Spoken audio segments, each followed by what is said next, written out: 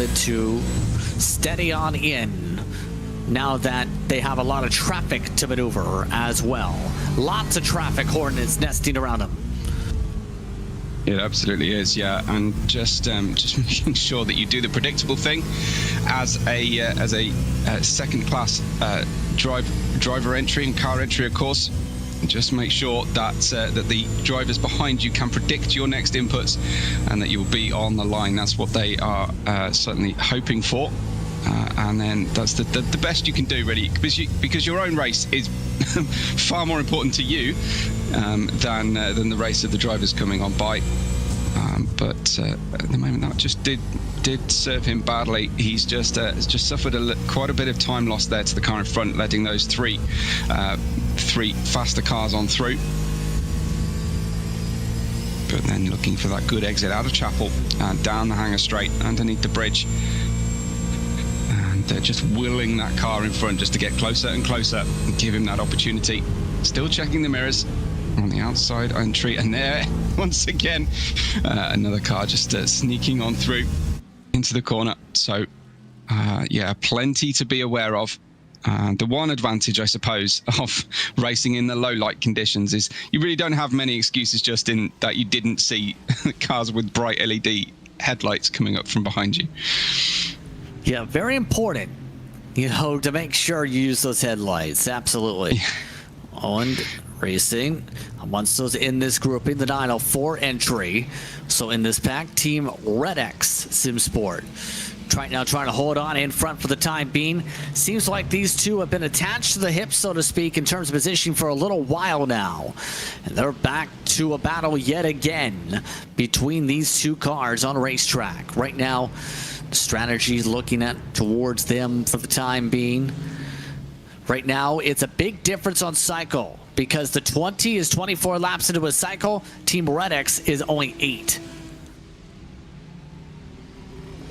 Yeah, absolutely. So, got a lot of they don't want to give up this position if they can help it. Keep that track advantage if possible. But it's looking like it's getting difficult for them here in the Britcar 24-hour. Holding on for now, and I think the car behind now starting to feel frustrated.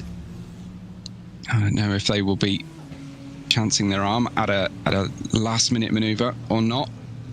But yeah, Team Red X in the 904 holding on right now to that 10th in class, down 2 from their start position overall, and running in the 210.7 pace, which is notably quicker than the car behind. But I think that car behind has been held up somewhat. This is Aidan Carter then in the Onid Racing Britcar, number 20 entry, 11th position, and a look down the inside into one of the slower corners. This is through into the farm complex and back onto the Wellington Straight. Nick Jurkovic, Team Red X, just losing that position then, and down to 11th overall in class. Makes it nice and smooth, but remember, offset on cycle, lighter car versus heavier car in terms of the fuel loads. So the 20 machine, the lighter car, able to pull off and away despite the more worn out rubber to get away from Jurkovic on the racetrack. So as they settle on into the race now at this point, some of the others starting to build up buffers around the racetrack. You have to think, though, that Silverstone, I wanted to ask you about this. What stands out to you the most about a track like Silverstone for endurance racing like this, and why?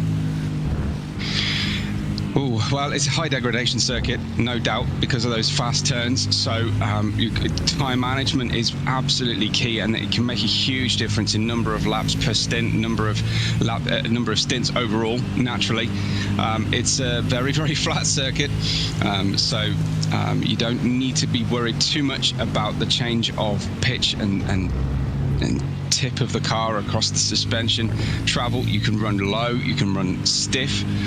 So it is. It's all as with all motorsport. It's always about balancing the conditions of the track, the abilities of the driver.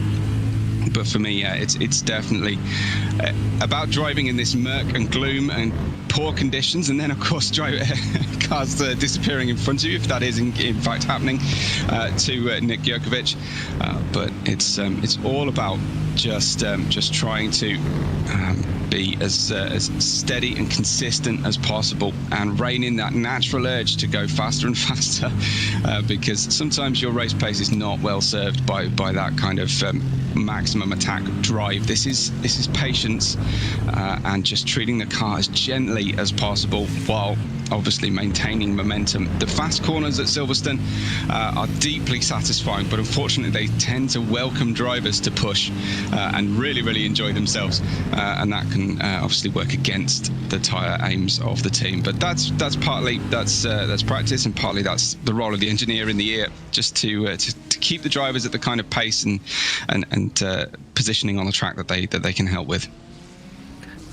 Lane Rapenu still holding on to 10th position, keeping an eye on him now. Watch some of the different cycling. And we are in the midst of some pit stops that are shuffling some of the order for the time being. But right, I was about to say, in terms of this, how things have cycled for Jan Hilden, right now that team, the 15 car on racetrack for the GT3s for Team Red X, seems like it's very comfortable at the moment for the most part. Team Red X has done very solid in the GT3s today. It's looking good for them, for sure. Yeah, and that's we mentioned earlier on seeing Aurélien Lepenron driving in P7 in the 91. But yeah, this number 15 up one position from the start. They circulating in certainly very close to their best laps, so a 201.572 the last lap versus a 0.257 their very best on the car. So they are certainly operating at optimal condition right now. Lots of traffic, lots of shuffling of the order, but the job remains the same.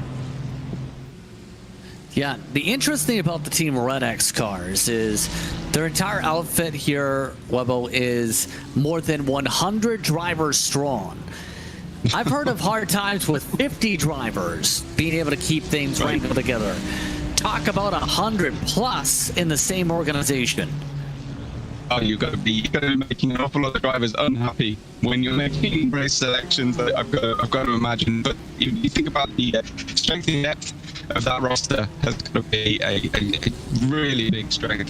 But I would rather not be in the shoes of the team manager. I will overall control over that many drivers. Got to get very tricky. They would always have someone to race with and someone to practice with there. So that's on the bright side. But a tremendously large roster. I was going to comment on Red X and readiness to fuel or driving without additives and things like that, but it's certainly a very well supported team, and obviously a big enough team to support that, and it's working for them now. So congrats to them so far, at least. It's then the Ferrari of Shunt Bros of Charles Rainford then in the 24. So yeah, he's tucked under the rear wing, perhaps might be thinking about a little maneuver, and straight away does so. Deep down into Stowe, great corner to make an overtake. Really can ride the car, gave no real room on the exit. He was confident that he was fully ahead and passed, so taking that Ferrari to P5 at the moment. That was a very tidily done job, but you have to say certainly not hurt by the driver he was passing, but I think that was someone just spearing off to exit stage left right in front of him. Keeping on the track though, Charles Rainford at this stage. Didn't quite see the number in terms of the spin. It's getting now not only foggy, but pitch blackout on the racetrack. Oh, absolutely. So it's going to now be fully on the headlights now. but we do have a couple drivers standing on by, doing well so far. Team Loose, Spurwing. We have both Will and Edward Hope now with us. I'll start with you, William. First things first, how are things looking for you? Hey, indeed. Yeah, really good. I think we qualified post top 10. I think it was like 15th or something. We've kept ourselves to ourselves mostly. Managed to avoid a lot of the GT4s, but yeah, doing really well. I think we're up to 4th now. We've got pace, but we're holding it back and saving fuel instead. Yeah, keeping it a secret for the morning. About to say you and Edward have gone back and forth in the car so far for the first time. A non-driver with the last name Hope in the car, and Sean Langton. Yeah. Edward, believe you're also standing by here as well. So far, how has the track been? Being able to work around the traffic, but also having a lot of interesting moving parts when it comes to that battle for the podium so far. Yeah, it's evolved a lot, actually. I'm sure you've had other drivers say the same, but the fogginess at the beginning, the high moisture made it real greasy for the first, I don't know, 50, 60 laps. And then it dried out a bit and it got hot. And then it cooled and started coming back towards us. And now the marbles are coming into play. The marbles in the darkness, I mean, 3, 4, 5 through the loop. It feels like you're sailing more than driving, to be honest. So it's evolved a lot. And it's going to be, for the next 16 hours, this much of the same, right? So it's just survival and try and keep the pace up. Now, William, you're a team that runs a lot in Motorsport UK eSports. Looking at some of the team history in the past year, for example, you've also competed in the GT Challenge that the series has held. Well, how is it being a part of this motorsport governing body and its esports program with your organization, Team Loose and Spurwing? Yeah, fantastic. I think growing up, going to various touring car events, British GT, stuff like that, World Endurance, seeing Motorsport UK take esports seriously, seeing other brands take it seriously. I don't think a lot of people quite realize how much goes into all, each individual setup of each individual driver in the car. Gone are the days of just a wheel and a screen, right? They're in fake little cars in a room in their house. So, yeah, and it's becoming quite clear now that Motorsport UK are pretty keen on expanding what they're offering. We love the British GT Challenge. I know it wasn't quite called that, but fingers crossed they can. I know Ollie's been saying on his stream that there needs to be a GT3 and a GT4 series year long, to be honest with you. The fact that this happens once a year, we look forward to it. This is our second year in this race. Can't wait for this one to end. Can't wait for the next one, and hopefully there'll be a series that's on iRacing soon. Well, Edward, how has that now been from, in your opinion, from the first year you guys did this event to what we've seen output-wise from you? What has you taken from that first year to be able to do what you've done so far in this race? Yeah, definitely forward progression, which is good to see. We finished P10 last year with a real fight. The final stint, the last hour or so, maybe more, was really spicy, getting chased down, skyrocketing temperatures. And I think for folks at home, this is before rain was a factor as well. So but I mean, in terms of performance this year, we've definitely gone forwards. We felt like we should have been top 5 last year or around there. So we're where we should be. We just want to hang on to as much as we can over the course of the next 16 hours, and hopefully bag maybe a top 5, maybe a podium.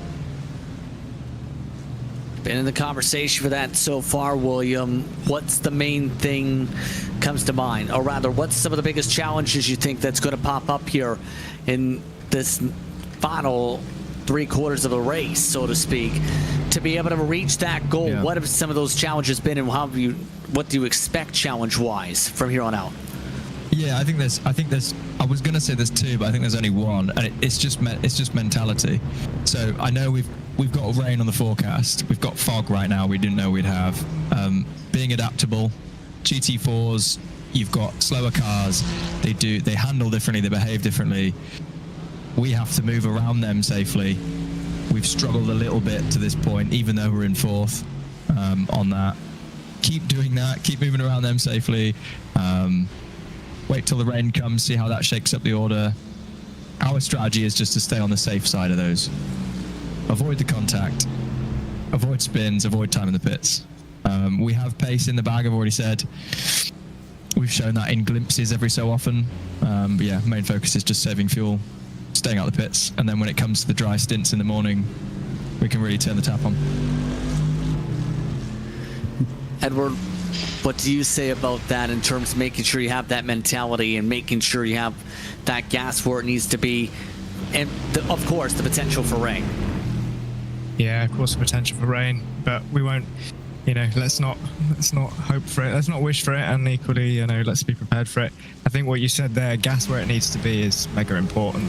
So we can be saving, and others have proved you can get to a 32, 33 lap stint, but I want to make sure I've got gas in the tank, fuel in the tank, and pace in the car when we want to leapfrog a little bit. So when the temps come down, particularly like sunrise, I want to be able to jump forward a little bit, or save when we need to in traffic and that kind of thing. So yeah, just as you said, gas in the right place. Well, William, on that note, what else would you like to say that I didn't ask about that you would like to mention in regards to you and your organization? I think just highlight Motorsport UK, to be honest with you. I think Paul and his team, I know there's a few others, but they kind of hide away. I think the commentary guys as well, we haven't really met them. I know we've spoken to them before in the Formula Ford stuff and in the GT3 and the Porsche Cup as well. It's fantastic. It's really cool. Really proud to be a part of it, and I know the other guys are, my brother and I, obviously, and then we've got very fortunately 2 guys from the US, which means that Ed and I get to have a proper night's sleep. We've set the team up properly. So yeah, they'll take over. Well, Sean's already in now, and then we've got another friend of ours, Dylan. He's going to bring some serious heat in the middle of the night, very fast. Well, William and Edward, thank you very much for the time. Good luck the rest of the way. Your team holding on to 4th for now. Thanks, Justin. William and Edward Hope taking the time to speak with us during this coverage here of the Buttkicker Britcar 24 Hours to Silverstone here from, Silverstone. We've had a black flag issued as we had that interview closed, by the way. Aztec Racing's 390 car has just been issued a black flag. That's a stop and go penalty for causing a collision. That was with BRT. That was at the 19 hours and 29 minutes specific GMT time. So apparently there was some contact there at the start of the Hainer straight on turn 14 with BRT involved. But the penalty's been issued at the moment to that car. Looking like, though, on the pylon at least, BRT is still in good shape. What do you have to say, Webbo, about what they had to say, though, from the 14 cam?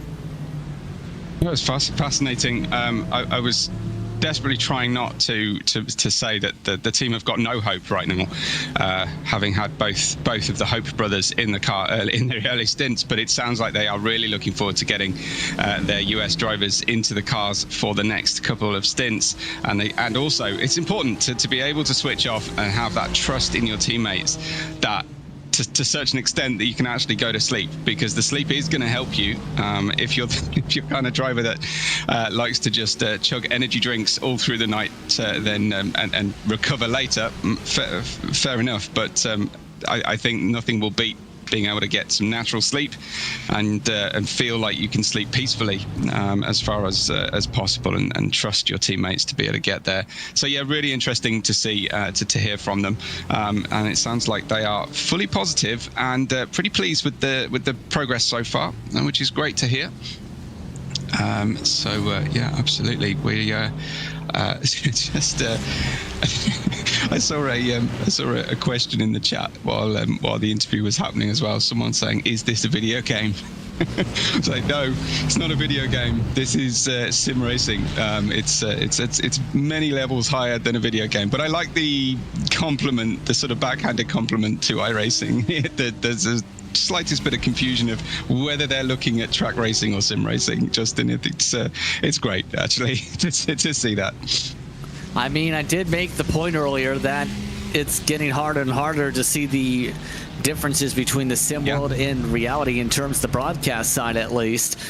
Seen that a lot during the year when covering things with the Toyota GR Cup eSports, where people had that question since it was on the Legit Motorsports channel. But hey, that's also showing the progression of sim racing as a whole and how much the technology is getting stronger and stronger. Here is what the penalty was for, by the way, with the 390. Here it is. Why did they hit the brake down the middle of the straightaway? Well, that is a confusing position to do that. I mean, clearly offline slightly, but a little flash of the brakes definitely caught the following car by surprise, but they dealt with it well, and the stewards have obviously issued a penalty for that behaviour on track. Hopefully, the team will just rein it in a little bit, but that is a strange one to touch the brake. Even if you were keen to let the car by on the straight, it's a lift-off situation, Justin. It's definitely not a brake situation out there. Yeah, not what they were expecting at that time, obviously, and with that, that's why they got a 30-second penalty in that regard. But Definitely. Satellite Racing still controlling things. They have controlled things comfortably for the most part for a while now, and Satellite Racing raced in a lot of different series. Major Series comes to mind, for example. They have a lot of strength in numbers. They built the strength, especially in the past year Satellite has. That's interesting. Yeah. What have been your kind of standout moments so far, Justin, from your long stint here in the seat? Well, obviously, the collapse of Alpha has come to mind. For those who did not tune in, Alpha eSports having incident after incident over the span of 2 hours or so, has seen them now drop to 7th. Also, one thing that we may see come together, just received a note of, is Altitude eSports is quicker than Satellite right now by 2 seconds last time by on similar stints. Altitude is closing in a bit on this 64 car. It may take an hour maybe for it to fully solidify, but the gap is closing. Absolutely. So 12 seconds right now. Obviously in a better position in terms of the traffic potentially, but yeah, you can actually see those the time and the delta dropping as we speak. So clearly managing to deal with the car nicely at this stage. Too far away to really see the car they're chasing at Silverstone. Too many turns and the straights are too short, but clearly the eyes will be focused on the intervals and the gaps and trying to make sure that they can bring the car forward, and we might well have a challenge on our hands for first position here in class, which would be fantastic to see. Gusto's racing team and ST Racing Esports have also started to chip away at the gap, but they have a lot more interval to close, 16 seconds and 26 seconds respectively, to be able to get the same distance at least back to the race leader. Should say 37 to the race leader, 26 for Gusto's. I meant for the interval from Altitude. Right. But all of that's with these lights continuing to shine brightly on them. James Duzba behind the wheel. Ian Pfeiffer driving earlier. Alex Gal and Nails Core also amongst the drivers once again for Satellite here. What do you think the communications are like for Satellite in a race situation like this, knowing they've got technical blips right now, but they're also losing time as this race goes on for their buffer they've controlled all day and are now starting to see evaporate at night?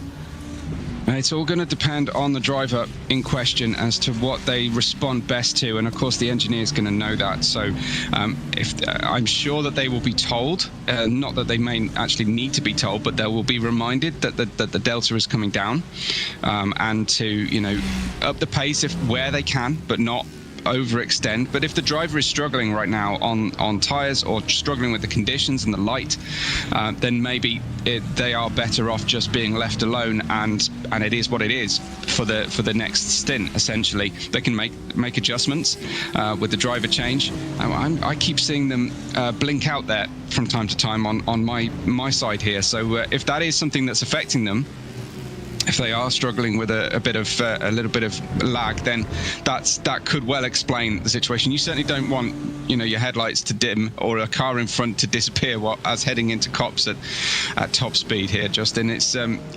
But otherwise, some drivers just like to know every single gap, every single sector. But I think for the most part, if things are going wrong, you don't necessarily want to try and coach people to push harder and harder.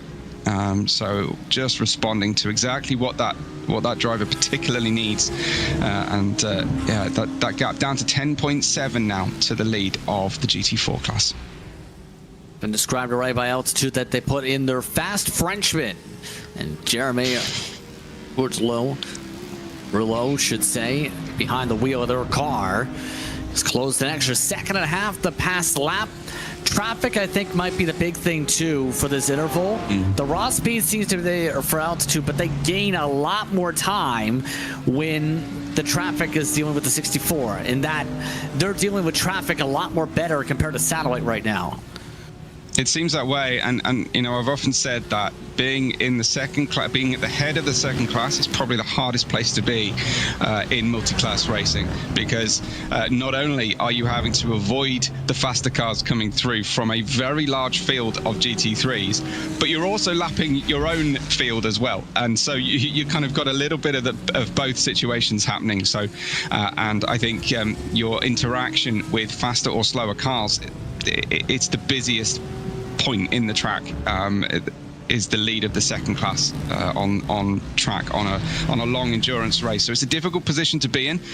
That gap down to 9.6 now to Jeremy Rouleau in the 111, and he is putting in a good sector. I'd love to see.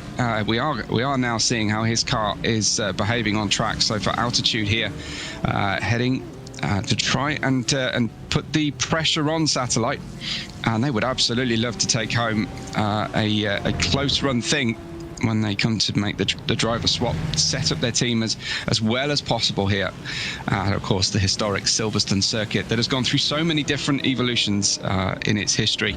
I think we've been settled now for some time on this particular layout, but it is a wonderful place to drive a car, a wonderful place to witness the speed of racing cars of all classes, really.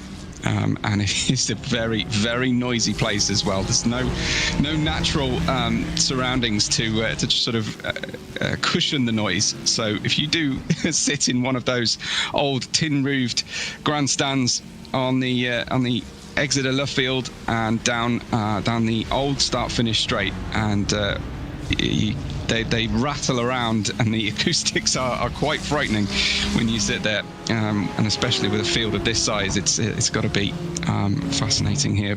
It's absolutely visceral around there, sitting in those grandstands, but of course we wouldn't want it any other way, would we, Justin?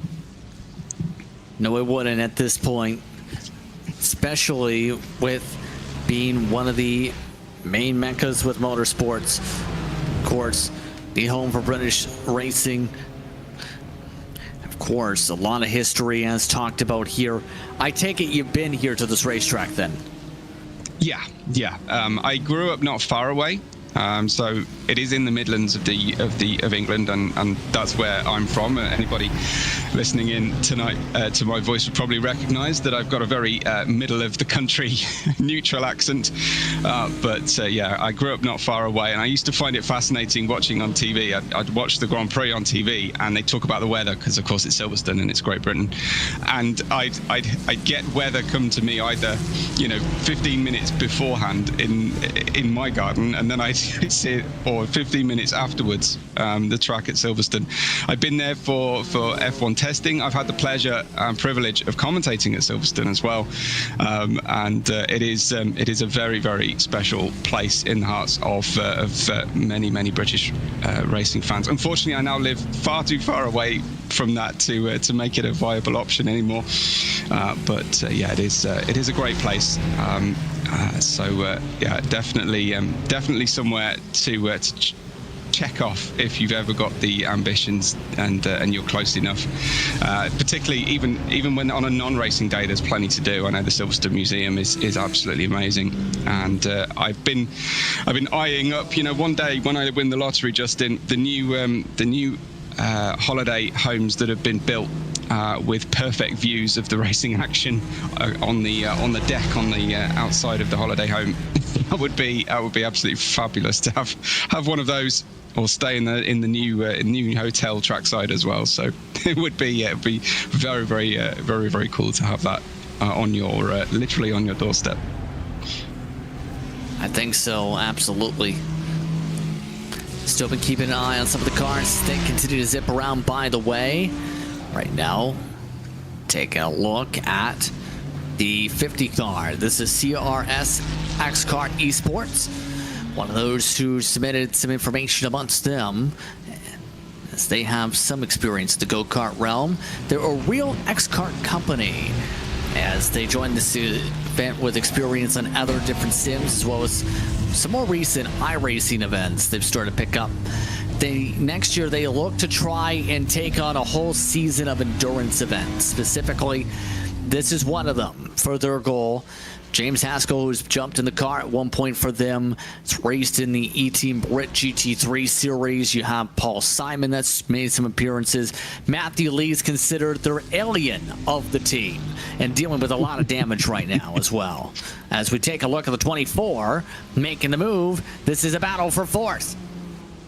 This is the battle for fourth. It's looking great, actually. And a look down the inside there by the Ferrari. And it's certainly holding off at the moment. We talked to Team Luce and Spurwing earlier on. And Sean clearly working the wheel very hard indeed. So what I love about this moment, I think, in sim racing history, is I feel like it's being taken seriously from both ends. It's being taken seriously by eSports and sim racers who have only ever sim raced, but it's equally being taken seriously by the motorsport industry, not just the governing body. Of course, we're here courtesy of Motorsport UK, but as you mentioned, real kart companies, motorsport component companies are getting into the rig business and getting into the culture of sim racing, and understanding that, one of the big limitations of track racing is that tracks can only be used so many times a year, particularly for high volume engines and high volume categories. It's an incredibly expensive thing, and if someone is interested in doing motorsport and doing motorsport experiences, there are limited opportunities and certainly limited calendars for people, whereas sim racing, find many more people are turning from motorsport to sim racing, both for practice but for the pure enjoyment of it on its own. And I love to see established motorsport brand names. Obviously seeing Red X there on the side of these cars is fantastic for us here as sim racing enthusiasts. It's just the growth of our sport is phenomenal, and no better example I can think of right now than this Britcar 24 Hours. And now 3 years of history built up with this event. Of course, then connecting to the real world events as well that take place at Silverstone through Motorsport UK. Still talking about this battle on screen in the close-up. Right now, Sean Langton trying to find a way to close on up here and try and find a way to close back up the Shunt Bros after the initial pass attempt. It's going to take a little bit to be able to close back up here. It is, and he had another car in between them there for a moment, but that's clear. Actually, Trump Bros have just gone over the dirt on the apex. Clearly kicked up some dirt into the face here of Team Loose, and they'll be hoping to keep things tight and under control. Loose is fun and stylish, but in a race car over an endurance event, you want predictability and secure handling. But the P5 number 14 at the moment, and what we've heard is that we're looking forward to certainly Dylan. They mentioned, didn't they, their friend and co-driver Dylan, that he will take them through what is the overnight. This still the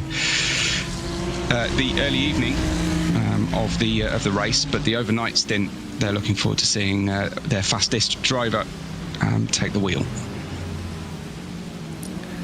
Battle for 10th. Prismatic amongst this battle on track.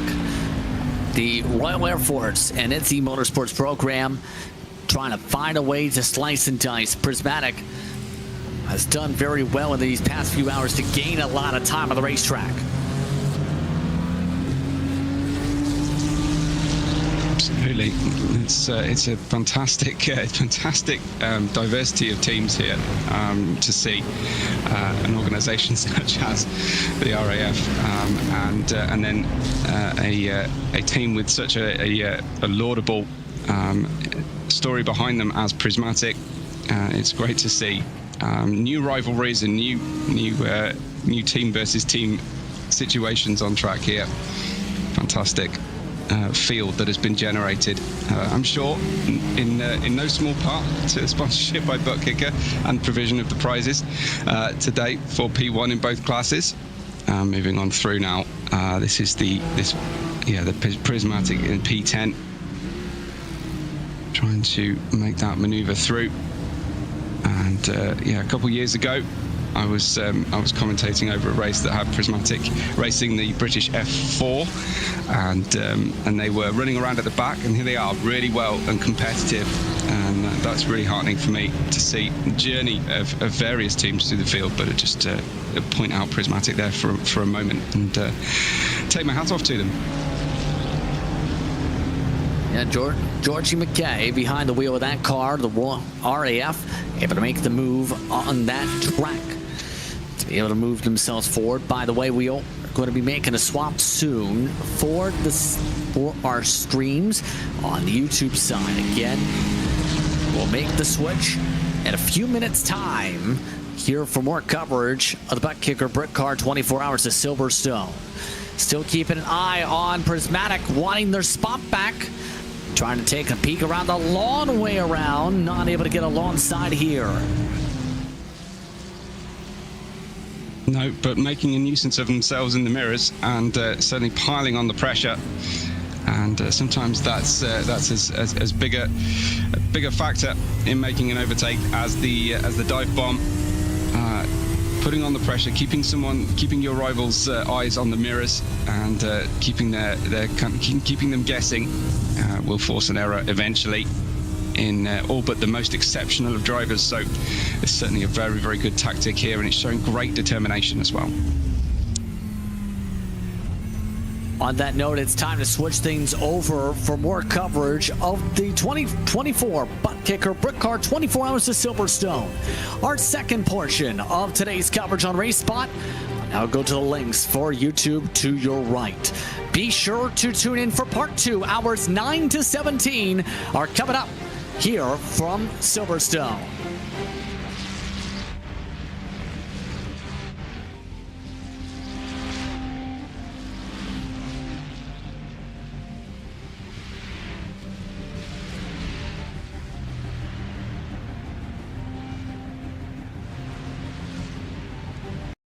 Over and get things geared up as we reach part 2 of our coverage of the 2024 Buttkicker Britcar 24 Hours of Silverstone.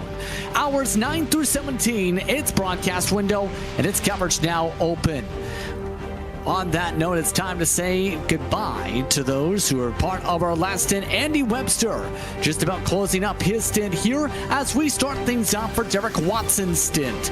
First things first, Derek, welcome to the broadcast. And second things second, it's time for more night racing here from Silverstone. This is when races are won, when things are decided, when advantages are made, when the lights go down at a track for an endurance race. JP, I've been watching throughout the day and watching the exciting moments happen. The teams make gains and make up spots, but this nighttime hours, this is when teams can really cook. This is when teams can make all of the passes. You saw one right there and really decide who wins an endurance race. Absolutely. Right now, it's still a long ways to go in the nighttime conditions here as we continue to zip along with the race that runs itself. Now, what stood out the most to you when keeping an eye on the racing so far here today, as we've seen two dominant performances from the 41 and 64? Two things that stood out to me throughout the day, JP. One of them is still going on, which is how close a battle we are. Remember, we're 8 hours in. And, we're still got 20 seconds for the GT4 battle, only a minute for the GT3 battle. We've both been a part of commentary or racing and endurance races in the past, where at the 8-hour mark, those gaps have been much, much bigger for first place. So I think that stands out to me at first. The second's been the self-inflicted wounds throughout the day, the penalties that teams have kind of brought upon themselves. There's been some penalties handed out that, sure, maybe were, caused by another team, making contact and whatnot. But a lot of teams have really made some mistakes and self-inflicted and put themselves behind the 8 ball pretty early in this race. As this race goes on, you got to clean that up. You got to just pay more attention to where you are on track, who's around you, and stop making silly mistakes. Right now, taking a look at Team Red X at the moment. They're amongst the teams that have been squabbling a little bit back and forth. Now they have Shunt Bros just in front in terms of positioning. They've been battling as well with the 14, Team Loose and Spurwing so far.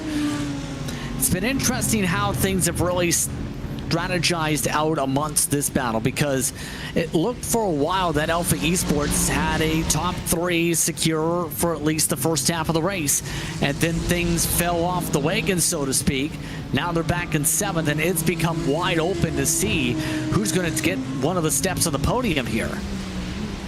Yeah, and I said Alpha Esports, did well in the beginning, had a few moments they need to account for, but you're right, that podium is wide open. And that's the thing about this race right now, is any team on the podium in either class, right now, I think about the 8-hour mark, it starts to feel real, JP. It starts to kind of feel like, hey, listen, this is going pretty well. Like, maybe we have a shot at this. But then there's those team members who go, hey, it's too early to talk about that, right? Like, so sometimes I don't want to talk about it until the 12-hour mark. I don't want to know where we are on the track until the 12-hour mark. Then let's get hyped about maybe winning. 8 hours is too early to decide who will or won't win this race. Yeah, still a lot that can happen. Still a lot of things that can shuffle. Of note, Altitude had pit just prior to that swap over, so that's why they're a minute and 12 seconds back. But they had been moving forward. Remember, this race does have a chance of rain. It's also, up until recently, had fog. Yes, the fog that's been dealt around the racetrack has lifted. The estimates are shuffling a fair bit, Derek, because it was expected to be foggy for 3 hours until 11 o'clock. The forecast has obviously seen the fog just dissipate. And what good news that is for the drivers, right? Because visibility isn't bad enough at night in iRacing. Now you want to add some fog in? No, I'll pass on that. So you got to be thrilled if you're one of the drivers to know the fog isn't there. Now, right now, we're still kind of early into the nighttime, JP. It's still only, 8 p.m. virtual sin time, 8:03 p.m. So many hours here before the sun starts to come back up. I think you and I will both probably be done with our stints of commentary before the sun comes up. But man, if I'm a driver, I am stoked that this fog has kind of moved away. That chance of rain, I was looking at the forecast. I mean, right now, for the next couple hours, there's nothing projected. So that's good news for these teams. Yeah, good news, and hoping that there's no rain. That's been the wish that we heard from a couple different drivers so far. Obviously, the rainy conditions would make things a lot more challenging on strategy, but also just driving the track in amongst itself here at Silverstone, here on the September 28th in Sim Day. By the way, Leon Penn now into the car for Gusto, so they made another driver swap for Owen Carroll after Carroll's short stint in the car. Taking a look at some of the air groupings, looking again at one of the prismatic entries. Seen them on the move just prior to the swap over. Right now, they continue to try and be on the move from the 11th spot, trying to find a way to get back up to the RAF eSports, eMotorsports entry. Yeah, they're doing a good job kind of cutting through the field, doing what they need to do, and being patient here. Of course, there are 3 different prismatic entries into this race. So when you're watching the leaderboards on the left side of your screen, you want to keep advantage of the, or keep aware, pardon me, of the names kind of, after prismatic to help determine which team we're looking at. You can see the number boards there lit up on the side of the cars. But right now, everyone's kind of spaced out, JP. I was looking at both the view on screen and other views. I mean, I'm kind of surprised how spaced out we are at this track, but right now, everyone just seems to be kind of calm and collected and just happy to ride.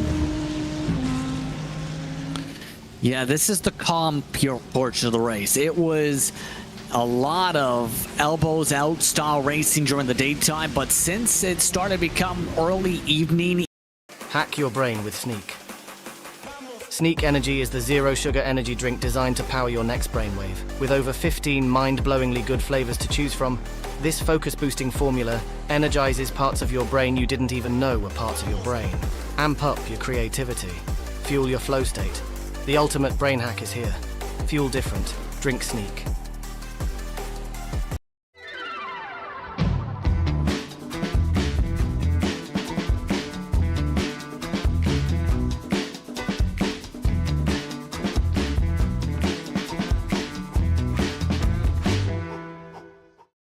Depending upon where you live and how, what your local time zone is where you're located, maybe your full team isn't here with you. You have your fast guy in the car. He's just kind of zoned out and wanting to ride. He wants to turn fast laps and be competitive here. But you're right. I mean, the longer this goes on, the less likely we're to see the elbows out racing for the most part. And here we go. And nope, I thought maybe we're going to have a small attempt at a pass here, but nothing happened in that corner. Now they're side by side. Yeah, some side-by-side, trying to deal with some of the others. Trying to sort each other out here, this grouping. Staying single-filed out now as things really settle on in front of them. Truck boys amongst those who's in front of this grouping for the time being, amongst that traffic. And that's one of the main things that was emphasized earlier on, keeping heads up, keeping aware of the traffic. Making sure you understand what the laps are. That was something emphasized by race control a couple hours ago. Yeah, and luckily, with the designations of classes we have here, JP, of GT3 and GT4, I guess the word I want to use is they're very distinct classes. And what I mean by that is that the speed difference is very obvious here. You should not have a hard time being patient and making a pass on someone at this track if you are the faster class. So, there's other classes of cars you and I could compare, maybe like an LMDH and an LMP2, for example, or maybe a GT4 and a TCR, maybe an okay example where the pace isn't that far off sometimes, and it's hard to make passes cleanly. But of these two classes, it should be way easier for the faster class to be patient and make those clean and effective passes.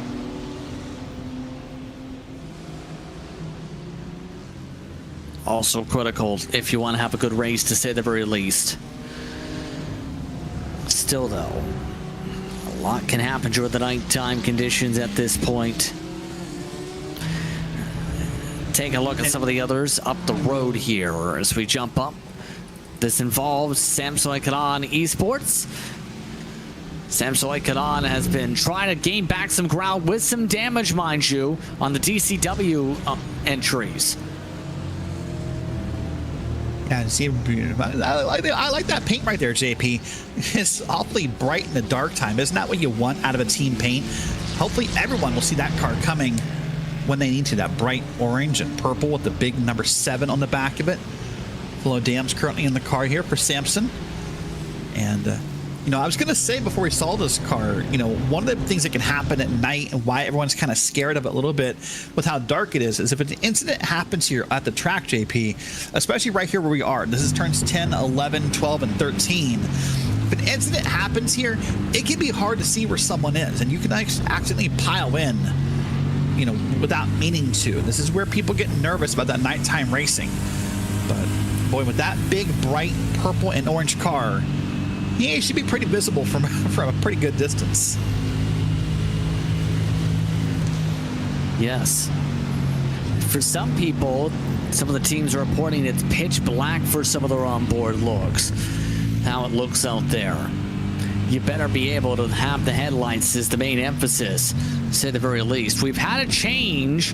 Shunt Bros has all of a sudden made a pass on effect simulations, believe, on the racetrack pylon, by the way. So we still keep an eye on the battle on screen. This is for third spot in GT3. Effect simulations dropping back a spot. Remember, they're off cycle on strategy, but the Shunt Bros car has some pace in it.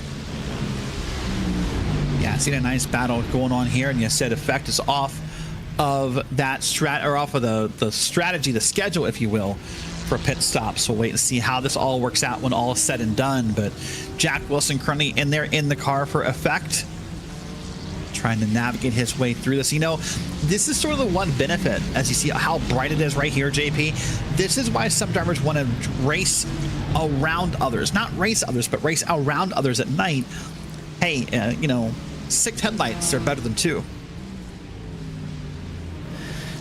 Yeah, good point. Great point, actually, in that regard. Obviously, the more cars, the better in terms of visibility. But you just don't want to be like that Wallflower song. You know, the one headlight, that'd be a really bad spot to be in around Silverstone at night. Yeah, you don't want to lose a headlight. Absolutely. At this point. As some say, calm and collected needs to be the mindset as nighttime conditions go on. By the way, we've had a change on the lead for now with the pit strategies. ST Racing eSports for now leads GT4. Still keep an eye on GT3. And right now, Effect Simulation still has another 10 laps or so before pit stops. How about 3 wide, 4 wide on traffic down the Hinter Straight? Look at all the blinking headlights. People got nervous. People got excited. The headlights started a blinking, and we're all good. Now we're 2 by 2 down through this corner. But man, 4 wide at nighttime. Oh, look at that up in the grass. That is an aggressive move right there. A little bit dicey, to say the very minimum. And this is where you have to make smart runs. We've seen a lot of door-to-door contact during the daytime up the Hinter Straight and similar moves. Yeah, this is a pretty good place to see passing maneuvers. And these guys are taking advantage of it across this track. You see more headlights being blinked, more requests to move out of my way. I think it's the polite words they're using with those headlights. Those headlights are kind of universal, JP. They can mean lots of things to lots of people. It's just sort of how you interpret it, I think. Yeah, it's all about the eye of the beholder, as one would say. As pit stop windows open up for more teams, including the 14. So we see drivers continue to cycle in and out. That's Team Loose Berling coming on in for their respective pit stop. Oh, that's wow. Like to shine forward. Silverstone, a lot of history. We've mentioned it a lot throughout the broadcast already. But when it comes to this track, a lot of change. What are your thoughts on the perspective of Silverstone and its history and how much it's changed over the years? You know, I think almost any change when it comes to a racetrack is a positive change over time. I mean, I know a lot of drivers get very sentimental, very, very passionate about the racetracks and the layouts, or whether it be repaved or not repaved, or whether the off tracks need to be moved. We see that a lot in racing nowadays. We'll come back to that in a second here. Look at this, JP. These guys are, man, they're still at it. We said about 10 minutes ago how calm and quiet this race had become. It's like someone hurt us and someone said, hey, we'll change that for you. It's like a Buffalo Wild Wings commercial is broken out here all of a sudden. Yeah, that's a way to put it. 25th. You have CRS X-Card Esports, who's gained a spot this lap. That's despite some of the damage earlier on. That car seems to be finding some pace, but is right now just trying to settle it in amongst a hornet's nest. A long choo-choo train of cars are lining up behind him. Yeah, a long train of cars are lining up here. Now we'll wait and see who gets impatient, who thinks they're faster than who thinks they can make the move on who wants to dive a corner. This is those moments where things can happen at night that are sort of unexpected. We'll wait and see. But coming back to your question, what are my thoughts on the changes at Silverstone? I usually welcome most changes to a racetrack. I think evolution is good in almost any form. You have to try to remember, most changes are not made without a lot of research, a lot of science, a lot of data behind them. So I welcome most changes. But that said, listen, there are things that I love in life that I hope never change. So I get why race fans are sentimental, why race fans want to hold on to that idea of what it was. But the one constant in life is change. You need to be ready for change, whether it's in the case of racing, change for safety, change for modern movement, a change for the better. This is a racetrack that it's become now well acquainted for drivers with its current changes over the past few decades, and has really become more stable now with this layout, now that people have seen some of the battling that can happen here at Silverstone, some of the wild moments in recent years. And I think that's an important point to make, right? A lot of times we look at a change and we're unsure of it. And the typical human nature when we're unsure of something is to be critical. Well, what was that going to do? Or is that going to be better? Or how will that benefit me? That's the typical human nature question. But a lot of tracks, usually when a change happens, there's all that new grip on a track, the racing gets better for the most part. There are some examples where that's not true, but for the most part, the racing gets better. And that will make it more exciting, at least for a couple of years until that grip wears off. So you're right. Change is inevitable, whether it be for the entertainment value, whether it be for the safety value. I mean, it's almost weird to think that you and I can go back on YouTube or wherever else and watch old races and look at all the way they raced before all these safety rules existed and go, my goodness, like, what were they thinking? And those kind of things. So yeah, I mean, change is going to happen. It's almost better to embrace it, because fighting it typically doesn't make it not happen. Absolutely. Still keeping an eye now on the 101 car, as we do have one driver standing on by. Things have ticked away. One of the Prismatic Motorsports one of the Prismatic Motorsports entry drivers now for the 128 car now joining us. Pardon me on the pronunciation here. Amy, is it Grim or Grimmy? It's Grimme, actually, yes. Grimme, if I'm getting it. Yes. Welcome to the broadcast booth. How are things going for you and your team so far? It's very mixed feelings. I mean, we are happy we didn't use a parts repair yet. We actually crashed this stint, and we are actually at the moment on track with a slightly broken wheel, but we are optimistic to just repair it within 1 or 2 minutes in the pits with the next pit stop. Otherwise than that, we got punted one time, but pretty clean so far, actually, driving far at the back, basically. In terms of the damage to the wheel, how difficult has it been for you and your team to drive now with that damage to make sure the car is still in a straight line and is able to make the turns efficiently? I know from our driver, Kirby is actually having some trouble with doing so. It's the rear right tire that is broken, and he's a little bit struggling on the braking, but except for that, quite good in that time. I think we are missing about a second per lap, but not too bad. Of course, your organization having a lot of representation in this series, or rather in this event this year. What's it been like being a part of this year's Britcar event here with Prismatic? Honestly, it's feeling very great. Seeing the other team doing so well, especially early on before having some issues themselves, was really just impressive and giving hope for the entire journey in the team as well. And like, as you mentioned, we are not only in Britcar, we also participated in the F4 series, and having there the watch parties for the series races was always a great feeling, just cheering for our drivers. Really amazing. So I'm curious, you talked about not using a fast repair again. I know we're only 8 hours in, but you say we're having a trouble with the handling of the car. So I'm kind of curious, like, we have, I believe, 4 fast repairs in this race. What's the criteria for using a fast repair in your guys' mind? Like, if you're having a trouble losing a second a lap, where is that breaking point when you finally decide, okay, like, let's pull the trigger?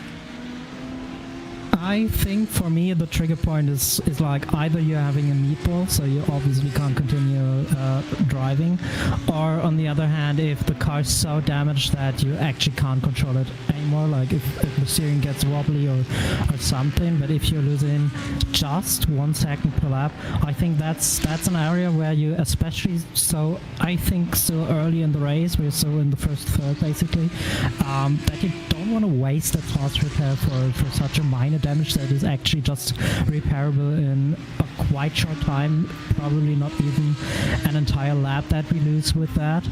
And we just want to save those because, you know, later on in the race, especially second half, really dark, people get tired. People also try to take more risks because they think it's getting closer to the end. That's really the area where we want to save that fast repairs for, because crashes are getting more likely. Also speaking from all my experience of past 24-hour races. So then my last question for you, Amy, and then we'll go back and let Justin finish up. Talk to me about the mental side of what happened with this incident you guys have had. How easy is it to keep Simon calm in the car? Is Simon kind of a cool, calm, collected driver? Does it take a little bit of work to kind of calm him down? What's that like?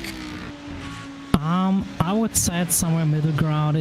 He was a little bit annoyed about himself because it wasn't like contact or anything. It was just a little bit of a driving mistake through the last corner, just taking a bit more steering angle through it and getting the slip on the car. He was annoyed because he knew he could catch it. And obviously kept annoyed with that, but keeping him in a state where he can continue driving, I think that was, considering what some other drivers are like with their temper, it was kind of easy compared to that. Well, Amy, once again, thank you very much for your time to speak with us. Once again, good luck the rest of the way for you and your team. Thank you. Remy should say, take the time to speak with us here in the broadcast booth. As that's gone on, real quickly, Altitude Esports, they've closed up and they're on the doorstep. Knock, knock, they're on the door for GT Force Race lead.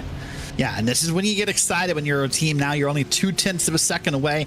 Everyone in the team kind of perks up. That Discord gets lively, your team speaker, whatever you're using, and it kind of becomes a lively chatter saying, all right, we're there. We got it.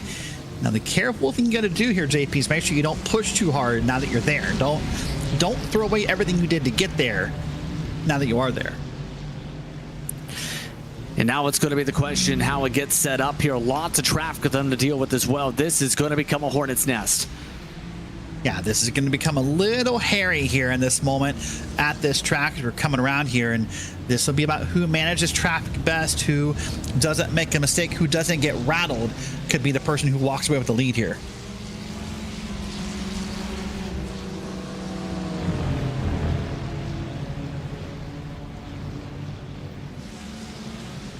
All right, well, we're going to keep watching here and seeing what happens with this battle. See, everyone's kind of single filed it out. A minute ago, we were all side by side, and now they're going to single file it out. And I wonder if that's just everyone saying, okay, that was a little more intense than I wanted at nighttime, so we're going to kind of back it off here. But here we go. Beautiful camera shot showing everyone there is in line and battling hard here. But it's amazing to see now just half a second basically exist between James and Jeremy, between the 64 and the 111 here on the GT4 side. And that's why I love this race. And it's produced such great racing all day. To think that here we are, 15 and a half hours to go, and we're talking about a battle for a GT4 lead. It's impressive to think how that works out. And oh man, it's just incredible to see. Like I said, I think JP and I both commentated races where by this point it's a lap, it's 2 laps in this battle. But these guys are racing hard, coming down to the corners, digging up on the curbs, trying to find any small advantage they can find, JP. Yeah, now it's going to be the huge thing. Do they elect to save the fuel too? Or do they just go for the move like we've seen earlier? A lot of people just went for the move. They're going for the move now. Side by side, taking advantage with the lap traffic. Well, making the move. And new race leaders, Altitude Esports by Sim Stickers. There you go. There's a pass for the lead. They finally got it done. And now let's see if they can pull away. Let's see if they really were faster or if they were just taking advantage of that bit of traffic all stuck together. Time will tell here in about a minute or two. Now as that gets settled in and as Altitude runs away, let's talk to someone from Overtake. It's Luca Munro. Hey, your team has made the top 30. How are you feeling about your team right now? Very, very relieved. We've been stuck in like 32nd, 31st for a bit too long. So, but I've noticed now. I complained earlier because the broadcast only went down to 30 initially in the graphics, but now I see you fix that just in time for us to get into that top 30 threshold. But either way, I'm okay with that. Yes, indeed. So far, what's it been like battling in this car for you and your team? Been in the back all day. What's it been like trying to battle to get to where you're at right now? I wouldn't really say we're battling. We're just sort of like existing, Well, we're happy with our.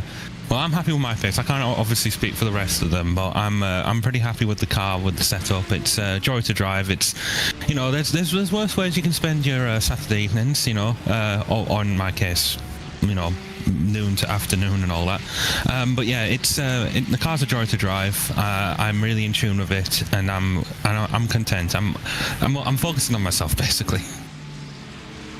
For you and your team, what's it been like being a part of an event like this, involved with the Buttkicker Britcar 24 Hours to Silverstone, and coming back out and being a part of this event through Motorsport UK? Well, this event has a bit of a special place in my heart because even though I've been with Overtake GG for a few years, it was only at the start of 2023, I believe, when I actually decided I wanted to get involved in PC sim racing myself, and I decided not to overly exert myself with diving headfirst into all these major events. I wanted to build up to it. And so I had the opportunity in 2023 to do a few iRacing 24-hour events like Spa and Nordschleife and all that. But I knew if I jumped into it too quickly, it would be a recipe for disaster, basically. But the Britcar 24 was my first ever 24-hour event, and I've since done the likes of Daytona, Bathurst, even though it's obviously not 24 hours, Spa, Nordschleife, Le Mans, even VCO Infinity, which little secret, I actually Florian Harsberg credits me with the idea for that event, and I finally got to compete in it this year. And it's great being involved in all these amazing events. And yeah, but Silverstone 24 Hours Britcar will always hold a special place in my heart. In turn as well, you mentioned a lot of experience as well with Overtake. How has that been going with Overtake GG and being able to build that brand as part of that organization? It's been pretty good, actually. In fact, we just did Jimmy Broadbent's Race for Mental Health, in which I blasted out my own rendition of I'm Just Ken from the Barbie movie, which was an experience. But aside from that, there's a lot of things on the pipeline that I'm really excited to potentially share with you guys one day. Being part of Overtake, yeah, it is basically my dream job. I get to write about sim racing for a living, and then I get to take part in it as well. Well, for your team, you're actually in the pit lane right now. What's the strategy look like for the rest of this night and the rest of this year event for the United Sim team? So I'm just gonna be hopping to bed very soon. I was probably as soon as I finish this interview. Gonna wake up around 5 a.m. my time. Sophie and Esmeralda are doing the night shift, and I'm looking forward to waking up and being able to give them a break, because they'll be tired. They'll be very tired. And then after that, I'll probably be on my own for a bit until Patrick wakes up, and we're planning on him doing the last stint. We could obviously change things around depending on various circumstances. So we're kind of winging it, but we're for the most part doing 2 hours each, like each particular relay. We all deserve something special. Merry Spritzmas.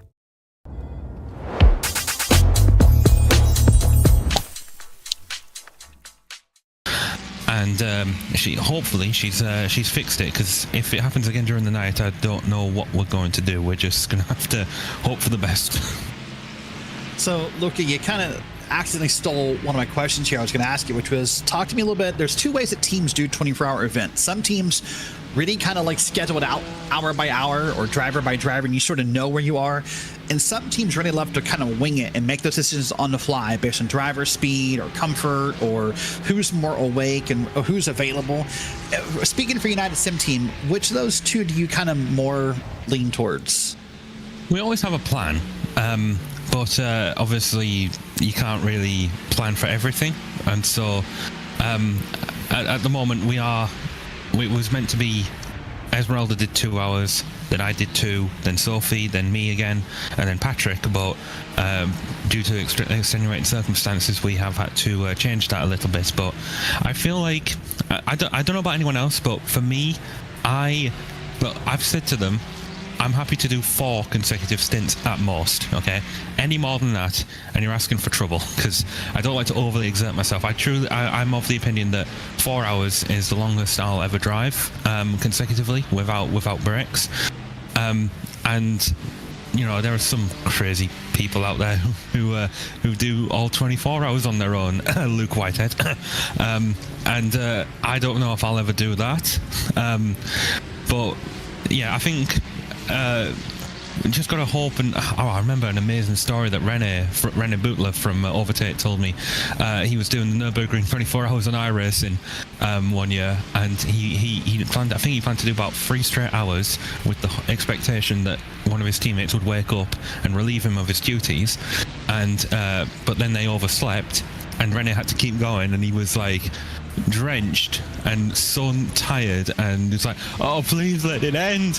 And then his teammate finally came on and he pitted. He's like, oh, thank goodness. And he went to sleep, woke up only to find out that literally less than a lap after he went to sleep, his teammate binned it. That is not. I hope that doesn't happen to us. But yeah, I'm planning on when I wake up, if Sophie isn't feeling up to it, I will do 3 or 4 stints, and hopefully Patrick's awake by that point, because if he is not, I'm gonna have some words. Some words indeed. Well, I have to ask you the obvious question. So I looked at the color of the car. I know what this is. Wall, your hair. I'm assuming your favorite color is like what? Purple, pink, orange? Yeah, you're right. Yeah. Okay. Yeah, I thought so. Actually, on the note of the colour, I thought you were going somewhere else with that. Okay. Yvonne Hoofla, who's one of the founders, she insists that the colour of the car for like near the front, not the chrome red bit back, but the front is like a very dark orange. And I definitely argued with her about this. Like that looks more red than orange, but you know, it's her team. And to be fair, I have run the colour through like one of those colour detectors, like a hex calculator or something, and it does come out to be an orange. You know, so she wins. But yeah, no, red is my favourite colour. Also, my other favourite colours are yellow and black. These gloves, by the way, I don't know if you can see in the Zoom feed, but I actually earned these as a result of winning the Motorsport UK eSports Abruzzi Prototype Challenge LMDH AM Championship, and I'm also wearing the shoes I got as from doing all that. These, yeah, my favourite colours are red, black, and yellow, and nothing to do with like the German or Belgian flags. So like I've had people ask me, or McDonald's. You know, people seem to think just default red and yellow means McDonald's, and it's just like, shut up. See, I'm such a nerd. I assumed it meant your favorite superhero is the Flash. That's why I went with it. Actually, I'm not really that big on the Flash. Actually, you know. Well, I try. But I don't know what my favorite superhero is. If you look, I have a Wolverine as my profile picture on some website. Probably for long forgotten. We'll just go with Wolverine, even though he typically wears yellow and blue. Yeah. Yeah. All right. Well, as an American college football fan, yellow and blue are sore colors right now from Ohio State just losing. But I'll let you have the pass this time. Maluka, thanks for hanging out. Go get some sleep, and I'm sure we'll see you in a few hours. Thank you very much. Oh, and tell McGlade and Rogers that I expect to be interviewed when they're on the broadcast. You're just trying to make the gambit, huh? Yes, I am. All right, there you go. All right, well, that is Luca from United Sim Team. They're doing pretty well right now, JP, and he says he's off to bed. Yes, indeed. Able to put together a solid run. I know they were talking about how at one point there was only the top 30 showing on the pylon. Well, they got to the top 30 like they were looking for. Now they zip along. Still keep an eye on some of the air cars on track meanwhile. That includes, so far, Project 91 and Tomas on Sim Racing. And guess who's behind the wheel? It's the fairly familiar William Chadwick, who just jumped behind the wheel for the first time. Yeah, William Chadwick, a very familiar name across race spots, so had a chance to speak with him before, get to know him a little bit. And here he is. He's a great driver. So he's zipping along here through the track, really attacking those corners, JP. Yeah, and William's been with some big organizations too. He's somebody that you can really rely upon as a speedy driver. Project 91 could be a speedy run, to say the very least. They currently have to catch up a good bit, about near 30 seconds to get up to the 14 though. Well, we'll see if that happens. Listen, I think sometimes there's different strategies for how you plan these nighttime stints. Sometimes you get a driver like William and you save them for the nighttime because, hey, a fast driver is only faster at nighttime, right? Sometimes you want to take a driver maybe not as fast. Say, hey, these are the quote-unquote calm hours of the race. This is when the race is going to calm down. There'll be less traffic to fight. So this may be where we stick you in here, kind of let the race flow, and then we'll catch back up later. But I think in the case of William Chadwick, it's more the first. They're hoping he can cook off some fast times here. Last time by, he did cook out a 2:01.488. That was a time quicker than the race leader. In fact, quicker than most people in the race. So he is cooking together some blistering fast pace that is right up there with WSR eSports Buttkicker, and that's to be expected from a Gold Star driver. Yeah, that is to be expected, but it's also still a great momentum boost and a great morale boost for your team. When you look at time and say, hey, we're running that time, hey, that's what the leader's running. And that's a great morale boost to have in a moment in an endurance race to know you're keeping pace. Now you're thinking, I just need one lucky moment and we're there, right? That's how that mentality can change for a team here in this moment. So again, things have kind of, I hate to say it, JP, last time I said they've calmed down. It picked up really quickly, but things are a little bit more calm again. People kind of now riding in a train line. And we're going to kind of just ride out here. Maybe a couple passes. These will be different classes, I believe. Passes we're going to see coming here in a second. Yeah, just a little bit. With them having to deal with a lot of traffic, interclass traffic right now. Once those in the choo-choo train include Aztec Racing's 390 and more that they'll have to deal with to get by efficiently. How about up the middle for a minute? 3 wide, not taking his time. That, as a commentator, as a spectator, that's one of my favorite passes, JP. As a team owner, If that is my team, that's one of my least favorite passes. That's the most, in my mind, one of the sketchiest ways to make a pass often is up the middle, because you're at the mercy of the two cars on each side of you, hoping that they behave and that they have that spatial awareness you need them to have. But when it works, it works. When it works, it's amazing. It's fun. It's exciting. It's exhilarating. When it doesn't work, oh yeah, boy, it's just full of regret. Yes, indeed. Still coming up to 15 hours to go. This time flying on by here so far today.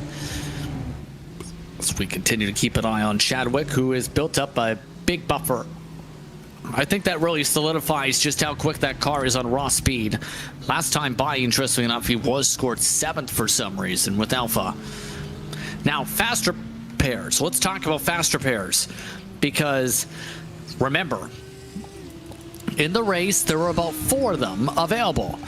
For a lot of teams, that's going to be a balancing act for those depending on how much they have left. And the question I had in my mind when I was going through the rules of the race this week and kind of prepping for what we're doing this weekend and thinking about the race and what to talk about, I kind of stopped and asked myself, JP, how much would that change as a driver or as a team leader how we strategize for the race, right? Does it change how much more aggressive I want to be? Does it change how much more aggressive I'm willing to be as you see that pass happen or instead of that corner? And I think for me, I would say no. I kind of want to pretend that for my team, at least, that we don't have a fast repair. Let's not rely on it. Let's just say, hey, if it's there, it's there. But I don't want to race any different than any other day because 4 of them exist. Because it still takes time to get down on pit road. It takes a few seconds for that fast repair to happen. You don't want the incident points. You don't want possibly any penalties because of an incident.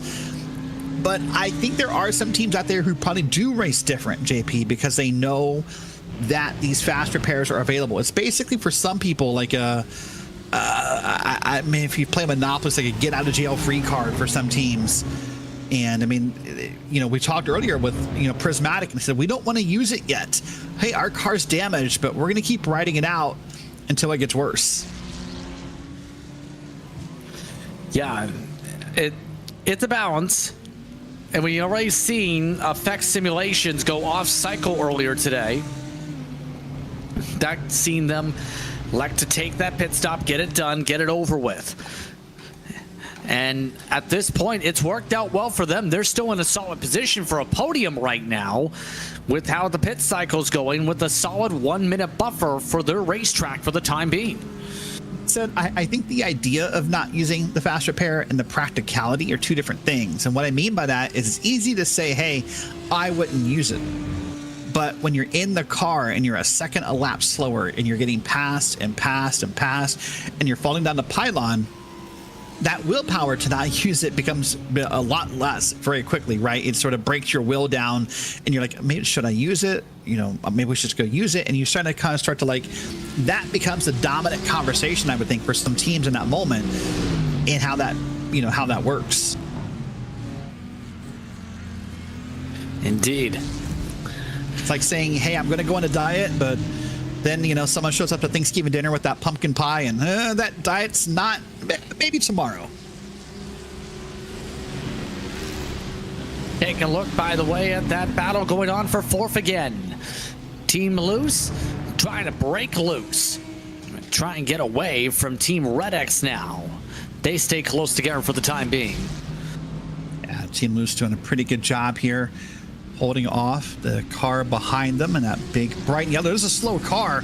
Watch out for the traffic, and we'll wait and see if we can find out what maybe happened there in a few moments. But that was a touchy moment right there with that car very, very slow on the outside lane. Just received a note, believe, from one of the drivers saying they did not short stop for the repair, interestingly enough, for effect. Though it was off cycle from that point. They say they just saved a stop, is the emphasized point. They're a stop ahead of the people around in front of PRT who's on the same strategy. That's now leading to a great point. How's that going to work out for those looking to save a pit stop to try and out-strategize WSR? We'll wait and see how it plays out. Right now, I mean, you're a pit stop ahead right now, and that can make you feel really good, or to think that you're a few laps, or it's hard to think you're a whole pit stop ahead, but maybe some laps ahead. Maybe you're off cycle already. And listen, over the course of 24 hours, and that one extra lap per stop can really lead to something at the end of the race. And that's probably where you are one pit stop ahead, as you're kind of calculating it out, you know, full distance, quote unquote, to see how you're ahead. And that's an exciting moment. That's where those spreadsheets get busy, the numbers get busy, people start kind of crunching, hey, what if we lift here, don't lift here. But those kind of moves early in a race can pay off dividends later in the race if you can get yourself off cycle on the good side. We'll see if that ends up working out for them. There's still 15 hours for the strategy to be in flux, or to change, or rather to be adapted to or adjusted from anything that happens. Dylan Lee still on screen, by the way. Building up a 1 second buffer just about for the time being. Team Loose, we spoke with their drivers earlier on, looking very good right now for a battle for the podium, or at least amongst those who are apparently not on the stretching of the fuel. And the stretching the fuel is such a fun conversation to have, JP, because there's so many ways to do it in a race. A lot of people believe it's really about the lifting and the coasting, and it is. Some drivers will tell you it's more about the drafting that happens in a race, and how you can, you know, sit behind a car and be patient. And that's the hardest thing to tell the driver to do. Hey, you might be faster than this guy, but I need you to sit there. I need you to be patient and save some fuel. It's just hard to tell a driver to do. But also, sometimes the best way to fuel save, and the ones who are the best at it, JP, in my opinion, are the ones who don't need to feel the need to go up and down every gear, you know, every lap or every corner. A lot of times, if a driver, for example, is more comfortable sitting in third and going through a corner instead of grinding it down to second, back up to third, every time you go down to second and you peg those RPMs, you're pushing more fuel through the system. So a lot of times, if you want to see why you're not as fuel efficient as your competitor on the track, if you go to one of the many different analytics sites that exist for stint data on iRacing, watch how someone goes through the gears, and I guarantee you'll find out that the people who save more fuel probably are not grinding as many gears as you are. I've noticed one more thing. Shunt Bros has had an issue. We'll see if we can figure out the situation with them. They have now fallen to last out of those in the top 30. A chance to fall out of the top 31. They have not left the pit lane for a while. However, they have no driver that's stuck behind the wheel of their 24 car since then. So something's going on with Shunt Bros where they no longer have a driver. Well, I started saying, what's given that conversation you and I just had about fast repairs makes me think it's more of the real life technology side of problems, because it's possible, but almost hard to believe someone would have gone through all 4 fast repairs and now, you know, be involved in a 5th incident that has ended that car, quote unquote. So, you know, one of the perils of sim racing you and I talk about all the time when we do broadcast together is the real life factors of hardware failures, or listen, you know, there's a massive snowstorm heading across, you know, different parts of the US right now that's affecting how people are getting internet, and those things are probably more likely what's going on with the shunt team. We'll try and find out and see if we can get a word here. But yeah, there's no incident on track from what we can find. I bet it's more of a quote unquote real life problem. Yes, something going on. There's no reserve driver available for them either in their situation, from what is being able to tell in the sim. So something's gone on. Can confirm there was an incident. They just ducked into the pit lane, have not left the pit lane since this point. Remember, that team was only a team of 2, by the way, JP. That's Charles Rainford and James Rainford. So unlike some other teams here, you know, like Alpha eSports, that's a team of 5. That's only 2 drivers. That's the downside of being a small team, is when a real life thing happens, you don't have a lot of reserves available to you. Yes, indeed. Still, if you keep an eye on the battle for 4th as this is all going on, they're still remaining close together.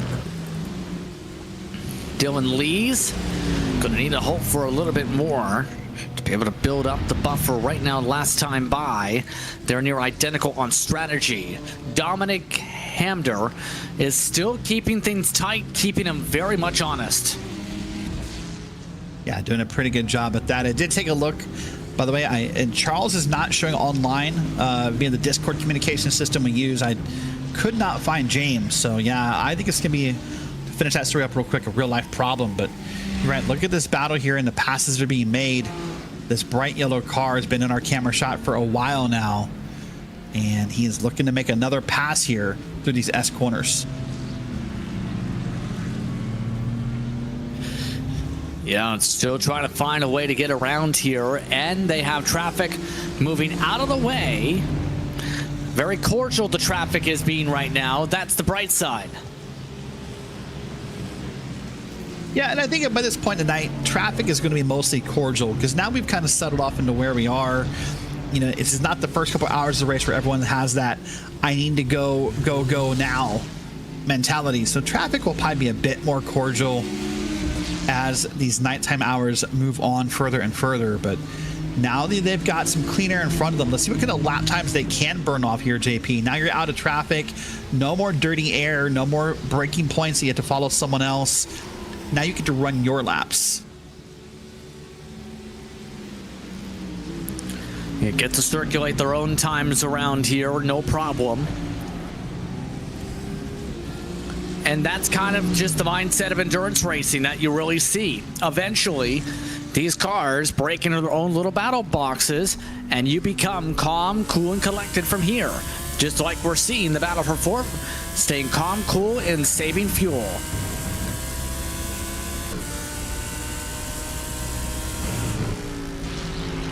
That was meanwhile more there. Okay, sorry. We did not have a clean situation with the 69. Richard Wishon getting turned around. That was after he tried to get around some of the traffic. Well, we talked about traffic being cordial, and it wasn't exactly cordial that time.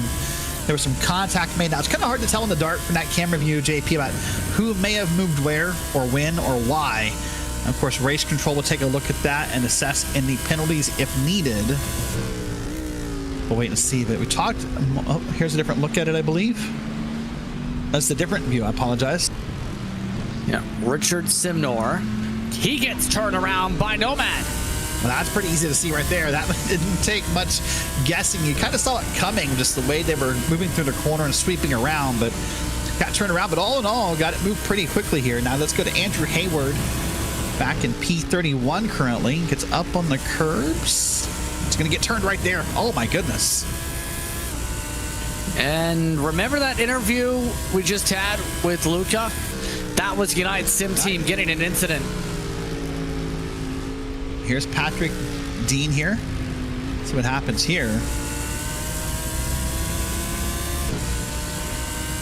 Well, I'll tell you, I mean, I'm going to come back in a minute. Jack Wilson now, P3. Flashing the headlights saying, hey, I want to get around. Wow, spun himself around. Maybe stabbed those brakes too hard in the corner, JP, trying to avoid that car. But going back a second to that wreck with the United Sim Team, JP, that one confuses me to maybe the most of what we saw, because I don't see a way that they were going to stick that car in that corner and make it stick. Yeah, and now they've had another spin around with that incident. They are running 28th on their own lap for that incident at the moment. Let's see what race control says from those incidents. At the moment, race control still hard at work. All that being said, this battle is still ongoing for 4th and 5th position on the racetrack. And still no give away here. Expecting pit stops for this grouping pretty soon. Yeah, we're right about the 1 hour, or on the hour mark of this race. That's roughly when a GT3 will need to pit, given a few minutes here or there. But as we tick down each hour in this race, that's when you'll start to see pit stop cycles happen for these cars. And picking the time for the traffic is also critical too. Creates the ebbs and flows in the battle pack. As we mentioned, it's so important to make sure you don't reach this traffic at the wrong time, especially in your battle, or else you lose a lot of time like right now. Yeah, and that could be the challenge that you're trying to face. We talked about teams who are trying to fuel save earlier, and that's a downside of committing to that strategy. Sometimes fuel saving means staying out as long as possible and putting yourself in these positions. Well, for as much time as you'll save, quote unquote, fuel saving, you'll kind of lose it being stuck in traffic. So it's a real, balance beam seesaw of a decision to make lap by lap. But I'm with you. Like, if I'm one of these cars right here in line, and it's about time for... There's a fucking rhino coming at me. How does Lucius win? He's like a dog, a scrappy, talented fighter, but it's about surviving to the next day. If that means killing someone, he's gonna have to do it.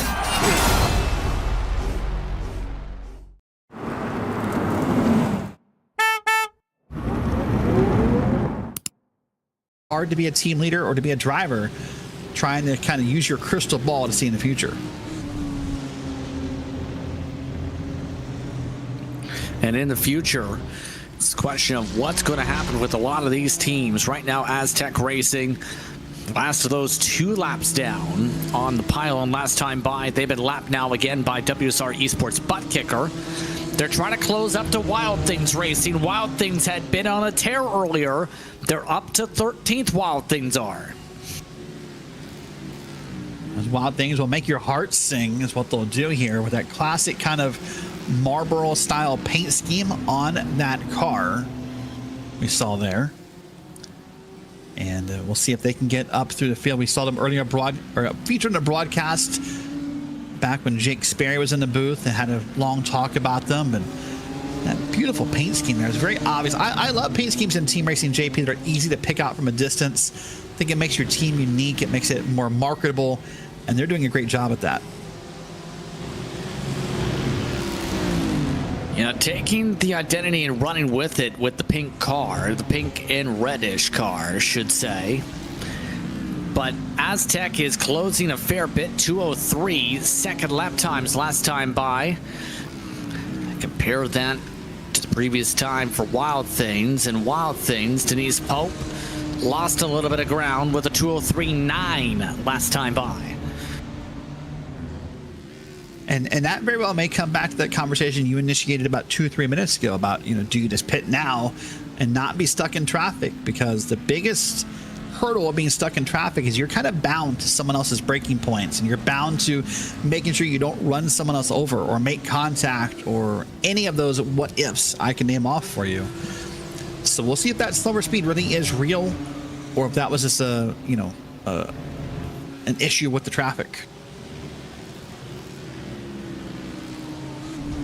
Yeah, it's a good question. Or if we see things just calm down and just become the status quo of stand in line and keep things patient, as we've seen come into play. As some said, these type of groupings are a great way to save gas. Yeah, that's the benefit, right? So we'll see how all this plays out. Again, you see that classic red and white, pink and white car. Oh, there's a pass happening to the inside, possibly. Got really close, like he was side drafting. That doesn't exist in road racing, JP, but using an oval term for a second, look like he was trying to side draft him. Ross McFarlane not wanting to wait, not wanting to play games, just opened up a battle for position. Wild Things and Aztec side by side, switchback going to Wild Things. And the Wild Things machine holds on with the right-hander.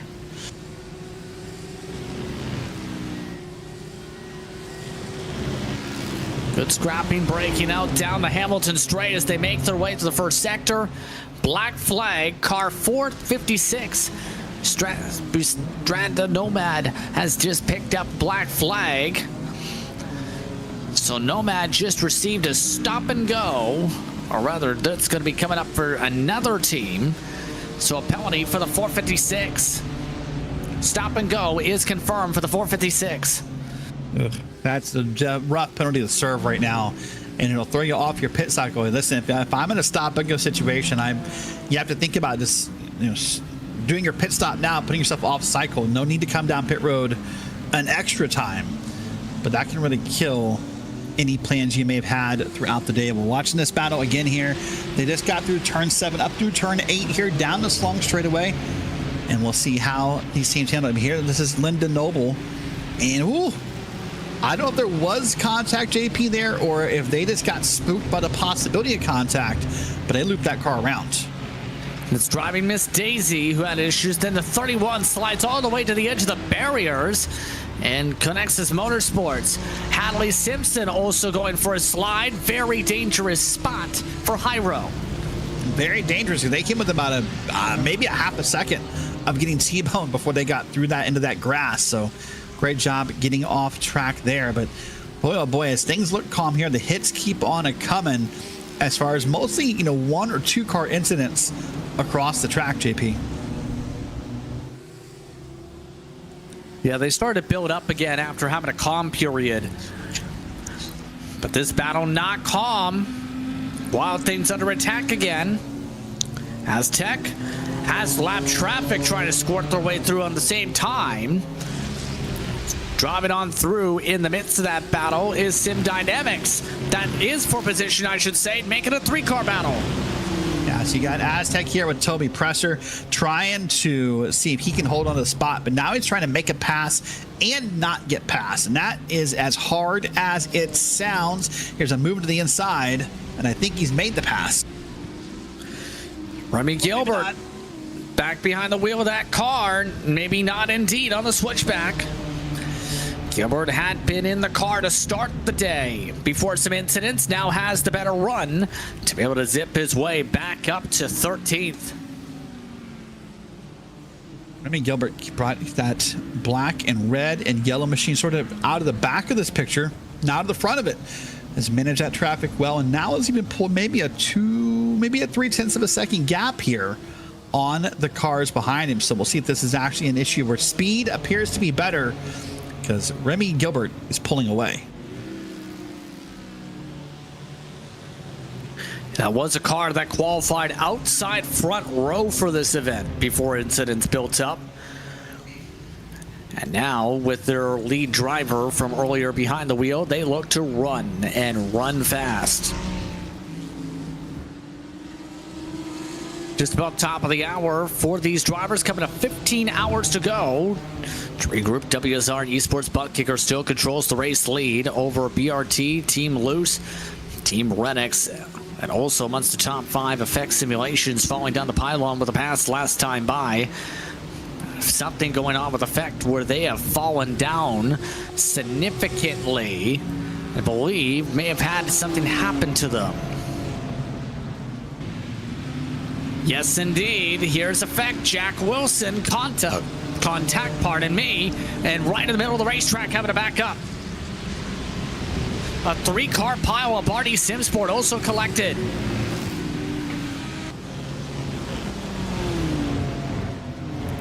And that's why Effect Simulations just lost a lot of time on the racetrack.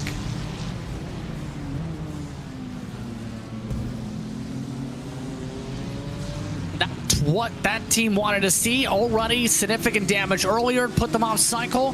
They've got more damage also. The 903, Dominic Hamander, picked up damage as well from that incident. They have a meatball flag from the 4th position.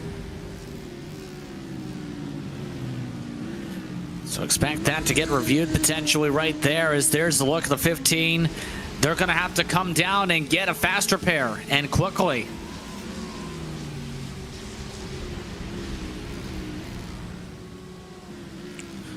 So more squabbling changes amongst the top 5 with that incident. So we'll have to see what happens here for these drivers now that they've been really shuffled with the damage. There goes the 15 for the meatball flag.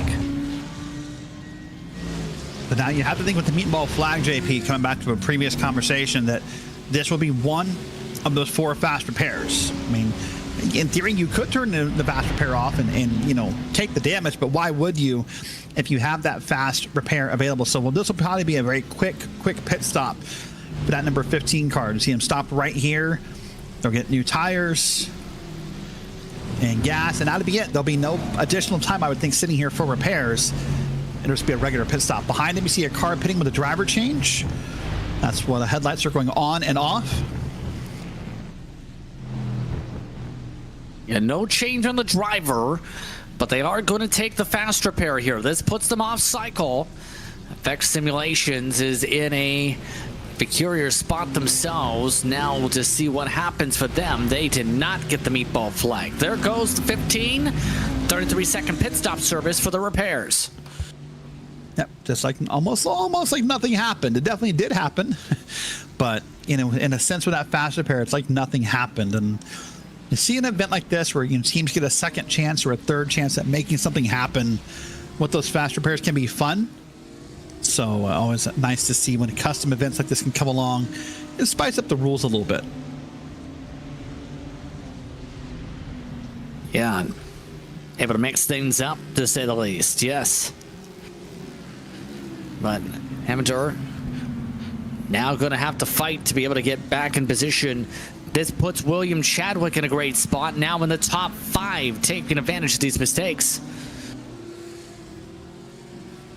Yeah, I think William's stoked, and he, I'm sure, has been told by his teammates what's going on. So we'll keep an eye there and see how he does and how he handles that, and if he decides to be more aggressive or get fast in this moment because of that spot there with the 15 with Dominic behind the wheel.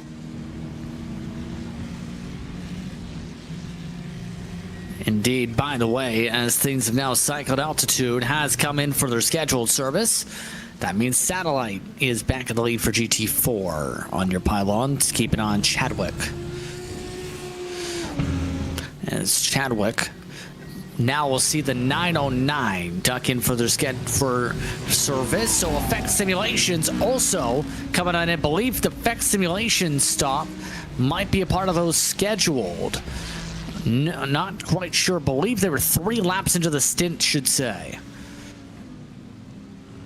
Yeah, we'll keep an eye on that and make sure that is scheduled, but we'll see how this is going to play out here. We're just past the hour marker, so about 4 minutes past. We'll wait and see how that happens. So JP, right now, as I was looking up and down the entry list of this race, listen, it's currently about 21:06 or 9:06 p.m. UK time. Obviously, for us in the United States, it's much, much earlier. This is probably not the time yet when people are going to want to start talking about sleep as far as drivers, but part of the endurance racing I think we don't ever talk about is how do you manage your sleep schedule? I think it's fair to say as we get older, I'll speak for I don't know about you, as I get older, the idea of staying up for a 24-hour race is no longer in the cards. I've tried, it doesn't work anymore. I have literally fallen asleep on my wheel in the past, not as a driver, as a spotter, trying to stay up for this 24-hour race. So right now it's pretty early. Most teams are probably still fully awake at 9 p.m. in UK time, but it's so interesting to me how teams manage sleep schedules and how some drivers can stay awake for 24 hours through these events. Yeah, already seen a lot of conversation for some drivers involving that during some of the conversation. We've just had an air black flag. That's going to go against Gravel Trap Racing UK. The 46 car will now have to serve a stop and go for causing a collision. We've seen Richard Washun have an issue earlier on in the race, so they'll have to come down again. Boy, it just speaks to how valuable a lot of drivers think that having race control is in a race, because you can have those penalties served and there can be consequences for moves that maybe just, one can deem to be aggressive or not wise or not something that's appropriate to make on a track. And that's why a lot of drivers are drawn to an event like Britcar because of that live stewarding. And boy, I can tell you firsthand, live stewards and race control is really the unsung heroes of an event like this. They get no love. They very rarely get praise. They don't get a lot of compliments during the race, JP. They get a lot of complaints, a lot of arguments, a lot of upset drivers, but a good race control team who knows what they're doing and manages a race well and isn't the focal point of a race really are the heroes of a race like this. Yeah, a lot of work put in by those in race control. It takes a lot of discipline to do. And the way I can reference it, listen, I'm one of the Americans in the broadcast team. Out here, we have NFL football. I know it airs throughout the world in different networks, but you'll often see an NFL game, JP, where an officiating team is known for being penalty happy, and they sort of become the focal points of the broadcast without meaning to, and that really can kind of break up the flow of that event, right? And if you get a race control team who isn't prepared or isn't fully staffed or wasn't trained properly, or what if that race control becomes the focal point and those penalties become so either egregious or just so back and forth on the enforcement of them, if race control becomes the focal point, it's a problem. But man, if they're not the focal point, they often don't get the praise and the love they deserve. No, they don't. It's a thankless job, you can argue. Where if anything goes wrong, you always have people say something different. But hey, race control is the one who makes the calls and has to make them right.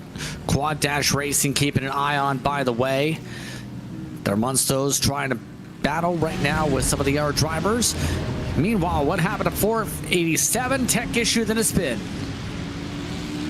Ooh, wow, he stopped it from hitting the wall, I think, JP did.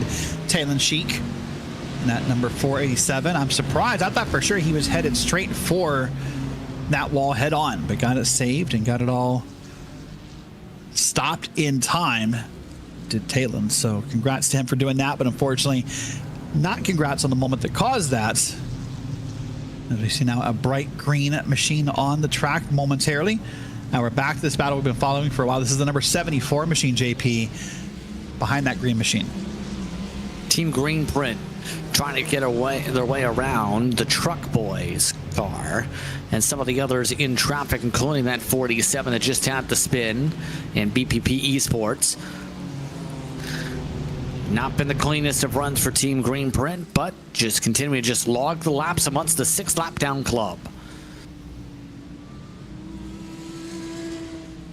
And sort of ironic, isn't it, that you talk about the team name, Team Green Print, but that's not the green car on track. You would think by your logical mind, if I said that, there you see the green. That's a nice shot there by our race producers to do that. But if I'd have said, hey, one of those teams had green in their name a moment ago, you would have thought it was the car in front, but it's not. It's that white and hunter green car right there that is named that on that 74. Just at nighttime, JP, as much fun as nighttime racing is, boy, from a broadcaster standpoint, it's not always our friend.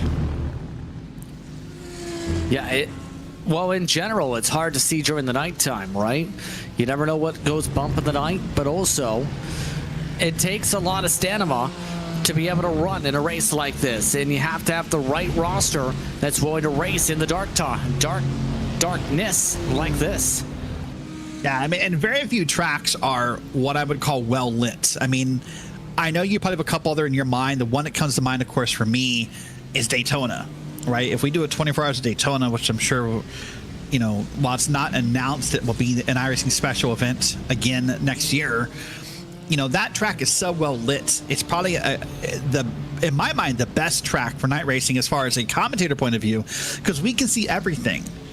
But most tracks, it's headlights only around most of the track. Is there another track that comes to mind for you, JP, that's as well lit, quote unquote, at nighttime as Daytona for a road course? For a road course. Yeah, I mean, there's plenty of ovals that have great lighting, of course, right? But for road course specific, is there anything else that comes to mind? Nothing off the top of my head. That's a good question. I'd have to come back to you on that because Sebring has its moments, but not really all the way around the track. Yeah, I was about to say Spa is at certain parts of the track, maybe. Yeah, it's only at certain parts for a lot of the other tracks that come to mind.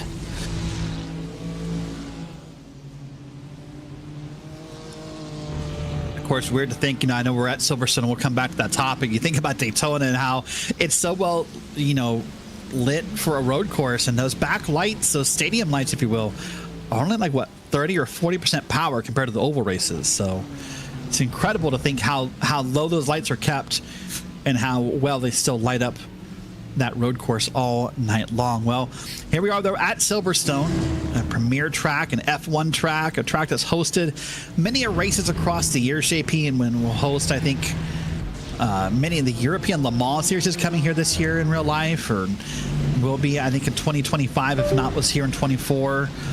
So a beautiful track with a lot of history, and we are now almost 14 hours and 48 minutes away from crowning a winner of Britcar. So a lot of time to go, and a lot of time that things can change. Nothing's a guarantee when it comes to this style of racing, so we'll have to see what happens at this point. But right now, keep an eye on the 74 still with the cream green print.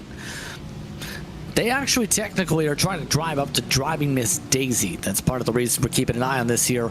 They're within 2 seconds of that, and that's one of the Opmo cars that's done well. Yeah, doing a great job as a 74 here.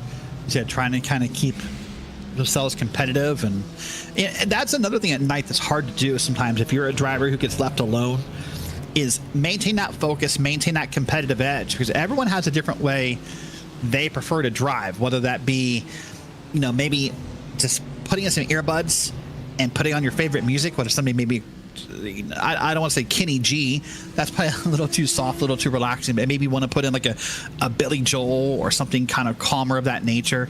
Some drivers really want to use that kind of upbeat, you know, maybe metal music to really kind of keep them awake. Some drivers want to talk all night long. Some drivers have friends in Discord they talk to. That's how they keep alert. Some drivers, they want nothing. They just want pure silence, so they can focus on everything happening on the track. So lots of ways drivers keep themselves motivated here at a track. I know I definitely have raced with some friends who want to talk all night long, and I've raced with some friends who don't want to talk at all. They just want to be purely locked in to what is happening there on the track. We're watching a battle here. That's the number 42 machine in the back of your shot. That's the DCW Racing Blue. And that's that, actually more yellow than blue is that car in the back there. But they are racing along here. There it is. Now there's the blue on the back. Now I see it. All right.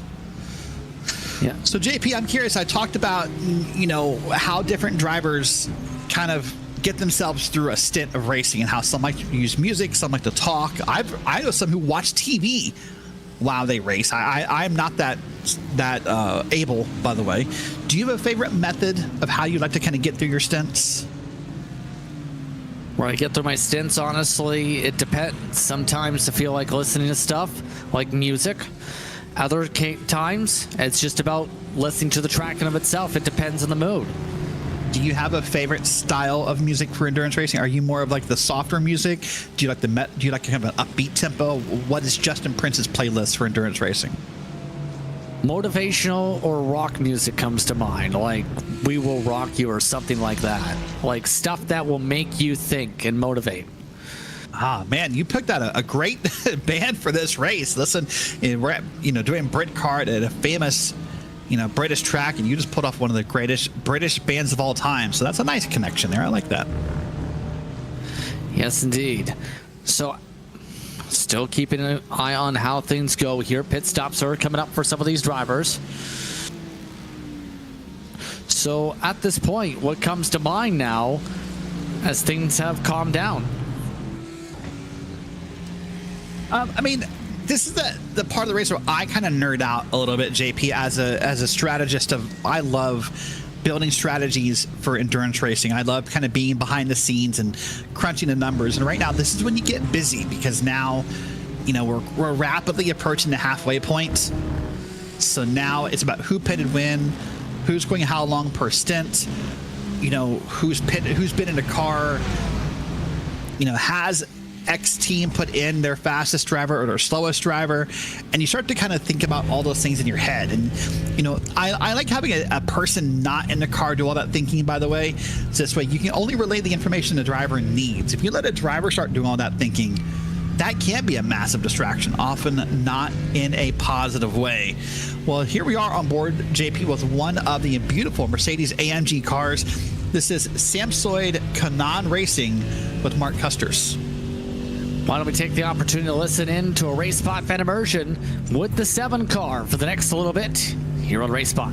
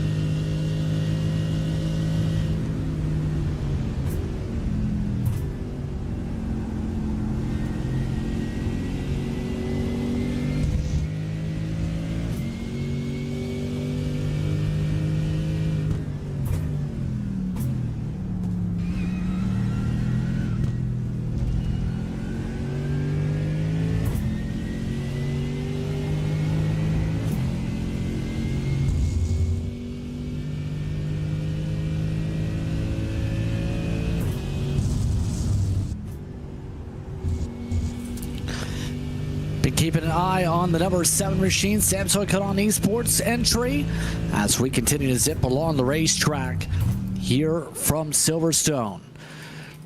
And we have had another change on the racetrack, it looks like. Well, Black Flag Effect Simulations has just gotten one for an incident. As well, we've had Black Flag start to build up the 909. That was with the contact with RG Simsport and all of that, and that causing a big collision. So the 909 having problems again. They are running 4th and have to serve a 30-second stop and go. You know, I'll say sort of in a moment here first, JP. Let's watch this with the 290. This is Toby Proster. We watched him earlier and just kind of barely tapped the ball. Here's Josh Boot And he just spins that car around, and I think he's going to be okay. Probably frustrated, but no damage to the car. Oh, there's Mark and the number 7 machine. We were watching him with the RaceBot fan immersion, and got it turned around there.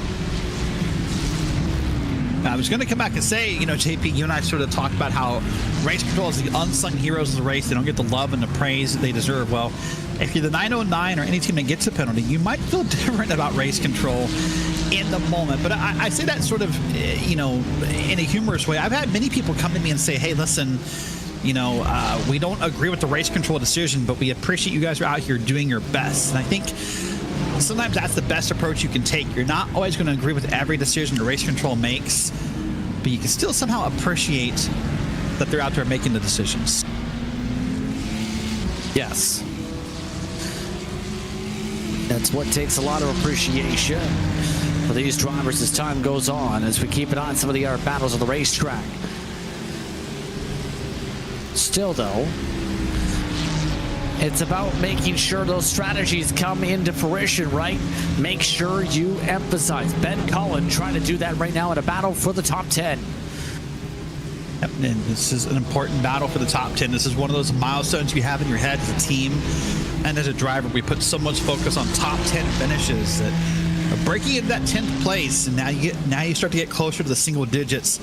It's just a really awesome mountain to climb, right? It's such an achievement, if you will, to get there. That you fight hard for it. You almost fight harder for maybe to get in the 10th than you do in the 9th because of the way we just talk about how important the top 10 finish is. Absolutely at this point.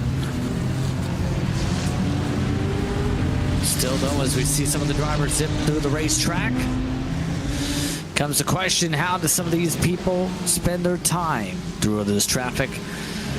It's 3 wide. How about that through the traffic? Nice. Oh, man, but you see how deep he cut it there. That green and red machine, because he was almost up in the grass. That's the 18 machine right there. I mean, that was a deep, deep cut here for the 18 of RAF eMotorsports. Yeah. A lot of these drivers getting bolder and bolder, I've noticed, as the race has gone on, I will say. I think that comes from experience, right? You've been in the car, you've turned a few laps, you know, being generous about it. In the case of the 18 machine, it's Ben Cullen in the car. Ben has turned, I believe, 86 laps already in the car today. So he, you know, they're that patient. Hey, I know the track, I know my limits, I know what the car will do, I know how much grip there is, and you get a little emboldened, right? It's like anything in life. You know, when the first time you cook a recipe, you want to follow the recipe by heart, or by the letter of the recipe, so to speak. But as you begin to become a better and better cook, you're like, hey, I can add this in, maybe a little paprika, maybe a little this, a little that. You just get emboldened the more you do something. Yeah, you gain that confidence as time goes on. And that's one of the main things that you do see a lot of is confidence from sim racing drivers. Pit cycles continue on, by the way, as you were saying. Not good, but the problem, the downside is that, JP, sorry, as we were 4 wide there for a moment. You want to make sure you're not overconfident. That's where it can become a problem, though, right? Is if you get overconfident. I mean, listen, that move that Ben made there, making that pass and being up in the grass, you know, that moment ago, is that confidence or is that overconfidence? Well, the way that's probably defined is the success of the move, right? If that move works, he's confident. If that move doesn't work, he was being overconfident. That's how we would describe it.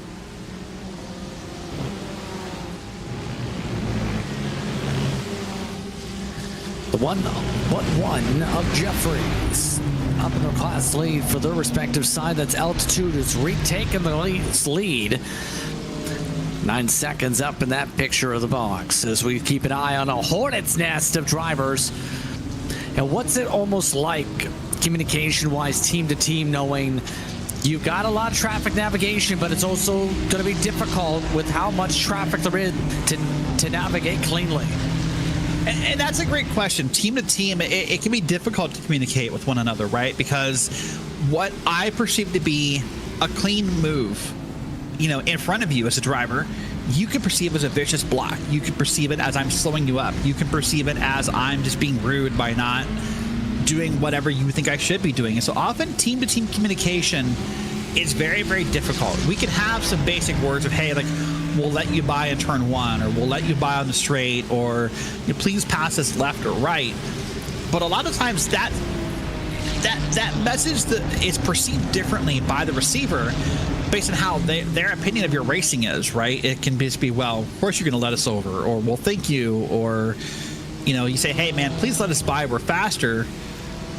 Those things are difficult to communicate. Now, if you're a team like Prismatic, for example, where you have multiple cars or multiple entries in the same race, that's easier because you're all kind of friendly as part of Prismatic, for example. But if it's this, you know, I don't know, like RAF communicating to a different team, for example, it's hard to say how it's perceived. It's one of the most difficult things to do in iRacing is team-to-team communication. Yeah, after all, some sports, it's regulated significantly. Others, you end up having open conversation over the radio. It really depends. But so far, drivers have kept themselves cordial in that regard. By the way, Effect had served a penalty a few minutes ago. They're back to 6th. So the guess who is on the podium conversation now sees the Project 91 entry all the way to the podium with Chadwick, the first lap down. By the way, still, go ahead. And I think it's important to say that this is what makes endurance racing a little different in Britcar, is because there's these extra factors of, you know, penalties for bad behavior or penalties for breaking the rules, might be a better way of saying it. You know, when you are a team who's in 6th, 7th, 8th spot, even 10th, you don't feel like this race is lost right now because you think, hey, you know, this can happen. They can still get a penalty. They can still have something happen. They can whatever. Sometimes when we do different events across iRacing where the race control doesn't exist, or maybe where safety cars don't exist if they do, or different factors, by this point in the race, you kind of dig yourself into that mental hole saying, well, there's no way this is going to work out. Like, we're P10 at the 14.5-hour mark. We're stuck, yada, yada, yada. And you kind of get down on yourself a little bit, right? But now think of that. We thought Effect was probably maybe a lock for a podium at one point, and here they are, P6, and they put other teams up on the podium. Yeah. And that's going to be something to keep an eye on as this night now goes on. Still, 14 hours and 31 minutes to work with on the clock, as we still keep an eye on the RAFE Motorsports entry. They've also been on the move in terms of their speed, 17th to 9th, by the way. The Royal Air Force has been able to charge their way ahead today. And of course, that name means a lot here. I think it's probably been discussed in the broadcast already, JP, but you and I would be remiss if we don't say it. The Royal Air Force, of course, has the naming that's important to this track because of the history of Silverstone. So a nice touch for those teams to pick out that name, as we saw Aria Best get looped around there, I believe, all by themselves. I don't think I saw any contact. Oh, maybe no, I lied. There is contact. Let's see which car that was, but that's not going to be a pretty one to look back at. Believe that was a dicey one, to say the very least. As here's a look at altitude, up 9.7 seconds. Remember how you asked earlier about how teams communicate? Well, I guarantee you those two teams right there will not communicate well the rest of the race. If they're in another spot where they find each other around one another, there'll be no friendly communication. Everyone will remember who spun who tapped who bumped who, and that will put another wrinkle in that communication. Indeed here, but altitude, it's the question, can they remain up here? In the long term, they've had some rapid pace to be able to zip their way past Gal. It took a lot of strategizing to make sure they had more speed than that 64. Yeah, so we'll wait and see how they do, and if that strategy pays off, or if they kind of come back down to earth out of that high altitude, if you will. And we'll see what gets made of that as this race goes on. And boy, oh boy, look at that single car by itself, JP. Just 2 headlights. Not something we've seen a lot of since you and I started this stint about an hour and a half ago. Yeah, and They've been doing so very strongly up front. Dude, I'm curious what Sim Stickers are. Their sponsor is what they do. Well, I can take a guess, or we can go to the Google machine and find out for ourselves. Yeah. See what Sim Stickers does. I'm going to guess Stickers? Stickers you can put on your sim rig. That's a good answer. Yes, indeed. It is indeed that. That includes stuff on your sim rig for your button boxes and whatnot. Things to stick everywhere, so to speak. Here's Sim Dynamics. No question what Sunoco does. It's a race fuel.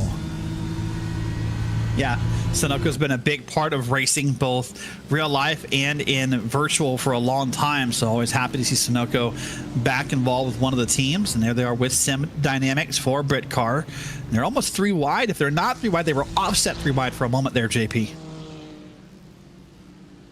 Yes, indeed. And they're finding a resurgence in their pace. They struggled for a fair bit. Now that they've put Remy behind the wheel, they found the pace that they were carrying earlier before that big ascension to the order. And that's the magic sometimes of saving a great driver for nighttime racing, or just having that one great driver who can really come in here and crank out some laps and boost that team morale as Remy can. So wait and see how that helps this team moving forward the rest of the night and the rest of the day. But Remy's coming here and really has made a lot of progress in this car. And I think what that does for the team is it kind of shows everyone, hey, the car's fine. It's not the car. It just means I need to maybe calm down. I need to drive, different or better or somehow in a way I wasn't before. And I can do what Remy is. When you get a fast driver like Remy in the car, it's sort of a litmus test of how the car is behaving, right? Because if you can say to yourself, well, if Remy gets in the car and the car is still off pace, well, then it's the car, that was off pace. But if a driver like Remy can come in here, or if you get like a William Chadwick in a car and they can come in and they can crank out the laps, well, it sort of settles it wasn't the car, Yeah.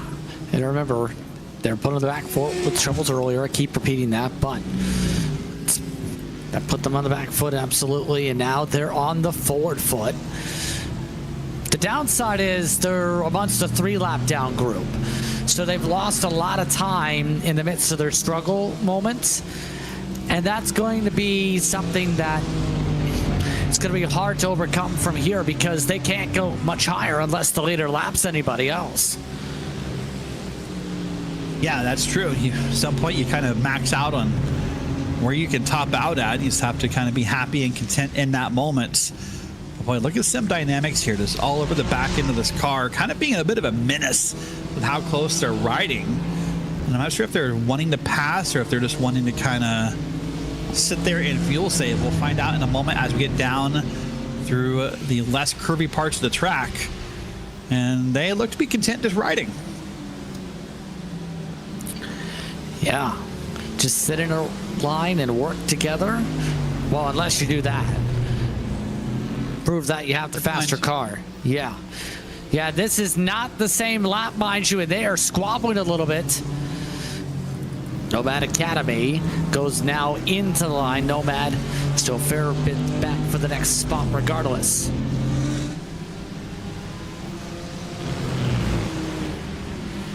Let's take a look at the 24. As obviously something happened where Oliver Etridge just has to pull off and park it. Yeah, that's a full tow. That tells me that's probably some kind of sim hardware problem. Just to see you want to get off the track. Or there was some incident before him where that car was broken, one of the two, where maybe Oliver decided getting off the track and towing was the safer option than continue to try to drive it back around. But yeah, up in the grass he went and said, hey, let's call it well, maybe not call it a day, but let's call it a moment while it takes time for that car to get towed back around. Absolutely at this point. Still looking at some of the air cars as they zip around the racetrack. 24th overall on the pylon. That's still the CRX X-Card eSports entry. Paul Simon now behind the wheel. And they were as far back as 28th position a little while ago, 29th. Now that's changed. Black flag car 487. As this time, it involves a stop and go for not respecting blue flags and causing incidents with Altitude eSports. Yeah, that's a big one. You have to respect those blue flags. You have to be out there and be willing to kind of pull over when you need to and let things happen. That blue flag exists for a reason, to let you know, hey, a faster car is approaching, or a car of maybe a different class is approaching. You have to get out of the way for those things. Those things are vastly, vastly important. And they've had a frustrating day. EPP has. To the frustrating night with how things have now situated themselves in this race. Still, though, been getting better and better. I was about to say for the 50, they're amongst those who have battled to be able to get themselves going. Yeah, and I love teams like that who maybe aren't having the best day, JP, but they continue to come out here and battle and make the best of it. That's, to me, what endurance racing is finding out what happens across the 24-hour clock, and not just being mad the moment you get your first incident and just sort of, giving up, throwing in the towel, or whatever proverbial phrase you want to use. Come out here and fighting for it and really earning everything you get, every spot you get, every pass you make, you earn it when you have to, recoup and rehab from a bad moment early in a race like this here. Yes. And put yourself back in position to gain some spots. Absolutely. They're the highest of those 7 laps down, by the way, at the moment. Still, though, turn through in endurance racing, what stands out the most to you? It's one of your more memorable moments in a race like this. Honestly, it's probably the camaraderie that you build with a team. I often believe that the cars that typically run the best, JP, are the teams that have camaraderie. And when you stick together for 24 hours or most of that, and you kind of go through the sleep cycles, and you have that overnight moment where everyone's a little delirious, everyone's a little loopy, I think there's a bonding moment that happens there. Oh man, there was some dirt kicked up in that corner. But you have some bonding moments that happen because maybe you get to know each other better, right? It's like being stuck in a bunker with one another. You kind of have to just talk, and you learn about one another. You learn about maybe shared experiences, not just in sim, but in life, whether it be what you went to school for, or bad moments you've had in life that, encounters or anything. I love that camaraderie you build, and there's some stories I definitely can't tell that have happened of camaraderie in a team where you just are sharing weird, funny stories, but I believe that friendship you build, and that's why I'm a fan of teams that really stick together. I'm not a fan of one-off endurance teams if you can help it. As a team leader, I don't like the idea of bringing people in for just one race, because I think you missed on that. You missed that camaraderie, that friendship, and with that comes trust. That trust of knowing, hey, when I go to bed, at whatever, 1, 2, 3 a.m., when I wake up, that car's still going to be here. When you're a team of random 4 or 5 people who you meet on iRacing forums or through a Discord, it's harder to have that kind of bond, right? Yes. It's much more difficult. And for you and I, that relates differently. You and I probably both agree privately that applies to everyone in endurance racing. It's like watching things in real life, watching commentary teams who work together all the time. It's easier for them than it is for new commentary teams. Anything you do in life, coworkers you have, it's easier when you know someone and you trust them. I agree with that. Yeah, absolutely. As it with the camaraderie too, building up that experience, building up that team buffer, but also it accumulates over time, right? As you said, it builds up over time where you end up getting more and more comfortable, and it leads to more success down the line.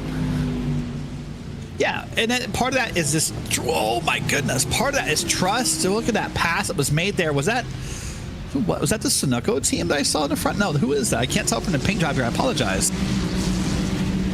That was what a pass that was in that corner there. It caught me off guard for a second, JP. But I mean, part of that is trust. part of it's communication. You know, I'll talk about you and I, for example, from when we've done commentary together for a long time now, probably coming up on, 4 years together.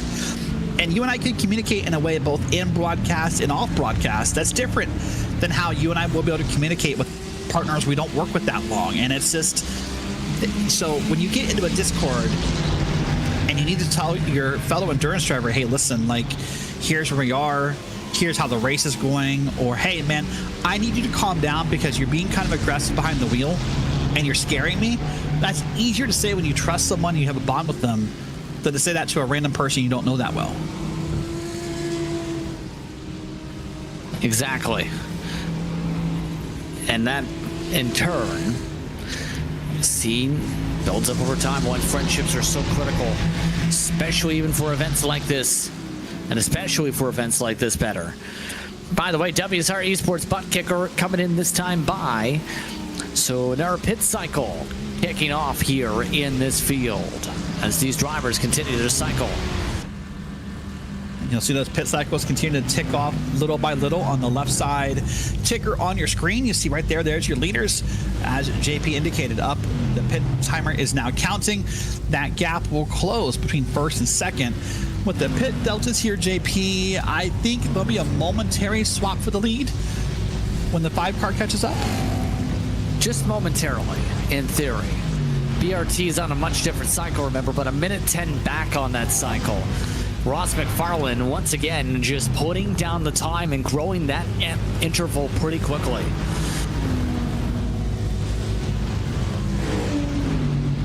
And that's kind of just what Ross does, you have to think, Derek. He is that quick of a driver. Yep, just that quick of a driver. They're pulling away here. About 17 seconds of a gap left, so it looks like actually they might keep the lead here. That was a quicker pit cycle than I thought it would be, but we'll see here. So right now, WSR Buttkicker has enough of a gap. They're going to come out, lead both on the in and out of their pit cycle. And of course, hey, if you're in this race and you're trying to win yourself a Buttkicker, hey, listen, there's no advantage for having a Buttkicker on the side of your car, but it can't hurt anything, right? No, it can't hurt anything at all. But at this point, speed's been there this entire run to be able to run off and away, to say the very least. There's Ross McFarlane still. And at this point, McFarlane, he's done a lot in terms of British esports, in terms of racing, and for this organization, he's this team's top driver, and he's proving why. Yeah, he's doing a great job in here, running nice, smooth, consistent laps and staying out of trouble, which, you know, at times has maybe proven harder for some drivers tonight than what they would like to admit. But you're right, running incredible laps here in that Buttkicker car. Absolutely, 15 seconds up the road to Josh Benson at the moment. That's how things have gone for this organization. Next closest car is an hour lap behind. That's how quick he has been. Not quick enough per se, interesting enough to lap BRT. BRT, if anything, might end up finishing on the lead lap despite everything with how things are looking. It's still a long ways out, but the time is making it difficult to close since it's about 2 minutes on the interval for the lap. Yeah, it's not your BRT. You've got to hope and you have a strategy worked out, or that maybe you have a faster driver that can offset a slower driver, quote unquote, in WRT or WSR, pardon me. So you're kind of just waiting to see how the rest of this night plays out here in this moment. Of course, remember, JP, this is a unique race where there are teams of 2 all the way up to teams of 6. In fact, WSR is a team of 5, right? Yeah, 5 people here. Oh, trouble. Hold on.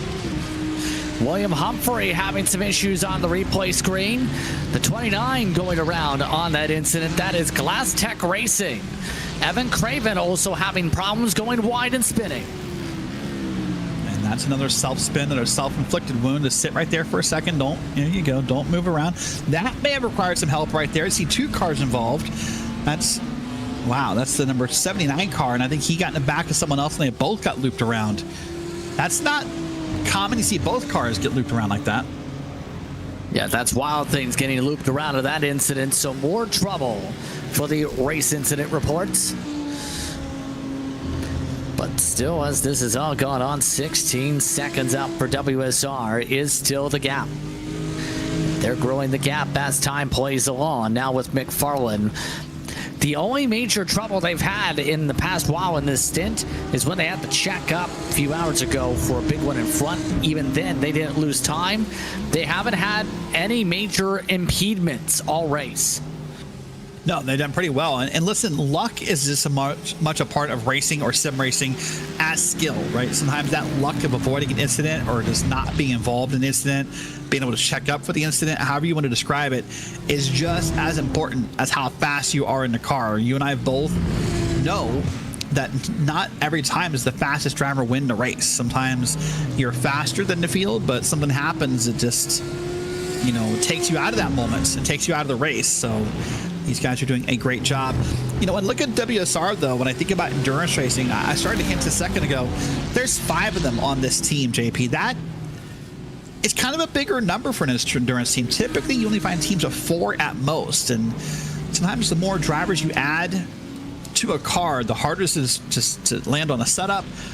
It's harder to determine who gets enough hours, who gets this race win. Sometimes it's too many chefs, you know, spoil the pot, to use an old analogy. Absolutely. At this point, making sure there's some drivers who just want to race all day, right? I mean, you and I both know a few people like that who they would much rather do 8 hours in an endurance car. They'd rather do 10 hours than 4. Now, there are some who are opposite, who just are happy to be here, happy to participate and put in their stints and move on. But, you know, you and I both know drivers who would happily do a 2 or a 3-man car around Britcar. Yeah. But the thing is, that puts a lot more pressure on those drivers if anything goes wrong.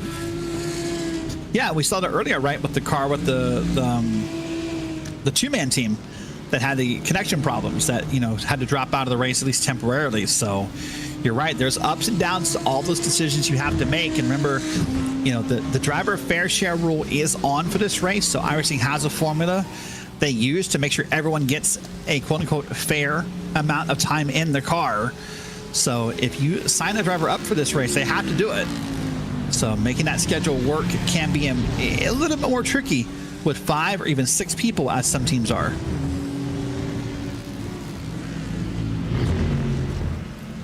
Indeed, at this point. And we're seeing a lot of that mathematical equation stuff having to be utilized a fair bit for some of these teams. Others just focused on the drive, just focused on the task at hand. As we continue to see the sights and sounds of the racetrack right now and how things look in terms of the darkness, it continues to be a sparkling scene. And keep in mind, this racetrack is very vast, as was already said by some earlier on with Webster. This track, you can hear the sound around this racetrack with how much it rattles around the racetrack, because there is no forest. There's no forest to cover up the sounds. You can hear the raw sound of the motors all throughout this facility.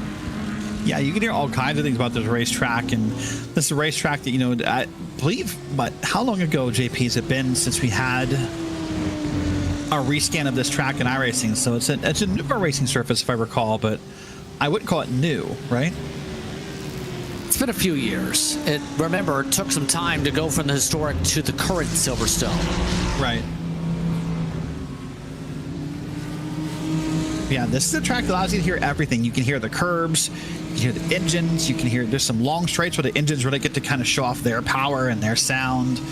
You can hear at times how bumpy this track is. I think that's something maybe if you're watching this because you have a relative or a friend in it and you've not done even sim racing or real life racing, I think that's the most deceptive part about this, is that, you know, from an outside view, this thing looks flat and smooth and easy to drive. And when you get through some of these corners are anything but flat. So it's full of bumps, full of grooves, and this thing will throw your car around at times if you're not careful. So So here's Connor Eggett, part of Truck Boys. Go ahead, sorry. I was about to say the exact same thing as he stays in this choo-choo train. As TSRC eSports and a couple more in front. Truck Boys trying to find a way around Quatermass Motorsport, Simon Hunt. See him here, just kind of riding along in that bright green machine. We've seen them in camera shots earlier in the day, so we'll wait and see what they're able to make of this. These guys are currently 21st in class right now, JP. Yeah, good battle for 20th building up with all this. Yes, we spoke with Quatermass Motorsport. Paul Smith had a great conversation with him earlier. Truck Boys trying to find a way to truck along and get themselves higher than basically where they started. They've been running in place most this time. And sometimes you have to find the small positives, the small victories in a race like this.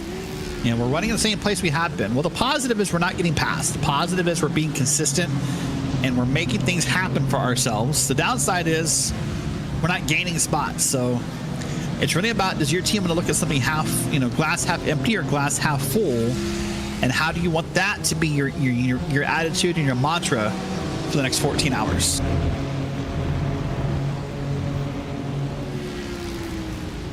Yes, indeed. And you see them just in range to potentially move into the top 20 here. That mantra can be difficult to make sure you keep hearing that said mantra all race long, especially with the different sounds and the different types of environment you have to speak with or listen to. There's a lot of noise that can come up and pop up in these types of battles that can really prevent you from hearing that. Here's the look of the noise for Truck Boys. They've got the boost, looking for 20th. Do they get the give and take? How about a much deeper run for Quatermass as they go right back in the line for 21st? There you go. Nice pass for the Truck Boys. They'll get that spot in that corner right there. And you're right, there's a lot of different ways you can hear the noise and a lot of ways you can communicate it. Come back to a topic from earlier, and I think sometimes how a spotter communicates to you what's going on around you really can impact your attitude and how you are in the vehicle. You can, as a spotter, you can be very factual, say, hey, listen, there's a car to your left, or there's a car we're catching, we'll catch it in 3 laps, or what have that information. Or your spotter can kind of add some flair, maybe some attitude, maybe some negativity, and that will eep through very quickly into your mindset. So you're right, there's a lot of noise that can be heard, and how you consume it, and if you want to hear it, can affect your attitude. What are some of the good examples on making sure you tune out the wrong sounds and you hear only the right sounds in that regard? I think it's about just really, to quote an old TV show, just the facts, ma'am, right? Just making sure you're just taking in the raw data. Hey, the car in front of you, we're catching him 0.2 of a lap, or 0.2 of a second per lap. That's good data, right? Or hey, there's a car up on our left-hand side, we're going to make the pass pretty clean here. That's the data you want to consume. It's when someone starts to add that flair or that emotion, or there's opinions about it, that's when it can become a little dangerous, right? Because that, I always say positivity takes years to spread. Negativity spreads like a wildfire, right? So if I'm in your ears as a spotter, like, hey, that guy up there is racing like a jerk, he's being aggressive, he's being dangerous, he's not going to let us by, we're going to have to race him hard. Then that's what you're going to go with as a driver, right? And that's how you're going to go, okay, that's what I got to do. I'm going to race him hard. I'm going to be sketchy. I'm going to just dive in there and make a move.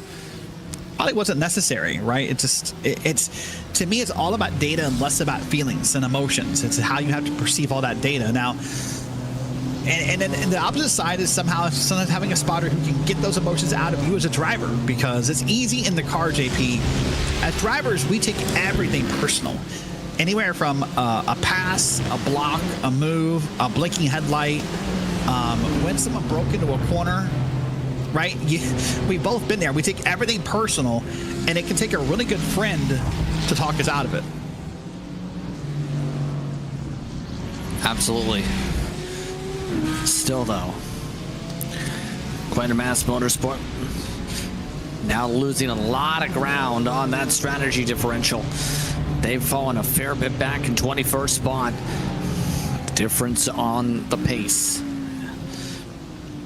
Almost at the top of the hour already, coming up to 14 hours to go in this one.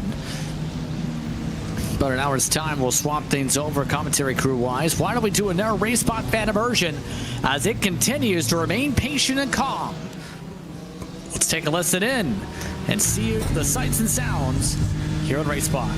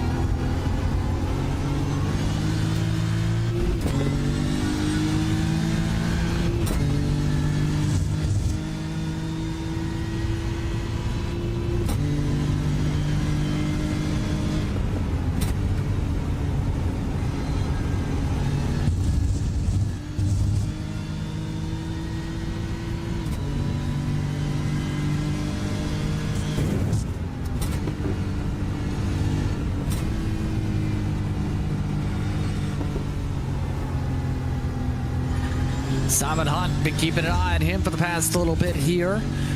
Listening to the sights and sounds around the racetrack as they continue to go zoom around this facility. Just Prince Derek Watson with you for the next less than an hour or so. We swap things over crew-wise towards the top of the hour. Right now, one of the battles on track, Lask Racing, who's taken some hits this run. They have a chance to actually battle for 8th with Nomad Academy.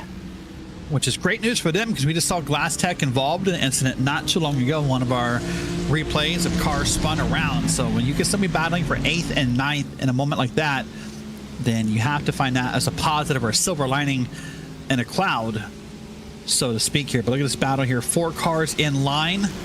Everyone seems a little content. I think that black and yellow car there with the like an aqua green on the back, I don't even call that, but they seem to be a little bit, they're probably the most jumpy of the 4 cars, most willing to maybe make a pass here.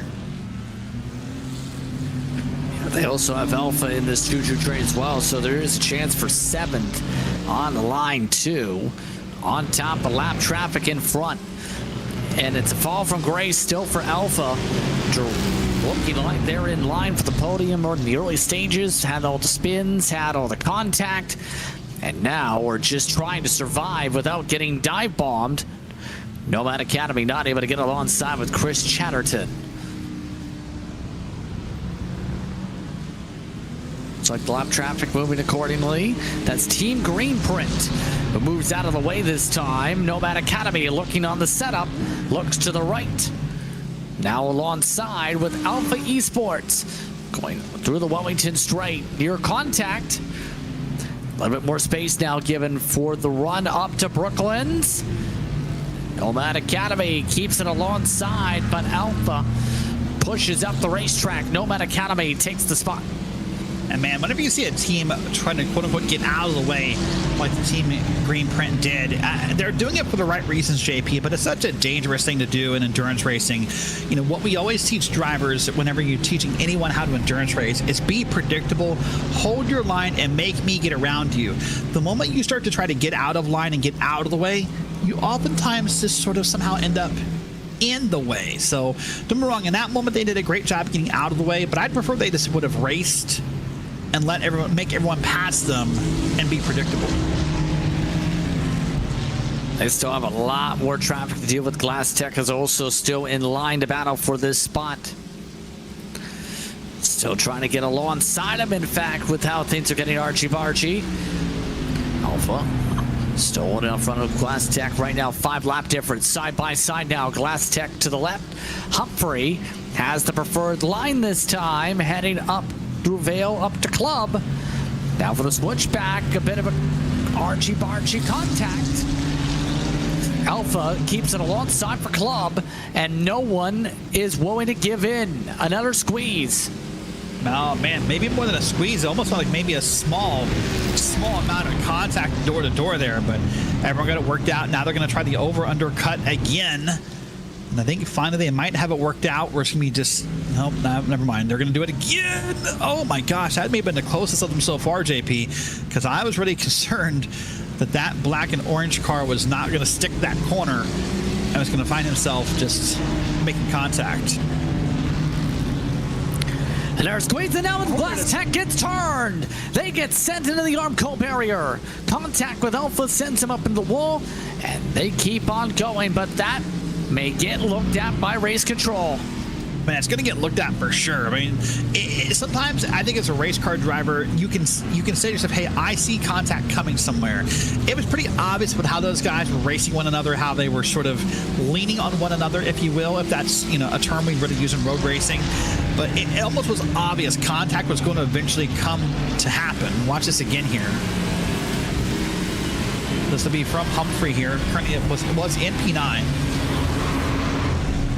Just got turned. Great job holding on to it there. Oh, a little bit of contact on the outside wall, but that could have been way worse.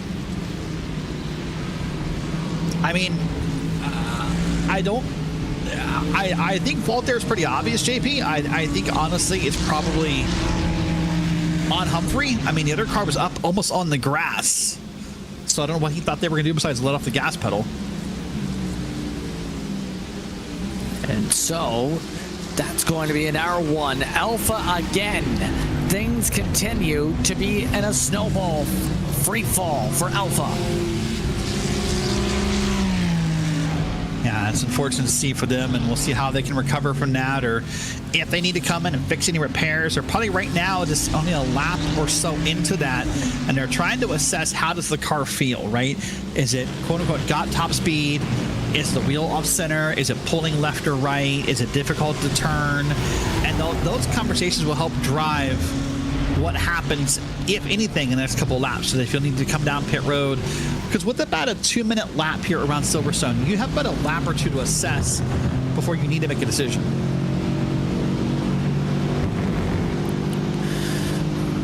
Here is Onid Racing, their Britcar entry, the 20 car.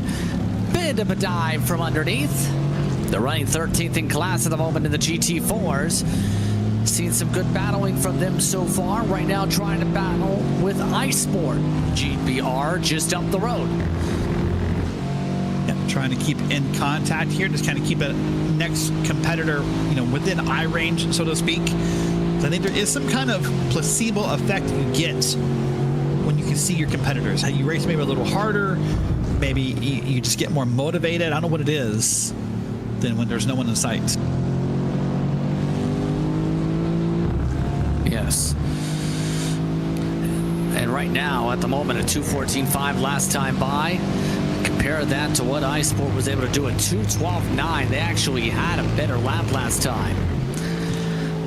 But how is that going to fare for the overall average? Manders trying to push hard to get back up there. Yeah, and sometimes pushing to get back up there can oftentimes maybe lead you into getting further back there. Sometimes pushing is just, going to cause more mistakes and more slips and more seconds lost by a 10th here, a 10th there, and my goodness, another pass right there under them to the quote-unquote inside of corner. I don't know if he's just leaving the door open too wide in these corners or what he's doing, but that's the second time during our onboard we've seen someone kind of sneak their way in.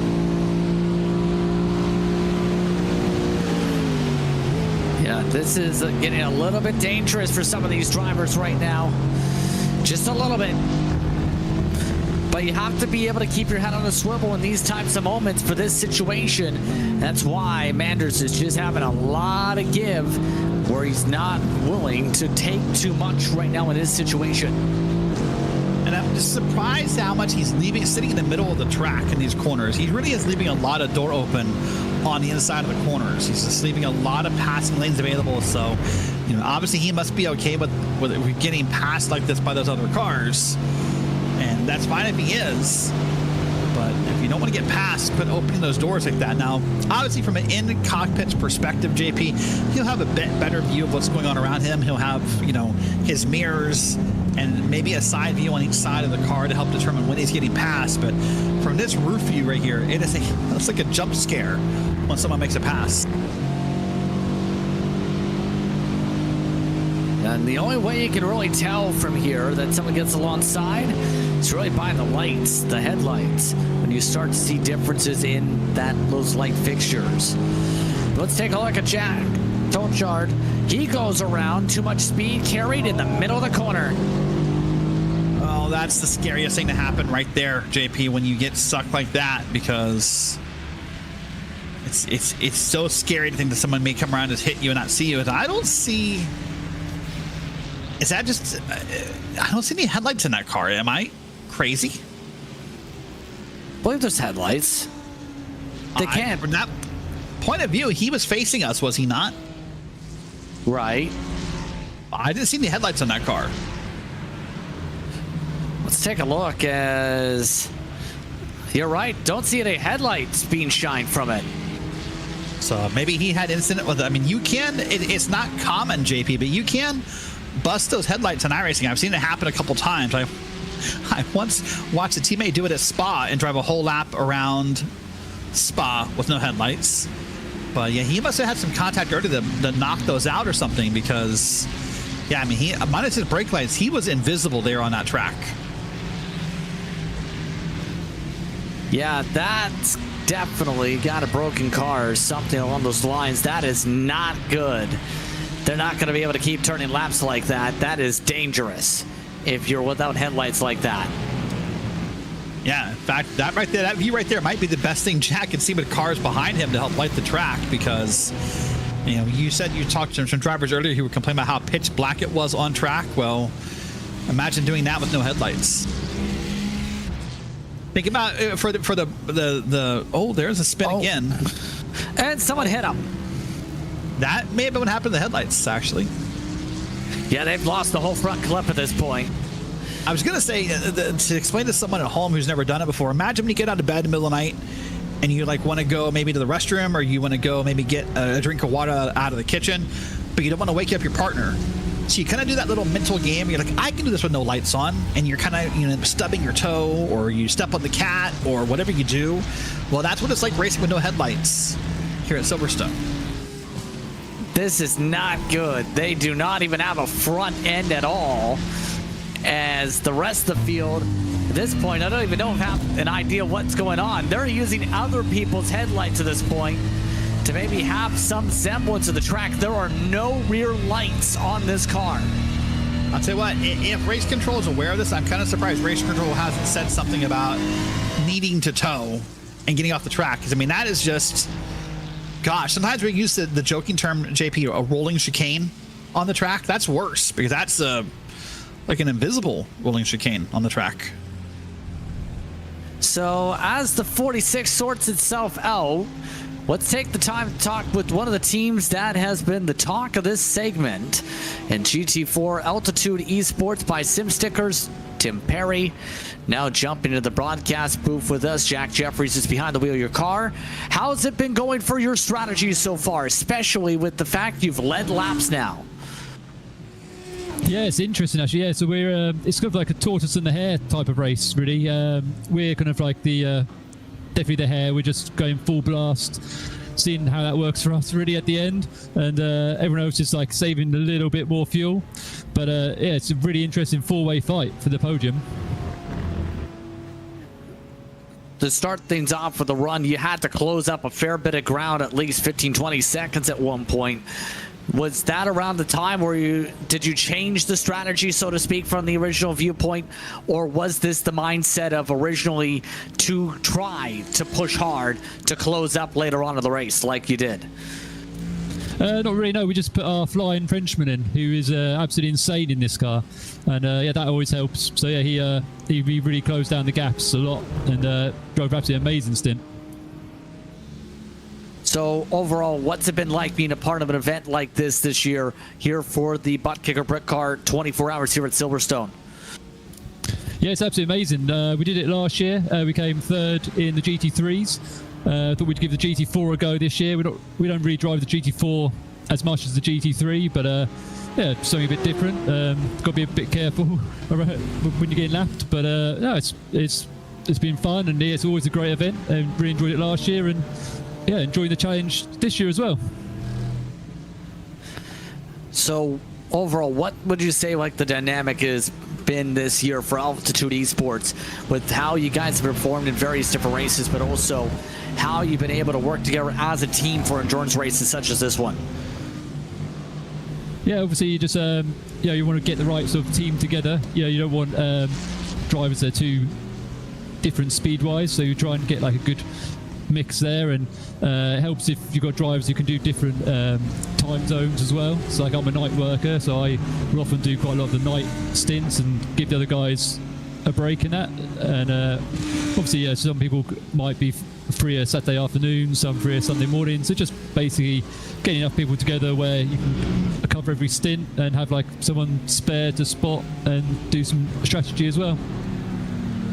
So, Jack, you talked about being in the GT4 class this year, and you talked about kind of being different this year, about getting passed by the GT3s. So what's it like, if you could break it down to someone who's maybe watching it for the first time or watching because they have friends or family in the race, what's that speed difference feel like when you're getting passed by the faster class?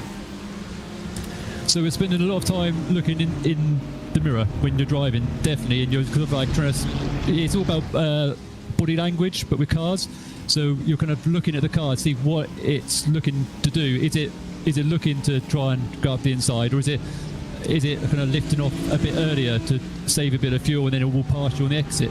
So it's kind of trying to read the cars behind a lot, and it was also trying to tell the other car what you want to do. So if you think he's too far back, you might edge towards the inside a bit earlier just to say like, no, you're going to have to wait, or you open up the corner bit and say, yeah, I think you've got enough space to go through. So it's very much sort of like a two-way thing where you have to try and read the other drivers. Obviously, there's some you pick them out quite quickly. There's certain cars where we know now, like, be careful, this guy, he's gonna do something weird, basically. But most of the drivers are pretty good. Has it given you a new appreciation for being the faster class now that you spent a part of the 24 being the slower class? Yeah, I mean, we're quite experienced in doing multi-class racing in general. So I raced a lot of LMP2s in IMSA, so there you were kind of overtaking and being overtaken. So yeah, it's just the more racing you do, the better you get at it, obviously, in terms of multi-class. I think it's quite a few people who are perhaps new to multi-class doing it this year, which is great, because the more people who get involved, the better, obviously. But yeah, it's definitely something where experience is very important. So I see of the team, you have the least amount of laps turned so far, so I assume you have a couple of big stints coming. Yeah, I'll be doing a triple in the night, coming up after Jack. And then I think it's Adam back in after that, and then we'll see how it goes, really. We can be quite flexible, so towards the end. So we'll see how we're doing, see if we want to put in our flying Frenchman again just to bump us up a little bit, or, you know, Jack's doing really well at the minute, actually. But it'll be very interesting to see how it all comes together once this pit cycle ends, because I think ST are really eking out the fuel, and Satellite, it'll be close as well. And I apologize, I misspoke. I cut you in my ears and Jack's name on screen. I said I had Jack is the one that's turned the least amount of laps so far. But yeah, you're up for a couple big stints regardless. Well, good luck in the rest of the race here on the 111. We'll be excited to watch you and see how you guys do. Yeah, it's going to be very interesting next few laps to see what happens with the with Satellite and ST boxing. That's Tim Perry talking things over involving the GT4 leaders here in this one. We also have Georgie McKay with Prismatic now joining us. The co-director of the organization now joins the booth. We spoke with one of the drivers earlier. Now they speak with us once again. And so far, what's it been like from your perspective, Georgie, from this event so far here today? Oh, hello. Well, I got stuck in the pit limiter, as some of you will have seen earlier. So for us, it was going fantastically well until that. But you know, yeah, it's going pretty good so far for the Athena team. We've got Joe in the car right now. We had a driver drop out of the team just before the race, and Joe is a ringer for us from Taylor Mills Racing. Funnily enough, it was Taylor Mills that dropped out. So thanks to the whole organisation there for helping us out on that one. But no, we're chugging away quite nicely in the top end of the midfield after I got stuck in the pit limiter. So, you know. Yes, indeed. And of course, your organization has showed good strides and good speed as well with some of the cars here today. Of course, talking about that, what's it been like seeing the growth of your team in terms of the pace and what they've been able to do in various different series while also racing for charitable causes like Race for a Cause 24 like you did earlier this year? Oh, I mean, Rachel, for example, is just, we call her the resident alien of the team, because I'm sure you understand why. She was unbelievably quick at the start of the race, and I'm sure she will be at the end as well. It's been incredible to see the talent of the drivers develop. Even one of the other drivers in our Minerva car, Amy, who joined us this year, it's been fantastic to see her development as a driver as well. Yeah, all around, just since Race for a Cause, it's been nice to see, as I say, it's been nice to see the development of the drivers that way. So, Georgie, I'm going to kind of take the direction and talk about your team as a whole outside of this race for a second. For people who've never heard about Prismatic, Can you tell us a little bit about the team, about your guys' mission, your purpose, if you will? I'll take a second and just promote yourself. Okay, well, that's probably as good a person as any. As I'm one of the directors of the team. Prismatic Motorsports is a transgender, non-binary sim racing team. We act as a sort of like an advocacy organization for LGBTQ people in the sim racing space.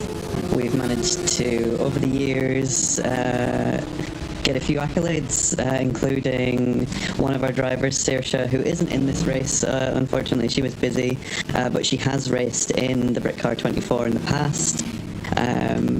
She won the Screen to Speed challenge in Las Vegas that ended up allowing her to take home $15,000 as the prize pot, and she got a drive in a Kelly Moss Academy car as a result of it. So we're quietly doing our thing for our community.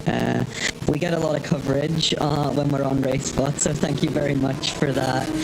It's very helpful for us to try and get the message out there. But so that's what we do. We're an advocacy organization, but we also try to quietly punch above our weight in races like this as well. And Rachel very much is one of the main reasons for that. So sometimes in the community, obviously, I'm sure some of the questions you face is like, why is this important? Why is it important for you guys to advocate the way you do, or why in this space, right? Because I mean, for some people, unfortunately, when you think about sim racing, maybe you don't think about that being a thing. So what do you say to people who say, why do you advocate, in a space like this? Because if I can be like really frank for a moment, when I started sim racing, you could put a trans flag on your car and you could get intent wrecked in a race just for having it. And you wouldn't know if the driver doing so would even get a warning as a result of it. Now, I think in part because of organizations like us that say we're here, we are a part of sim racing. We're a relatively decent sized part of sim racing, where by the amount of, as you can see, the amount of cars we have in this series and in other British Motorsport UK events like the British F4 series. We're here. We're not going away, and because of how visual we've been, and other teams that have been allowed to carve out a little space themselves because of teams like us. I think we've seen a bit of a change especially in iRacing over the years. You definitely don't see as many people getting intent wrecked just because they've put a trans flag on their car. So there's that, allowing people to just race and feel safe in the sim racing space more generally. Well, I'll say personally, as someone who is, within the LGBT family, thank you for being an advocate, because you're right, it's not a safe space. And as someone who does maybe more ovals road myself, we're getting there. It's not perfect, but we're getting there day by day, right? So coming back to the race, you have 3 entries in this race. What's the outlook for the next 13 and a half hours? Oh, we actually only have 2. It's Athena and Minerva. But we're just looking to keep doing what we're doing. Hopefully nobody else is going to get stuck in the pit limiter. So please, I'm really hoping nobody needs a wheel change like I did. But other than that, we're just going to keep doing what we're doing. As I said, Joe's in the car right now. Joe's really consistent over his stint. So is Bree. They're going to swap they're going to swap stints for a while, and then in the morning Rachel will get back in and it'll be all guns blazing from there. I unfortunately won't be getting back in the car. I am going to be at work tomorrow morning before the race even finishes, so that'll be even more nail biting for me when I'm trying to sneak a little look at the broadcast to see how they're doing in between bits of work. But I don't know, we'll see how it goes. As for the Minerva team, I think they're just going to keep trying their best to keep it clean as much as they can and climb up as far as they can through the night as well. Well, Georgie, once again, a lot said there, a lot of good information. Thank you very much for your time. good luck the rest of the way for you and your organization tonight. Thank you so much. Once again, taking the time to speak with Georgie McKay, back with Prismatic in this one. Take a look at the 290. Some pretty colors as the glow goes off from their car. Yeah, look at James here in that 290 machine. Got the nice glow in the background. Look at just a bit of a smirk. You see James enjoying himself, having a good time here. And beautiful colors in that room. You see the green glow in the background, some green in the gloves, and the smart lights. I believe it's going to be with the wave effect going on. So it's a nice calming space here for the 290 machine. And of course, JP, during those couple of interviews, we saw lots more contact happening across the track. Some single car spins, some contact between two cars. So it is not exactly quiet here in the nighttime at Silverstone. No, it's definitely not quiet. That's an understatement with this. But there's a lot of things that go bump in the night here at this racetrack, and it's just a matter of trying to limit the bumps. Apparently, he's been trying to eat some mince pie, is the reason this has been requested, by the way, throughout all of this. Not sure how you eat pie while driving, but there we go. You only got probably, I would think, one spot, right, JP? That'd be between turns 8 and 9. There's a bit of a straightaway there, or maybe between 14 and 15. Your only real straightaways you're going to be allowed to eat anything here, I would think, but let's see if he can pull it off. I'm curious if apparently they said to watch for the pit stop, if I'm understanding this correctly. Oh, well, okay. If you have pit stop coming, that's a good time to do it. I mean, we'll have to keep an eye on this if this is going to be actually the case here. I'm very intrigued. He's apparently what he's been pointing at as we're showing this, by the way, is, oh, I got one on my desk. As in a pie. Yeah, I mean, he's reaching for the pie out of the corner. Oh, that's some confidence. I'm a firm believer in 2 hands on the wheel at all times. It's like the keep all arms and legs inside the roller coaster at all times. I'm a firm believer in 2 hands on the steering wheel, if you don't mind. But hey, if you feel confident enough to reach over there and grab the pie, go for it, my dude. Just don't cause an incident trying to, well, do this. That would be the worst commentator curse of all time, in a way, right? Yeah, he just hit a few laps ago, and now he's taking the swig of the water. So there's a lot that drivers have to do while they're driving, to say the very least. Why don't we move away from this? We have a lot of questions from a team that's had a lot of trouble the past few hours. Alpha eSports, Nigel Jobling, is now standing on by. Nigel, first things first, thank you for time to speak with us. Second things second. What's happened from going from second to spiraling down the pylon for your organization, it seems? It's been a bit of a long race so far. We've had quite a few challenges, especially with traffic. I know, like, during my stint, traffic was definitely a massive thing. And obviously, I think for me, I just didn't have the pace. But yeah. So overall, what's been the team's kind of confidence level after going from second to having the spins to having a couple of penalties now, as things have almost, as we were describing, snowballed for you guys? Funnily enough, everyone still seems to be with high hopes. We've got Stan in the car now, who we're hoping is going to hopefully claw back some positions where he can. So everyone's still happy, everyone's still joyful in the team, and yeah, it's looking good, right, in terms of team morale. Well, in terms of the organization, more for a positive outlook, what's it been like being a part of this year's event here for Britcar? It's been interesting. It's been really good. There's a lot of good drivers out there, and just the whole mix with the GT3s and the GT4s at Silverstone there. It's been an interesting mix, and I've been enjoying it so far. Overall, what's been the main thing that stood out to you this year's Britcar that you've had a lot to battle for, but also in terms of the strategy in general for your organization? What's that been like in terms of this, knowing what's been going on? I think the biggest thing is that there's a lot of pace difference sort of between our drivers. So how do we juggle that? Where can we put our best drivers in the best possible position? So we're just going to see how our strategy develops as the night goes on. Indeed here. So, what are things now looking like for you in the organization for the next 13 hours and 30 or so minutes? Probably gonna rethink my driving for the next stint. I'm in about a couple hours, so I want to relax, maybe sleep, and then get in the car later tonight. Well, simply to the point here, Nigel, on those marks. Well, once you get back to your team, thank you very much for your time. Thank you. Nigel Jobling, keeping to the point, to say the very least. Very on point and very tight to the chest, it almost felt like, Derek.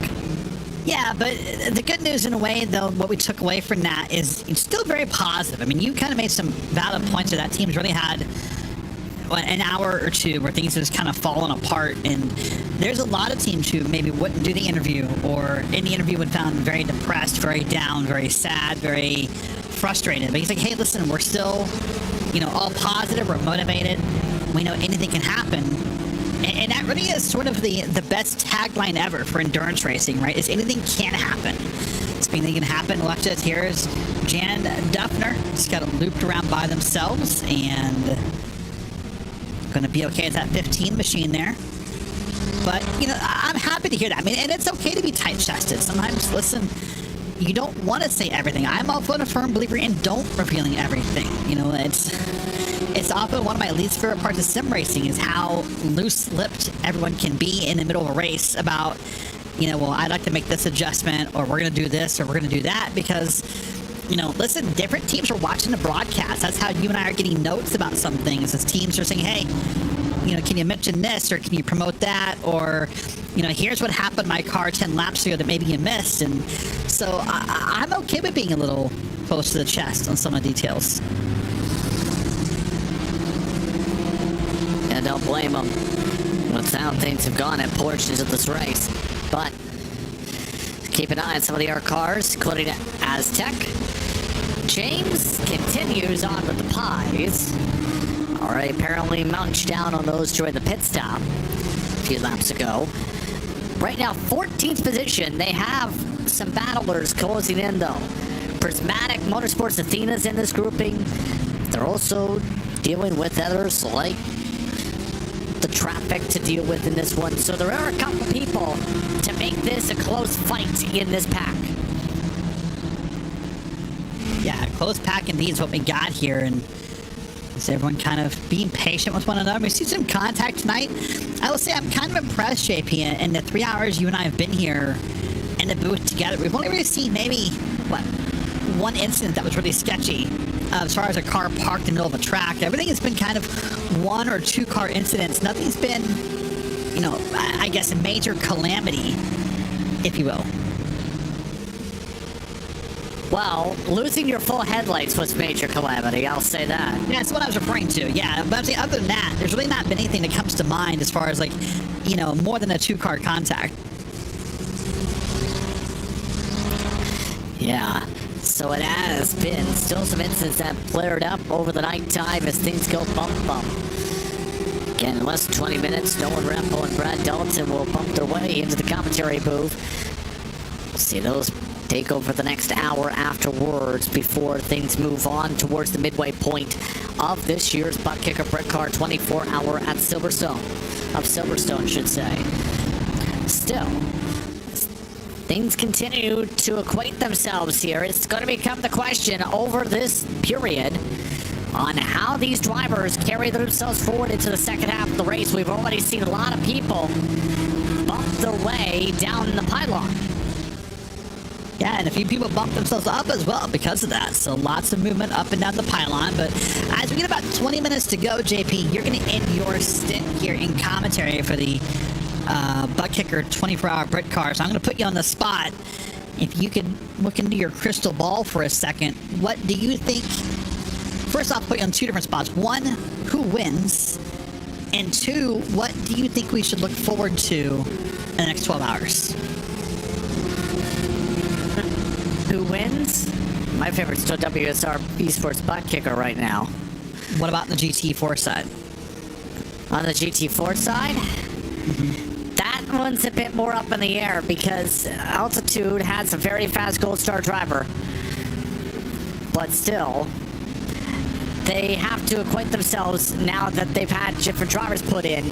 They also have to face different drivers like Alex Gal for the time being. It's a toss-up between the top two. I don't know if I can make a pick yet, Derek. Right. And what do you think the one or two major storylines will be in the next 12 hours? Will the strategy work out for Altitude on the speed? Better yet, how will some of the recovery drives go, especially after penalties for drivers like Effect Simulations? Alpha now down to 10th place. What comes to mind on some of your storylines that you're keeping an eye on for the next few hours? Because you still have more stints after this, too.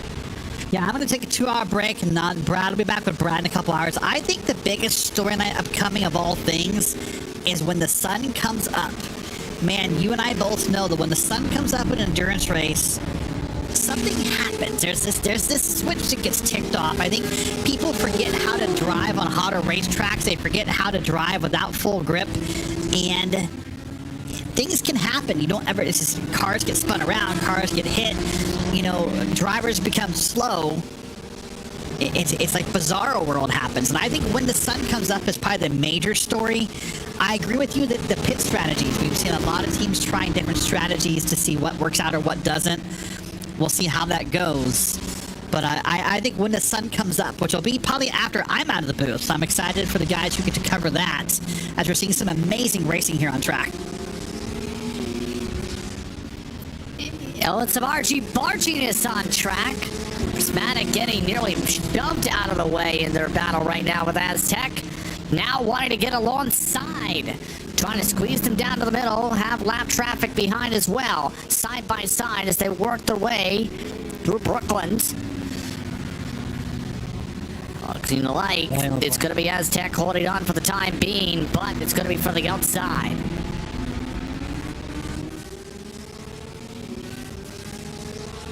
Still side-by-side peaking. Joe Mumford cutting across the curbing, trying to set up the run this time. He is not letting up. I mean, he is doing everything he can to stay involved, stay active. Kind of in a way, a word I like to use a lot, JP, is be a menace, right? He's not making contact. He's not even coming close to making contact. But he's being a menace and making his presence felt there on track. He's not... He's just sort of trying to press the issue, see if he can make a mistake happen almost. Oh my gosh, almost contact right there, though. Are they bumping something? It's hard to tell. James Smugglescale no longer eating those pies, just up on the wheel at the moment. Now going full defensive, does not want to give up 14th spot on the racetrack. Another peak from Prismatic. That is a beautiful shot right there back through the spoiler in this car. It almost took me a second to recognize what it was, sadly, because of the way it's lighting up from the different headlights. But that's a great, backwards view there. And I think there may be some bumping going on there, JP. I'm not sure if it's bump drafting or if it's just a little bit of a... Is that almost more like an oval-style bump and run we're seeing? I don't know, but it feels a tiny bit aggressive. I don't think you can see an oval bump and run cleanly normally in the road courses. You do not want to see a bump and run in a road course car. And looking like they're going to have to let some of the traffic go, by the way. That is RAF needing to go and breaking up the battle for now. That moment of excitement is going to end right there, but that was getting interesting to see how that was going to shape out. Be right, RAF is going to get in the middle here, and at least for temporarily, we'll break these two cars apart. Yeah, but how cordial will they be right now for now? Somebody stopped on the racetrack. Didn't get the number plate, but that was close on contact for the 487 again.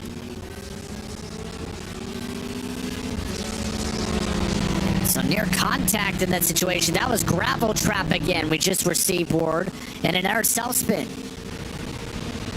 And there it is. That's going to be it. Oh, just way too hot in the corner. And Jack Tolstad again, P30. And we saw Jack earlier. And then here's Janet Duffner. Again spun around. Yeah, off the other Aztec machine. Still, the buffer being held on to, for now, by at least 6 car lengths, and a chance for Aztec Racing to try and draft away by utilizing the Royal Air Force car. Yeah, beautiful way to save some gas here possibly and get behind that car and see if you can save yourself.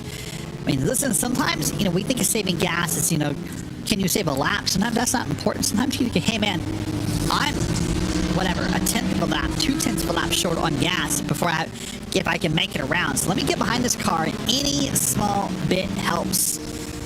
And even if you don't save that lap of fuel, JP, you save how long you're on pit road, because it's less fuel you need to put in the car. Yeah.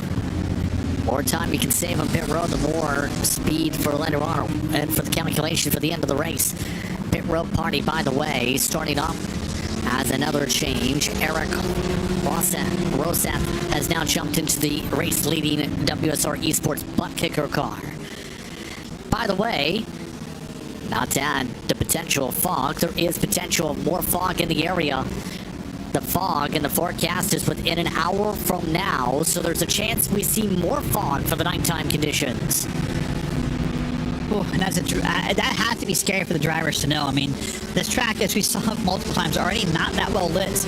And now we're going to add some fog, and we're going to kind of, decrease the use of the headlights. This will get a little sketchy as the night goes on, if in fact that fog does move through.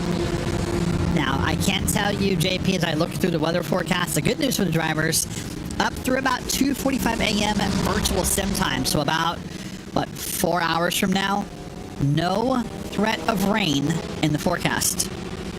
Do have a second battle forming up, by the way. TSRC eSports and Cube Controls from Corsa are closing up to each other as well in an air battle. That is for 5th in GT4. So 2 different battles for the battle box. 2 different parts of the racetrack at the moment. More towards the final sector in one half of the racetrack, and towards the middle sectors for the other. Yeah, 2 different races going on, so we'll get the split box going on here, and you can watch which one you want to see live, or watch them both if you have the ability to multitask that well. And great battles going on both screens, JP. Brilliant battling so far on both screens. How about some side-by-side battling? Over one of the Aztec entries, a peek to the inside by Prismatic on the top screen. Now trying to set up with the crossover. Now trying to set up with the dive bomb, in fact.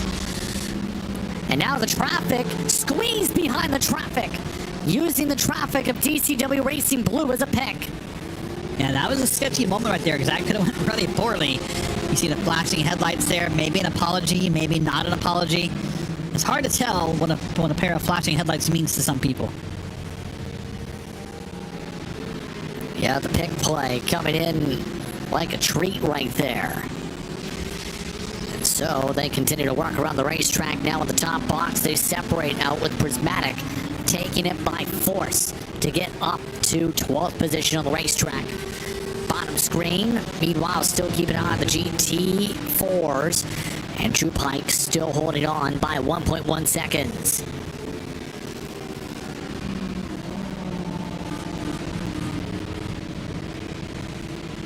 Separation still keeping right now for the time being. Cube Controls trying to find a way to get back up on those controls with a lot of traffic around them. Yeah, doing a great job here. Looking at the bottom of the screen, seeing that green car is coming into the picture. They want to get that pass made, and they do. They get up there and get in front and make it happen.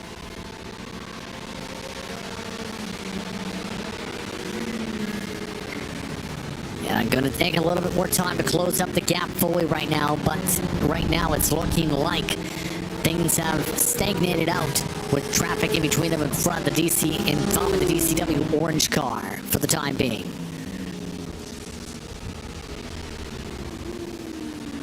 Well, Jake, as you and I kind of begin to wrap up this 3-hour stint, I think it would be remiss not to say it's been exciting 3 hours. We've seen lots of strategies come and go. We've seen some black flags maybe put some end to some strategies. We've seen some contact happen that's kind of put people behind the 8 ball.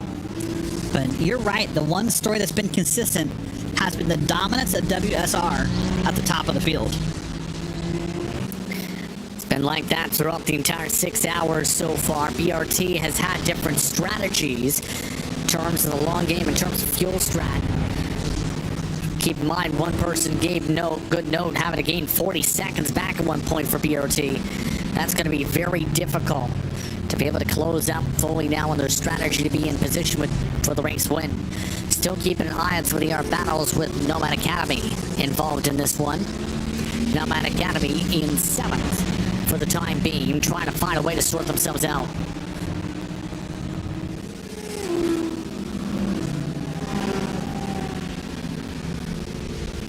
Right now, right in the wings behind them is Glass Tech. Glass Tech has been bounced around a fair bit throughout this run and still has a chance to move up to 7th before the end of the hour's out. Yeah, and that's a great point to make, because, I mean, we said when it came into the booth that these battles have been close. I mean, right now, both classes actually 14 seconds apart for both GT3 and GT4. So here we are now coming into the 13-hour mark of the race. 3 hours later when I said it the first time.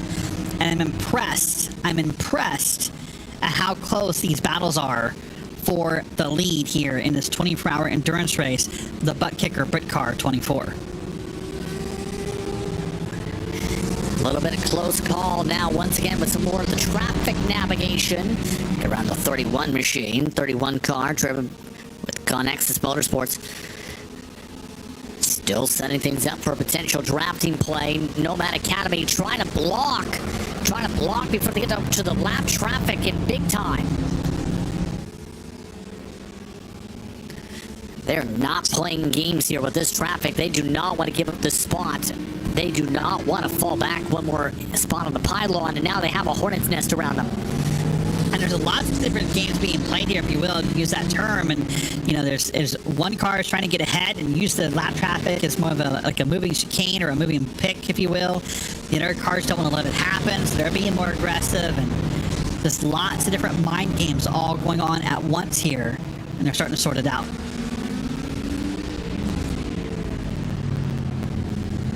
Just trying to sort out the mind games with how things are looking right now. For the time being, still a few minutes away from the swap over.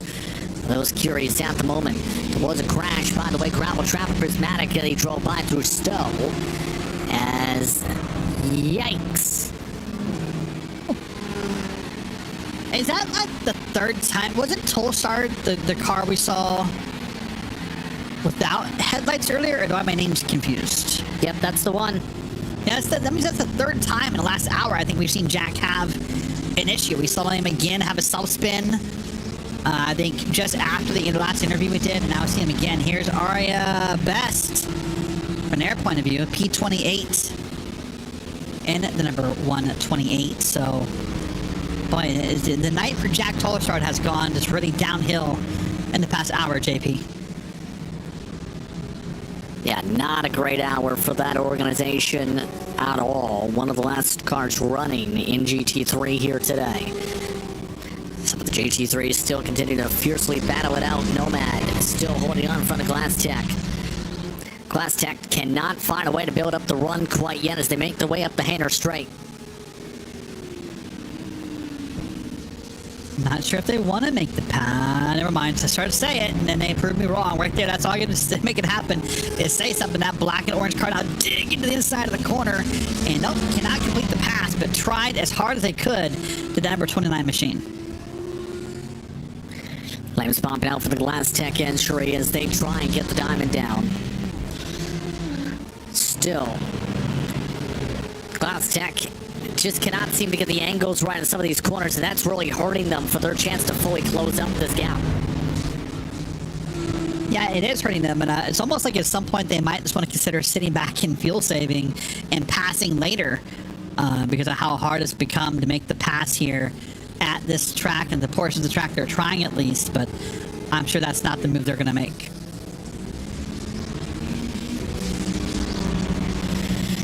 Yeah, just waiting for the right spot has to be a critical thing, right?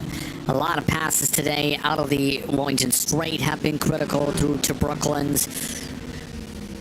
But it's not quite as simple as, oh, we're in Brooklands, it's passing time. You need to be able to hit the right corners. The corners right, should say, if you want a chance to make a move in Brooklands, for example. Well, you definitely want to be aggressive on your way to Brooklands, and you want to make any passes you can, because there's definitely no sleep till Brooklands. We're not talking about a New York minute, to say the very least, with Brookland. But I'm definitely in a New York state of mind right now. More traffic in front, and that involves some of the battling we were seeing earlier for GT4. Lask trying to tiptoe the way around some of the lap traffic for the time being.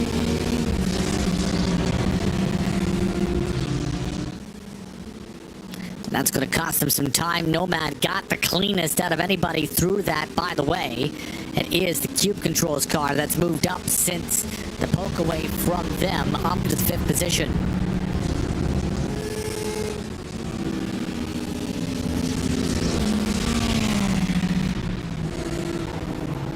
So as time ticks away here, Derek, your final thoughts before we get ready for the swap over for the next grouping of people in the broadcast booth. I think in the past 3 hours, consistency has paid off. That's why WSR is still up front and BRT is still chasing them down. Those have been the two most consistent teams, you know, minute by minute, hour by hour in the past 3 hours you and I have been working together here.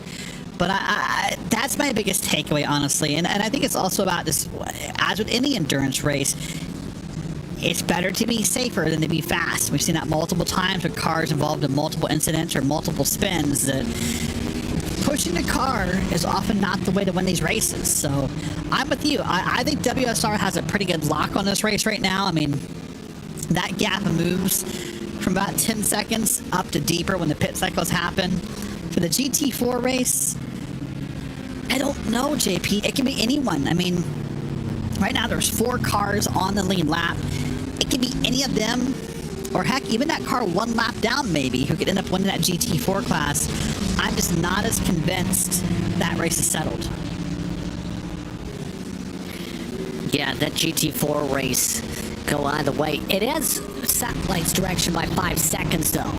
But all it's going to take is a driver swap, and then you see a rapid gain once again, potentially. Or we see strategy close that gap back up again.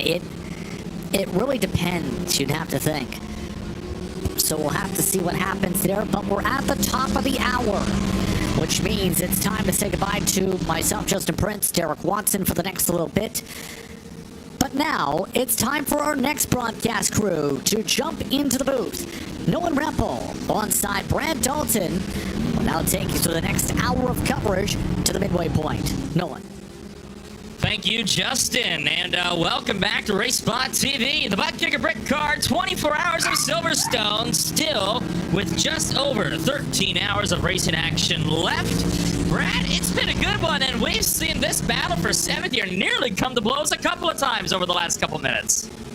Yeah, good evening, good morning, good afternoon, everybody, wherever you're at in the world. This has been an exciting race, and even though I haven't been directly in the broadcast booth, I'll tell you right now, I've had this on in the background pretty much all day, keeping tabs on the battles that have not slowed down. It's been up, down, all the way around. There's been plenty of action. GT4s went around, GT3s have went around, and in the end, I believe they said it best just before that consistency is key, and consistency has really played its part for many, many drivers today.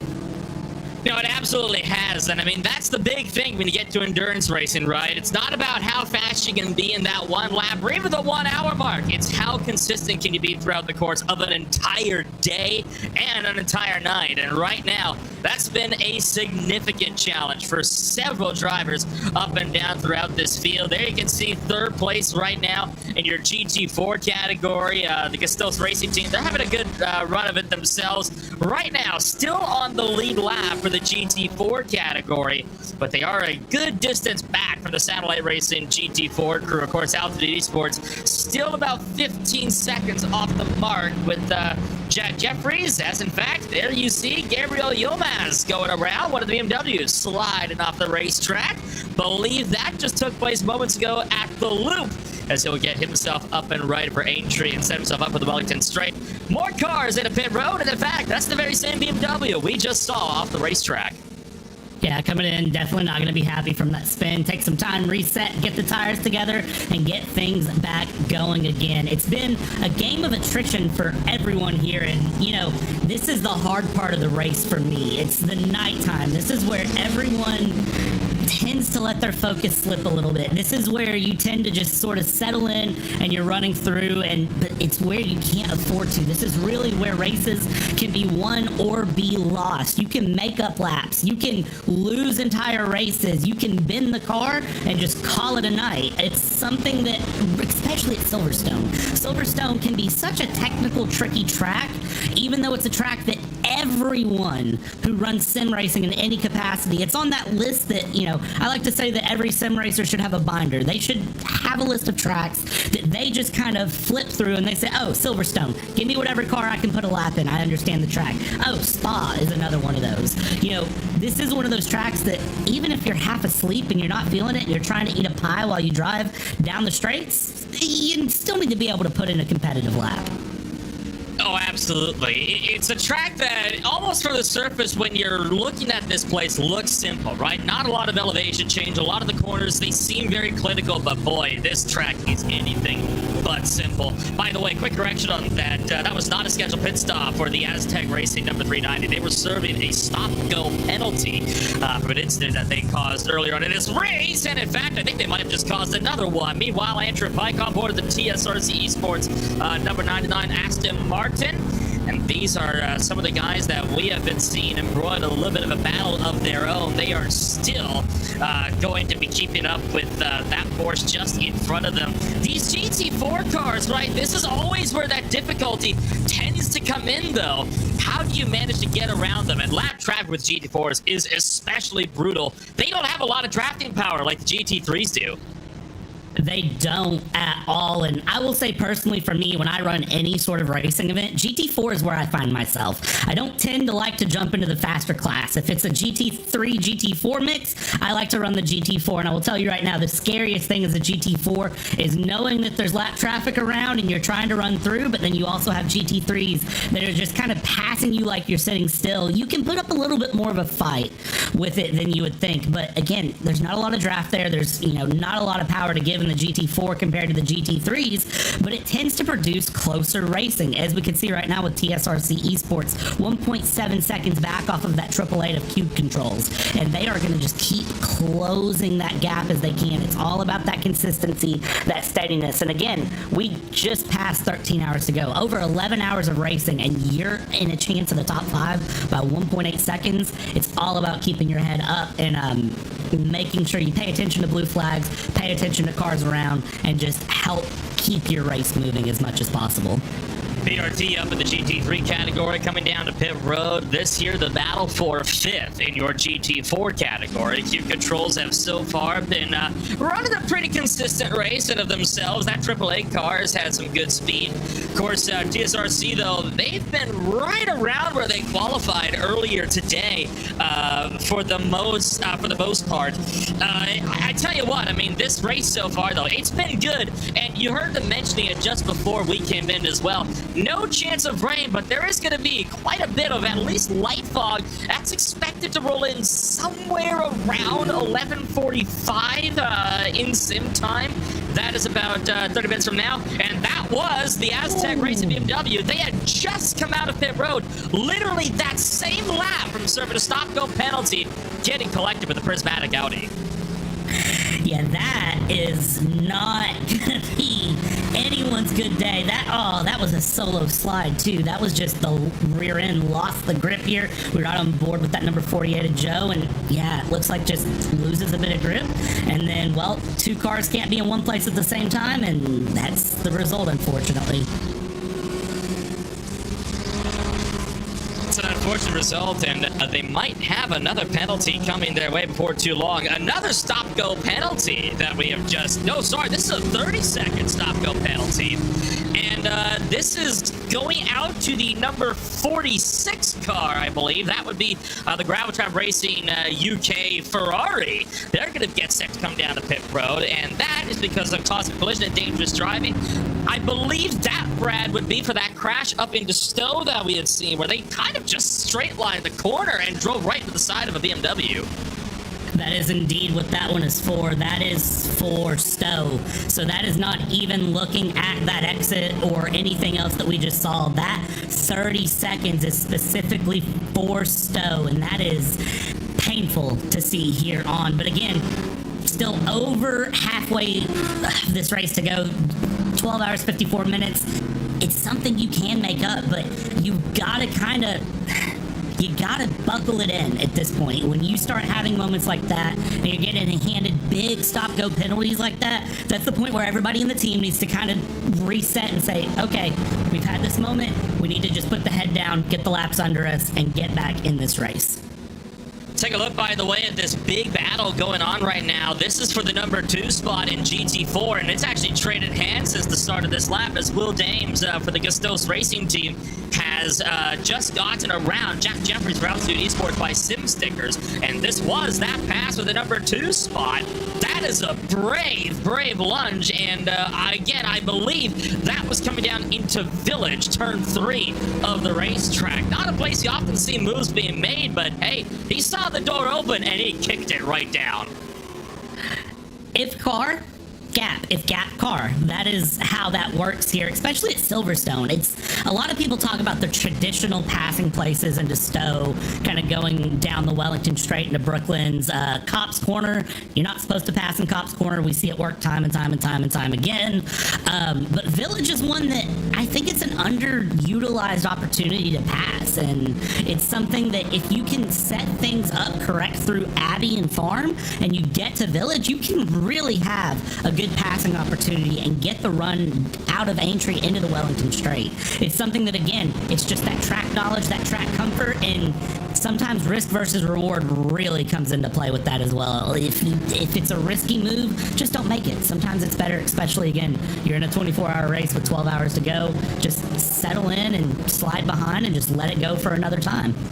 Will Dave's doing a good job on hanging on from Jack Jeffries as well for the time being. They have now caught up to one of the back markers of the GT4 category. That is Ethan Kearley right now. I think 6 laps down from the lead lap runners. So it should be a pass that's done fairly easily. And sure enough, Kearley's just going to lift out and let them both take that position into Brooklands. Oh, that's caused Dames go a little bit wide though. Switching back for Lovefield. I think Jeffries was a little bit further back. He might have been able to get him on the over-under switch back there through Luffield. He was just too far alongside. He ended up having to lift and cost himself momentum just to get in line. Yeah, that was a beautiful executed pass there, just taking advantage of that moment and knowing, okay, I can set this up here, I can get this pass done and get things settled in. Very, very good opportunity. Very good heads-up driving, I must say, too. As we go down, we continue around, and using traffic to kind of help pick your way through, it's a good way to do it. So Porsche v Mercedes, as we'll work our way through the Magnus Beckett's complex and out through Chapel. He is close to the back end. He could have a look here down the hangar straight to Stowe. If he could just get close enough. Closing still all the way down the straight. Doesn't make the look to the right. No. Brakes a little bit earlier. I kind of like this, right? I mean, I think Jack Jeffries realizes still a long way to go. We're not even at the halfway point. Not any point in trying to go for that big of a risk. I guarantee you, though, if we're in the last hour of this race, he's making that move any day of the week. Yeah, and again, this is that sort of, confidence of risk versus reward and weighing out the pros and cons of making, again, what could be a little bit scarier of a move as opposed to, just sending things through. It's not necessarily going to be a clean, simple, send it through pass, you're going to have to really work for it, and it could end up with both cars in a barrier. With this much time left on the clock in the dead of night, there's no sense in really forcing that through, risking throwing the whole race away. As the wipers come on there, and I didn't think we were going to get any rain, but I know fog is in the forecast as we go through, and we watch the Porsche here continue behind, just settle in. I think this is one of those moments you settle in, you follow through, see if you can't work together to catch up to that leader 15 seconds ahead. Got another Audi GT3 closing in on the back end as well. They should be able to let him by relatively easy. Still at least no rain for at least the next 4 hours or so. So they are going to be relatively safe here. Oh, that's a bit of a brave look as Will James actually cutting off Stanley Deslande is there for the Alpha Esports Audi GT3. You just saw him duck by on the right-hand side, not wanting to give Jack Jeffries any kind of momentum to open up a door. I think he realizes if he leaves that door too open, he's going to do the exact same thing that Dames did, and that is take advantage of it. Yep, and that is what you've got to be wary of, is leaving the door open. This is the point in this race that it's, again, heads down, hard driving, and just hit your marks. Hit the apex, nail your racing line, nail your braking points, and honestly, I wouldn't even focus on the fact that you have a car less than 2 tenths behind you. My big worry would be that GT3 traffic coming around, and I would just heads down, hit the marks, drive to the Delta, and just get through this night. This is, again, the nighttime I find is the most dangerous in any sort of endurance racing capacity. It's the time where drivers tend to make the most costly mistakes and lose the focus that they've carried so well. And there's a number of reasons that go into that, but realistically, that is the fight.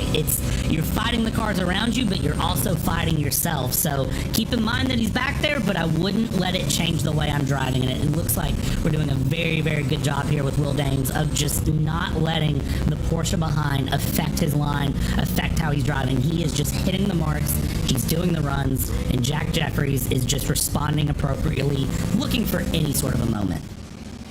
They were on board with Jeffries there for a couple of laps, and I think that does a really good job of really showing just how busy it can sometimes be, even when you've settled into the long haul like this. And they see one of the Ferraris going around. In fact, there's a whole host of GT3 traffic. None of them battling with one another. All of them are different laps.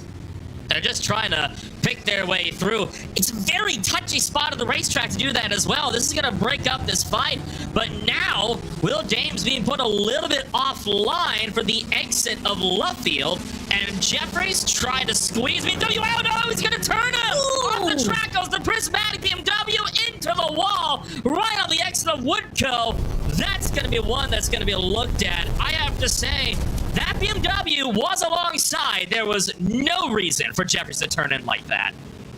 Not at all, and I'll want to see another replay of that at least to really get that down. Here we go. And yeah, that was... I mean, they really should have ran that side by side.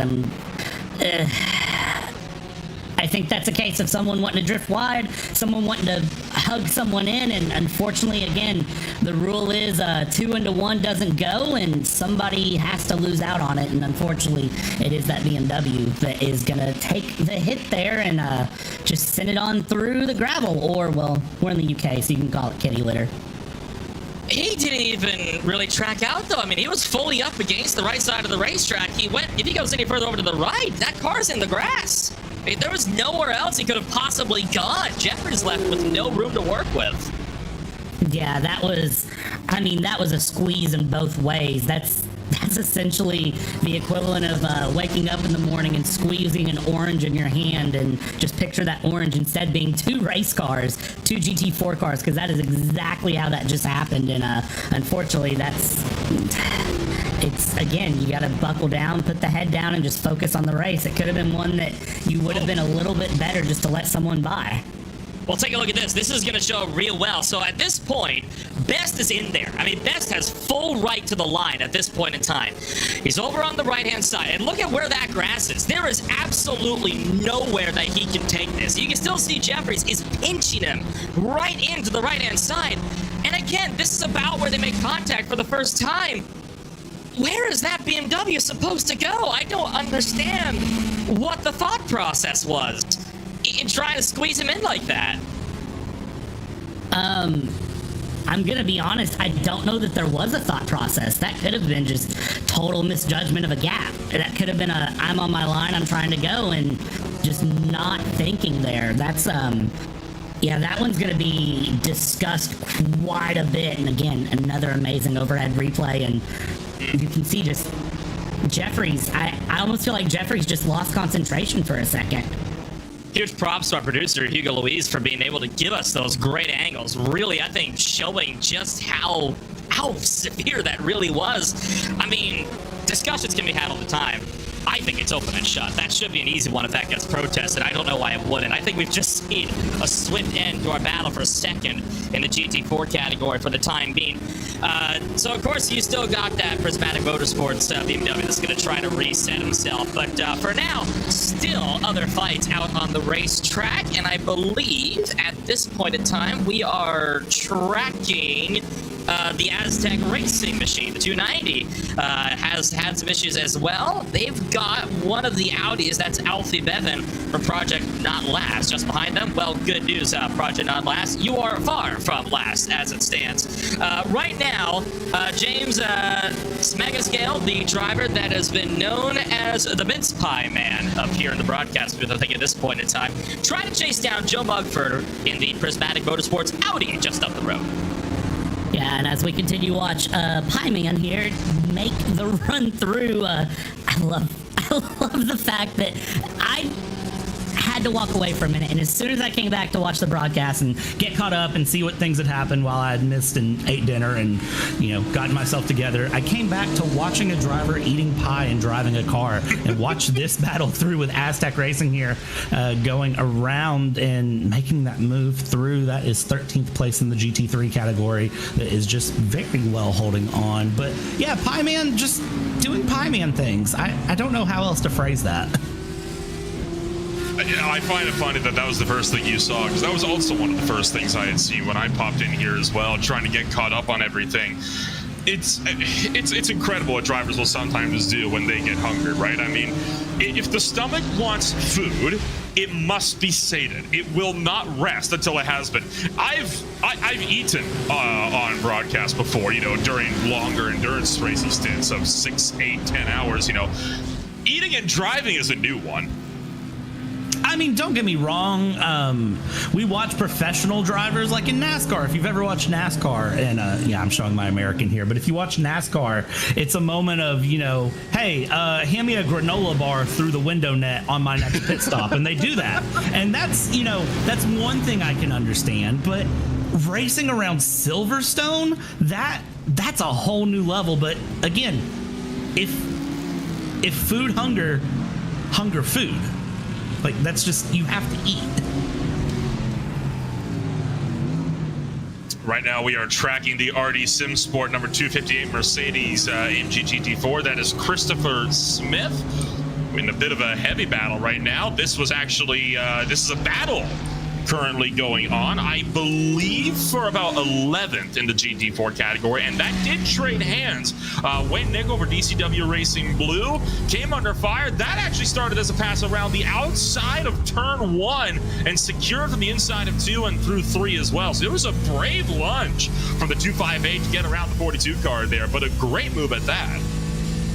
Yeah, and watching the 42 car here that is just running around, you know, again, just get the time off of the clock here in the endurance race. That is the big goal. If somebody wants to, you know, send it around the outside like Christopher Smith did in the 258, sometimes it's better to just let them just kind of lean off the throttle, help facilitate that pass. And that's something that you hear talked about with blue flags. But that is something I would say, if you're getting passed for position in a race and you know, like, oh, that's maybe not the best move for someone to be making with 12 hours plus to go in a race, just go ahead and lift off the throttle, live to fight another day. It's not necessarily, you don't need to be elbows out every millimeter of a race. And that's something that I think sometimes drivers forget about, is that there's something so long going on. Again, drivers though here, they're going to remember that, and you'll see that, but every once in a while you'll see a driver kind of be like, I don't want to get past at all, and they'll just throw the elbows out, and well, you end up with a BMW and a barrier out of left field. So the DCW race machine continuing on. I believe we may have just seen the Mercedes that was involved in this battle pull down a pit road. In fact, we did. RD Simsport pulling down into the pits, trying to go for a bit of an undercut strategy to maybe get around the DCW Racing blue entry. The orange entry DCW Racing is still on the way as well. Here is, Wayne Nickel getting tipped around. That was the DCW Racing blue entry, and I think that might have been what put them into this battle, and they've almost made contact again with another GT3 Ferrari in live pictures.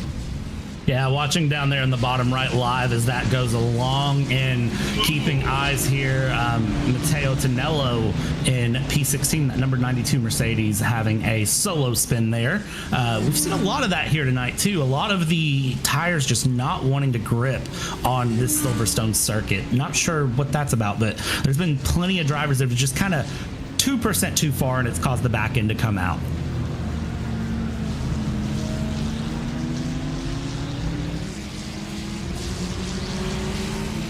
About 20 minutes into the hour.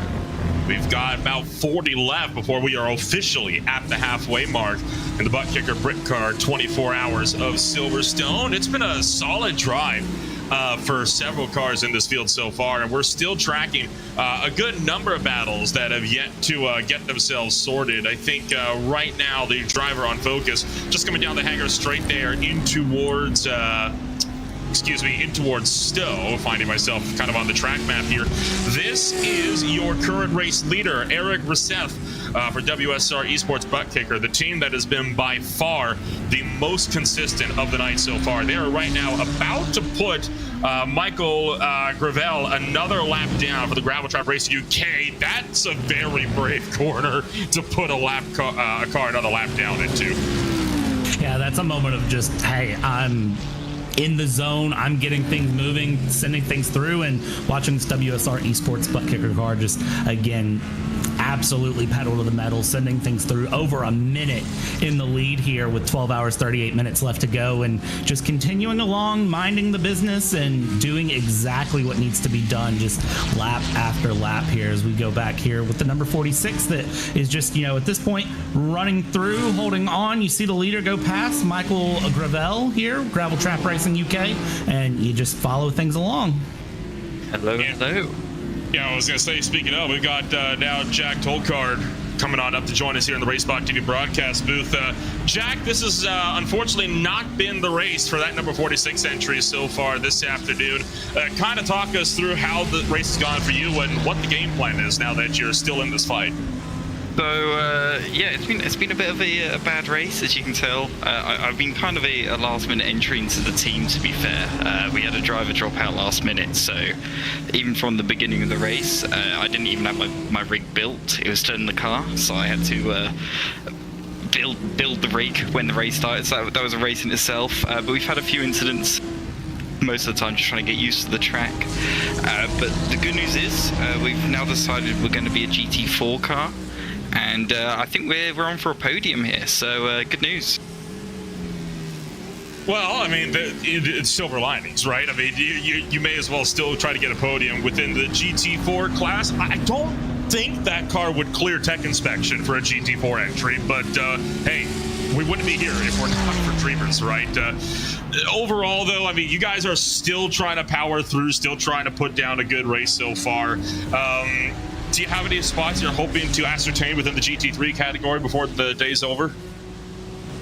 I've already completed my goal of not being last of all the entrants.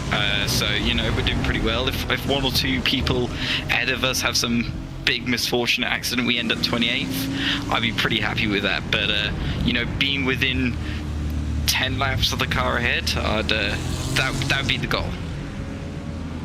Well, Jack, before I let you take off here, anybody you'd like to shout out for that number 46 entry? A shout out to James for bringing me onto the team. And a big thank to you as Jack for coming on up here and giving us a quick chat up in the booth. Thank you very much. Have a good one, guys. Still a long way to go and still progress to be made for the Gravel Trap Racing UK entry as we'll continue on steadily marching forward 1 foot at a time. 36 minutes remain before the halfway mark in this race. We have just gotten another penalty given down, stop-go penalty for the number 44 car. That is the DCW Racing Orange entry, currently running just on the cusp of the top 10. In the GT4 field. It was for not leaving enough racing room in a collision with the number 99 TSRC eSports Aston Martin GT4 earlier on. Yeah, and I think we saw that. That was the move at the exit of Cops Corner. So I believe that was one that we showed here on the broadcast. But you can see that things are starting to group up again. Where every time we cut to a different car, I feel like here, we're seeing more pockets of cars show up here through the night. We're not really seeing any sort of strung out moves. We're not seeing cars, really just running their own thing. We're getting a lot of side-by-side action here. That's a bit of a tap there. I don't know that I'd be doing that there, Guy Edwards, but does anyways. RD Sim Sport 258 going through with the number 23 Aston Martin. Yeah, that is a pretty hefty battle right now that is underway. This here for spots further down the racetrack, that is for the number 12 spot as it stands. And tell you what, Guy Edwards got aggressive in getting it done for the RD Sim Sport crew, but made that happen for the Mercedes, and that will bump the iSport GBR Aston Martin of Joel Taylor down to the 13th place spot within the GT4 category. Right now, RD Sim Sport's next target is going to be the DCW Racing Blue entry, but they are in fact, they're over half a lap ahead, so that's more of a long-term goal at this point for the race. Yeah, that's the long-term sort of settle in and just knock off the lap times, keep things moving, keep things grooving, and move things along here as we follow that number 258 here of Guy Edwards. The RD Sim Sport car continues along and is just running its race here at this point and really just trying to settle in again that half lap up. GT4s are producing a lot of good battles, and I touched on this a few minutes ago that the GT4s tend to be a little bit closer through in pace with battles, and you tend to see not as much spread come through that field here, especially in the nighttime. That tends to be where the GT4s really seem to shine, and a lot of that is just because they have to drive so heads up to avoid the GT3s that are coming around. As you can see going around now, we still follow that 258, and look at all of those red banners, all of those GT3s that are just making their way through the traffic as they go. It's always a bit nerve-wracking when you see so many GT3s coming up in your mirror, because you have to imagine, right? Yeah, one or two might get around you cleanly, but the more there are, the higher the chances are that something is going to go awry, especially if you're in a battle for position yourself. Now, of course, RD Sim Sport has now really started to pull away from iSport, and they're not technically, I don't think, really in that battle anymore per se, at least not to the point where they have to worry about it. So they are able to let some of this traffic through without losing too much time, but it's always playing at the back of your mind. How do you try to arrange yourself so you won't find yourself in big problems later on in the race? Another car down to the pit road, that is the Team Loose X Spurwing entry that is down to the pit road. That is third from the GT3 field. Yeah, dropping in, going into the pits here as they go down. Oh, there's a spin there for Matteo Tonello in P16. A good little whack of the barriers there with the back of that Mercedes. GT4, didn't see exactly who spun him there, but not ever what you want to see going backwards into the wall. And I say this a lot, but thankfully this is virtual racing, not real life racing, so no harms of any sort of serious injuries through. But then again, I have seen drivers get injured on motion rigs or direct drive wheels. Those direct drive wheels are no joke. You often have do have people that will lift their hands off the wheel because it can genuinely wrench your hand. It can break a finger, dislocate a wrist. It's no joke. I mean, you can still get injured doing this stuff, so you still got to be cautious. Tonello had started the spin out by himself, and it was the Team RedX.com Sim Sport number 15, 6th place GT3 field that kind of finished him off. But even without his help, that car was going around regardless. Yeah, and again, it goes back to we've seen a lot of drivers that are just pushing the envelope of what the tires want to allow. They're really, really pushing that point, and it's just that one little centimeter, millimeter, one little inch of grip that's being lost that can send that car around. And you might have a chance to catch it, but at a track so technical like Silverstone, deceptively technical, you will slide that little bit, and if there's someone behind you, as soon as you start losing speed, they don't have time to react, and they can't magically just turn a different way to go away from you, and that can cause some big issues. We're watching again, this is the number 6 and 111 yet again that are battling through, as we have a GT3 pass through, and that is the pass for third in GT4. So the 111 altitude esports driver getting through on Gusto Racing. It really took the upper hand there, and of course that GT3 car made it 3 wide coming down into Stowe. Jack Jeffries fighting his way back up to the number 3 spot ahead of Oliver Newberry. Newberry, though, still within striking distance. If he can keep on here with the draft, might be able to have an answer for him later on what they are working right now for lap 311. As we continue to fight our way through the night hours. As it stands, though, Jack Jeffries, he's looking pretty rapid in that number 11 Porsche Cayman. Yeah, Jack Jeffries definitely comfortable in the Porsche, and I will say the Porsche has a lot of characteristics that Silverstone likes. It's a very nimble car, and with the back and forth curves here at Silverstone, it's a car that you can really transfer the weight on and be comfortable with. And again, if you set it up just right, it's a dream to drive and just so enjoyable to take around Silverstone. So watching that 111 Porsche seem really solid here and start to pull a little bit of a gap going through against Oliver Newberry in the number 6 Mercedes. The Mercedes, of course, can be a little bit heavier in the front end, but it's still a lot of fun to run. So as we watch these two continue to battle through the night, I'm curious to see how that goes. Got another driver waiting to stand by and give us a quick word. It'll be, of course, James Haskell for the CRS X-Kart Esports Ferrari. They are right now running down 23rd, 7 laps off the pace. James, same story as I feel like a lot of cars can say throughout the course of the night. Hasn't quite gone according to plan, but still very much in the fight if anybody else has problems. Yeah, we're still there. The aim is to sort of get into that top 20 if we can. We think it's doable with the amount of time that's left.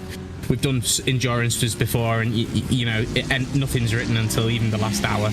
So yeah, looking for that. But we're currently enjoying the racing with the cars that are around us and the teams that are around us, because they're all names that we recognise. So it's really cool. There's a lot of battling going on between like the top in the mid-20s. There's good battle in there. Right now, you are about a lap ahead of the Phoenix Sim Racing gang, about a lap behind you. Your next opponents up would be the Qatar Mass Motorsports machines. Still on their same lap, but they are almost a lap ahead of you as well.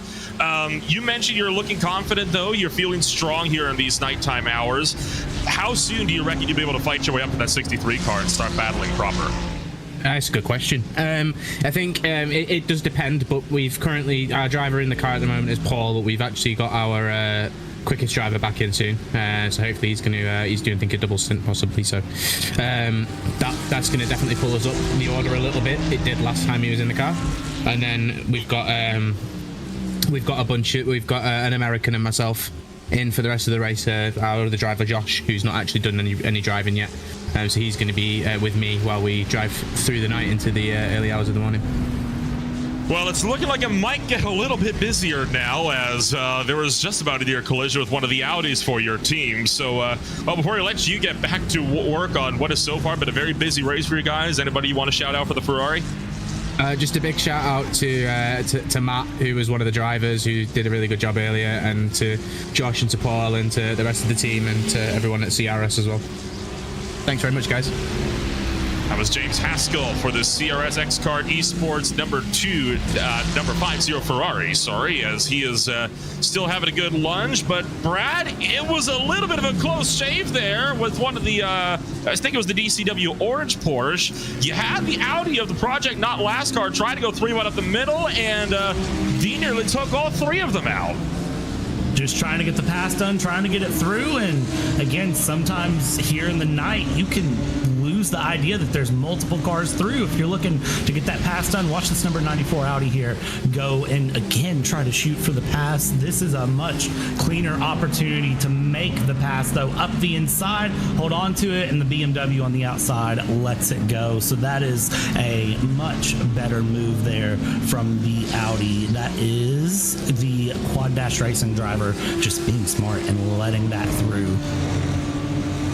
Yeah, there's never any harm in just letting something through, right? If you know you're not competitive with those guys, you know you're not really fighting too much around you, it's always worth to kind of take that step to think back and really try to think about what's important here, especially when you've got the third place Lamborghini at the start of the close up on this pairing as well. For Simon Mason, I do believe they are on a different pit strategy as it stands than the Quad Dash Racing crew up the road. There's going to be a chance to get that spot back later in the race. No point in fighting it out this early.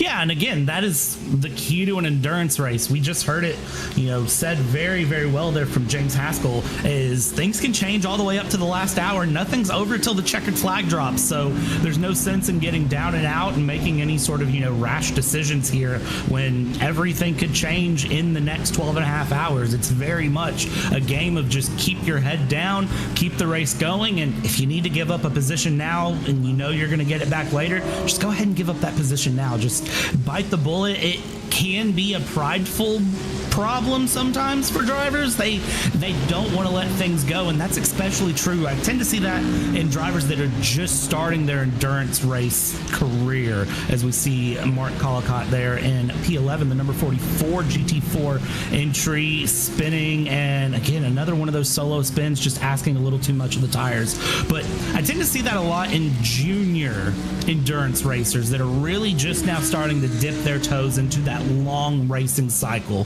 Drivers that haven't ran much more than, an hour or a 90-minute race, and they start running those 3 hours, those 4 hours, there's 8 hours, and then you start getting into the, 12 and 24-hour races. You have to sometimes just think long-term and let go of it for a minute. It is an extremely difficult mindset to try to focus into because, we're racers at the end of the day, right? Everybody just wants to try to go as fast as you possibly can. That sounds like the point of a race. So to back off from that, it sounds extremely counterintuitive. But that's just how racing works. You've got to be able to keep on your game and keep that big picture in focus. You are never going to win the race on lap one. And that's true across all disciplines of motorsport, but especially so when you're in these types of races. We are right now watching, we were watching Rafael Rey for the Sam Sport Canon eSports crew. That they may have just lost that car. Yeah, I'm not sure what just happened there with the car. That was a moment there, but we get things back together and moving yet again here. And no, I think everybody's on track and fine there, but it is very, very hard close racing. That's a nervy thing to have happen to you, have those little connection drops right when you're right around a bunch of GT3 traffic trying to work your way through. One of the worst case scenarios in that type of situation. Getting through, you also got drivers like Stanley Deslandes with the Alpha Esports Audi. You have Benjamin Tran with the Team Green Trim BMW fighting their way through. Right now, Rafael Rey is in a big battle with the No Limits Races Sim Racing Academy driver of Caleb Koski just up the road, fighting for 37th place overall, I believe for about the number 7 spot in Sim for the GT4 category. So you can see there goes the Lamborghini around the outside, and now Koski's going to be vulnerable to Rafael Rey with the draft, but he's not going to be close enough to make that look stow. Yeah, but Rafael Rey is going to be right there, just close enough that it's going to add that little bit of fear, and it's going to add that little bit of needing to look up. And you can't do that. Again, that is an opinion of mine with endurance racing that I've always said is when you're at this point in the race, you're in the middle of the night coming through, and the track's dark, and all you can rely on is your headlights and the headlights behind. Knowing that the car behind you is your competition, you can't look behind at them. You've just got to run your race, hit your racing lines, and get things going. Rely on your team to let you know when there's faster cars approaching, when that GT3 traffic is coming up and you need to facilitate that pass and respect those blue flags, just let it go. Because if you don't, then you're going to get very in your own head and you're going to produce problems for yourself that wouldn't exist otherwise. And that tends to see, again, what I see most junior GT4 drivers kind of fail on is they get very concerned about the fact that they have someone behind them that is in class for position and they don't pay attention to the faster GT3 traffic.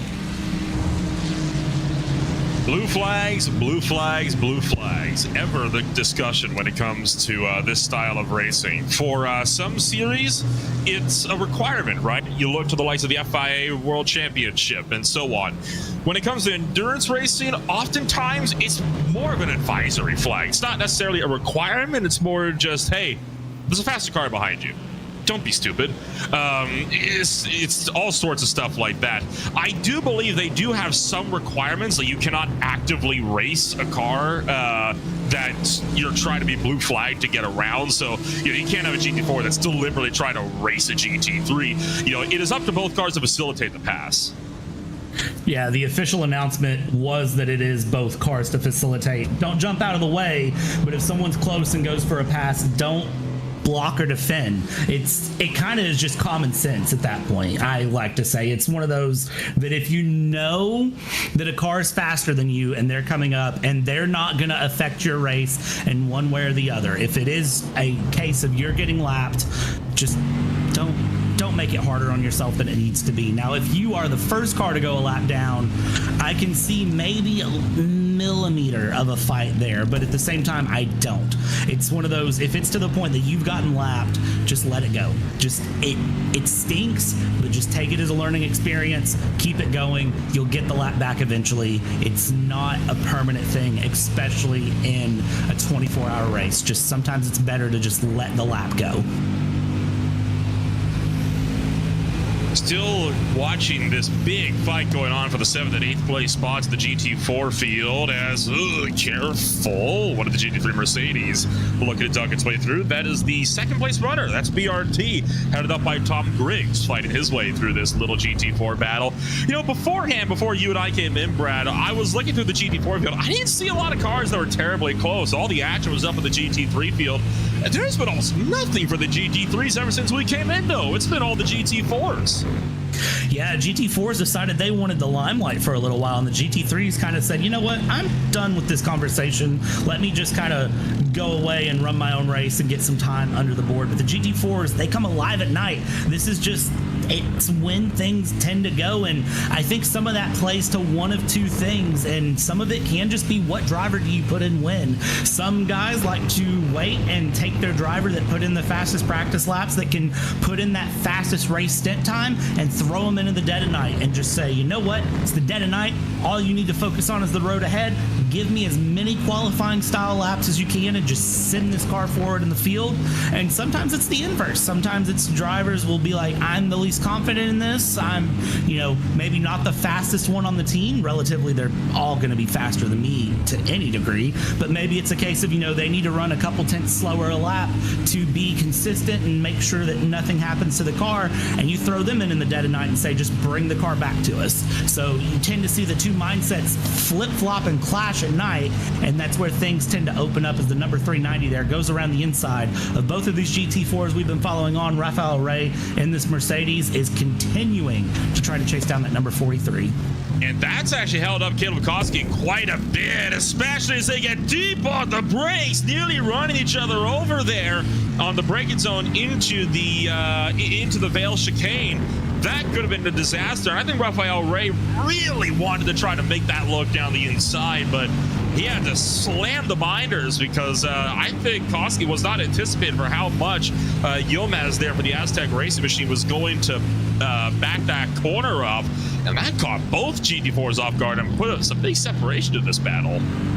Yeah, that was a very off-kilter battle there for the GT3 going around. That's not traditionally what you'd see, but again, it did just kind of squinch things down for a second. Now it's sort of settled itself in here into the center. Made things look a little bit more normal here as we continue through the nighttime at Silverstone. And They've sort of really settled things in. They're liking that half-second gap, these two are. They are really liking that half-second gap, settling in and doing everything just right to hold that defense here as we come around and we head down towards, out of Woodcote, down towards Cops Corner. Again, just that half-second gap. Keep the speed, keep the consistency, and just continue it on here through the time as it stands. That Samsoy Canon eSports car is still trying to chase No Limit Sim Racing as much as possible and running a little bit wide there through Cops Corner, if you ask me.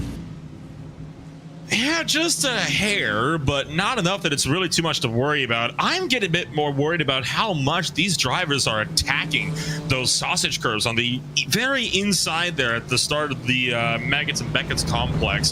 These are not the type of cars you want to be tempting fate with when it comes to sausage curves. I mean, it's so easy to rip these cars around. And as we've already seen, they're already pretty low in stability as it is in the night hours. There you see Ray looking to the inside of Koski, trying to take away the number 7 spot. Dead heat as they work their way through Stowe, but Caleb Koski fended him off around the long way through Stowe down to Vale, hard on the brakes. This should go the way of Raphael Ray. Squeeze to the right, should be able to pick him off here though as they get to the pit straight. Yeah, and as they come side by side down the Hamilton straight, here they go again. A little bit of contact, run a little wide. That is a case of I'm not letting this go easy. And now we hold it side by side yet again, down into Abbey through Farm Curve. Outside turns to the inside turns to the outside. And for me, it's all about who's going to be where coming into the village and the loop. We'll deep on the brakes and let's add some traffic into the mix. Why don't we here? This is just going to get absolutely ridiculous, Nolan. That's the Team RedX.com SimSport 903 number 15 car that's just behind these guys. And if I'm that Audi, I'm feeling a little bit nervous approaching this battle. Ray couldn't get it done around the right. Now we're going to try to look down the left through the Wellington straight, coming on up down to Brooklands. This is now going to be a battle of the late breakers, and Koski brake just a touch later, but it's not enough. Ray squeezes his way through. He is up to 7th. Yeah, and that is a beautiful, beautiful executed pass there for Raphael Ray to make that stick there in that number 7 Mercedes. That is beautiful for me to see. Number 7 in 7th place in class, absolutely glorious. That was hard racing, that was clean, fair racing, and that was just taking advantage of the GT3 traffic when it showed up. Have that GT3 go through and just see if you can't use that a little bit, and that, I mean, that's textbook. That should go on a highlight reel somewhere. Credit to Caleb Koski as well throughout all of that. He put on a lion defense there, trying to hang on to the number 7 spot. And more than once, that battle came to blows. They were side by side for about a third of a lap there, all the way down the Hangar Straight, through Stowe, through Vale, and then, of course, all the way down to Village as well, before finally the pass was completed in Luffield with an old switchback. And now you can really start to see that 7 car trying to open up a gap. Koski's trying to get back to him. I don't think it's happening, though, until the next round of pit stops. Yeah, I think this is a case where you kind of just let that go. You've probably burned the tires out by this point, and I think it's really a moment where you just kind of let it go there if you're Koski and you say, okay, let's get this car into the next round of pit stops. Let's keep things going and just be there. Be within a couple of seconds. If any mistake happens from Raphael Ray, be right there where you can take advantage, but I wouldn't be actively pushing and, fighting the car really hard to try to make a pass. Through all of that, Ruby Acosta came down to pit road. That was the GT4 race leader. So that is one battle that has since come down to the lane. And in fact, ST Racing Esports are now just leaving pit road. Ruby Acosta staying in the car for the time being. So far, that team has dropped down to the number 4 position, I believe, as it stands. As they'll make their way out of pit road, back out onto the racetrack. Less than 15 minutes, and then, well, my time here, unfortunately, quite short-lived, but David Haynes should be stopping by in about 15 minutes, give or take. And then, well, Brad, you'll be with him for the next couple hours until Derek Watson makes his return. Yeah, putting an American on the nighttime run here at Silverstone makes sense when you think about it. And we heard that earlier when we were talking to drivers, and they were talking during the previous hour about, hey, we put in our, American at night. We have someone who works nights that can drive at this time. And well, you put in the American to run the night shift, and it just kind of makes sense, doesn't it? As we go through, it'll be sad to lose you, but of course, plenty of other people want to spare their voice to this broadcast booth. I'll be around for a few hours myself, and then away for a little bit, and then back for a few hours. We'll try to keep the pies out of the broadcast booth. But, Callum Morgan, that's a moment coming out of the final corner. Ouch, that's not pleasant at all, as that car is going to be, that's two cars that are going to be finding themselves kind of on the down and out as it stands. One driver that has been standing by for a little while, they were in the car until just a little while ago, Oliver Ettridge from the Shunt Bros team. They are now down and out of this race, and we'll bring Oliver up into the Race Spot TV booth now. Oliver, what has put you out of the race here, just shy of the halfway point? Hi. Poor organisation is probably our reason. We were quite a late entry into the race, and unfortunately, no one was available to drive from about the hours 7 until 10. Charles Rainford, after an amazing start to the race, managed to keep going until he was just so tired and his back was in agony. So it just meant that we sort of parked the car for an hour or so. So that put us well out of contention for any decent finish. And yeah, so now we're sort of 45 laps down, I think. It's been called. It's a bit of an unfortunate day for you guys, of course. We were hoping to see that car out on the racetrack a little bit more before the day is over. But for that organization, do you have any other prospects in the near future here for that car?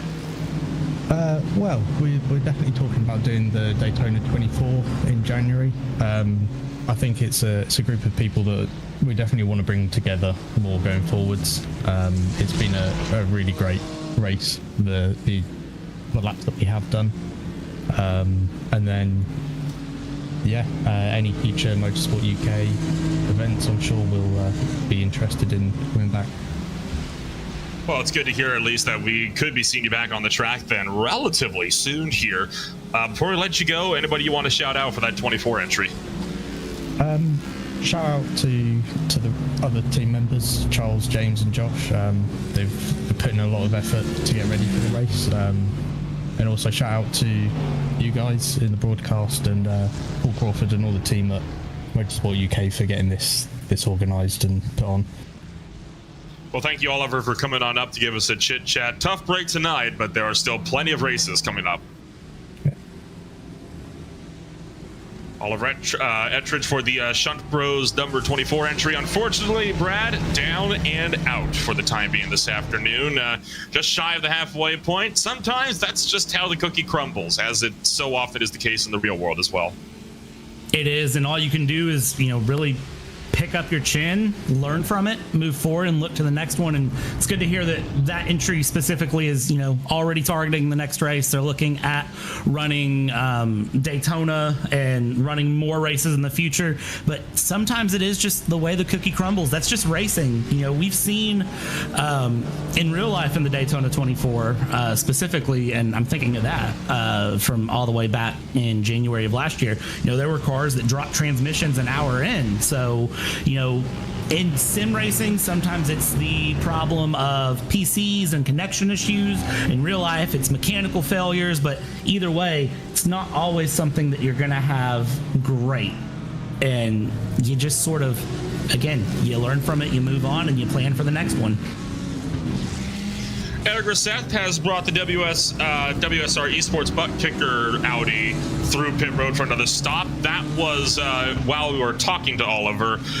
They are maintaining that lead so far, with BRT now just about 20 seconds behind them. But of course, BRT, they have not come down to pit road in the last several laps, I don't think. And no, they last stopped a while ago, so they are still due for another pit stop. So that gap will extend back out before too long. As it stands, we are tracking yet another battle in the GT4 category. There's been a lot of them that kept this race really alive for these guys. We're once again back up to Cube Controls, Roberto Corsa, the AAA Porsche, going up against the TSRC Esports Aston Martin. They are battling for 5th.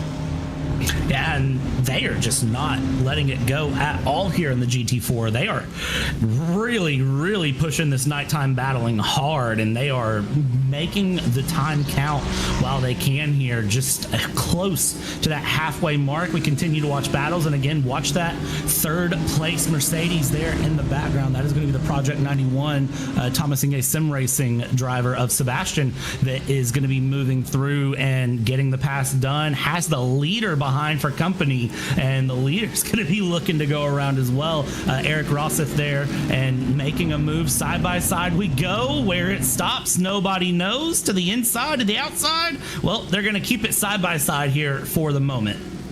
Well, if the last battle we have for 7th is anything to go by, this could very well last all the way down to Village or beyond. The Aston Martin gets through on the outside of the Vale just in time for Club, and as they hit the Hamilton straight, that will be Tom Davidson now up into the top 5, and just in the nick of time, because there are 2 GT3s nose to tail that are going to duck by and around them just as they caught up to turn 1.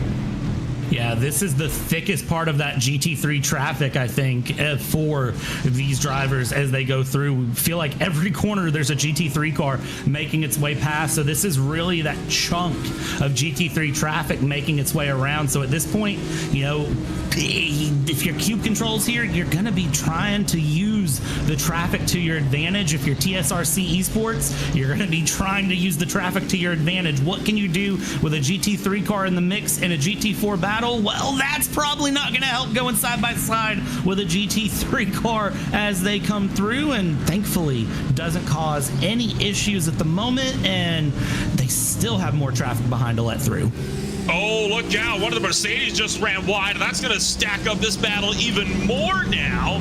More GT3 traffic behind. I'm counting 1, 2, make it 3, possibly 4 cars that are still waiting in the wings that could look to get around this battle before the end of the lap. This is an extremely nail-biting scene that we're seeing.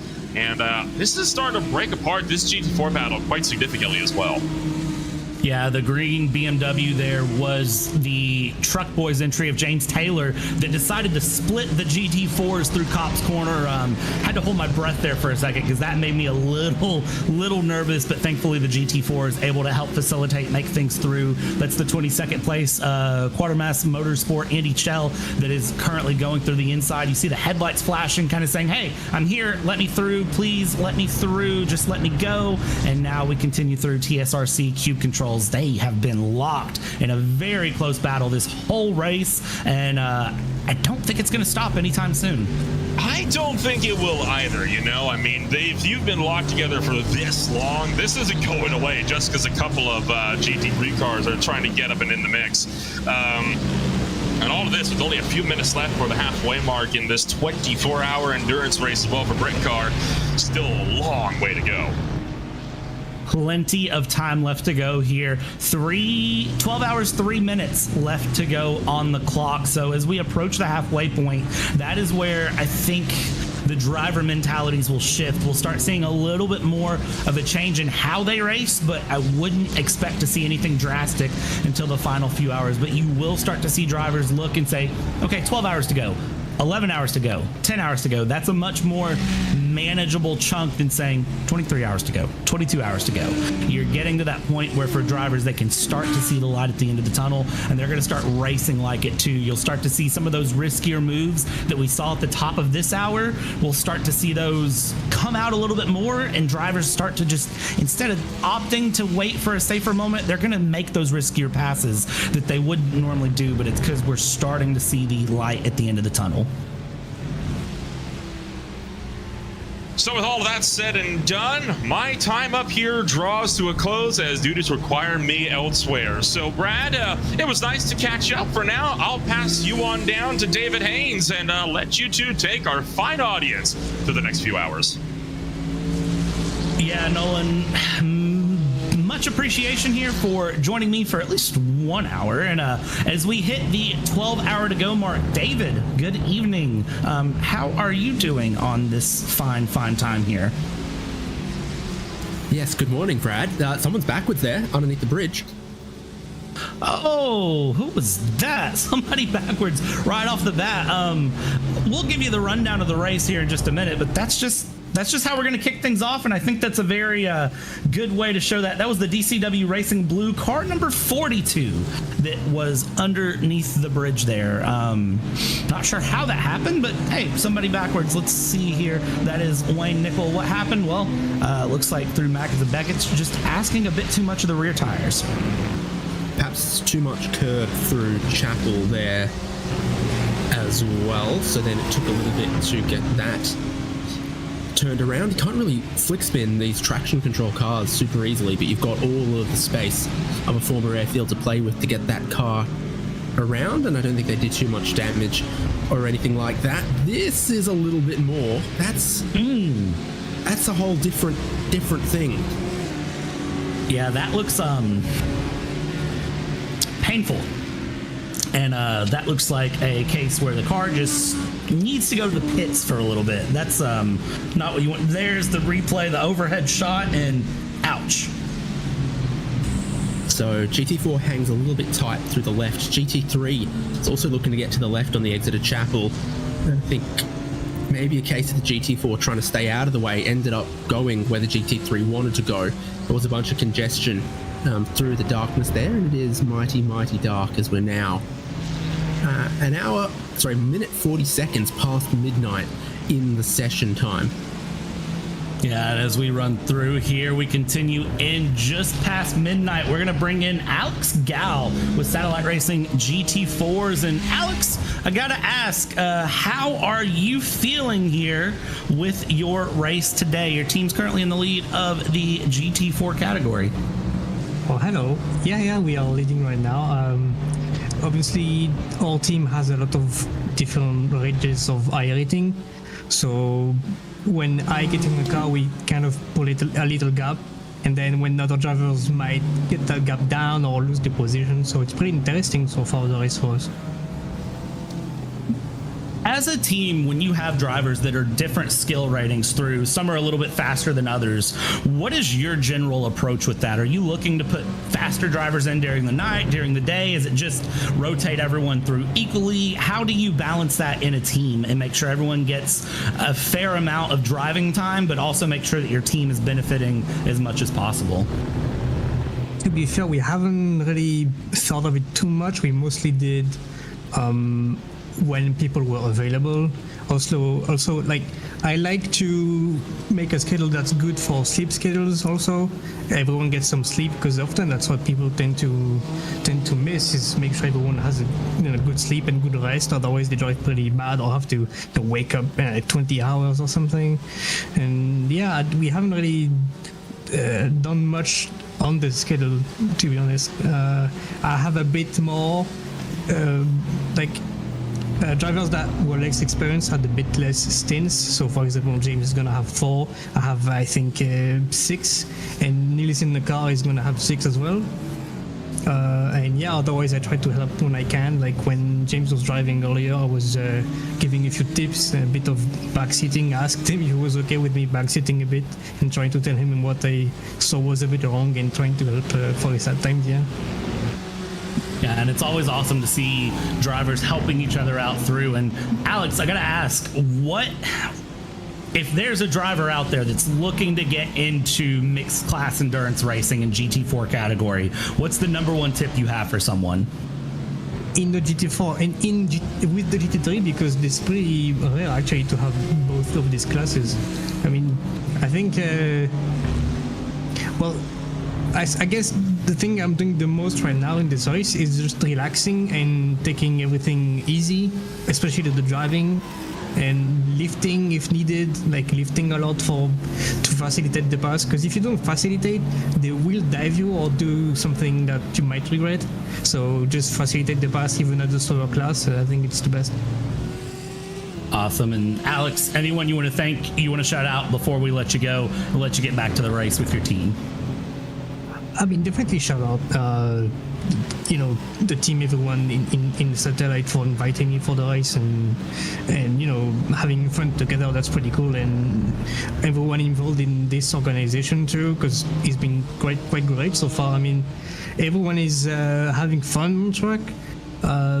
I even punted the GT3 earlier, and I just apologized, and it was okay. It's good fun, and I think it's great for people to watch also because, as I said, we have a big range of rating. So right now we are P1, but it's gonna the gap might drop a bit in the night, and then the other teams might get away, and then we might catch them. So it's a lot of strategy, and I really don't know who's gonna win this. I really don't know. But we'll say right now, it looks like you're in a fairly good spot. So we'll let you get back with your team here, Alex. Good luck for the next 12 hours, and we'll maybe talk to you again later. Thank you. Great. See you guys. Awesome. And that is Alex Gal with Satellite Racing GT4, currently in the lead here of the race with a 26, almost 27 second lead there to Jack Jeffries in that number 111. And I'll tell you right now, David, the talk of the nighttime has been GT4s. It has been specifically this battle right here between 5th and 6th place has not let itself down at all. Cube controls here in the AAA have been all over this top 5. Yeah, and I don't think they need to worry that much at Satellite Racing because there's only one other GT4 out there lapping faster than they are in the lead at the moment. It was a good previous lap from 8th place No Limit Sim Racing. These in 5th and 6th, like you say, very, very close. Definitely a high slipstream racetrack here at Silverstone with the front straight, Hamilton straight, the Wellington straight, the old pit straight, and the hangar straight. Every time you have just a couple of little corners, then you're immediately into another long straight where you can slipstream up a couple tenths of a second and just stay close, stay magnetically stuck to someone if their pace is within about half a second or so of yours, maybe even up to a second. You can stay stuck all through your stint and all through the night potentially. Yeah, as we see the 6th place GT3 Paris Bocavalis going through the battle here that we watch in 5th place between Tom Davidson and Luke Andrews continues around here, going through Maggots and Beckett's down into Chapel. Yet again, they continue through, and actually I might be messing up my Silverstone geography. Someone's going to yell at me for that later. This is actually into Village as they go. My North Americanism is showing here as Luke Andrews goes through Silverstone, a track that I should know. I tell you what, when we were talking about that Porsche GT4 underneath the bridge earlier, I couldn't tell you what bridge it could have been here on the Wellington Straight. It was in fact on the Hangar Straight, but there are plenty of other places in the dark that, as we cut to it, it could very, very easily have been. So, yeah, it's dark out here, and it's proper dark. It's country dark. I don't know what other phrases you want to throw out there for that, but certainly it can be difficult to spot exactly where you are, even if you know the racetrack super well. One of the things I'm so interested with at the moment is there's a handful of drivers that are having their very, very first stint of the race right now. So 101 driving Miss Daisy, it looks like Jeff Grandpa Sanders' first stint, Mark Collicott's first stint in the DCW Racing Orange number 44, and Oliver Newbury's first stint of the race in the number 6 Gusteau's Racing team. So, more than 12 hours into this 24-hour race, and there's a few drivers who've just got their first taste of the racetrack. I've got to think that some of that probably comes down to schedule availability. Again, this is something where you do have to fight that real schedule sometimes, that pesky thing known as real life. I think some of that may just come down to trying to inject a little bit of fresh energy in the middle of the race. We've officially crossed halfway. Why not bring in somebody who's fresh, feeling good, hasn't been running in the track, hasn't been sitting in the rig, and they can just jump in and start pumping in good laps. And, you know, maybe it's a case that they need to dig you out of a hole. Maybe it's a case that they need to just stretch a lead, whatever it may be, and just let them come in and assess the situation and go through. And some of it could also be, you know, that driver just wants to race through the night. They want to run a double stint in the middle of the night, or a triple stint, whatever it may be. And the team said, you know what, that's fine with me. We don't feel like racing at night, so you have fun with that. As we hop on board here with Luke Andrews and the Porsche, the Cube Controls, 888 here, still trying to chase down that TSRC Esports Aston Martin in 5th place. If you'd have told me about 2010 that between Jaguar and Aston Martin, only one of them would still be making cars in 2024, and that was Aston Martin, I would have fallen over in shock, because I could have sworn maybe Aston Martin could go out of business and Jaguar, big, wide model range, but here we are the other way around. It's Aston Martin who actually sell road cars and very much involved in sports car racing, GT4, GT3, hypercar forthcoming. That's what I think of when I'm on board here with 6th place GT4, looking forward at that Aston Martin in 5th. Yeah, and I mean, Aston Martins and Porsches are really nice road cars. I will say that. I have been very fortunate to get to drive the road versions of these cars, and they're very, very nice. And I can't imagine what it would be like to race one. And racing one in sim is really a fun experience too, as we see Luke Andrews pull to the side there, get out of the way of a GT3 and just let that car through. Very good decision there to pull over and just kind of say, you know what, there's no sense in me battling or doing anything, and settles through. But it does also help close that gap a little bit to Aston Martin in the TSRC Esports car in 5th. Close that gap a little bit, bring it down a little bit more into the Hamilton Straight as they fought in the GT3, and now we just continue it along. TJ Khaled, another lap completed. So your outright race leader has now completed 354. Your GT4 leader, 328. And that's what? 327 completed now from TSRC and Cube Controls. The racetrack, well, just looking at it, the length of this most modern configuration of Silverstone Grand Prix circuit, 5.9 kilometers, makes it 300 meters shorter than Bathurst. And it's so technically challenging for what it is. When you look at it from a geographic standpoint, it's just, it doesn't look as technical as you would think it truly is. It's a very, I like to call it a deceptively challenging track, but I also referred to this as a track that needs to be just kind of in your binder of tricks. You need to be able to jump out here in a car and put down a lap if you are a very dedicated sim racer. If you're someone who sim races in a competitive fashion, you take this very competitively, very seriously, as I would say many iRacers do. This track goes on that list for me, along with Spa, along with, say, Daytona Road, along with Bathurst, I would even say. Even though Bathurst is challenging, I would say that this is a track that you need to be able to jump in and put a lap down, even though it is very deceptively technically challenging.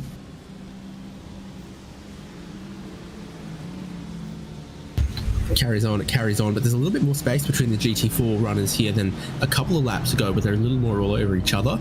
GT3s just keep working their way through, including 2nd place there, Mercedes AMG GT3 from BRT. Nomad Academy 281 is going through the pit lane at the moment, and I'm going to guess that's the car that spun out the Porsche GT4 earlier on. I believe it is. And a little bit of information update. DCW Racing blew their incident there with the exit of Beckett's onto Hanger. We saw right at the top of the hour. There has been a 30-second stop-go penalty awarded for the number 281 for causing a collision with GT4. That's the Nomad Academy 281 Mercedes that we saw in that incident. given a 30-second stop-go for that, for causing a collision with a GT4. That is a very, very hard hammer down from the stewards for that incident.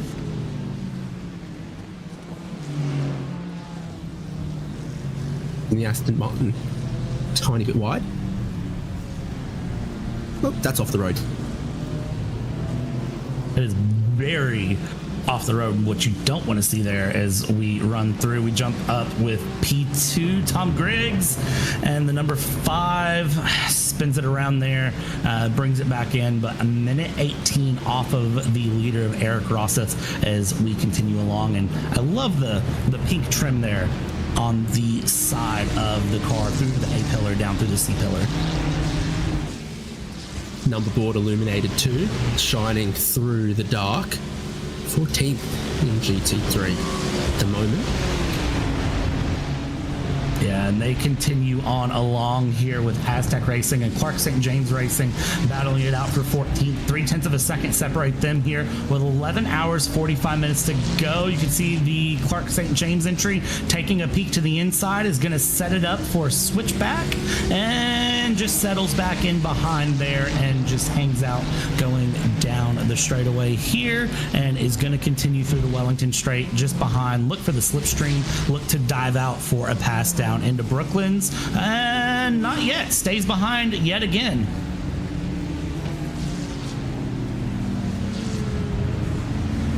Mainly other GT3s around them at the moment. But you're looking forward at, you're about to be bearing down on some GT4, something that could impede the driver in front and might cause them to slow up a little bit or check them up through a particular corner where you could onto the next straight, get a really good opportunity to try to pass them if they just find another car in the wrong spot that halt their ability to carry momentum through. How about this? Oh, side by side they go. Where they stop, nobody knows, and it stops when the pass is complete. That is a very, very good pass there through Maggots and Beckett's into Chapel down towards the Hangar Straight, and they are going to try to fight it back, but nothing to be found there, and that is for P14 in the GT3 class as they go through. That was a brave little bit of a move. Gutsy is the word that comes to mind. Very gutsy. That's a very good way to phrase that too. Gutsy. Brave, gutsy, ambitious. We could come up with a couple of things there, but nevertheless, the pass was made. It's clean. It's through. And again, I said after the top of the hour, when we started getting within 12 hours to go, drivers would get a little more aggressive with moves. I didn't know it was going to come within 15 minutes of me saying that, though. So Scott McFowle in the Clark St. James Ferrari there with a 202.5. You need to look up the timing to third place to find someone matching that kind of speed. So if they can keep that up for a couple of hours through the dark here, that kind of pace compared to their rivals, good chance that we see that Clark St. James Ferrari making a couple more moves like that in the stints and laps to come. They've got a lot of pace, basically third or fourth fastest car out there at the moment.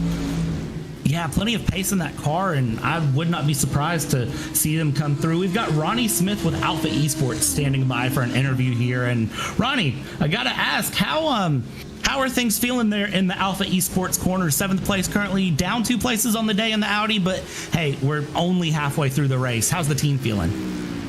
Team morale's pretty good. I mean, we started the race off really well when me and Stan covered the opening sort of 4 or 5 hours. I'm sure you know that we were in a much better position then, but it's a long race, a lot of things happen. Little things, little bits of contact, little bits here and there, and but the car's still moving, that's the main thing.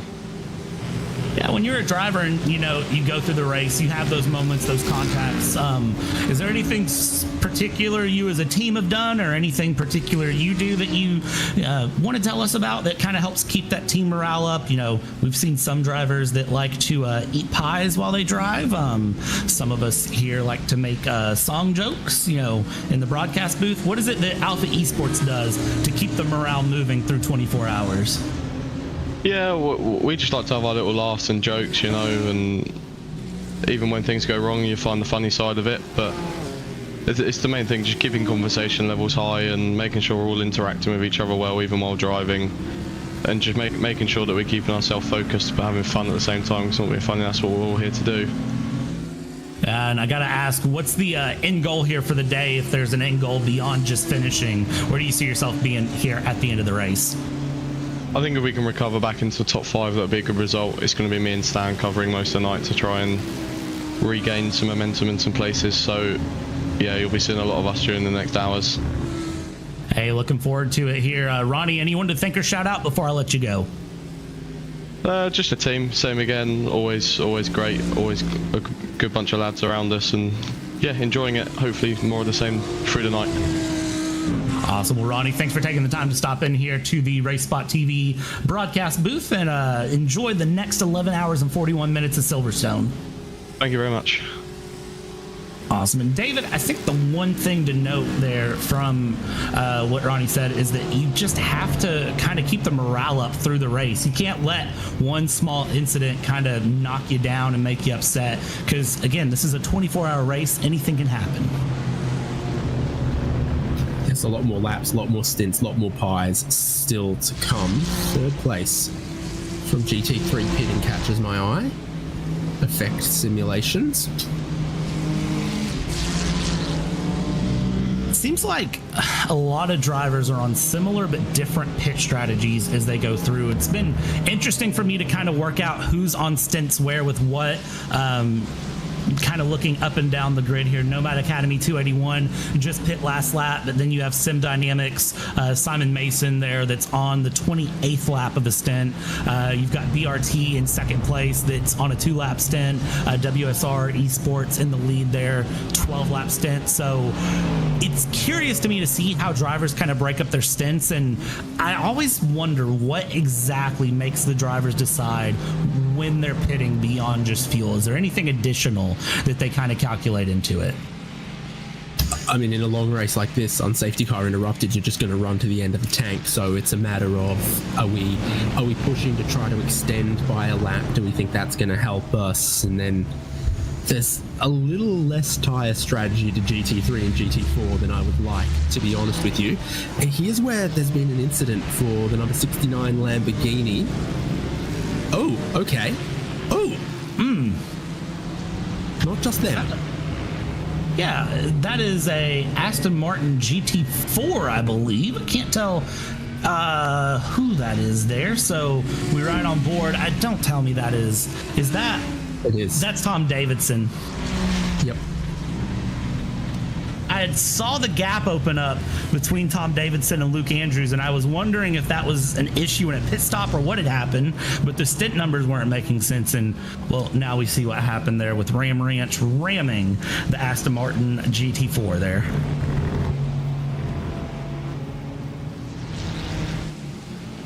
Didn't pick correctly which way the Porsche was going to spin. And yeah, just a fair bit of contact between the two of them.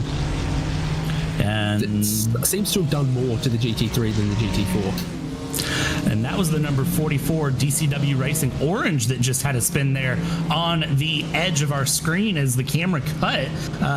Believe it, that was a spin we just saw happen live. If my eyes weren't deceiving me, is of course. I saw it too. Yeah, okay, I'm glad to know that I'm not too crazy here. There we go. 44 spins around. Avoid the barrier. Just avoids the barrier. Good stop there to keep that car out of the barrier. Well, it is cold, bordering on uninhabitable, as is tradition for this country. 6 to 8 to 12 months of the year. So I'm seeing quite a few, particularly those GT4s that are looking a little slippery, a little unstable at the moment. Yeah, and cold in Britain, you couldn't write that one yourself if you wanted to. That's a shocking moment to hear there, that it is cold in Silverstone. But again, no surprises, because it is the wonderful British weather. 19 degrees C as it stands, 12:23 a.m. on the 28th of September in Sim. I think the big thing that catches my eye is that 98% humidity and that 10 kilometer per hour wind. That is really, I think, what catches my thoughts there, is that humidity level. Partly cloudy now. I believe there is rain forecasted in the future, so we'll just have to kind of keep our eyes on it and see what sort of things the wonderful weather of Silverstone can bring into the mix. Yeah, that says partly cloudy. My timing says partly cloudy, but iRacing in the server says light fog. 19 degrees Celsius, 0% chance of precipitation, at least for the next 4 to 5 hours, is as far forward as the detailed forecast will say, and you can definitely see just a little bit of that light fog. Yeah, seeing the fog come through, roll around, and it makes...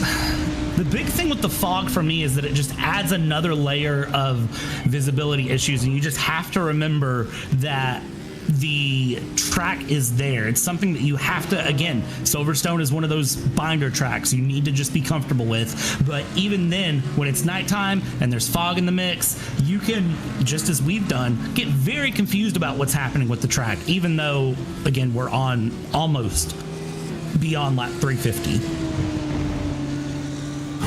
It's very spooky. Very, very spooky. I do like the look of the light fog, though, here in iRacing.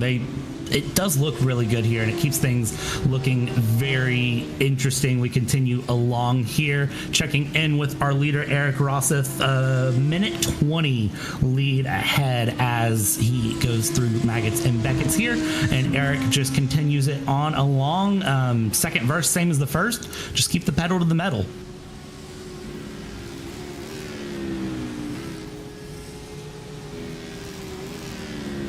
So we love to talk about driver combination, driver focus, how you split it up, who you prefer, who you give the most laps to, etc. I love to see that you've got a chunk of cars that have seen 3 drivers in the cockpit, like this outright race leader WSR eSports Buttkicker's Audi GT3.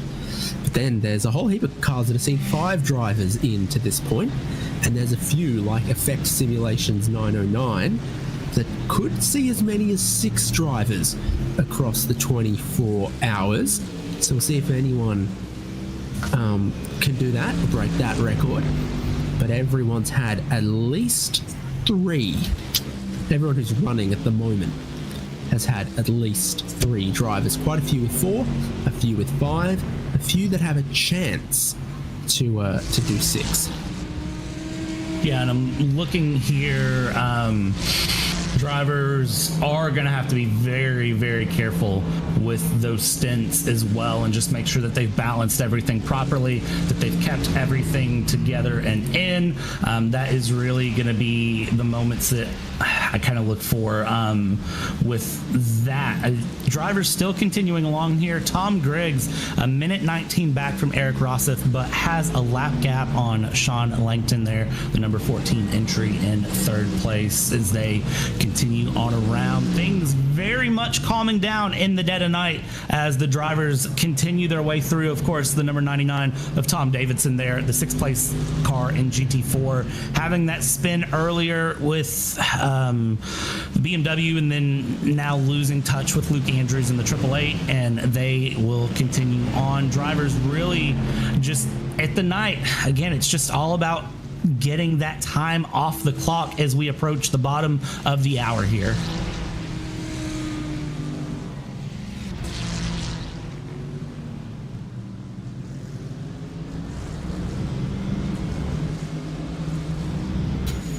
So last lap, not bad at all from Pretty RT. 2 minute 1.9, as you can see.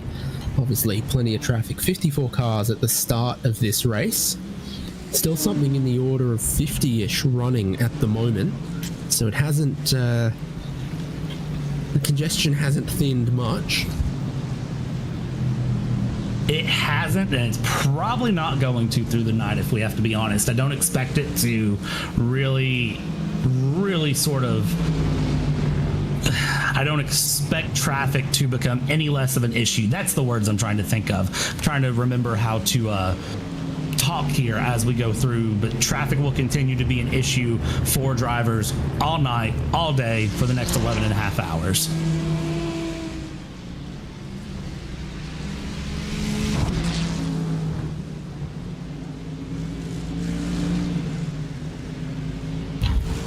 So up and down the timing. Who's out of position but lapping quickly? Alpha Esports in 7th. Very competitive lap last time. 2:00.9. Stanley Delond. Deslanders. Delonde. DeLong? No, he does not play guitar at the moment. Hopefully doesn't play guitar, but, you know, again, could play guitar and drive at the same time. We've seen crazier things happen. Have you seen people playing Counter-Strike with the Guitar Hero guitar controls? I have seen that, and that is something I absolutely enjoy watching. It comes up on TikTok for me every once in a while, and I just have to stop and watch the clips because I'm kind of just...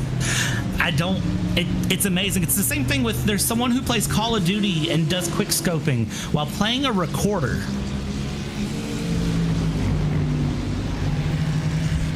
Don't imagine that's what's happening for Alpha Esports. So with all the speed that they've got and the relative difference, I'd peg them as 6 or 7 laps away from catching 6th place, going about a second a lap quicker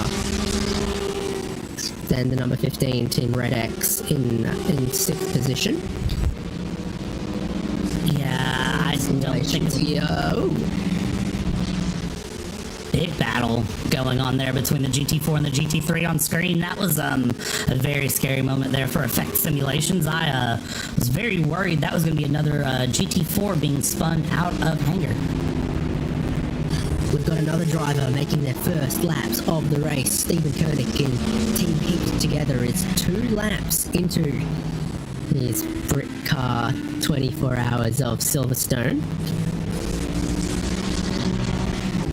If I would want to be the driver to take over the car in the middle of the night for the first time. I don't know that is what I would want to do if I was a driver, is jump in here with 11 and a half hours to go and my first laps be in the fog on Silverstone in the dead of night. That doesn't exactly...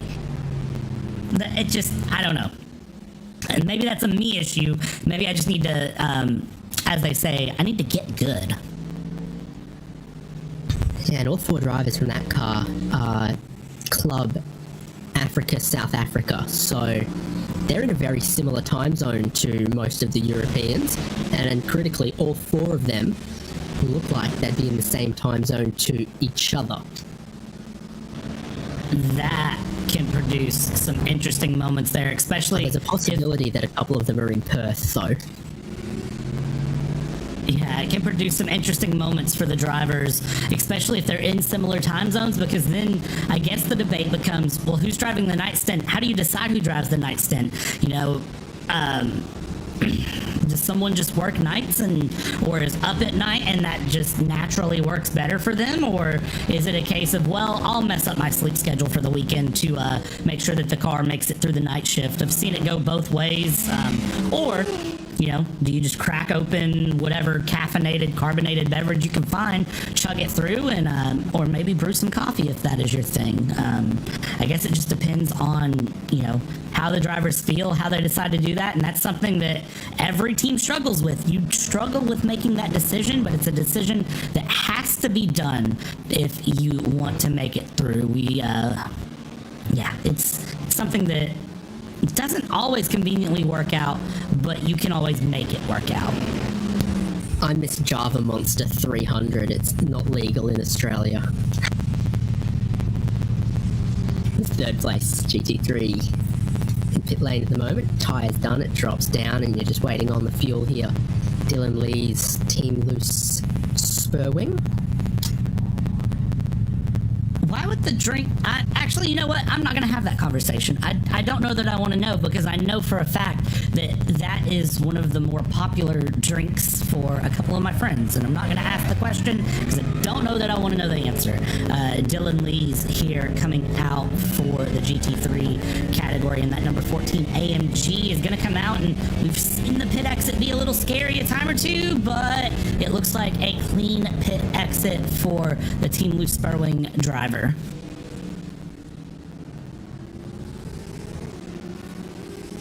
Yeah, a few other cars that have either just pitted or expecting to pit 2 out of GT3, so that plays into whether Alpha eSports are going to gain a couple of those positions. A few cars pitting in front of them, and then they're going to have to pit in a handful of laps as well. You're approaching 30-ish laps to a stint for a GT3 as well. So I'm seeing a lot of cars that are, 4 or 5 laps away from pitting, or have just like this. Yeah, it looks like Nomad Academy is just pit. Effect Simulations is on 30 laps of a stint. Project 91 is on 19 laps. 28 laps for Sim Dynamics, Sunoco Race Fuels. So lots of drivers making lots of laps here. The Lamborghini of Phoenix Sim Racing is on lap 29 at the moment. They're back near the bottom of the order of the GT3 category, so they're making a lot of laps count. At Altitude Esports, Jack Jeffries back in second place in GT4 is on 26 laps, so I didn't think that we would see 30 laps to a stint, but we are, and I think it's just trying to stretch that little bit more and see if you can't make up time through the pit lane if you can't necessarily make it up on track.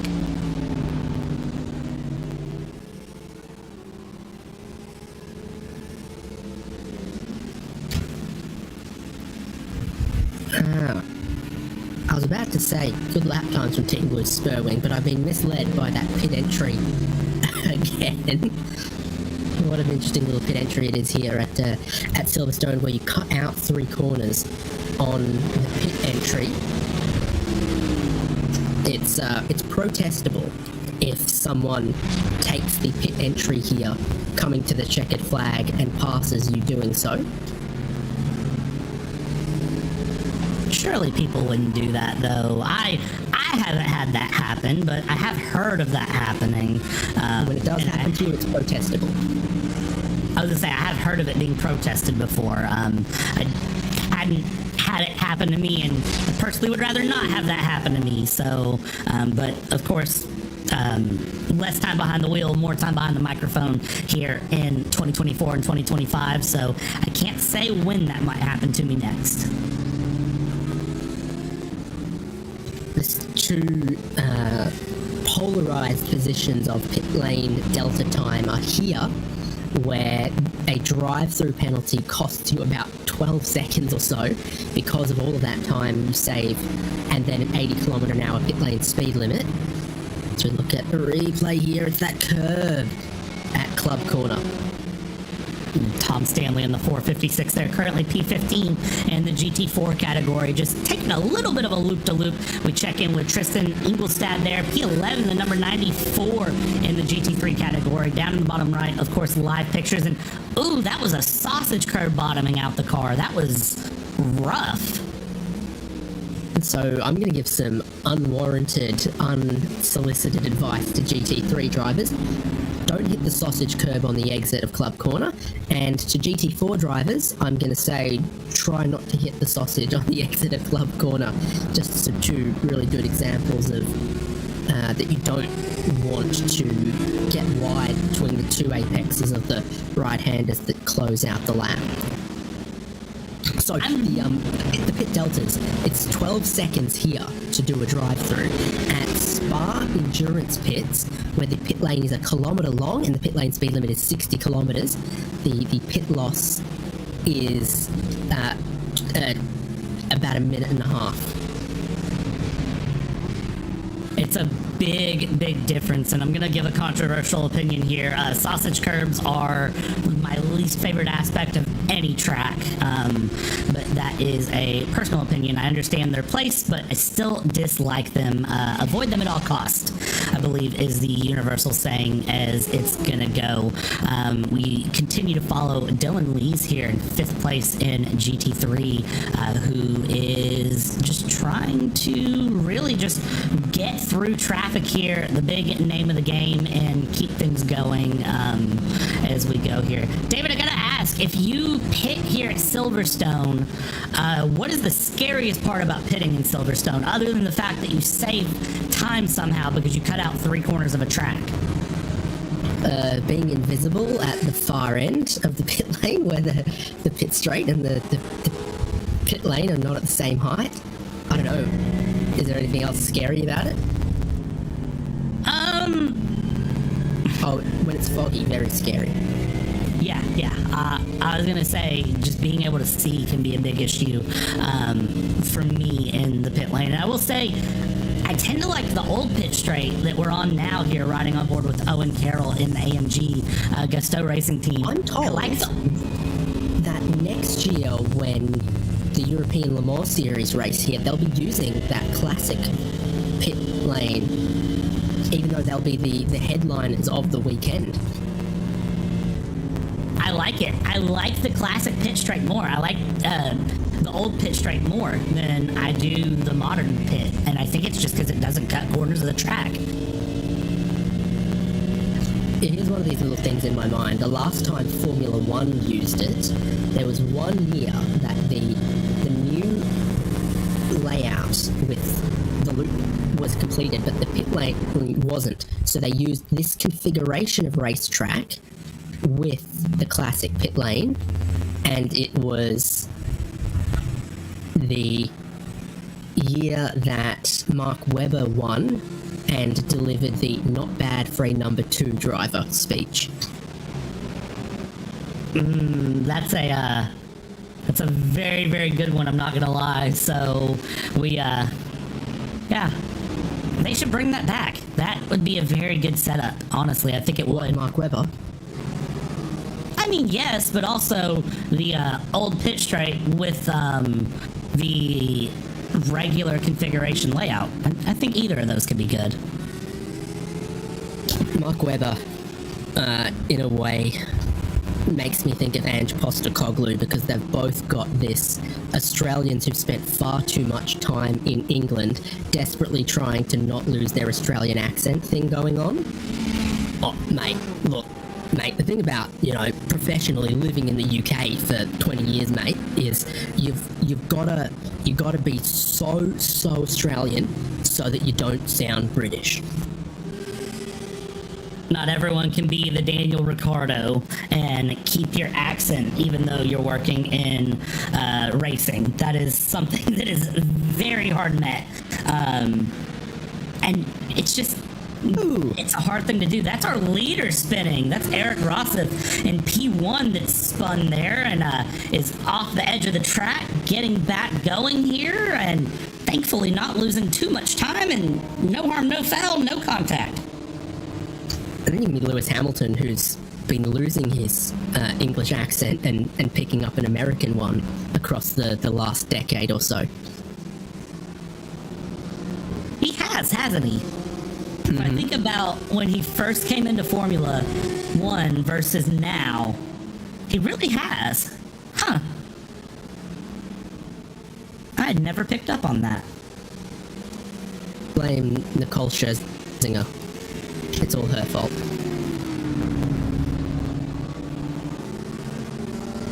I'm gonna not say a word to that response as we watch here our leader WSR eSports Buttkicker Audi continuing along and trying to just get back through traffic, find some back gap for the spin that they had earlier on here. They continue along, keeping things moving. Eric Rossif, you can see just very quickly carving through the GT4 traffic.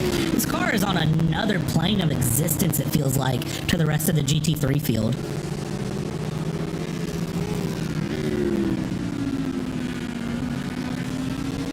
Yeah, well, they've got more than half a lap, so BRT are actually closer to a lap down than they are to battling for position with a 2-minute lap time for GT3 cars around here. Traffic is being very kind. to your leading Audi. That it is, and another 30-second stop-go has been handed out to the number 74 for causing a collision with GT4. Number 74 is the Team Greenprint, Evan Craven currently driving, so they're in 25th place in the BMW. They got handed out another 30-second stop-go for an incident they had earlier.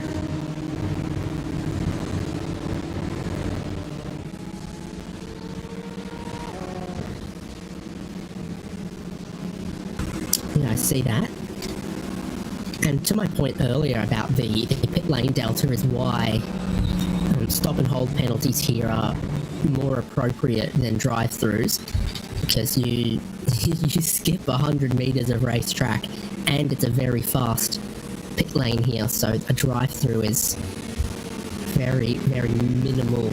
It's not what you would think of as a drive-through penalty at some other racetracks with longer pit lanes or more slowing pit entries and slower pit lane speed limits.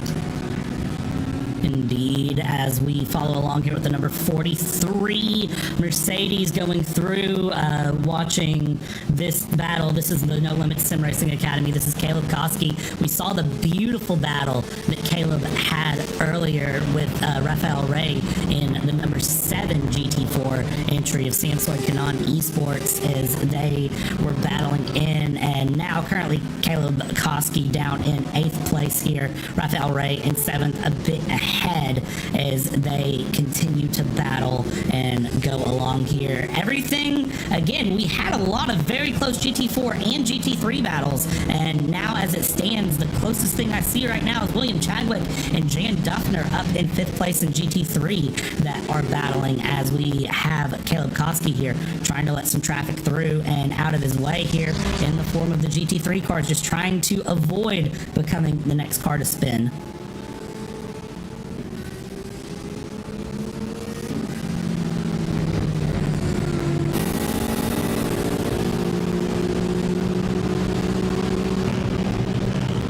Rush hour on the classic pit straight towards Cops Corner, bit of a tight entry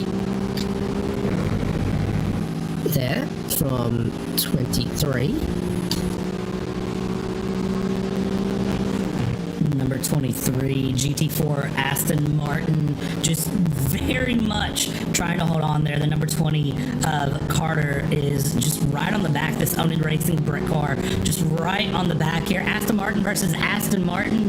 The number 23, the iSport GBR. This is Joel Taylor down in 12th place in class. The number 20 is sitting in 13th place in class. So this is your battle for position. Side by side they go, and where they stop nobody knows. Both Aston Martins, both equally powered. Only difference realistically is going to be the driver in the seat, and we'll see how that goes through. Hard on the brakes they go, side by side, and we might see this one last for a while.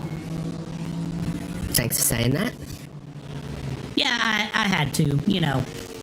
We watched one battle go for a lap and a half earlier, and then I make a comment about how the cars are closely competing, and they get the pass done onto the Hamilton straight.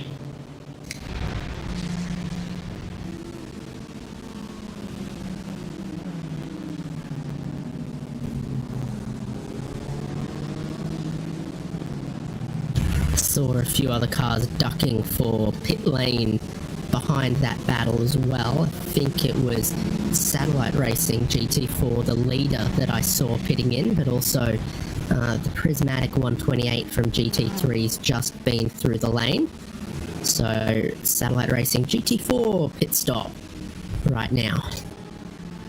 Yeah, good to see the leader coming in. Gap currently 40 seconds, continuing to close in as they go along and continue their run. This is going to be an interesting moment to see how it ends for them. They've been very comfortable here, Satellite Racing has, and I'm really curious to see if, as this race continues in, if things start to close in a bit more, or for Satellite Racing, this will be a case of just sort of, you know, stay comfortable and keep it together through the race.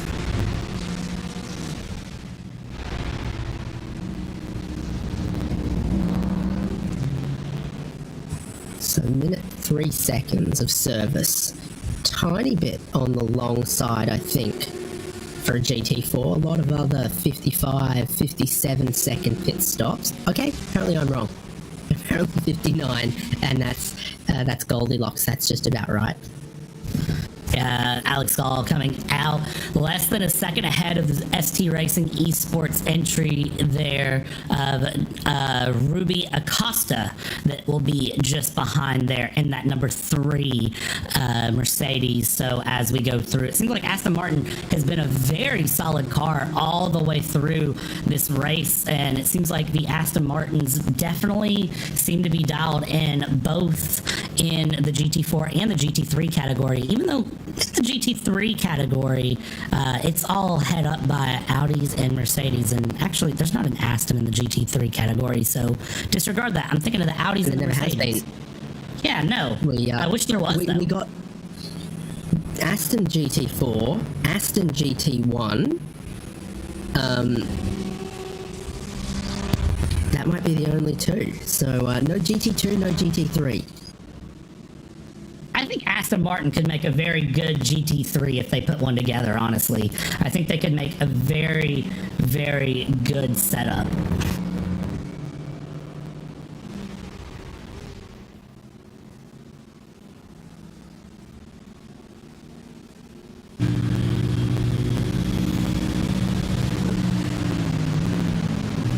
On board here with Ruby Acosta, who is just again a second off of Alex Gall there in the lead and trying to catch up in that Mercedes GT4 as much as possible here. I didn't think that with 11 hours to go almost, we'd see a battle for the GT4 lead start to heat up, but here we are. But of course, pit stop cycles. Yeah, ST Racing are just about to have to stop as well. So when they look at this margin, they go, right, we are about a whole pit stop behind the race leader, probably at this moment. But a great opportunity to compare yourself, even if it's not very apples to apples at all. The tyres might still be cold and coming in from the leader, and there could be as much as a 70-80 kilogram weight difference from the fuel right now as well. Yeah, and that could prove the big difference here. But hey, just knowing that you're there, you're able to keep up, can give some confidence to the driver behind the wheel, and kind of give a little bit of a, hey, I can get this together on my next stint. Come in, get fuel, get fresh tires, whatever it may be I need, and then I can push a little bit more and get things going. So we'll see how that plays along here for Ruby Acosta. We'll see if ST Racing eSports have any more oomph behind the wheel going into their next stint, which surely should be in about 2 to 3 laps. Yeah, I don't have a full and complete gauge on the GT4 stint length, other than to know that I think it's just a tiny bit longer than the GT3s, but not a whole lot, so just more like 65 minutes. GT3s maybe doing 62 minutes, something like that. You see the difference between these cars and the GT3s when they go through the really, really quick corners, because it's a bit, body weight rolls around, car needs to be gentle between the change of direction as we ride on board here, but not so the case with a GT3 that can absolutely throw through quick changes of directions, high speed stuff with the downforce maggots, Beckett's. Yeah, it definitely is the big deciding factor between GT4 and GT3, but both cars are still so much fun to drive regardless. There's a speed difference there for sure, but they're both still a lot of fun, and it's really just a matter of what you prefer to... I just see somebody go well off the right-hand side of the screen. Yes, a GT3, potentially a Lamborghini. We'll see if we can find out who that was. Matthew Jones. What has happened here for Jones? Sausage curb. Now that goes back to my advice earlier. I'm going to extend my warning from the outside curb to the inside one as well. I think we can just say avoid the sausage curbs. It almost feels like we're commentating a Formula One race here. Avoid the curbs at all costs. Kind of feels like that's where we're going to. 5-second penalty for Esteban Ocon. There it is in a, well, actually, no, that would be a spoiler, and I don't want to spoil anything for anyone, so I can't say the next thought that I had. Hey, how about another brand new driver in the Clark St. James Racing, Craig Corish? 1 lap completed in the Buttkicker Britcar 24 Hours of Silverstone for that driver. Bulk of the driving has been done by Scott McFowle with 155 laps completed, and then Harry Hartley Price 93 laps completed. But Craig Corish is going to get in, and he's going to notch up a couple. Gravel Trap Racing UK 46 with a black flag at the moment. Is that one that Race Control give, or one that they've got from an incident limit? I think it might be an incident limit. I believe that one is going to be an incident limit. I see that I don't see anything in at the moment, so the last thing I see is the stop go for number 74, the 30-second stop go. So I am going to tell you that that is probably going to be just for incident limits and track limits, which if you're starting to get track limit black flags with 11 hours to go, it's going to be a very, very long 24 hours of Silverstone for you. Yes, 120 incidents to the first drive-through penalty, and then every 25 incidents thereafter. So it'll be very difficult for the remainder if that's what they're doing. Oh, this is busy. And that is collective team incident points, I believe, for everyone. So all of your drivers together. So if you're the driver that has racked up those incident points, your team's probably going to look at you a little bit closer and tell you to get it together. I think it was the World Endurance Championship where their track limits was actually by driver, and it meant the teams with 3 drivers had more track limits abuses they could use before being penalised than Cadillac, who only had 2 drivers. I don't get that. I never agreed with that, but yeah, it doesn't make a whole lot of sense to me either. WSR eSports Buttkicker from the GT3 lead are on pit lane. Is that a driver swap? I think it is. It looks like that is going to be a driver swap, so we'll see who comes in there. Ethan Critch will be the next driver in for our lead car. Roses was driving, and now Ethan Critch comes in. Yeah, so that is a driver swap there for our lead car as we go through.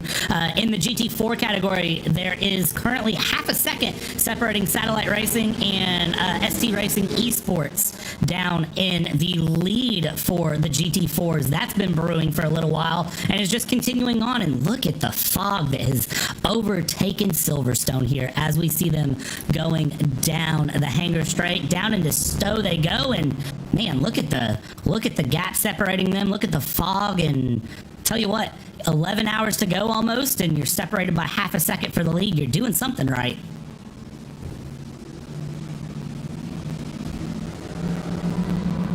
Yeah, I still exercise caution to not get too excited about this for ST Racing Esports.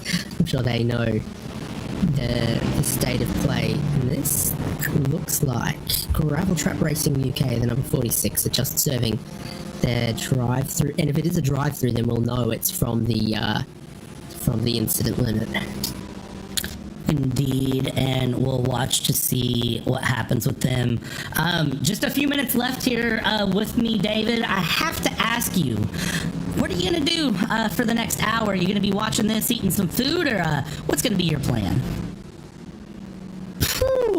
Probably gonna watch some Ashes highlights packages from years gone by, and then maybe Johnny Bairstow batting highlights. I reckon that'll do me for an hour.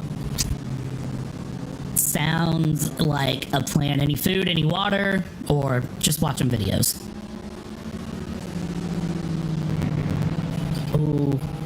Probably another coffee, and I'll have to think about a sandwich, or if I want to put together a pizza or something.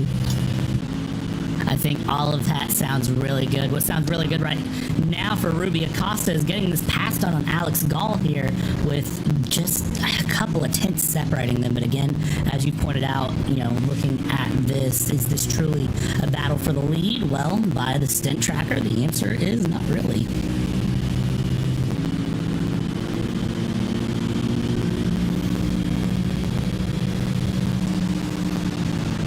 And letting the traffic through, hard on the brakes they go, and 32 laps now for ST Racing Esports here. Ruby Acosta has been out, and there's your number, and into the pits we go. Not the most aggressive pit entry I've ever seen, but you don't want to get a speeding penalty now, and they know they've got to hold tight through the pit entry because their garage comes up quite early. There are 41 pit stalls for 54 drivers, so a couple of them are sharing. And it makes sense that a lot of the GT4s would be down that end of the pit lane, and while your GT3s would be towards the pit exit end of the lane. Indeed, that is the case. You've got to really make sure you nail the pit box too, and that is something that we haven't even touched on yet here, or at least I haven't touched on, and I love going on a soap opera about practicing pit stops here, as Cameron Martineau is now in the car here, taking over duties in the number 3 ST Racing Esports car, and we will see what Cameron Martineau can do here in the Mercedes for Altitude Esports by SimStickers, or sorry, ST Racing Esports. Wow. It's not that late for me. I shouldn't be mixing up words yet.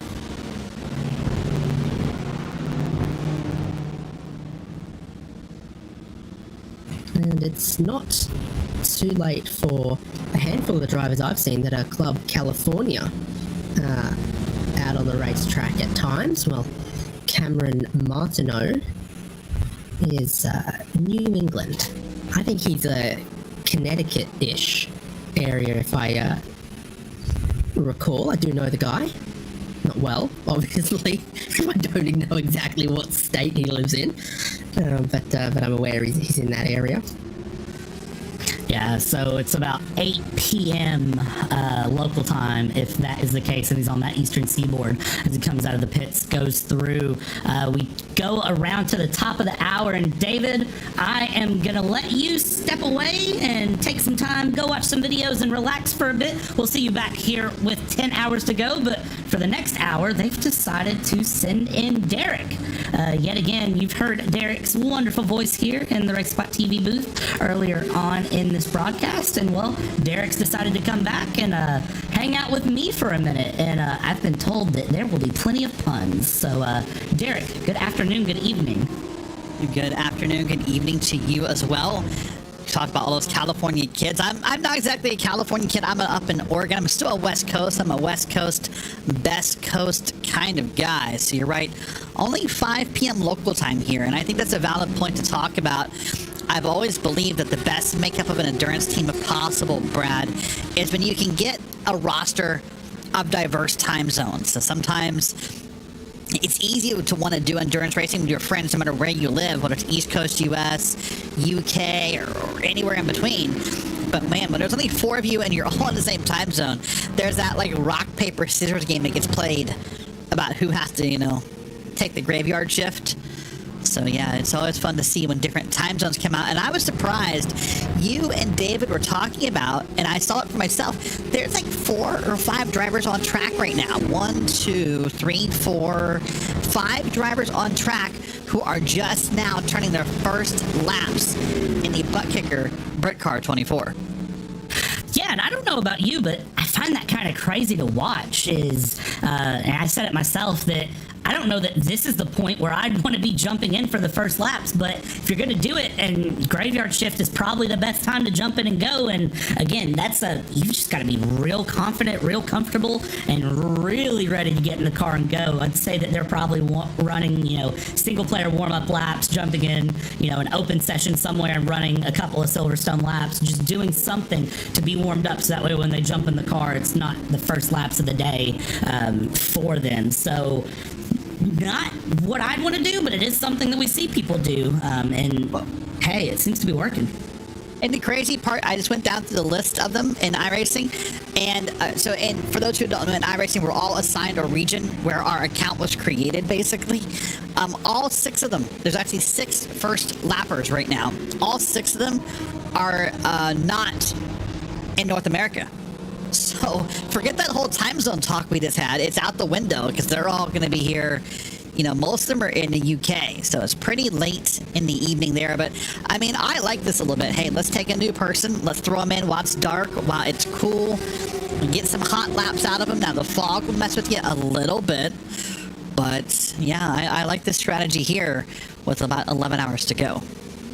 Yeah, and I think it's just injecting that fresh energy in here. And speaking of fresh energy, we've been keeping up with this battle for a while on screen. That's the number 94 Quad Dash Racing Mike Farla that is driving, that has that number 48 Prismatic Motorsports Athena of Brett Widner just behind, and they have not calmed it down for a moment. They're continuing through. That is GT4 traffic just ahead, the number 6 Mercedes that they get around, but look at that, just separated by a couple of tenths as they go, and they are continuing to battle it along and keep it through. And yeah, been some good battles all the way through here, Derek, for considering that there's just under 11 hours to go.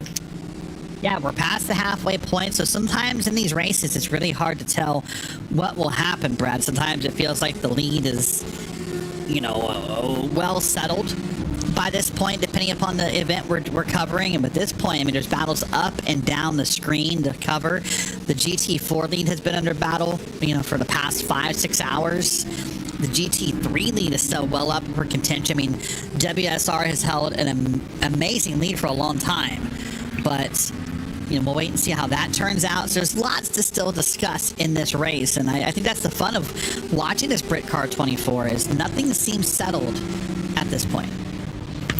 It's not over till the checkered flag drops. We heard that earlier from a driver saying, hey, we're running, back in the top to mid 20s in GT3, and it doesn't matter right now because we're just continuing to run through and keep things going and keep moving along. I believe that was actually Ronnie Smith who said that with Alpha Esports, if I remember correctly.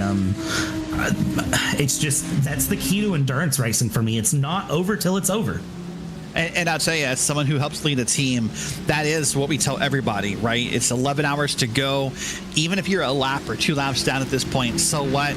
Stick with it. Who knows what happens? It just takes one bad moment for any team to level the playing field. So, I mean, that's the most truthful thing.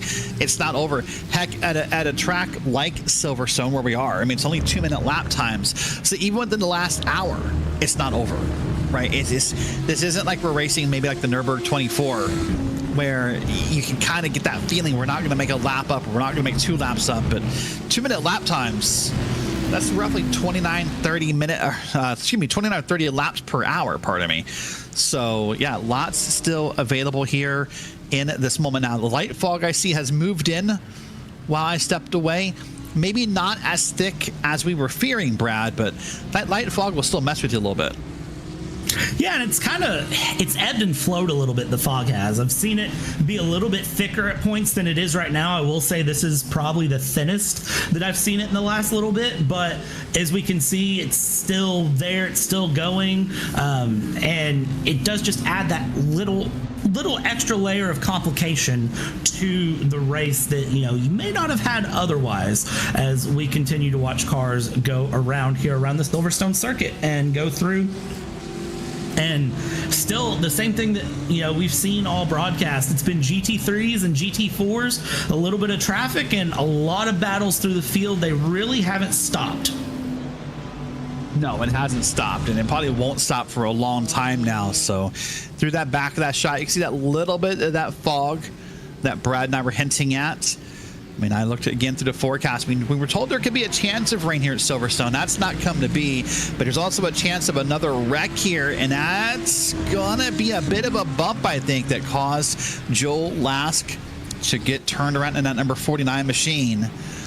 Then Andy Chell is next. That one's the solo and into the wall. That's probably going to be a fast repair right there, as I bet that car is damaged from that spot.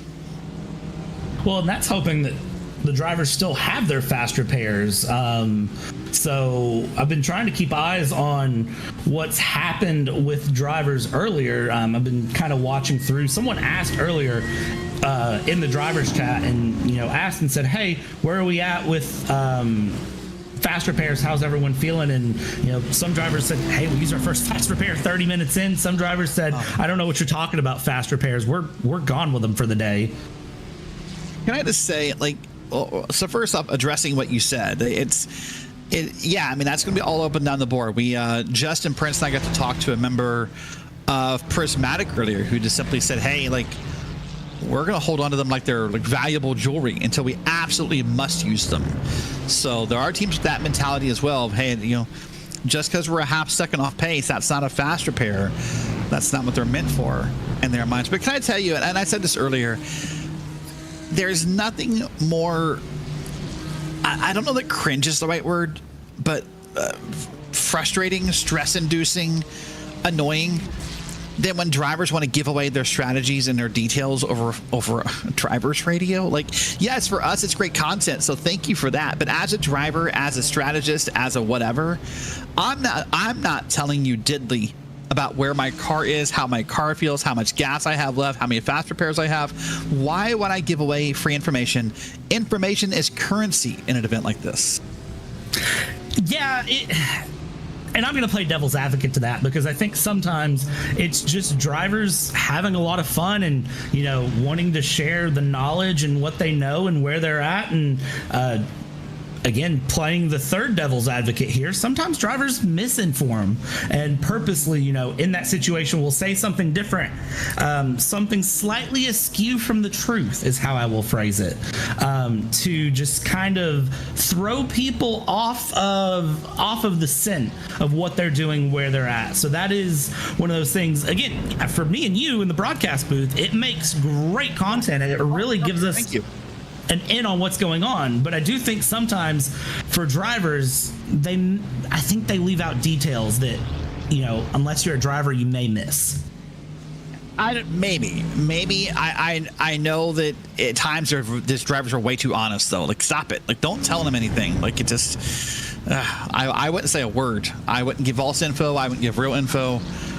My lips would be sealed in that moment. Well, there's a beautiful look at a car there with a nice sponsorship of Clark James on the side of it. Very clearly and visibly written, even in the dark. And that's something that, it's weird because it's only, it's not that early.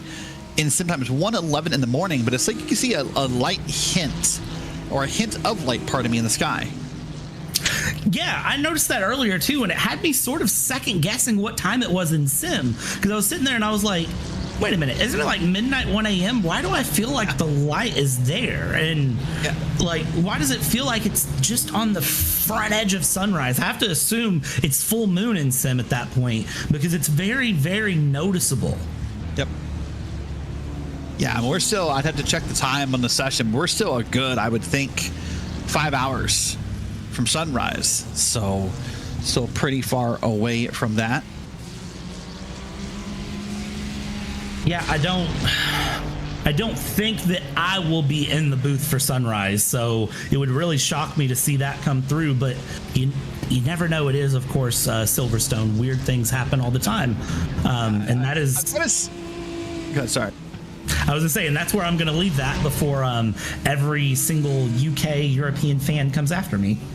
Yeah, I was gonna say, I'm kind of sad in a way. I love calling races when the sun comes up and when the sun goes down, because I think those are always the two most chaotic parts of an endurance race. When the temperature drops and there's more grip in the track, when the temperature rises and all the grip falls out of the track, I think that's when just pure calamity, pure Benny Hill chaos of ilk breaks out, because people kind of forget what the track is like, So I'm kind of sad, but that would be way late in the evening for me, and I couldn't make it happen this year. So other people will get that privilege of seeing that event happen. Yeah, and if it's something you've never done, virtual or real life, try to make it a point to do it. It is something that I can't recommend enough. It's something that I got to experience back in January at the 24 Hours of Daytona. Got to experience the sunrise at Daytona during the 24 hours, and it's one of those things that just sticks with you. And even in sim, even though it is a virtual run, it's something that will stick with you if you run that sunrise or sunset stint. I ran a 8 Hours of Barcelona race, and I ran the sunrise stint, and it stuck with me. It's so cool. It's something that I can't recommend enough. It's a beautiful feature. To think that at this point in iRacing, I have to think the feature is probably, 7, 8 years old.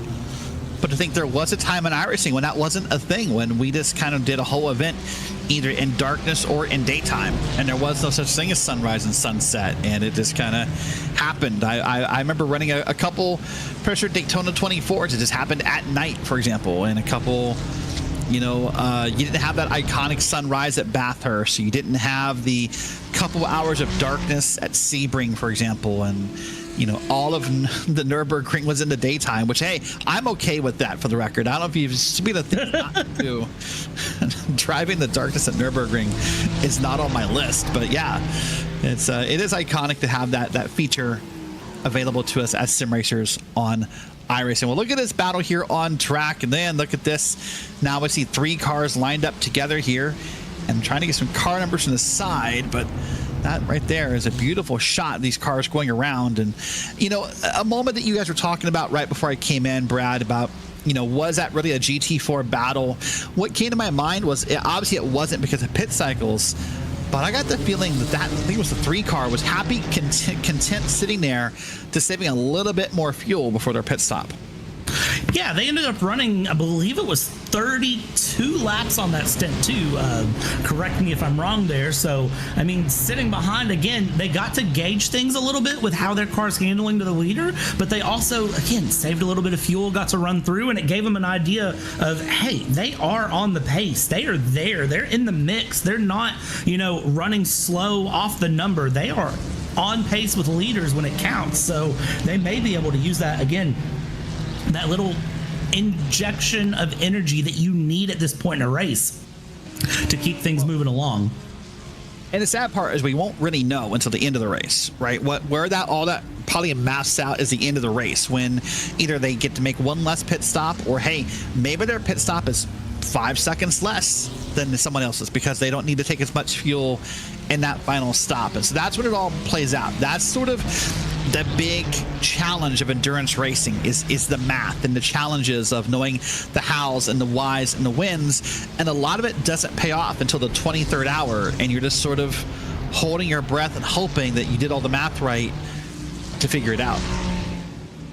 Yeah, and that is one of those things that people who have a lot of knowledge on this do a lot of calculations that are ongoing. In modern racing, they have entire strategy teams, entire strategy, centers back at their bases, back at the factory, that will sit and do the math on that and say, okay, if we have to pit now, how does that affect our tire strategy? How does it affect the fuel strategy? What does it do with this, with that? How do we think other people are going, and where does it put us on our race? Where does it change everything? And you still see that in iRacing. The drivers are going to have, assisting software that will look at the cars around them and say, if you do this pit strategy, if you can drive to this delta, this is what's going to happen. Very similar to what they have in real life. You'll see drivers, will build Excel sheets. Some drivers just like having that classic mechanical buildup.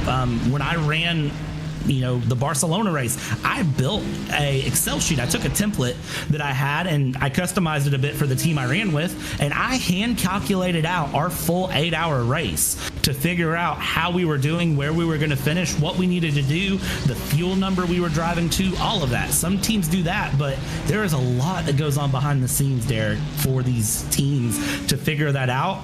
And at a time like now, you look at the lead with Ethan Critch on the number 5 of Kirk, a minute 22 gap. By the time we get down to the last hour, that could be 2 seconds. It could be. And Ethan, of course, by the way, one of those 6 new drivers that we hinted at, who is turning his first laps of this 24-hour event. right here. So Ethan's getting comfortable and having a good time in the car, it seems. And the first time, this is going to be Dale Williams here, by the way. This is Glass Tech Racing on the screen.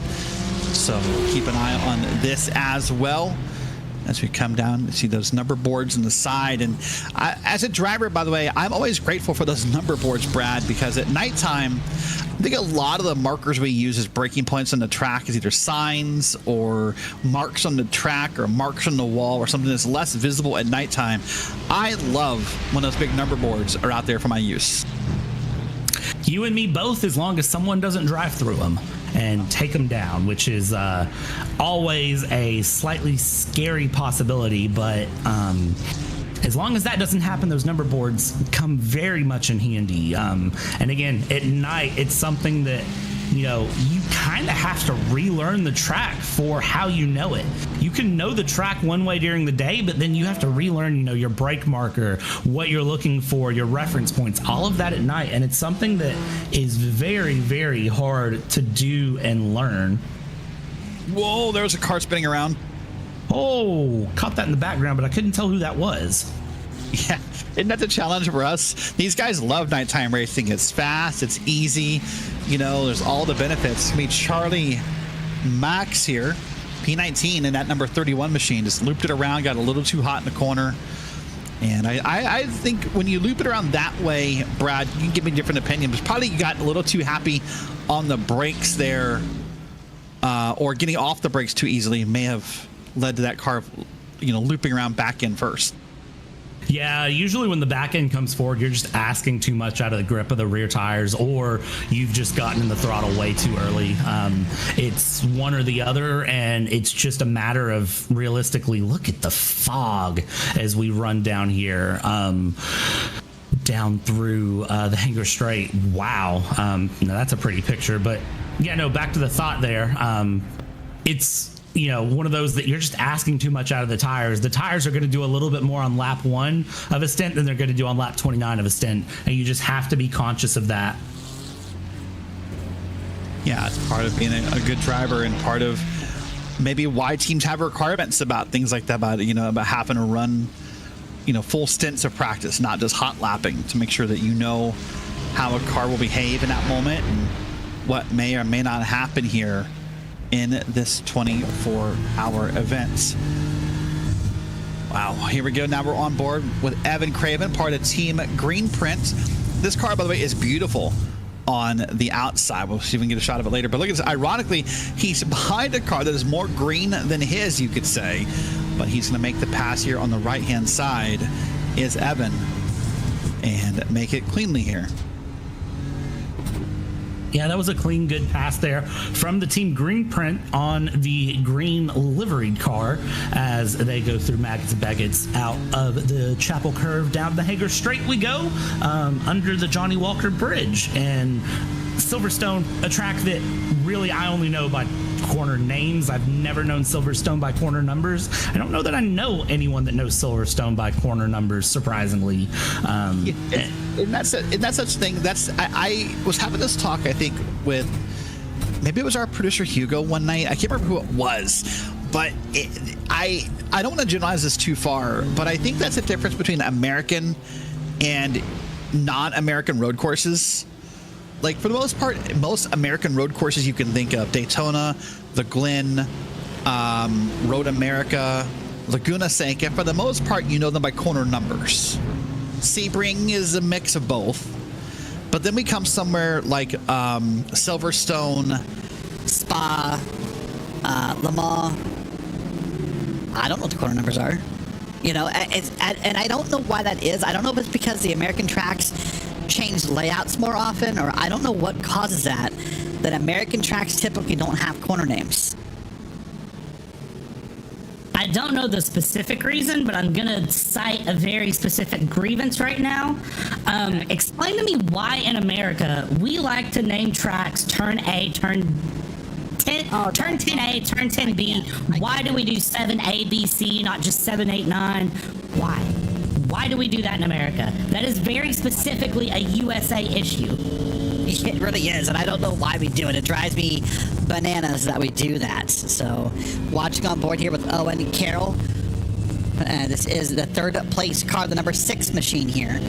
So they're doing a pretty good job here. This is a GT4, by the way. But yeah, you're right. That's very much an American race course thing where we use the like 7A, 7B, and I don't know why we really do that. But yeah, it's always weird to see what it is and how it works out. And of course, it feels like there's always those road courses we don't know how many turns there are because we all debate it. Like how many turns are at the Glen, for example. You know, let's not even go down that route of an argument. Road America is one that I think of, that there's corners in the middle of straightaways that shouldn't be corners. Turn 4 at Road America specifically is what I'm thinking of, I believe. Mm-hmm. It'll never make sense to me. Don't ask. I don't get it. There's a bunch of those that you could say, you know, are they or are they not corners? And so, but you're right. I mean, here at Silverstone, we have lots of infamous. You have not the straights are named in a lot of non-American road courses. I mean, we have the Wellington Straight, you know, to help. You have the Hangar Straight. So, I mean, every part of a track is named here in non-American road courses for the most part. It just makes sense to me.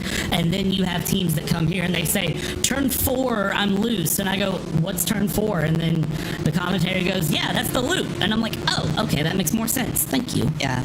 Speaking of loops, there's one by Aiden Coleman. Looped himself around by himself and came close to getting his back end touched by another car, but got that worked out. I'll be honest with you, I looked at the numbers because I'm cheating, and I have an overlay on my right side monitor that has a live track map.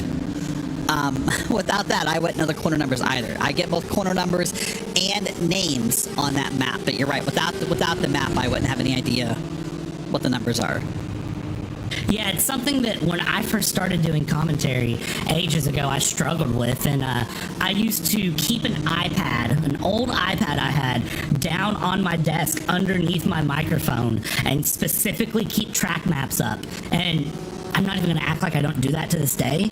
I do for certain tracks I'm not familiar with. Like if you tell me to commentate Donington, I don't know Donington track corner names. So I'm going to pull up a cheat sheet map, and that's going to be how I know what corner name is what. Yeah, I'll fess up here. Non-sponsor for a second. I have Race Lab up, and they here provide an awesome interactive track map that shows where everybody is on the screen or on the map or on the track. Let's try that again. And I get all of the corner and straight names for the most part as well. By the way, if you've had a chance to meet Joe Peak yet in commentary, Brad, but if you want to know a corner name of a track, Joe Peak is your guy. It doesn't matter what track we're at.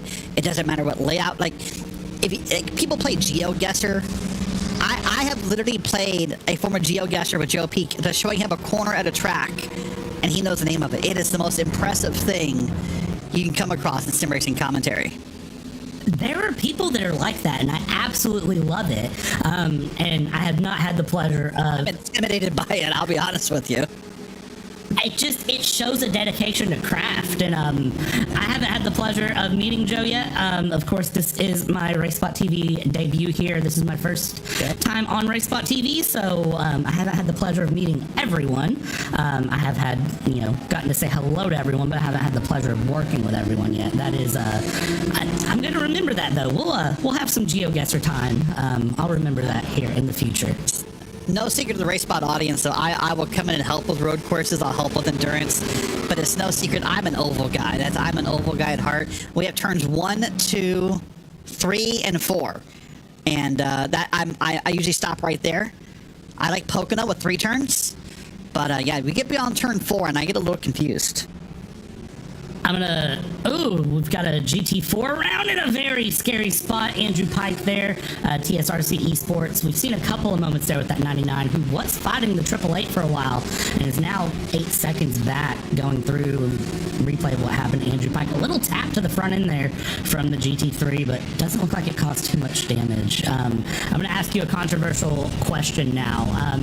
Indianapolis, do you consider it 4 corners or 8 corners? Oh, Indianapolis is absolutely 4 corners. Indianapolis is the best version of 4 corners for most ovals. Listen, most ovals you could say, and even iRacing technically itself counts some ovals as 2 corners. Just pretty big corners. Indianapolis is definitively 4 corners. See, controversial questions you could have asked. That was pretty simple, actually. Well, because I know people that will tell you that Indianapolis is 8 corners. Because there is a straightaway between turns 1, 2, 3, 4, so they'll call it 1, 2, 3, 4, 5, 6, 7, 8. That's just wrong. That's absolutely wrong. Of controversial questions here, I'll initiate you into Race Spot with the most controversial question we have here. Well, it's 2 of them. One is, should there be allowed to be a 0 in front of a driver's number? So, like, you know, should you have car 1 and car 01 in the same race?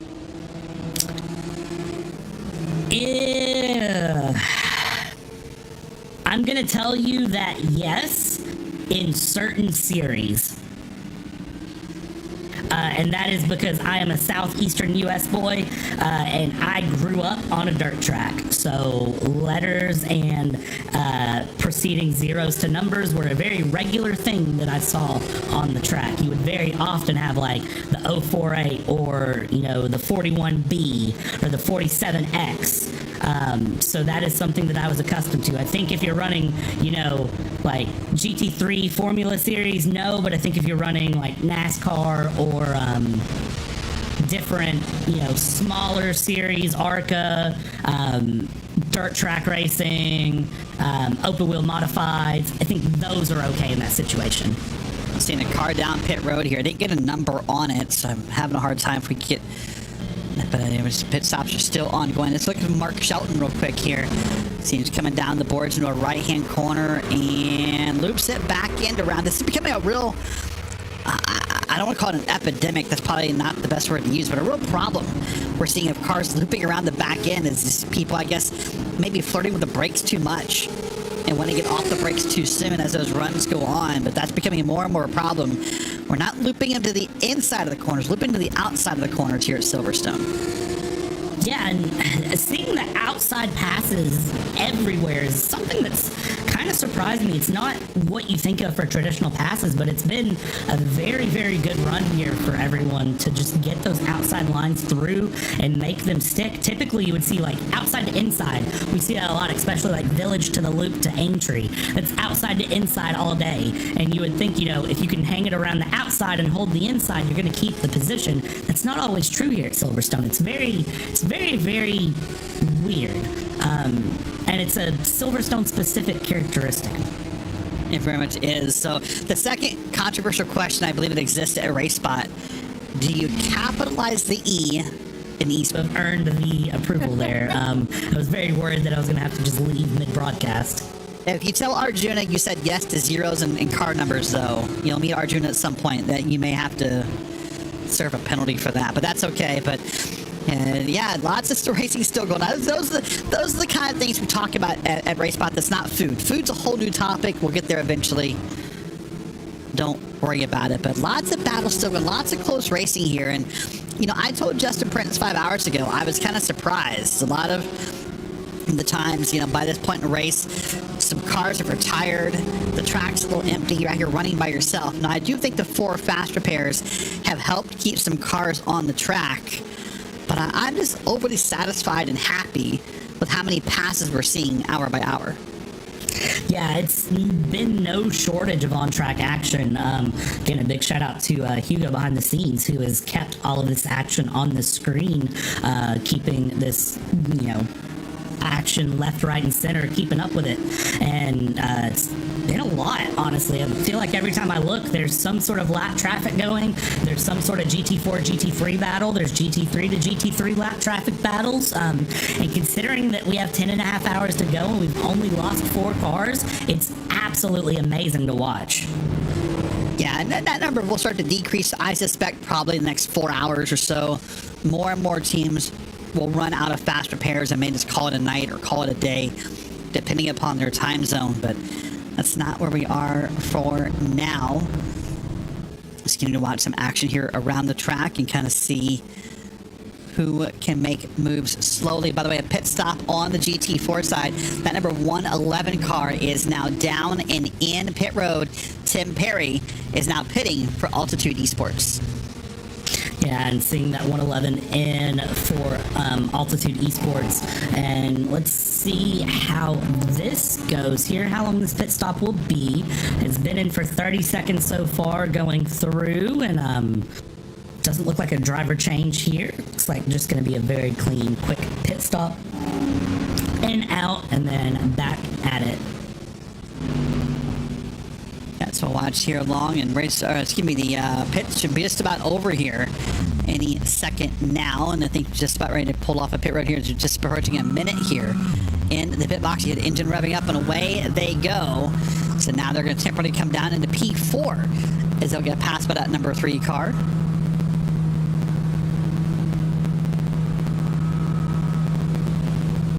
And good pass there. Yeah, out and about.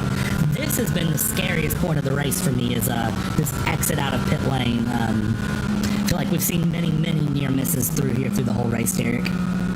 Yeah, that pit exit right there is one of the scarier ones in all of road racing I can think of, as far as it just kind of throws you right into the action. You know, there's that one. Maybe the one at Laguna Seca that does that to you. Even the Glen. I mean, the Glen's a little nicer, but not much nicer about how it just throws you right into the heat of the moment, so to speak, when it comes to the battle here. So they're going to watch this car here. New tires, so Tim will want to be kind of careful this first lap or two. Let those tires heat up before you start pushing it again. Yeah, and it is only, I believe, 19 degrees Celsius last we checked, so about 60, I think that's 64 degrees Fahrenheit off the top of my head, with some quick mental math of trying to remember my references. If I'm wrong on that, I apologize. 67 degree track temp right now, current. Okay, cool. I knew I was somewhere in the area. Yeah, 65 air, 67 track. Yeah, so honestly, pretty reasonable in all terms of temperatures. We've got P23 and P24 here in GT3 that are absolutely bumper to bumper battling. This is going to be the number 63 Quartermass Motorsports car against the number 49 Phoenix Sim Racing Lamborghini. See a pass being made here on the left side and doing a pretty good job of getting around that green car. So all is clear there.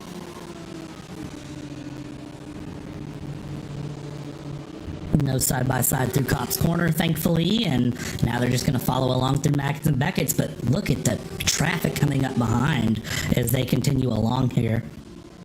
Yeah, this would be an interesting couple of laps just to make sure traffic does get through okay, and that's one of the things I've been most impressed about in the hours I've been able to watch this race today, Brad, is the traffic as a whole has been very cordial, very clean. I'm sure there's been a couple small incidents where maybe someone didn't get around as fast as they wanted to, but you know, as the faster class, as a GT3, that's got to be your biggest fear in a multi-class race. Whatever the fastest class is, in this case a GT3, and IMSA likely the LMDHs because of multi-class, in that case multi-class racing, that faster class always is scared of how traffic will behave. Yeah, it's something that, you know, we could talk the blue flag conversation all day, every day. It really comes in there that you have to, you know, there has to be a little bit of cooperation from both parties for making those passes work. You know, as the car behind, you can't make, as I like to call them, a bonehead move, but as the car ahead, you also can't be a bonehead driver. You just have to be very calm, very smooth, very collected the entire time you're driving. And it's something that, you know, I haven't seen any sort of egregious moments here with the Buttkicker Britcar 24 Hours of Silverstone here. Everybody's been very on their P's and Q's when it comes to passing, being passed, and helping facilitate those passes. And I do think a small part of that is we do know that race control will catch you for not observing blue flags. There was one penalty handed out, I think, right around the 14 or 15 hour mark of hours to go, where some team did get dinged for not observing a blue flag. So I think when you know race control is watching, you sort of also behave a little better. Yeah, and race control has had a very iron fist through this event. They have not been very kind to some drivers in certain situations. I've seen a lot of stop-go 30 seconds handed out to GT3 cars for the way they've passed a GT4 and not being very happy. If the GT4 filed a protest, they're handing out stop-go 30 seconds like it's candy. They're not happy with the way some of these GT3s have tried to run the GT4s. Any sort of small contact through, they've just thrown the book at them. What's going to be interesting about that protest system, by the way, Brad, is that Race Control put out a reminder, I think about an hour ago, reminding teams you only get 5 protests for the race. So I think a lot of teams may have burned up their protest or have used a good majority of them already. So you may find yourself in a spot, if you're not careful, where we get to 2 or 3 hours to go where something awful happens and you just can't protest it because you are, you're done. You've used them up. It's like NFL. It's like challenges in an NFL game. You only get so many. So you got to really pick and choose what you think is protest worthy. And that sounds weird to say it out loud, or maybe if you're just listening, that sounds weird to say it. Why is there a limit? Well, there's a limit because race control is human, and there's only so many of them. It's not a massive team that can just do it easily, and so it really helps limit the amount of work race control has in those moments. So they're only actually looking at valid things and not, very tiny things. Yeah, and I think it's interesting to see what they're looking at specifically, because sometimes both drivers feel wronged in a situation, and you see both teams have reported that in as a protest. If we look here at the back end, there's a moment that just happened actually between the 99 and the 909. 909 being a GT3 and the 99 being a GT4 car, that both of them have reported in. We'll see how the stewards decide to go on that, but they both feel wronged in the situation. So I'm curious to see what that final decision between Effect Simulations and TSRC Esports comes down to be. And listen, I think anytime there's an incident, for the most part, both sides, when it comes to a racer mentality, are going to feel wronged. It's very rare that such an incident happens where it's obvious within the car. Now, it may be obvious outside of the car, but trying to convince a race car driver who hasn't seen a replay that they were wrong, that's pretty difficult, right? It's difficult to do. Now, they'll go back and watch a replay and go, oh yeah, nope, I did that, you're right, I was wrong. But I think in the moment, every race car driver feels wronged somehow in their mind when an incident happens. But speaking of wrong and doing wrong, here's Dale Williams. And again, that one loops the kind of in both ways, I guess. That one's stuck in the middle of the track. And luckily for the number 29 machine, Brad, no one was there, so he was able to kind of get it, back together. Yeah, and that's one of the things that if you have that solo spin, the first thing you have to do is you have to look up and around and make sure that you're not going to get hit by someone else or pull into someone else's way. You hear it a lot of times in oval racing. Derek, you'll hear people say, hold the brakes, hold the brakes, hold the brakes, hold the brakes. That is true in all forms of motorsport. That is something that is not exclusive to NASCAR. If you spin, hold the brakes, assess where you're at. If you're in a dangerous position, get out of that position without causing harm to others. And in those solo spin situations, the first thing I do while I'm spinning is I am looking in the direction that traffic is going to come. In the case of a driver, you should have your relative box open at all times and just kind of be able to see the countdown of how many seconds away the next car is and judging if you can move in time, right? I would say probably in a case like this, if you're anything in less than 7 seconds, maybe 5 seconds, you're probably better off holding still and letting the traffic figure it out than you are trying to move in front of them and possibly be more in the way than you already are. But you're right. I mean, hold the brakes is a pretty common thing. Just have to make sure you do what you do correctly and safely. And listen, it's more in an event like this, right? Because in an oval race, it's all single person driving, right? It's me versus how many other oval drivers. And this event here, these drivers have been practicing for hours and days to get ready for this as we're watching on board with Taylor Lane. If Taylor makes a mistake right now and ruins this car, he's not just ruining the run for himself, Brad. He's ruining the run for anyone else on that team or anyone who helped him prepare for this event. Yeah, and that is a little bit of weight on your shoulders, to be honest, is to remember that, you're not just racing for yourself. When you're running solo, if you have a bit of an off moment, it's one thing, but when you're running as part of a team, it is a team effort through and through, top to bottom, all day, every day. So you have to just make sure you keep everything, in the back of your head. And it goes to what I talked about earlier when I first jumped on, that sometimes it's worth dialing back that 1 to 2% and sort of relaxing in the race and not pushing so hard if it means that your car is going to make it to the end of the race. Yeah, hey, by the way, real quick, did you notice this when watching On Board with Taylor? That's bare hands on wheel right there. Yeah, that's brave. I don't even do that, and I don't consider myself any sort of a competitive, fast, amazing driver.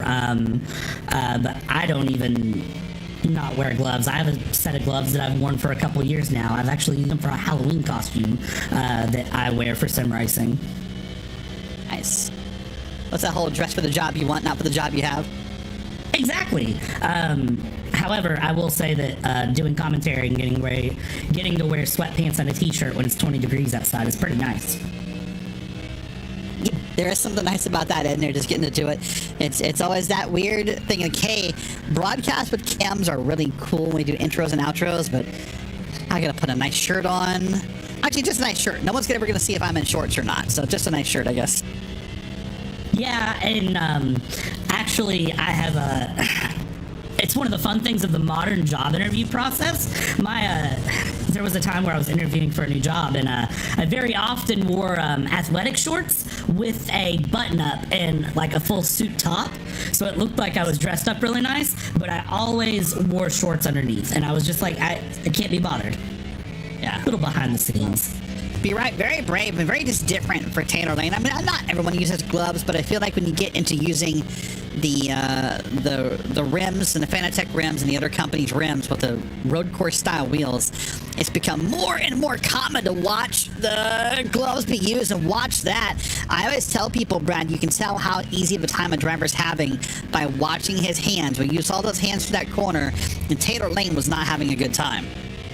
Yeah, not at all, and you can see Taylor Lane very much talking there. I would presume that is on the team radio. Thought I saw a little bit of a chuckle there at the end, probably saying, hey, I just managed to keep that together. Let's go. And definitely some back and forth banter. And that's something you don't get to see a lot is, how the drivers communicate back and forth with their teams as they're racing. And it's something that really adds, I love it with that team dynamic. You see a lot of series where drivers, if they're running shorter races, they run solo, but then you have moments here, like right there, Taylor Lane trying to get that past him. You can see him say, watch out, or whatever. He's getting into the racing, and really you can tell that, he's taking it serious and enjoying it.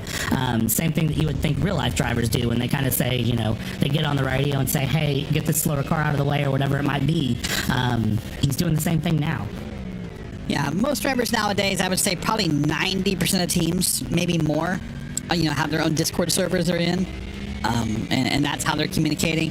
You still do see a team here or there with a TeamSpeak server. I always kind of shake my head. Like, TeamSpeak's, not free, but hey, to each their own, and everyone has their own preferences of sound quality or permissions or whatever it causes to make you make that decision. The weird ones to me, honestly, Brad, are the ones who are still using the iRacing radios for their team communications. I don't understand that one. Yeah, that's one that I haven't personally ran into in a very long time. The only time I've really seen the iRacing radio be used is for communication between all the drivers, say in, public servers or open lobbies, however you want to refer to it, or when you're in an event like this, Race Control uses it to make their broadcast to all drivers, and use it sort of as their official communication channel. Same thing you would see in like the Supercar series, where they can come over the radio and talk to everyone at once. That is sort of, what I'm familiar with the iRacing radio being used for. And hey, bringing it full circle, don't forget, we talked about Discord. Hey, WEC, the WEC, they use Discord to talk to the teams. I love that. That is a fact that I know it, and every time I hear it, I have to do like a double take and go, really? Yep, that's been something. I'm pretty sure, I believe this was introduced, and maybe our producer Hugo Luis will remember, pretty sure this was introduced during the COVID era. They decided to use it to cut down on the in-person communication. Now, as far as I know for WEC, the teams do not use Discord, pardon me. They still have their own private digital channels that they use, traditionally, but all race control communications comes through Discord. That's the coolest thing ever. I don't care who you are. That's the coolest thing ever. Isn't it kind of weird to think that a program we started using, as gamers and nerds about, 10 years ago now, has turned into this official program people use for things? is, but it just kind of shows just how things have accelerated through time. It's very awe-inspiring when you sit back and look at that, though, and think about that.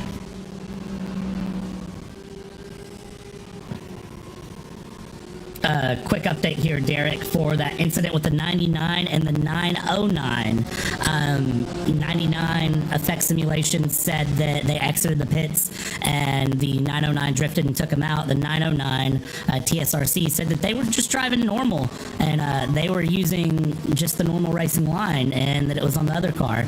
Stewards decided to side with the number 99 TSRC eSports GT4 and they issued a stop-go penalty to the 909 and said causing a collision for exiting pits, and then they took it a step further and sent a reminder to all the drivers of how the pit exit works, just as a little bit of an FYI, as an update to everyone.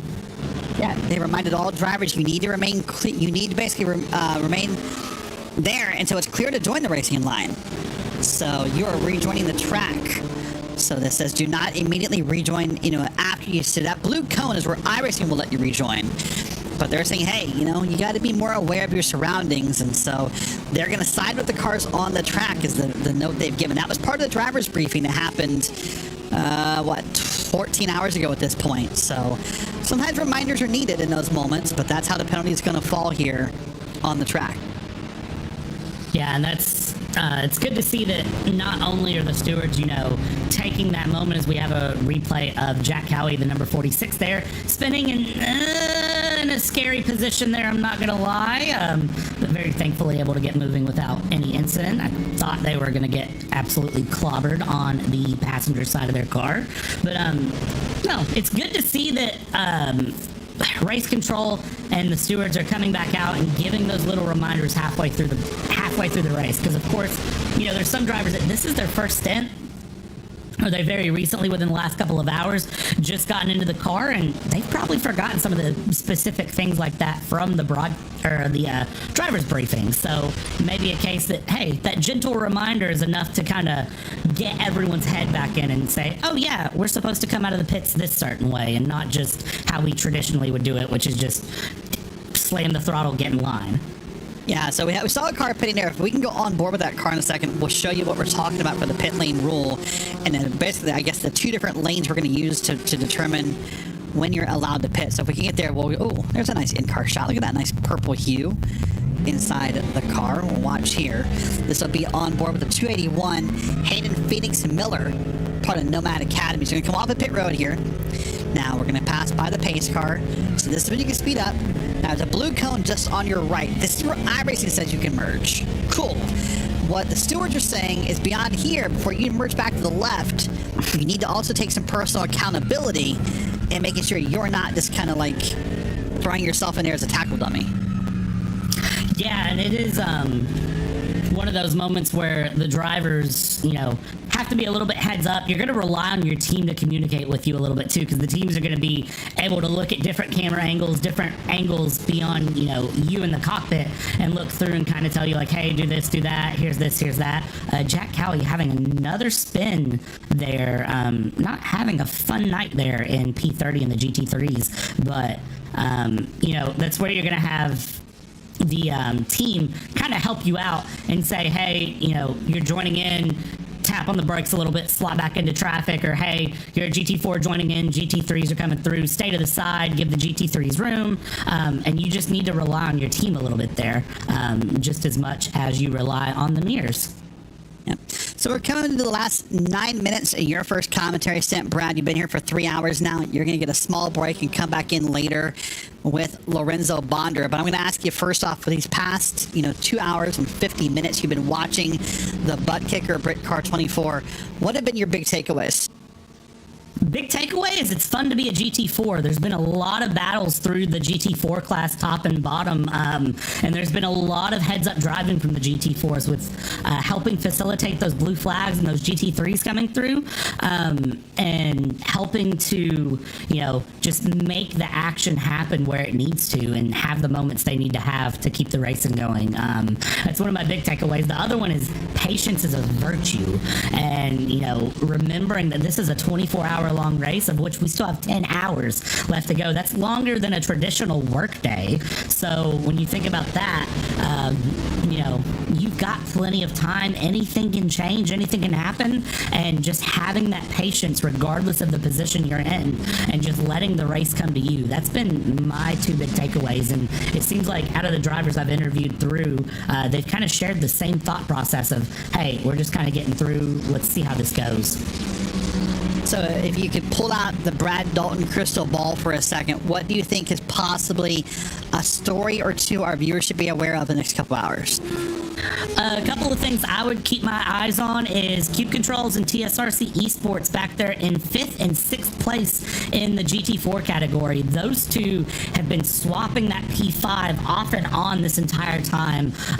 So I would keep my eyes on them. The other thing I really want to keep my eyes on is that WSR eSports Buttkicker. Right now, Ethan Critch is driving that number 41 up in the lead, but I'm curious to see if that stays there or if any challenges come through. A couple of big things that I've seen too, BRT and Team Loose Spurwig, 2nd and 3rd place in GT3. I mean, they've clawed up 8 places and 10 places respectively to get their way up into 2nd and 3rd in class. I wouldn't be surprised if you start seeing them really start to pace themselves and start to close that gap and try to go for the lead here in the final 10 hours.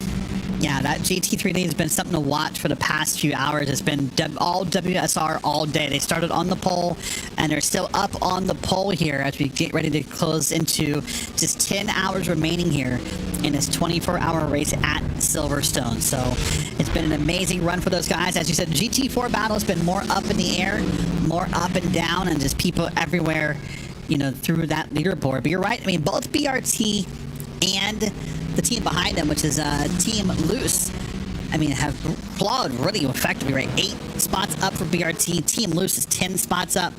So some pretty amazing things. Also, real quick, P9 for Nomad Academy up 10 spots. So some really amazing things happening up and down the field here at Silverstone. Yeah, and I think one of the things too is we see all of these drivers going up. You don't want to forget about some of the drivers that have went the other way around the grid here. Sim Dynamics, Sunoco Racing Fuel, they're down 10 places on the day. Prismatic Motorsports, that number 48 Audi, has had a couple of moments here and is down 6 places. The race isn't over for them. There's still 10 hours to go. They still have plenty of time to make up laps, make up positions, and move their way back up the leaderboard as we go here. And that's the beauty of endurance racing, though, is that just because, there's 10 hours to go and you're down in P15, that doesn't mean anything. You can still claw your way back up. Top 10, top 5, you could see the win. And we've seen cars make up 10 laps in the last 10 hours and come back for podium finishes. Yeah, so I often wonder that in my head, and I've luckily been in a spot as a team owner a couple times to win events of 24-hour nature, and there's that moment where it starts to feel real, right? There's that moment where this is hypothetical. Hey, listen, we're winning, but we don't want to get too amped up. We don't want to get too excited. You kind of don't want to really buy into the hype because maybe you think it's bad karma or whatever you believe in. But there's that moment where it starts to feel real, where you're like, hey, this is really this could really happen. This is really a moment right here. And I think the 10-hour mark is probably a good starting point for that. I don't know if I'd buy into it. I think 8 hours for me is like, oh man, we're with 8 hours to go and we're leading. That's great. At 10 hours though, you start to buy in and go, okay, let's get serious about this because this is becoming real. Yeah, and it's very much you start to have that pinch me moment, and it becomes one of those like, okay, we've, Lady Luck has been on our side so far, and we've put all of our, wheels and tires in all of the right places to keep this thing moving and keep this thing grooving. Let's buckle it down, and then, as you just said, Derek, as it starts to reel in a little bit closer, a little bit closer, a little bit closer, it goes from that sort of like, okay, I'm just doing everything I need to wow, this is happening. And that is also a very dangerous feeling if you are the leader and you've had a dominating race, because that is where mistakes can slip in just on the pure wow, this is happening factor. It's a very dangerous sort of give and take. Yeah, it's very, very dangerous give and take all day, all night, all race long. on that scale. We're watching along here with this car right here. You see the number board in the front dashboard. It says 23. So you see that is their position.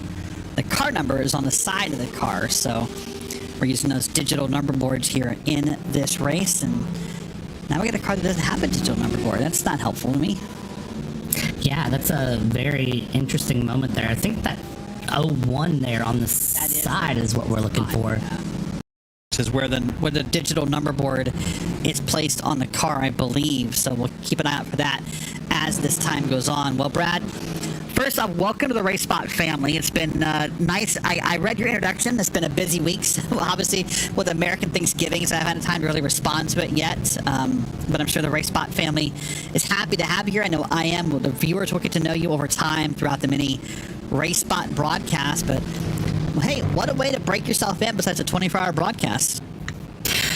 You know, I saw it's a 24-hour broadcast, and I saw there was a nighttime shift to cover, and I thought, you know, I'm used for nighttime European broadcast a lot. The last endurance race I covered, I did the graveyard shift from 5 p.m. Eastern Time to 5 a.m. Eastern Time. So, you know, I thought, hey, let's jump in here and just see where I can fill in, see where I can help out, and get comfortable. It's Silverstone. It's a lot of fun. It's been awesome to meet everyone here at RaceSpot, kind of interact, learn, see the different conversations.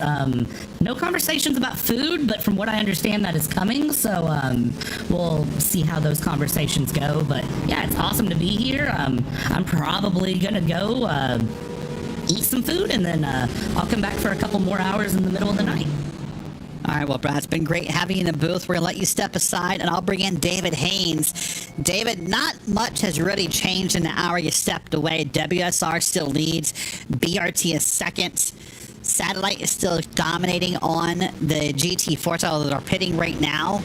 A couple penalties handed out in the past hour, but really, the past hour has kind of been the more things change, the more they stay the same. Well, it stays very dark for sure, with many cars out there congesting up the 5.9 kilometers of Silverstone circuit, and your outright leader is going to pit. So WSR eSports Buttkicker just entering pit lane. GT4 leader also in their pit stall. So yeah, if you want to get a quick signature off the race leaders, that's where they are.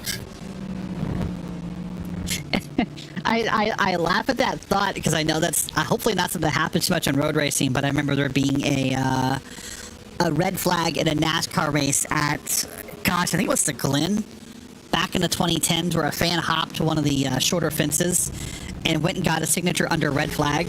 So you say that and it brings a smirk to my face because I've seen that in a different form. You feel like that's definitely happened during a rally event at some point as well. You know, puncture, they stop changing it, fan comes up. Like the Baja races of ilk, yeah.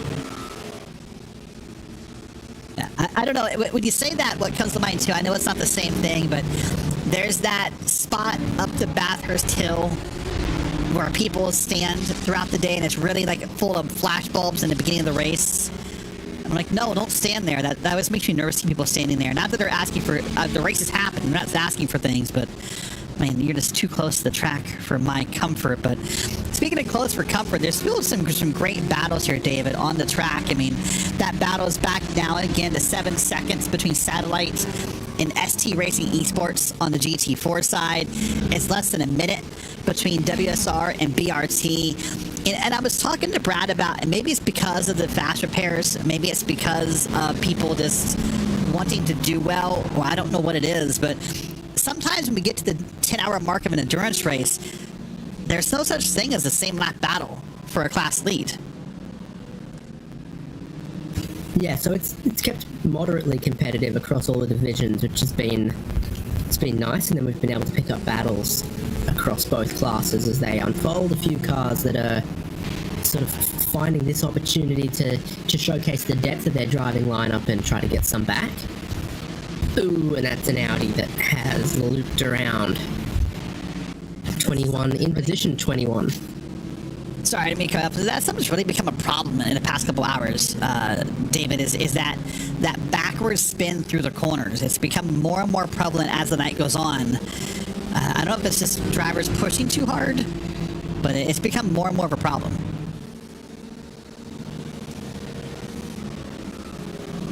Yeah, and as well in the dark, a few drivers finding the curbs and striking them in some slightly awkward ways as well. So all of it, I think, compounded by the darkness and the fog.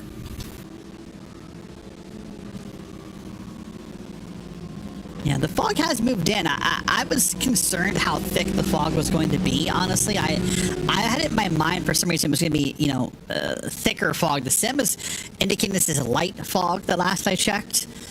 And I'm curious how much different it would be if it were daytime and not nighttime as far as how thick that fog is or how much effect it has on the drivers. But, right, the fog has moved in, the temperatures are way down, drivers are eager to make up time. This is that type of endurance race where a lot of people see this as like your money laps, where you should be out there just kind of, cooking it and seeing what you can make up on your competitors. It's definitely fog that's thick with only one C. Yeah, okay, that got me. I wasn't ready for that. But yeah, you're right. That's, yeah. See, red flag fog is thick with 2 to 3 Cs. I was at Bathurst 12-hour one of those years when they had a lot of fog. Delayed the race start. Yeah, it's not very common that we see the fog really, be a factor in iRacing, as there was a little bit almost leaning on each other right there through that corner. But I was going to say, David, it's really only in the official, or excuse me, in the hosted events, pardon me, that we see fog really used. In most official special events, hardly ever do we see fog come into play anymore. Anything more than this fog normally, to put it bluntly, makes broadcasting pretty ugly. So it's normally to be avoided. This is looking a lot like Will Chadwick getting a lap back on second place right here. Yeah, we've seen Will in the car throughout multiple times throughout the day here. So, and Will is an incredible driver. Justin and I talked about this earlier. If you wanted someone to come in and put hot laps in a car that you could trust to put those hot laps in a car, you want to sign Will. Will has been on a couple different teams throughout his career and has always proven himself to be a pretty great driver.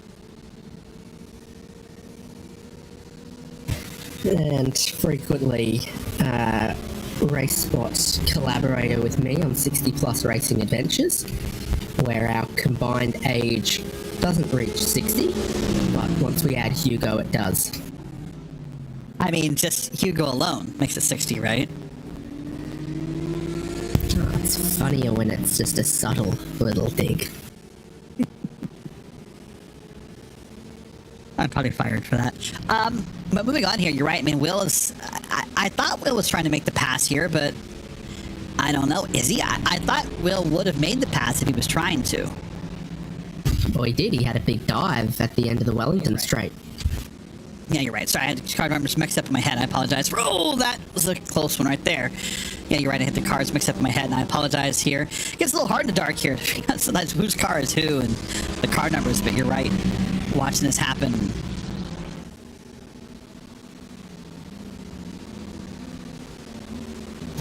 So you have this sort of long view looking and at picking out the headlights.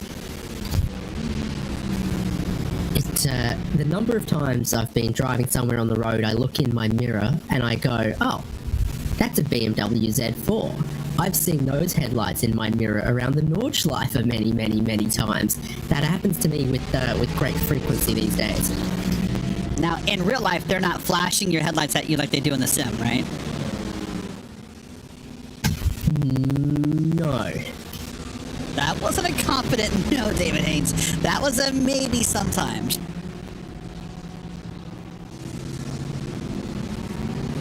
See, for them to flash their headlights, they'd have to be driving around town with their high beams not on in the first place. Oh, yeah, okay, that I get. That's becoming a real problem in certain places. That I get right there. You're right.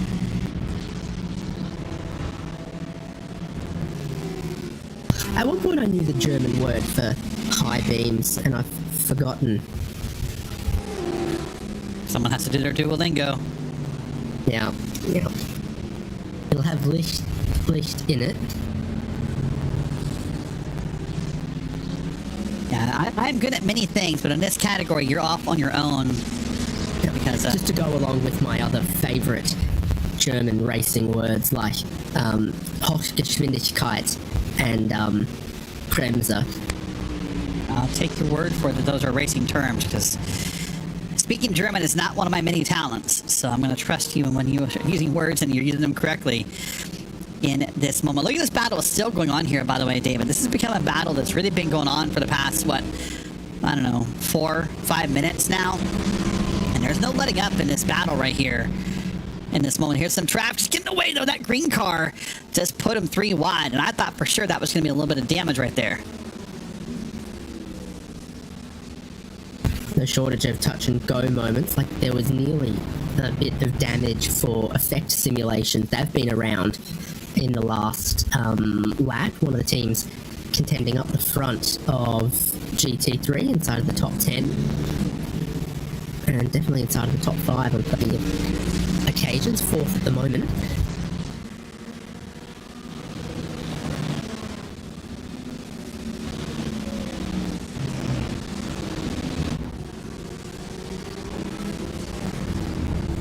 I'm going to go back here and take a look at the 290 car and take a peek and see how their race is going for a moment. See them coming here through that left-hander and tracking out up to the curbs here.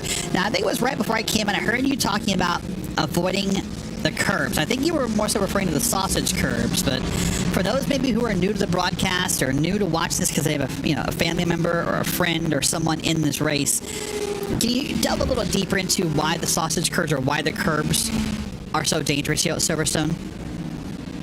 Oh, well, there's a couple of them that are big. So that's the main problem with them, is the way that they try to enforce the track limits through the Vale Chicane and Club and Final Sector.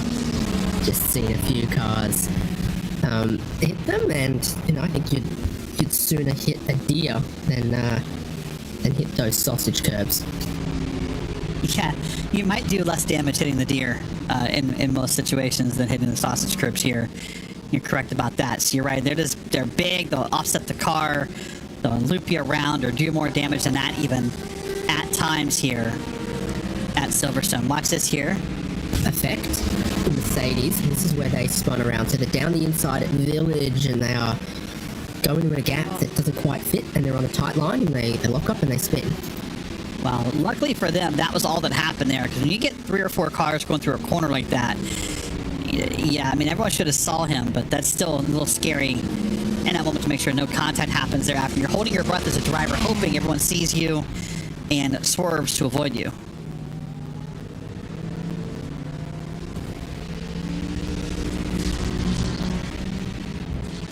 Yeah, so 4th at the moment for effect simulations, and only 9 seconds behind 3rd place, so they would have been much closer were it not for that.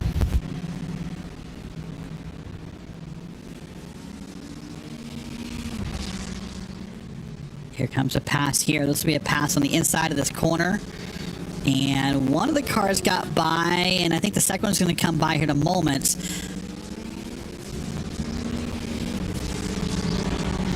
There you go.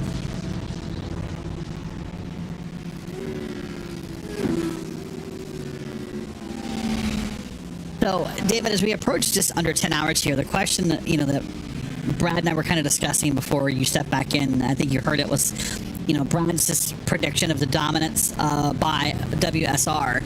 At this point, do you think there's a way that BRT catches back up in the GT3s short of WSR sort of, ruining their own race, or do you think BRT can do it purely on time still?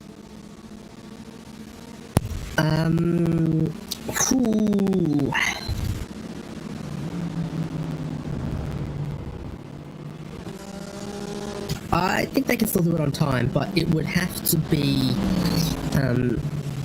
involving the pit stop window and the checkered flag falling within the times when BRT are 37 seconds back, not when they're 1 minute and 10 back. So I haven't calculated that to know.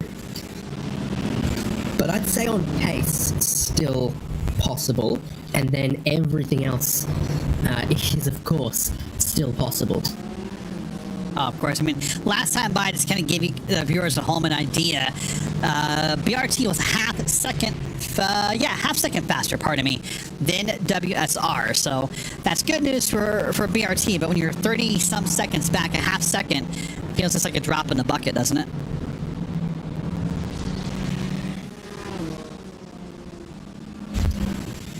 Yeah, and I'm noticing a couple more drivers cutting their first laps of the race now in this stint. So Michael Johnson, 45, has joined Miss Daisy, 101, to be their 6th driver to appear in that car.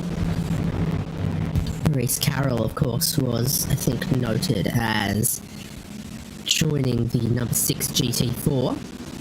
Josh Pulley, first stint in the number 50 GT3. Can we get 7 drivers in a car? Because at the moment, driving Miss Daisy on top in that count with 6 drivers. Yeah, they're one of only 2 teams, I think, that registered 6 drivers with the Britcar officials to have a 6-car team. And I understand having a bigger team maybe for fun, or maybe it's because you want to cover more time zones, but I don't know, David. Getting 6 drivers to agree on a setup for a car sounds like getting like a group of like kids to agree where to go to dinner. I don't know. That sounds like a difficult task. Getting that many drivers to agree on a setup that's drivable in a single car. Getting 6 siblings to agree who gets the first turn with the PlayStation. Oh my gosh. I'm a younger sibling, so I never got to use the good controller.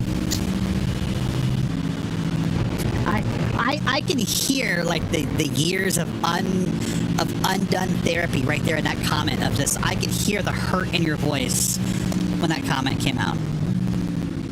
That's if I was lucky, if it was even plugged in. And not hidden somewhere so you couldn't get to it. Oh, hello. Unplugged, hello.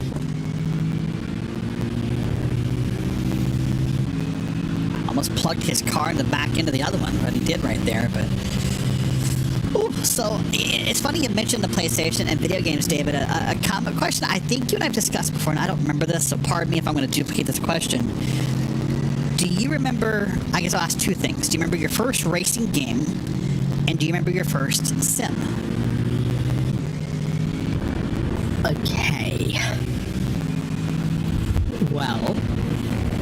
Definitely first time I sat at a wheel and pedals is Daytona USA. So that's like...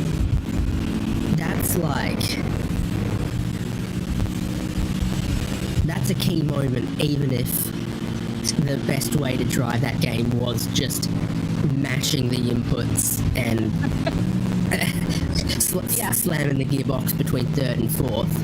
Yeah. But it's still, that's still like, that's a watershed moment. And I had Formula 1 97 on PlayStation 1. Would that have been during the original EA Sports years? I don't know who developed it, but it was an interesting game, and it had a whole bunch of voice lines recorded by Murray Walker. I remember this game. Yeah, you're right. This is not. You're right. This is not an EA game. This was actually one of the games that came on one of those. I played this game because it came on one of the PlayStation demo discs. So yes, okay, I know what you're talking about now. Yes. A racing video game developed by Bizarre Creations and published by Psygnosis for PlayStation and Microsoft Windows, and I had it PlayStation. So are you counting that as your first sim? No, I'm just counting as, I think, the first game. Okay. Racing video game that I can remember Okay. Like having, not necessarily just playing somewhere or.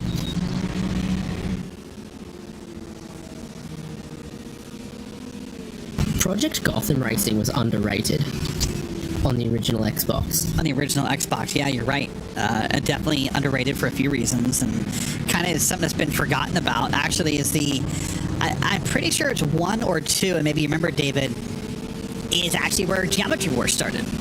In the credits of the game, if I recall correctly. That's what sticks out in my mind, but yeah, I played a lot of that.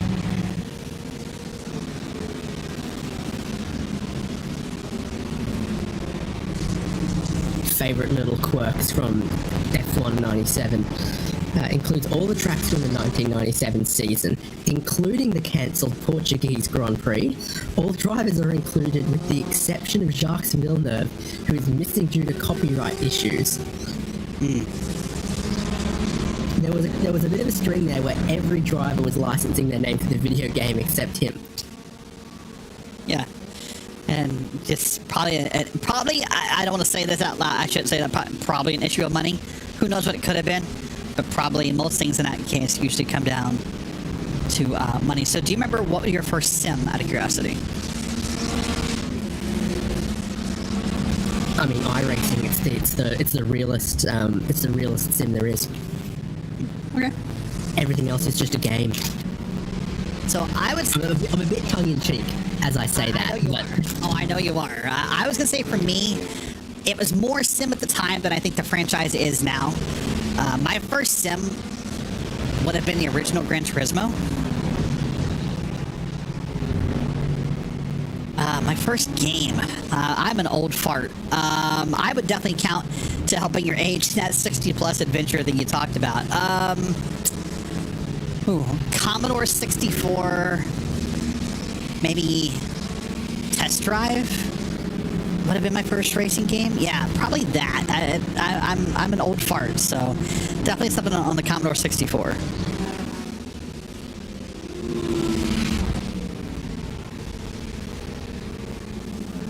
The driver name edit function in Formula 1 97 could be used to unlock bonus tracks and other things such as raining frogs and the cars having the ability to hover. I'm somehow not surprised by that. That was a common feature that was used for a while in video games, was editing names to make things happen. It's not unheard of, but it sounds silly in today's age of just, Roller Coaster Tycoon. Unlocked by default, right? Was there? Yeah. You could name your guests certain specific things, and they would either do particular things or whatever. Like I think there was one, and that they would have near unlimited money, but only like one guy. That's weird. I loved Roller Coaster Tycoon.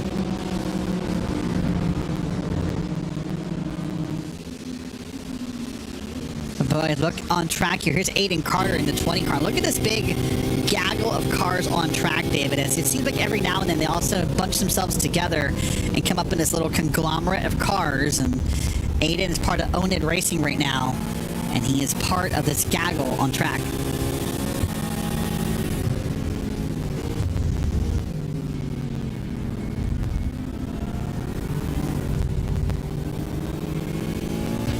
Couple cars. Pit lane, including the 101 driving as Daisy, Michael Johnson has only driven 12 laps and is back in the pits on board with the 9th place car in GT4. The next GT4 you see up the road, the Mercedes, is RD SimSport for 8th. So that's going to be Aiden Carter's goal right now. Well, I would have to think if that driving as Daisy car only went 12 laps, that's obviously not scheduled. So there might be some kind of incident or something causing that to have pitted early because... Well, they had a black flag. I think they... Okay. Incident points maybe or something, yeah.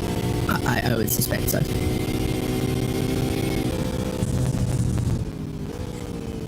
By the way, so Michael Johnson 45. That means there's been 44 other Michael Johnsons across the iRacing service. That's one of the bigger numbers I've seen after a name in iRacing. Yeah, my team has Kyle Smith, and I can't off the top of my head remember his number, but he might be like 30-something, 40-something Kyle Smith.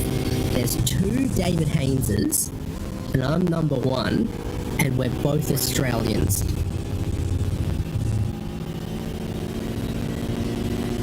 Yeah, I was the 3rd Derek Watson on iRacing.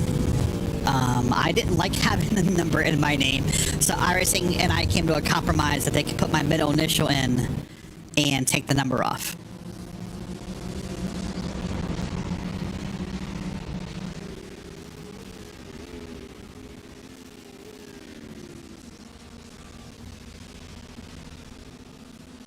Which I think now it's becoming a more common feature that iRacing is starting to talk about, but I think a lot of people don't know that if you don't like, the numbers are the biggest reason they'll do it. If you don't like it being, Michael Johnson 45, you can contact them and they'll offer you a couple alternatives to try to help you avoid that. But what you can't avoid was that too wide pass that it was kind of tight through these S-shaped corners. But made it out okay. Did that RD SimSport car.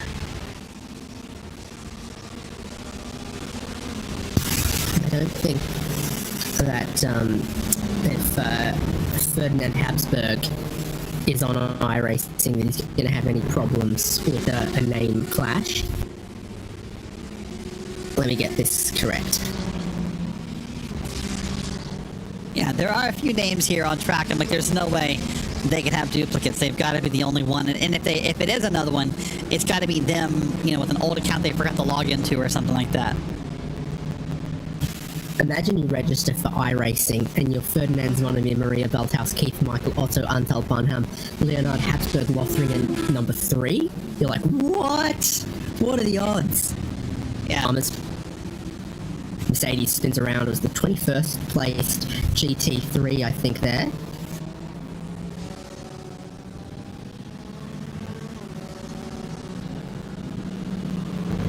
The timing's not helping me out. I'm trying to pick it out.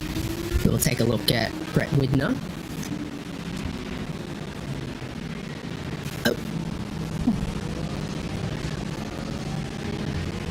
Oh man, a little too close on the rejoin there for my liking. I don't know if he could have waited much longer though, maybe since there were more cars coming, but that got a little closer than most of the ones we've seen tonight.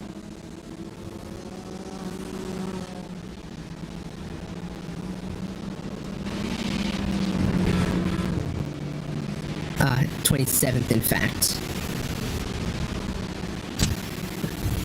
Our 45th friend, Michael Johnson 45, is one of the drivers that went for a little spin there.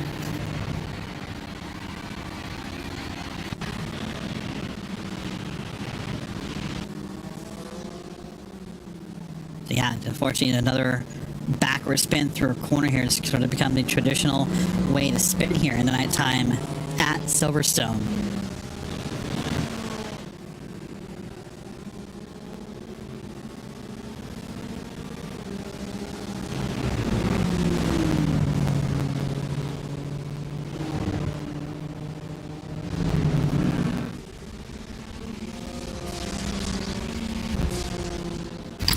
Gravel Trap Racing number 46, another car that has a black flag that has reached their incident limit and then maybe perhaps again.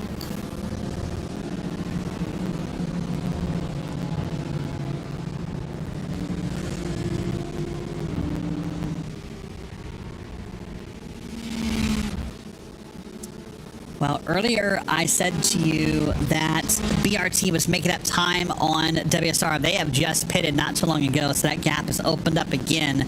That's why that gap now is back to a minute and a half, David, on the leaderboard up in the top left of your screen. And, I asked that question, do you think BRT can make it up just on time? I don't know. I don't like rooting for Carnage as a driver. I think it's really bad luck and it's bad form, but if you're a BRT, I think it's the only way you beat WSR is if something happens to that car.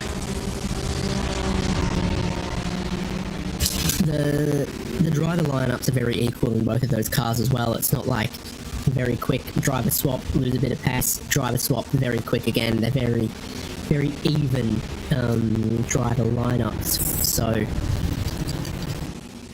pardon me, I'm reading off the wrong sheet here for BRT with Alistair Kirk, Oliver Furnell, Tom Griggs, and Josh Benson.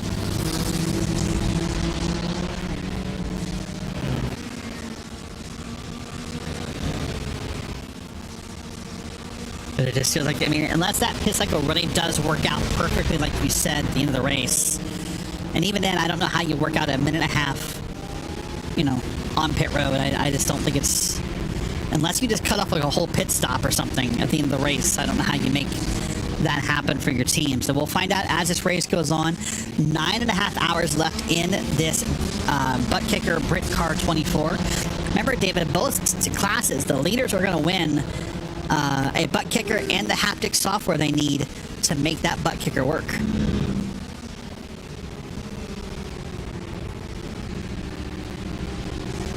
Not just sim racing, many other things you can do with Buttkicker. I've talked about this before, perhaps even in the same event a year ago, that one of the most interesting uses of the Buttkicker system I've seen is a virtual reality dinosaur experience, and it was attached to a wooden crate, like a shipping pallet kind of thing.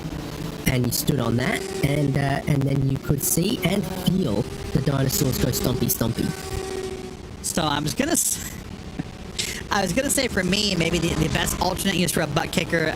There's a, I can't remember the name of it right now, but there's a VR roller coaster experience that you can get through Steam. I can't remember the name of it right now, but once again, that Buttkicker served as giving that realism of the feeling of riding in a roller coaster car with all the bumps and the, you know, the everything else that comes with being in a roller coaster.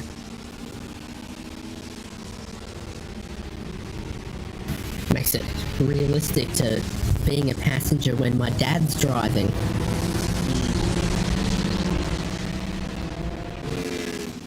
Yeah, I have someone in my life like that. I'm not going to name names. They might be in the room, but yeah. Here's a car coming off of pit road. Now, what did happen while you were gone? Is this coming off or onto? I must be onto pit road. No, it is off. There was a reminder sent to all teams about the proper use of pit exit. You can't just merge out when the blue cone is here, David. You have to make sure you safely merge out after the blue cone and don't put yourself in the way of traffic. So there was a penalty handed out in the time you were gone for improper merging back into the racing surface. Temptation, in the absence of any other cars, would be to shoot straight from pit exit to the apex of turn 2, but if you stay wide of it, then you get the inside line at turn 3 village, and you perhaps blend a little more safely.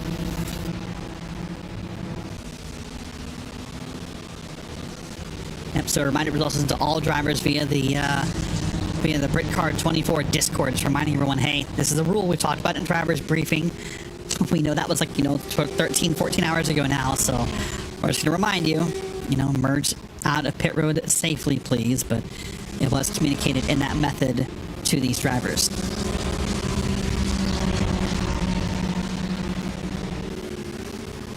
Well, I'm seeing an increasing number of drive-through penalties happen from the incident limits now that we're past the halfway point of the race, and we've been racing in the dark and the conditions been difficult for balance for a lot of the cars, GT3 and GT4. So Gravel Trap Racing UK have served their drive-through penalty. The last time through lane for driving a Stacey was a drive-through penalty. That is a Ferrari backwards. Yeah, it certainly is. A sight that's become way too common here in the past few hours. And man, you say that out loud, you're like, drive-through penalties for incident points, and I'm like, we're 9.5 hours to go. If I was on a team right now where that was the case, we're already serving our first drive-through penalty, if not more, for incident points. The frustration level must be a little high at this point. I'm sure most of them are probably from off tracks instead of, incident points for contact or what have you. Maybe it's some loss of controls from other cars we're seeing spun around, but if I was already at 120 with 9.5 hours to go, I would be a little down, about that process.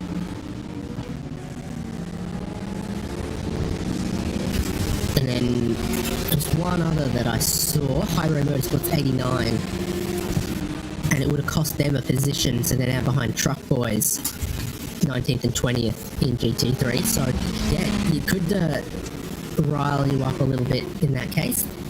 There's Truck Boys, the Ferrari, and just behind them, Pyro Motorsport, Robbie Foster made a drive-through. I might have that wrong. I don't know. Maybe. Not as confident as I was when I started the sentence. Yeah, regardless, if you're at 120 already, I don't know. I mean, David, you probably have more on-track experience at Silverstone than I do. Where are the most likely culprits where we're picking up off-tracks here at Silverstone? Exit of Cops, number one. Big one is going to be exit of Cops Corner.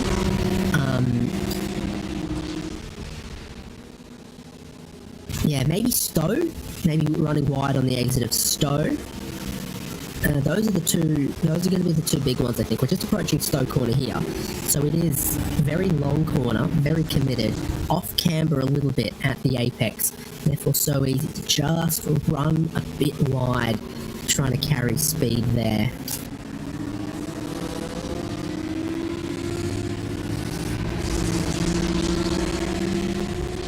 And of course exactly the same thing is true of Cops Corner. It's a very high speed sort of take off just a tiny bit of speed, pitch in and pray that it'll stick on the way through, and if it doesn't, you're going to be a little wide. Now this is getting interesting. Or was. Yeah, this is what 5 cars combined together. This is Craig Kors, by the way.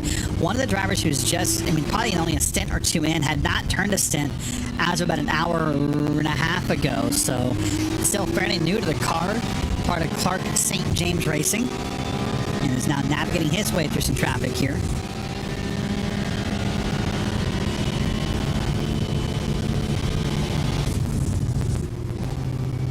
Cops Corner, so yeah, you get back to throttle and you're trying to stay within the track limits on the exit there. And I think you hear the commitment to the throttle waver just a little bit from the apex to the exit for a few of these cars as they realise, oh no, maybe I've been a little optimistic and I don't want to be getting an off track every single lap there. Yeah, even if it is just a drive-through penalty, David, it's still a bit of a pit delta, right? It's still a long trip down pit road, maybe cost you a spot or two, or cost you more than that as the race goes on. Remember, it's 120 incident points for your first drive-through, and it's every 20 thereafter. Sorry, I'm double-checking myself on, is it 20? 120 and then 25. 5 ever after, yeah. So once you've gone through that first 120, it's a big wait until you get your first, and then it's snap, snap, snap every 25 incidents thereafter. So anyone who's had one drive-through at this point of the race is probably going to have a couple more. And it's an odd little pit lane for drive-throughs here because it's one of the shorter deltas you'll ever come across. And at that point, or you've got to hope that the driver who's causing incident points, maybe his stints are up, and you can get someone a little safer in the car to offset that issue you're having.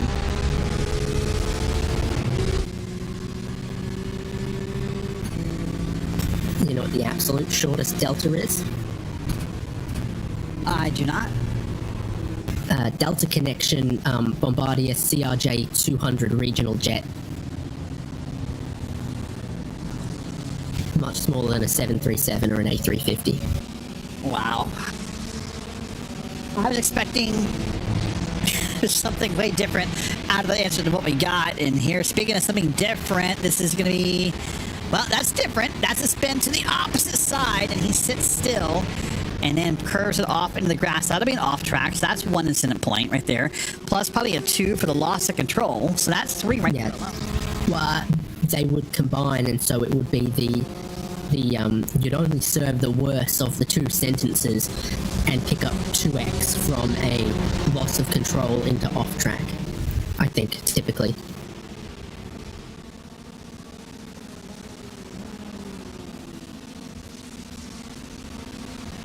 That's why when I'm committing capital crimes, I also sprinkle in a little bit of shoplifting for free.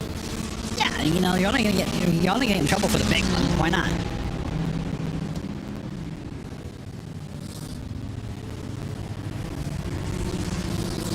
There's other crimes are this there to give the prosecutor the handwriting cramp of having to fill it all out, right? Yeah, go big or go home. And I'm always willing to just go home. Yeah, in my case, just stay home. Just don't even bother. Just stay home here. Well, up front is that Sunoco racing car. Broke, I thought, a little early into that corner, David, and managed to not get rear-ended, but those lights came on a little earlier than I think other people were expecting them to.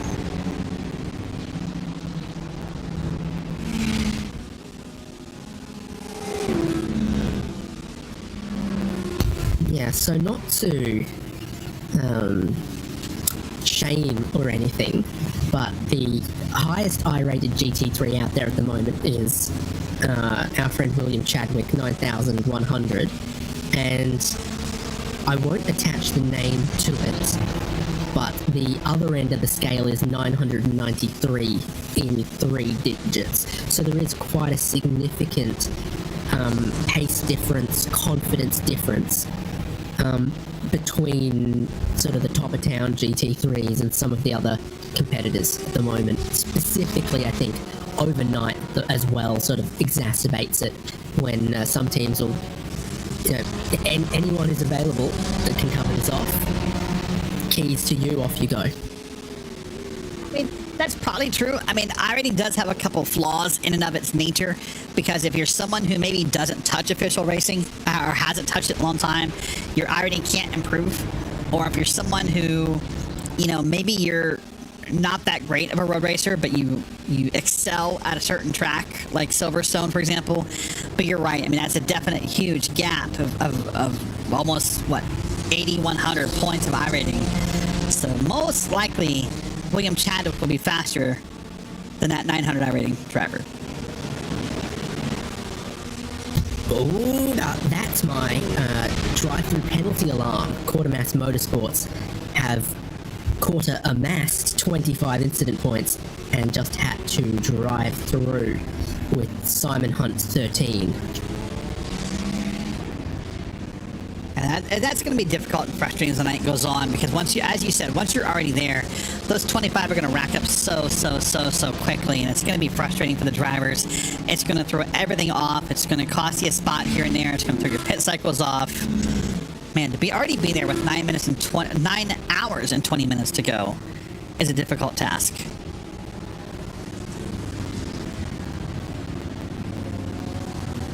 So, speaking about all the different drivers on track at the moment, I'm trying to find who's closest to you on track. So, we've got Club Northwest Aria Best Prismatic Motorsports 128. That could be you, or Nick Jerkovic, Club Northwest for Team Red X GT4. That could be me. Now, do you have a number on what our highest I-rated GT4 is on track? I'm gonna guess that it's Alex Gal, who's also 9,100. Okay. And what about the opposite end? Do you have a number for that? Oh, it's very high because it's 4 digits. Okay. It's probably about 1,500. Okay. Which I think is what starting I-rating is 1350, if I recall correctly. Yep. Okay. Been a while since I started, so I had to dig back to the deep parts of the memory. It's been ages since your I-rating was that high. Yeah, maybe. Maybe. I was gonna say it's been a while since I was a newbie I-racer, but you didn't have to get like shots fired like that. That was not necessary.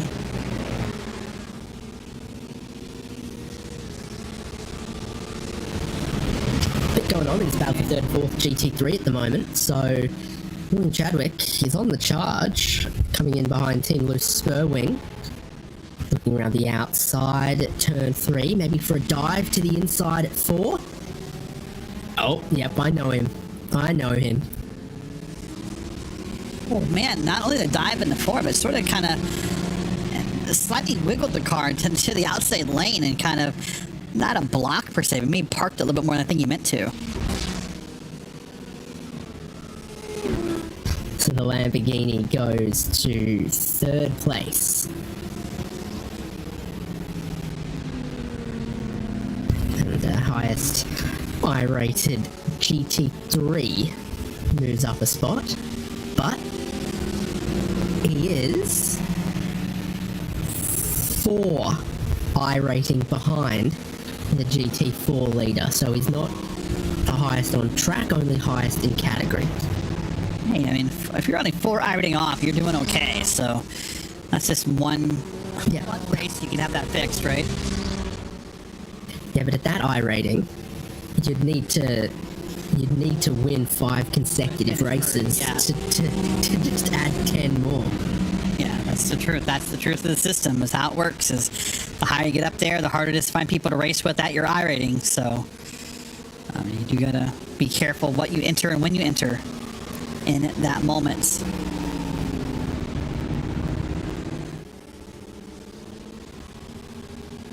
And honestly, and I was kind of being serious when I said the problem with I-rating for some of these drivers in this field, David, and I don't mean this in a negative way, just a challenge, is that some of these drivers are so involved in Britcar or other events of a hosted or a league nature that they don't really have time to touch official racing anymore. And so a lot of drivers here will have the same I-rating for a long time because they just don't run officials, right? They don't want to run it. They prefer to have the race stewards or to have leagues they know and race in that manner.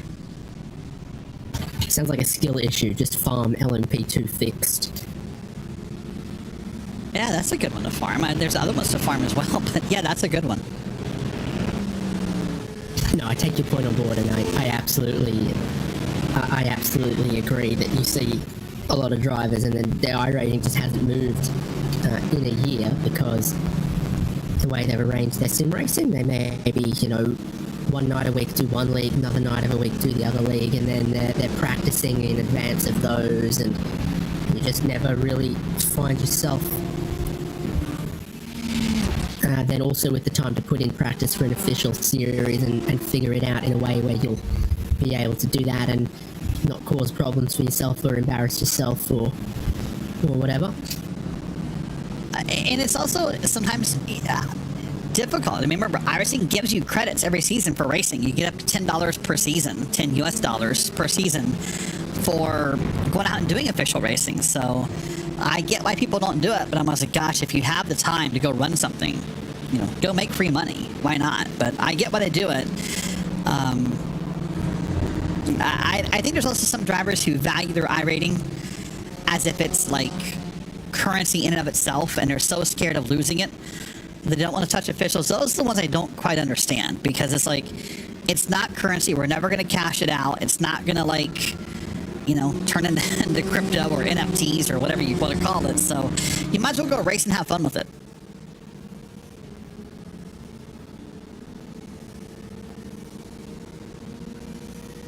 You know what the longest delta is? Oh, I want to say Spa just to mess with you, but no, I don't. Airbus A350. Yeah, I knew it was going to airplane answer, and I don't know my airplanes that well, so I knew that's what was coming. But I was like, it's definitely Spa endurance pits. It's absolutely Spa endurance pits. From pit in to pit out in the endurance pits is over a kilometer. Yeah, isn't your full pit delta?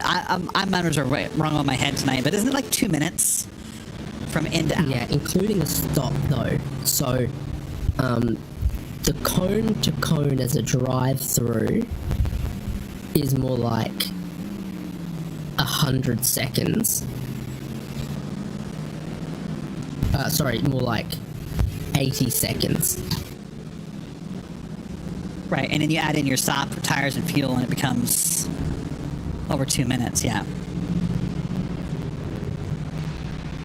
Yeah, it's interesting, though. I was thinking in my head sort of humorously, like, there's this connection that I seem to keep finding between race commentators and airplane lovers.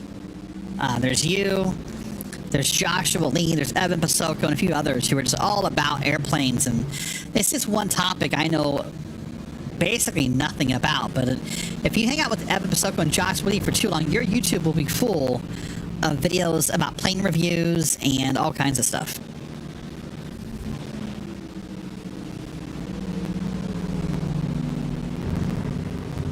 A race on track has become a race in pit lane.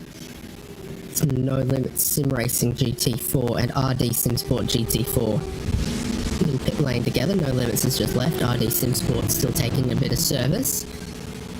So, even though I drive through penalties, these are just good old pit stops. Nice to see. Yeah, good old pit stops happening here. This is going to be Guy Edwards with RD, as you said, back in P10 currently. Nice little Christmas lights dancing in the dash there. Where? Above the shift lights. Yeah. Just yeah, you're right. Okay. Blue, green, nice little flicker.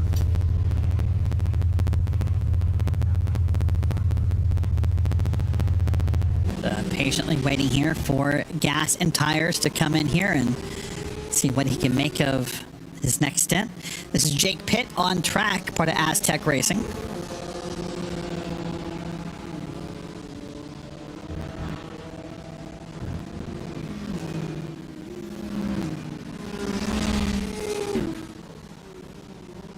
So there was the drive-through penalty for Quartermass, and now they're back in, and now they're battling with.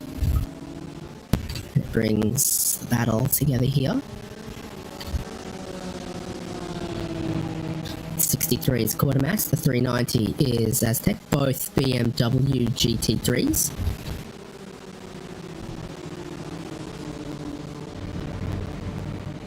Yeah, I'm still stunned. I mean, I remember I've had teammates in the past who just believe in, abusing track limits, and their whole mantra is, if it's there, I should use it. But guys, we're 9 hours to go. You got to slow down. Like, at this point, you're costing yourself, your team and yourself more time in those drive-thrus than you're gaining off any off-track you can find. It's I don't know. So frustrating. Here's Josh Pulley. And that number 50 machine gets way up in the grass and pulls across. Wow, that was a great stop by the car behind him. I couldn't get a number on that. It was like a blue, pink, and white car. But wow. Yeah, that's the Martin GT4. It wasn't second in GT4, was it? No, they're having their own dramas at Stowe Corner. Cameron Martineau just getting it out of the gravel. Oh, it didn't nearly Lance Stroll it, did he? Hard to say, almost lost it trying to gather it back up again, so maybe more and more problems for that. That will open up that GT4 battle now to over a minute in gap. The battle has really been as close as I can remember all day long for the first time in a while. Is going to be consistently a minute apart, not just because of pit stop deltas, but because of part of that spin and some other factors. So we'll see if anyone can make that back up here. Well, David, it's just about time for me to wrap this up. My 5 hours of the 24 hours of Britcar is just about complete. I am happy and elated by the quality of racing we continue to see all night long in these cars. That lots of clean passes, lots of moves being made and whatnot. I'm sad I'm going to miss sunrise, because I think that's going to be kind of the tipping point of when the crazy switch gets flipped. But I'm excited to see how this thing finishes. I think WSR has the GT3 lead locked up unless they do something to throw it away. That GT4 battle, I'm not as convinced, David. I think we can still see someone maybe in the top 5, or probably in the top 5, still sink their way into a victory in that category.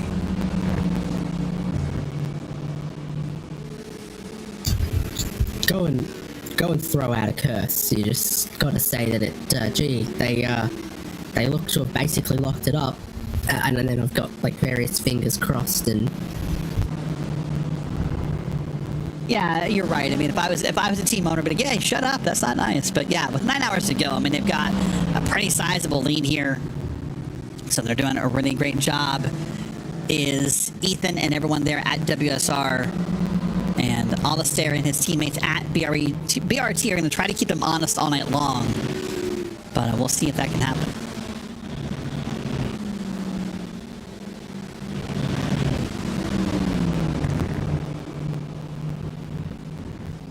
Okay, maybe you can get an off track on the outside of turn 1 as well. We've just seen.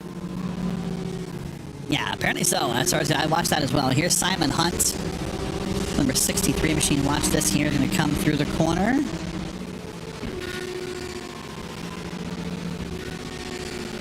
Man, all I can think of in my head, David, is with how often... No, there's a... twice. The loop so twice. He did it twice. I was gonna say, with how many loops we're seeing here, these drivers must be elated there's no rain on the track, because that would just make it worse for these drivers here at Silverstone if it started raining, which currently last I looked, no rain in the forecast, but boy, with the number of loops we're seeing, you would think this track is wet in certain places. The problem for poor Simon is if they wrote his name on the door, it probably reads shunt.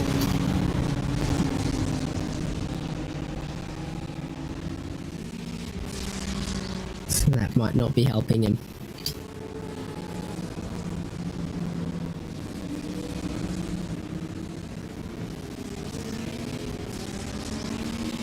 Yours did say Dwatson. And mine would say what, sorry? Dwatson? Watson. Yeah, it would say Dwatson, that's true. In fact, it does sometimes. What used to be on the oval side, it was first initial, last name on the back, like the NASCAR trucks. I think nowadays it's just last name. So, but yeah, one point it was Watson or D period Watson at least. But yeah.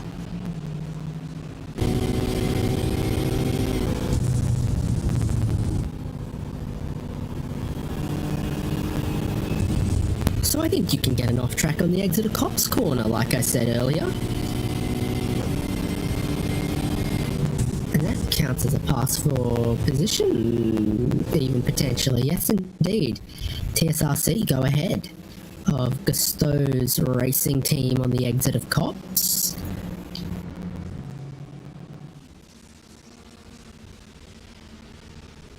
It appears like from what we're seeing in these incident limits tonight, you can find it off track anywhere, according to some of these drivers.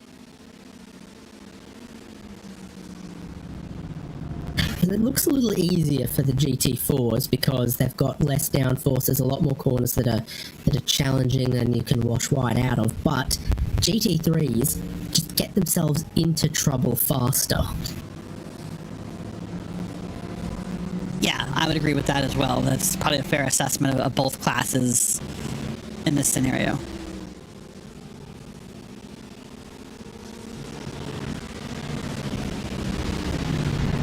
Approaching the top of the hour, RaceSpot TV coverage of Buttkicker Britcar 24 Hours of Silverstone continues with a commentary change. Thank you so much, Derek Watson, and joining us, Lorenzo Bonda.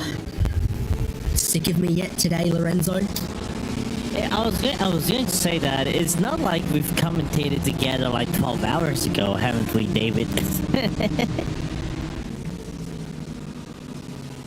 Time flies when we're having fun. Absolutely. But it's been a very interesting race, man. It's very nice to be covering this event once again. It's such a cool event to cover on, to see the whole British racing community come together and not only have fun but also compete in a very high competitive environment, despite of course some of the times that we're seeing on screen doesn't reflect on that. It's more like a gap race than anything else, but it's good to see that we have still some on track action here every now and then.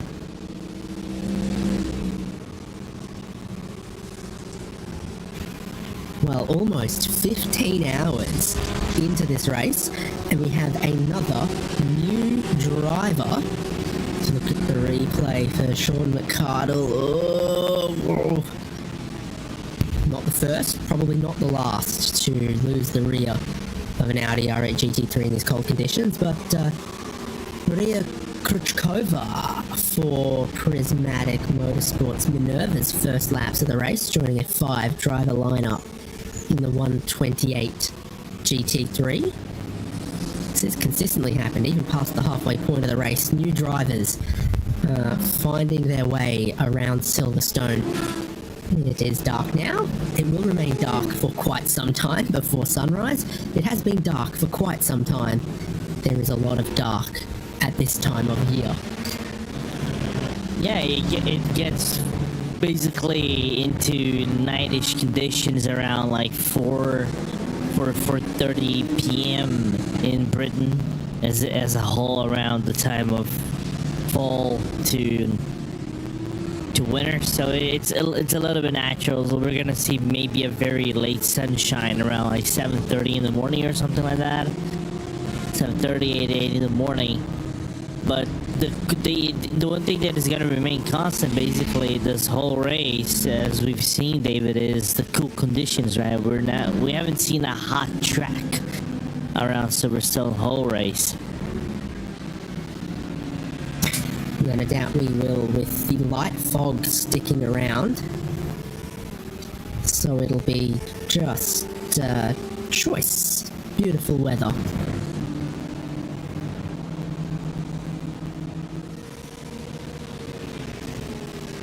Couple battles brewing throughout the race at the moment. A few things had spread out in a couple places, but there's 3 groupings together in GT3.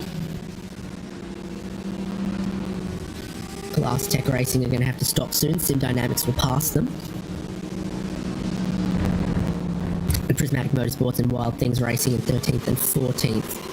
Pretty close together on track. Wild Things Racing pretty quick on their last trip around. So that's one to keep an eye on, as well as best running Australian might be about to lose a spot in 13th. And what's interesting for me in this P4, P5 chase is the fact that the 99 car is able to break away from somewhat of an experienced driver in Rhys Carroll, right? Having the Carroll brothers driving the number 6 car and Rhys not being able to close down the gap to Andrew Pike. It's somewhat interesting, despite Rhys having a car that on paper would be faster compared to the Aston Martin Vintage that has been driven by Andrew Pike. Here's a look at Dale Williams. What did I say about those sausage curves? I said, don't eat them. Ow.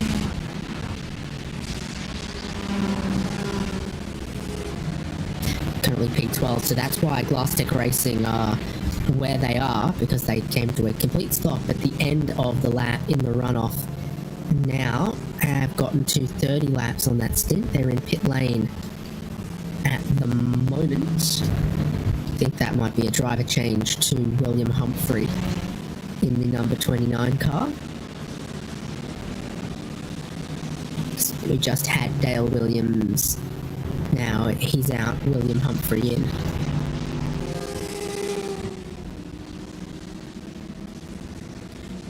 And this would be the time of seeing maybe some other cars coming into the pit lane. Apparently, we're going to be seeing the leader coming in really soon. He's approaching the tail end of his stint, so Ethan Critch is going to hand that car eventually to someone else, potentially.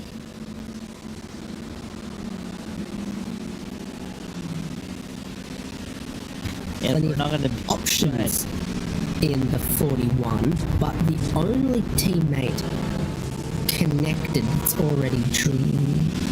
There's no teammates connected who've already driven. So I don't think there is actually anyone that can take over from Ethan Critch.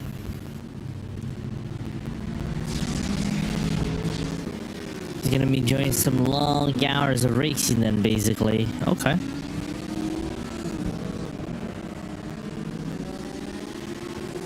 unless we get Tom Katsadonis or Alex Bird, neither of whom have driven yet. And hang on, I'm hearing my track limits klaxon again. No Limits Sim Racing Academy, the number 43, have a black flag. And someone's parked there. Who's parked there? That's at Brooklyn's corner at the end of the Wellington Straight, just before Luffield. Interesting.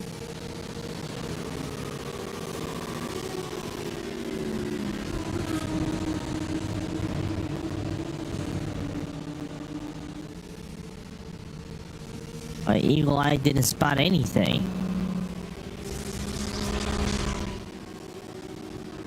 SB7 from in the GT4 standings is pitting right now, from what it looks like. Yep, that's the GT4 with the drive-through penalty for No Limits Sim Racing Academy. Tanner Prater has served the 23 seconds drive-through penalty very quickly. The actual delta is less because of everything that you get to cut out. Now here's Alex Pantelli from a shallow line in, trying to make a pass. Number 13, Truck Boys, lost the rear, asking a little too much of it with the sharp and shallow turn-in angle. The Truck Boys are Alex Pantelli, Jake Hatton, James Taylor, and Connor Eggets. In this corner to the entry in the Brooklyn to Luffield is so tricky, right, David, for you to get it wrong, because it is a wide angle of attack on the corner entry, but it kind of closes in right at a little bit before the apex. I would say this kind of like is a late apex of sorts, because you kind of have to clip the apex kind of late for you to carry the speed outside of Brooklands, and by doing that you might overcommit the car into the entry, and that's why we see some of these things make the mistake around Brooklands and spinning either the car around or just overshooting the corner a little bit and causing themselves a half spin.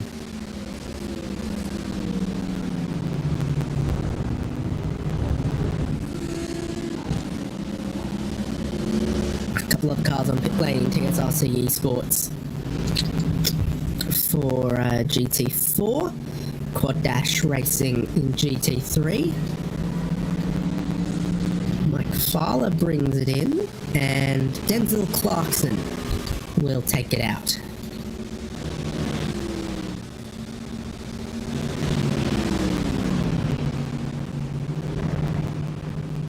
Would you rather always have to stack the dishwasher but never have to unstack it, or never have to stack it but always have to unstack it? Ooh. It's a good question. Never thought about this, actually. I'm more of a stacking guy than unstacking, in my opinion.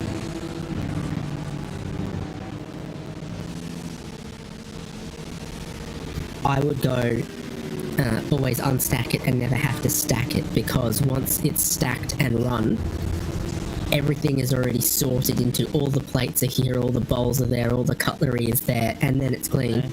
Way quicker to unstack it and put everything in the drawer than it is to like rinse things, collate them, put them in the correct place, stack them so that the blade still spins. Much quicker to unstack, that's what I'm going for. GT3 race leader is pitting. WSR eSports Buttkicker are going to make a driver change. Tom Katsadonis is going to make his first laps of the race. More than 15 hours into this 24-hour race with just 9 to go. This is Tom Katsadonis' first laps, and what a nice job his teammates have done for him, preparing the way in advance. at basically having nearly a full lap lead in this race for the WSR eSports Buttkicker. So they're doing a fantastic job so far of avoiding mistakes, avoiding any incidents for track limits and things of the sort. So that's always important. Of course, they're also trying to have a little bit of fun, but it's showcasing why this team is one of the premier teams in iRacing, of course, with a very complete lineup of drivers that can basically do anything in a bunch.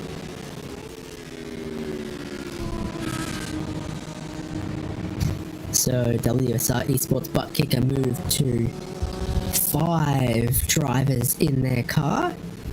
We only have one with 6 at the moment, and that is driving Miss Daisy with Michael Johnson 45, the 6th driver.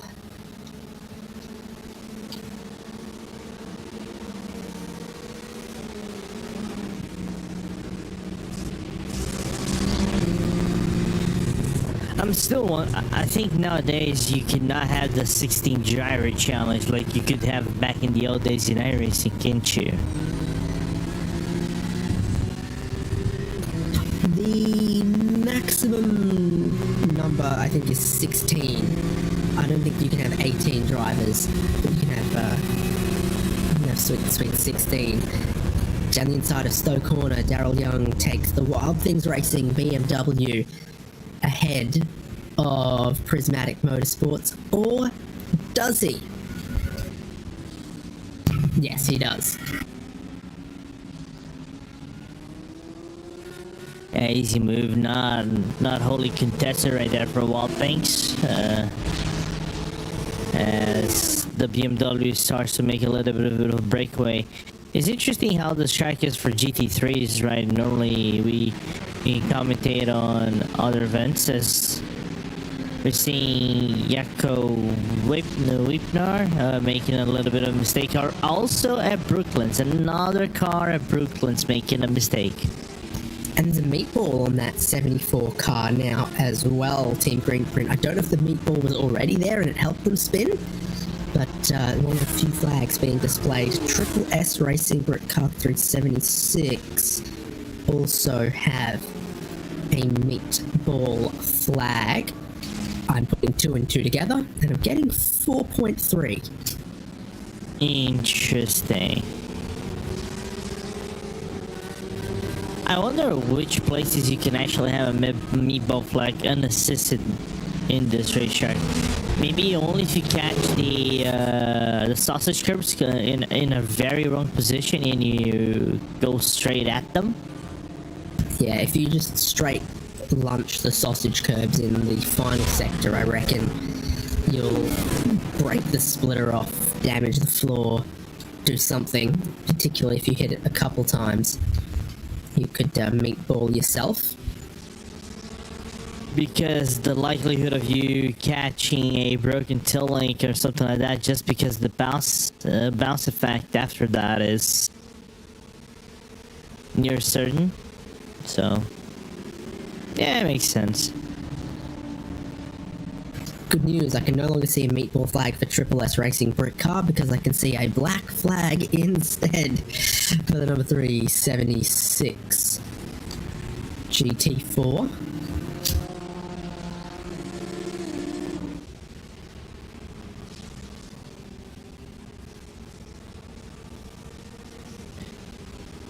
They are in the pit lane though, so they're already addressing this issue. I suspect they might have had both, and it's the clearing of the meatball flag that has revealed the black flag, or they had an unsafe pit entry, so there is a black flag still looming over the 376. The idea that one would get a meatball flag in a sane action that might put you over the incident limit does not seem absurd to me, that those two would very easily go hand in hand. Agreed. I'm trying to think. of the likelihood of you getting like an unsafe pit entry, for example, because the pit entry is very straightforward, right, David? You just deviate from the right to the right when coming out of I was gonna say cops, but it's like coming out of Stowe. And there's a certain leeway you can get into the pit entry because it's not like it's right at the right hand corner that leads into the main straight, right? Into the Lewis Hamilton straight. You have to brake a little bit before. There's some cones that indicate the pit entries, but it's very hard to miss that entry of sorts, so it's not going to be an unsafe pit entry. I think that could be speeding in pit lane, maybe.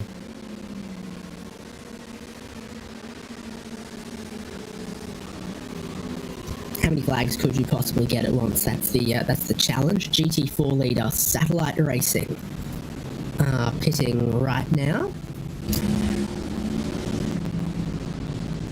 The number 64 car looks like it's headed for a driver change. Nils Core will get in.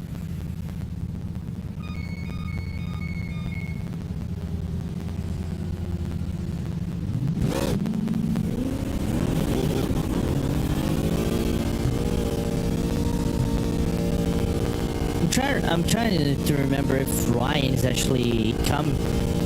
doing this race for Satellite, because normally he drives GT4s, and he, despite being a race spot commentator, he's also a Satellite racing driver. So I just haven't seen him in this car today, but this is an event he would partake.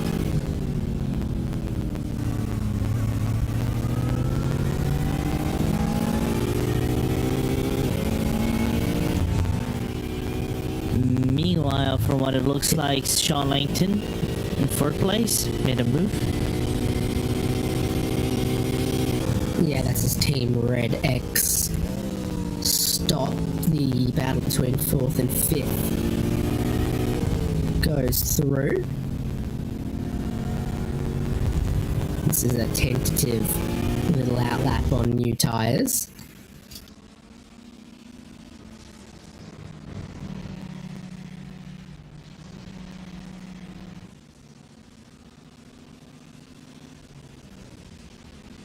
Then against the Thomas and Project 91 by and Thomas Enge Sim Racing. Interesting to see the name Thomas Enge roam around. It's been so long that I haven't seen the like of the former pros driver for F1 back in 2001. One of the few, I think he is one of the few, if not the only Czech driver in modern F1 history to partake in F1 races. I cannot remember if there's. And they tried to take his license away from him for partaking in some other things. Yeah. Just like Frank Montagny. He had a very interesting career of sorts. You gotta say that much. And he has a class win on Le Mans. He's a 24-hour Le Mans winner back in 2003.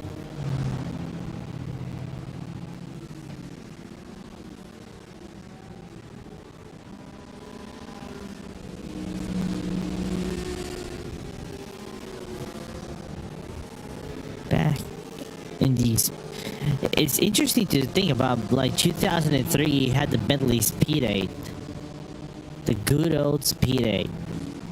I missed that car, man. Such a beautiful car, by the way. Two versions of it, but it's crazy to look back at some of the cars of that era and how little racing they actually did. Is the Bentleys, they only did Le Mans, so they didn't race anywhere else. They did like 3 races in 3 years, and won Le Mans with the revised version in 2003. They did Sebring as well. Okay. Yeah, but they didn't do like what you'd consider a full season or many other things. 100%. Now, good luck getting a spot on the entry list at Le Mans without having done like 15 races. Either you do the full World Endurance Championship or you do European Le Mans 1 year and then qualify for Le Mans the next, or there's just no way a car could race at Le Mans as its first race. I think with it depends. Like, not you might. I agree on that statement, but I think with the current format of the partnerships that ACO has nowadays, for example, with IMSA and things like that, to, for example, bring the GTP, LMH regulation together, right? Doing only the European Le Mans series back in the old days, basically if you did ELMS or Asian Le Mans series, which was ALMS, was a pre-requirement for you to be able to have eligibility for you to get into Le Mans, right? Because you either got a LMP2 or a GTE entry, or a GT, or what would be nowadays a GT3 entry nowadays in those events. But because now everything's kind of like spec out of sorts, IMSA has the GTPs and LMP2s, and also has it has LMP2s for the entrance events like the 12 Hours of Sebring, the Petit Le Mans, and the Daytona 24. And the GT3s basically, and the teams kind of like mimic themselves out in terms of the car usage. It's now more common for you to see like other types of brands into 24-hour Le Mans, because they're doing full seasons or next to full seasons in other championships that are not regulated nowadays by the ACO.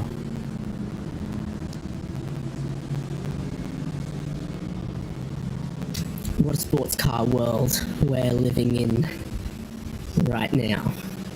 You can call it cars. I was going to say, you can call it like the golden era of racing because of this. Some people call it, of course. That was already letting go for Luke Sherlock. And his Aston Martin GT4 makes its way gently to the grass, stopping short of finding any walls. Yeah, and a solid rejoin at that. Managed to figure out a way.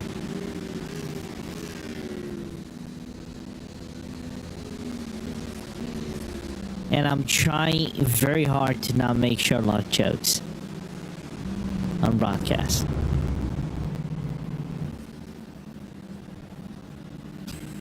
The drive-through penalty alarm is going off again for the number 92 Project 91 Racing Team Orange. They have racked up another 25 incident points, and your GT4 leader is pitting. Sorry, second place ST Racing eSports are in. Satellite Racing GT4 are the GT4 leader now.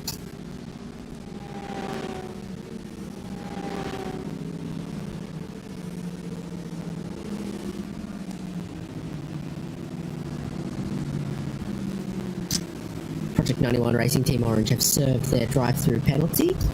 Howard Hassan driving, I think, at the moment.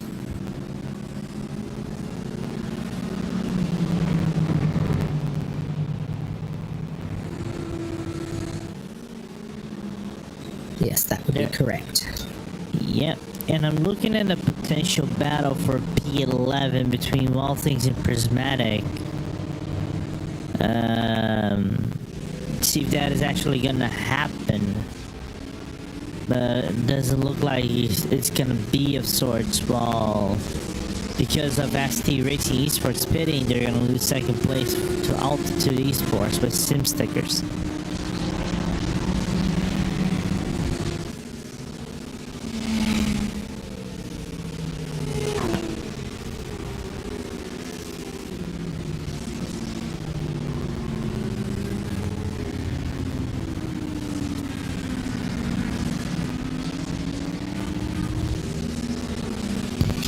GT3s and GT4s on track for the Buttkicker Britcar 24 hours of Silverstone. 15 and almost a half hours of racing complete.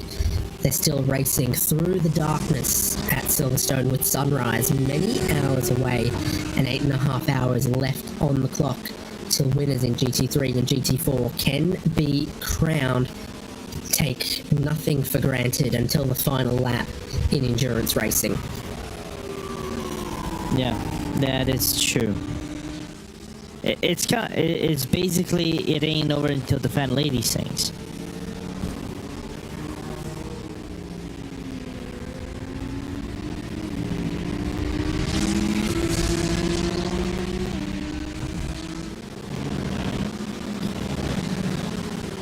Keeping an eye on GT3 proceedings now down the start-finish straight towards turn 1. Super committed, and Lamborghini will be victorious. Yep. I was wondering, David, have you ever thrown away a victory on an endurance event? Thrown away? I can't think of a last lap one. But we had a handy little lead in a Nürburgring 24 one time, and it was like, okay, let's just. With like 4 hours left, and my teammate crashed, and we were all quite annoyed. If I remember correctly, I think in my experience, I nearly threw a. It wasn't a Suzuka 10 hours, one of the rare Suzuka 10-hour races. I think it was...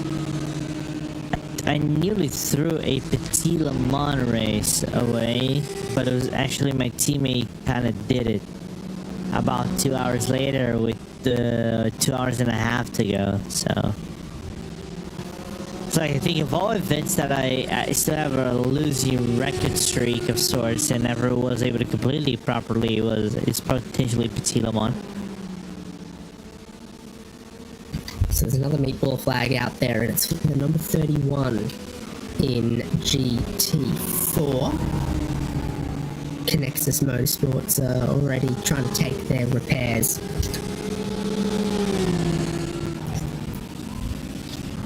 Kyle Felvus joins us from Phoenix. How's 24 hours of Silverstone treating you? Yeah, it's alright. Silverstone, not really my preferred track, really, but so far so good. Team's had a few incidents, but managed to keep it somewhat clean, and it's definitely a learning curve for us all.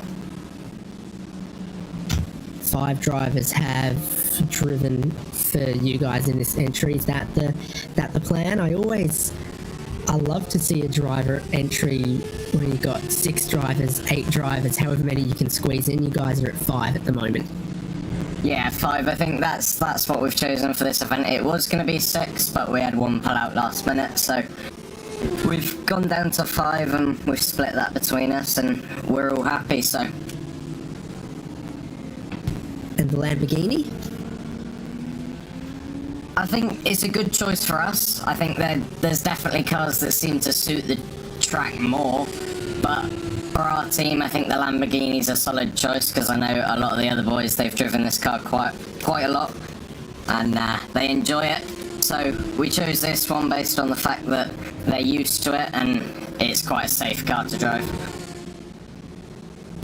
A lot of dark, a lot of racing, a lot of traffic. I'm seeing the black flags and the meatball flags and all that come out across the grid quite regularly across the last few hours. What are you guys managing? How are you tiptoeing? What's the strategy and the advice? I mean, I think in the dark it is impossible to see any apexes if you're not around other cars, so I think just trying to take it that little bit easier, like now for example. Okay, yeah, that's a bit fun, isn't it?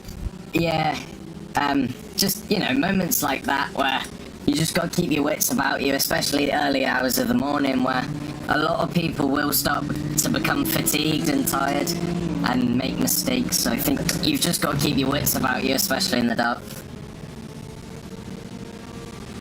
So was that an off track just there? No, that wasn't an off track for me. I did have to avoid, but it wasn't an off track. But we are up to 165 for the team, which isn't ideal, but we'll try and keep it minimal.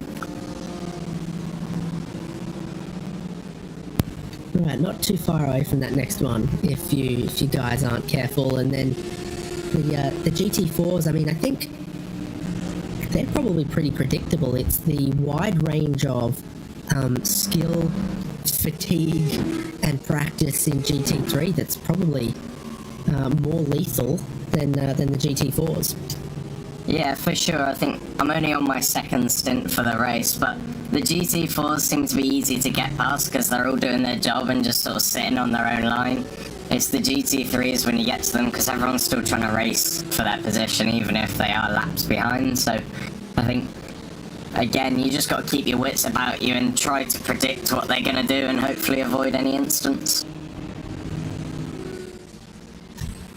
Does your microwave oven turn clockwise or anti-clockwise? Oh, you're putting me on the spot here. I think it turns both ways, actually. That's true, mine alternates. If you put something in for a minute, it spins one way. You go, that's not done, give it again, it spins the other way. Kyle, thanks for chatting and best of luck. 8.5 hours still to go, but that sunrise, it's closer every minute. Cheers.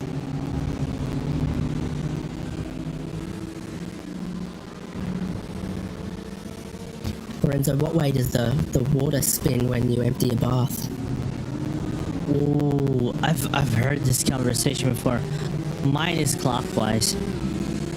I heard. It's kind of funny. I've heard about Aussies maybe being anti-clockwise. Yeah, I don't know. Yeah, we've got another combination black flag, meatball flag. Connexus Motorsports have managed to clear their meatball, and underneath the meatball, they've found a black flag. So the number 31 has gotten back out on track after the repairs, but still with a drive-through to serve. We were halfway through speaking to Kyle when I realised he was in the car. Somehow that had escaped me that he hadn't, stopped by to chat after his stint. He was in the car. That's a good way for you to provide hashtag content. Desperate Can't ever go wrong with those. Someone to ask him dumb questions about microwaves and keep him alert and awake, lest he just fall asleep. Hey, David, thinking about this way, at least we're doing our job. Yeah, bringing you the kind of coverage that you just don't get elsewhere. The Audi R8 LMS GT3 from Prismatic Motorsports Athena. It's Joe Mugford driving at the moment. And you might get a good opportunity through Chapel Corner here. It's the GT3 in front, Wild Things Racing. Just gets checked up a little bit off of the GT4. Not enough of an opportunity to pounce and profit there.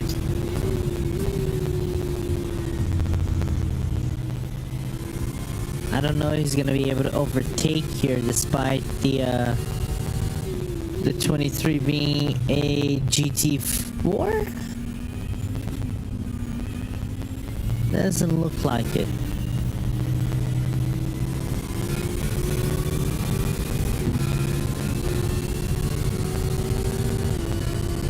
Traffic gives and traffic takes, David.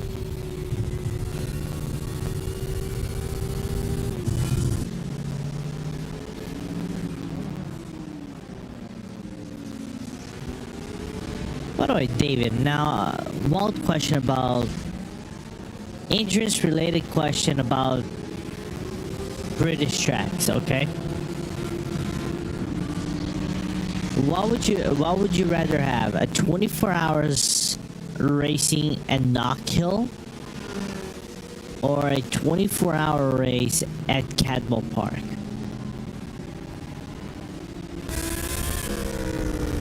I think I'd take Knockhill, but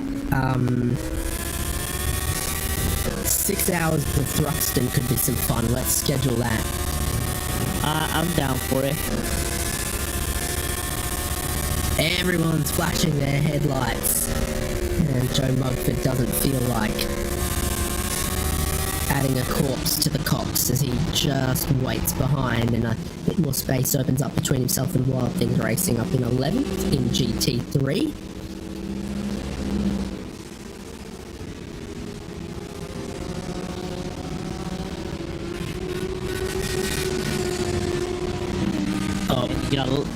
Go ahead.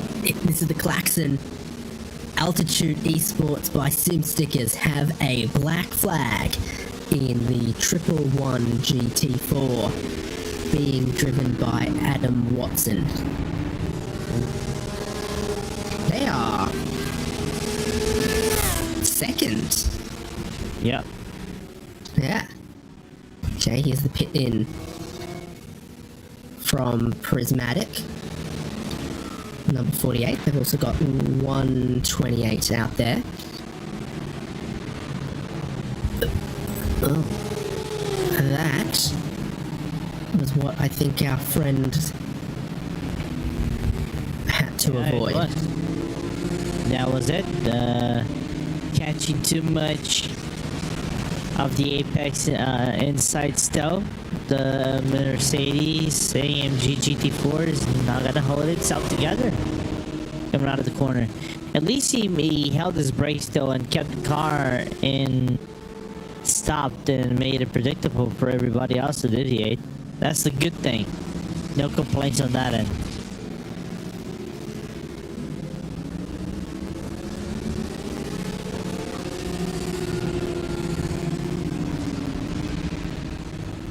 Well, I see a battle for P12 brewing of sorts as we're looking at this right now on screen. We're seeing the Sunoco car being the guy that is 16 seconds behind the battle that is potentially growing between Glass Tech and the Clark St. James Racing. We can't see the cars in about half of the pit lane here at Silverstone. Perhaps a little bit of an oversight. But what it does do actually is make the pit lane completely flat. Sometimes a little bit of elevation to your pit lane is a challenge. You end up with steps, sometimes like at Snetterton or Suzuka.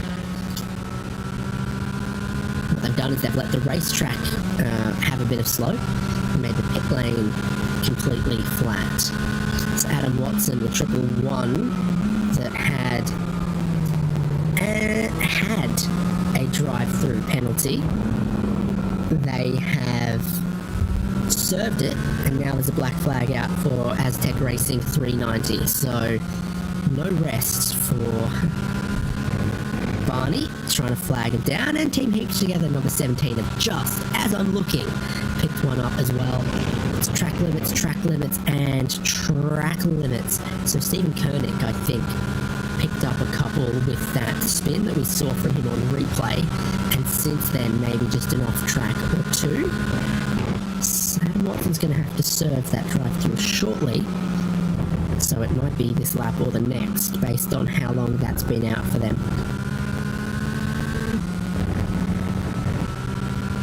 Yeah. Meanwhile, was Paul Busby in the car? I think he wasn't. I think he's just took over from Alistair Kirk. Am I correct?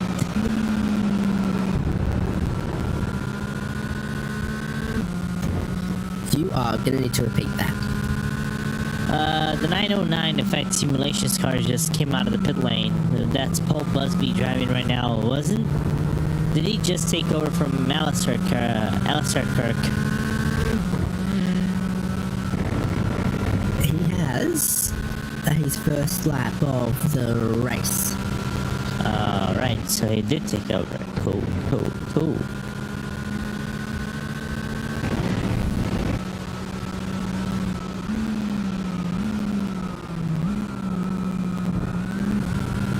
It's interesting to see these guys from fact simulations as well, if you're thinking about it of sorts, right, David? We just saw them at the other event we were commentating on in a car that is completely not a GT3. It's faster than a GT3, aerodynamically different than a GT3. Did very well in it, and now they're driving a GT3. Interesting.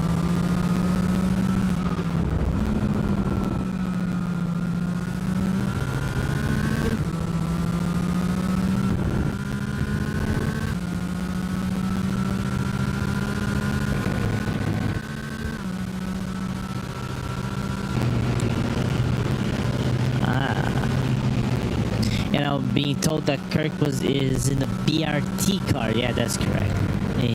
You are correct. Thank you for the correction.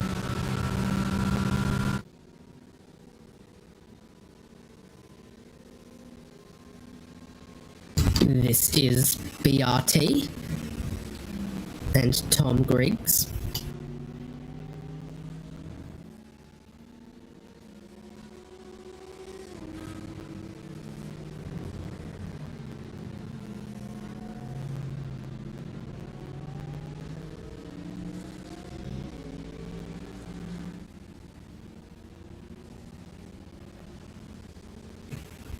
Make the basic colleagues happy.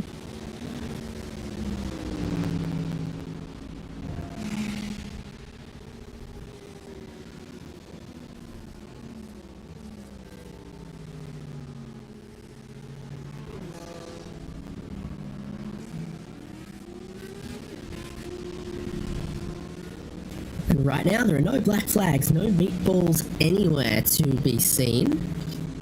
That's good. Let's race on for all involved. GT4 podium could be interesting because even with that drive-through served, Altitude eSports remain ahead of ST Racing at the moment. Both of them more than a minute back off Satellite Racing GT4.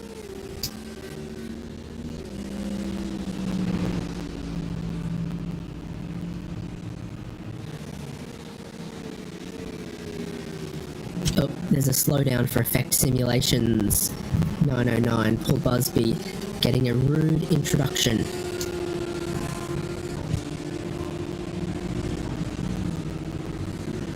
Yeah. And looking into one of my favorite cars in this race, which is Ram Wrench. And the near Marlboro McLaren looking livery inside the car. Can't complain. A little bit of a throwback. I'm wondering if Ram Wrench might be Zelda related, but I think I could be very wrong as they're giving chase to P16 in class. All I know is there's 18 cowboys. And I couldn't possibly tell you more.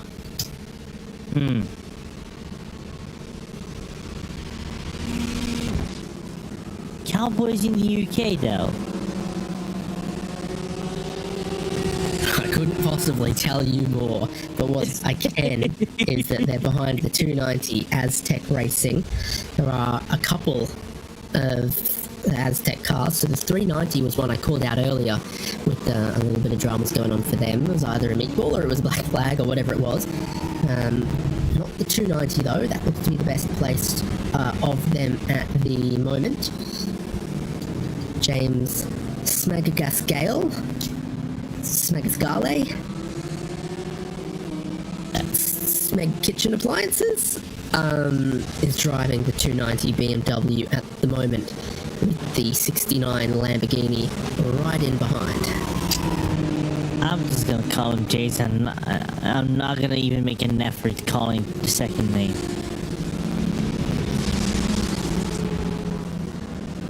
I know better, by the way, David. It's nearly 4 a.m. here in Portugal. I'm not gonna fall into that trap. Yeah, please don't. BMW struggling to get to power there for James. And now he has the Lamborghini. Smaller, more low to the ground than it is, always disappearing behind his rear wing.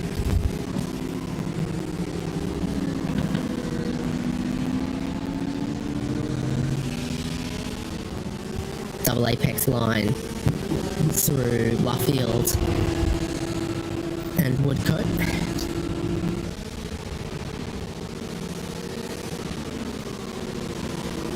And to the old pit lane before cops. It's interesting that back in the old days when I think GT3 racing was actually done like after the remodelation of Silverstone, the all GT3 races, the start to finish line wasn't actually in the Lewis Hamilton straight, it was actually in the old straight that leads to cops.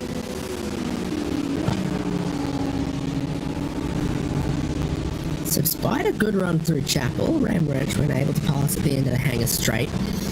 And with the, multiple pit lanes or possible timing lines, I was discussing this with our friend Reese Gardner, the Southpaw racer, recently. So here, on a lap, you drive past 2 pit lanes. That's kind of common at some racetracks. They'll have a support pit lane or one that can be used for their alternative layouts. So Abu Dhabi, for example, also with a support pit lane that you drive past. But on the Grand West layout of VIR, there are 3 pit lanes, and we couldn't think of another racetrack with 3 pit lanes. Ooh, you made me think now, as Joe Mumford has an issue. I think also Brooklands. Oh. Might have done a number on someone there. Yeah. A 3 wide situation right outside Brooklands right there. Oh, and there's a spin for Ram Ranch.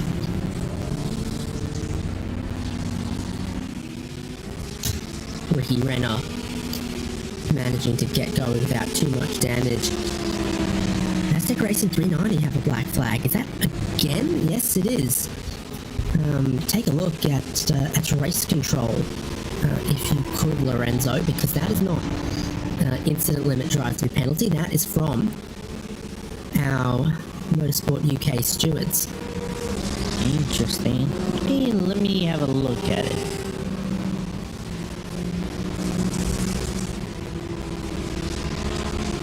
It could be related. It could be.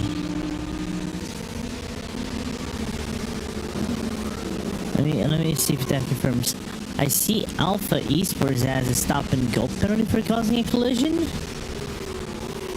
I'll get the information on S-Attack in a sec.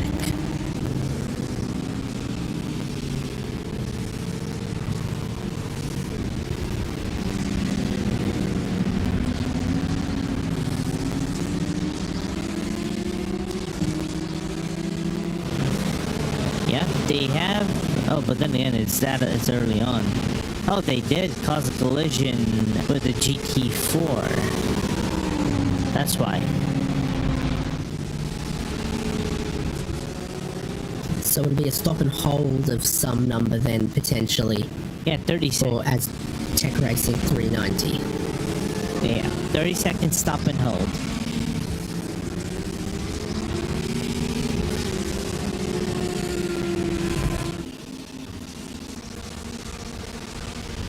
This is that car, the BMW 390.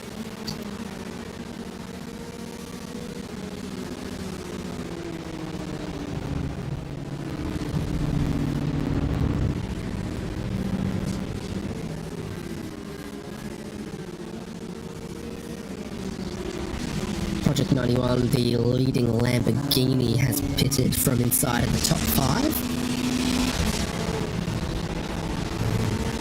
And here to serve the penalty. Bit more action for pit lane as the 390 is also in.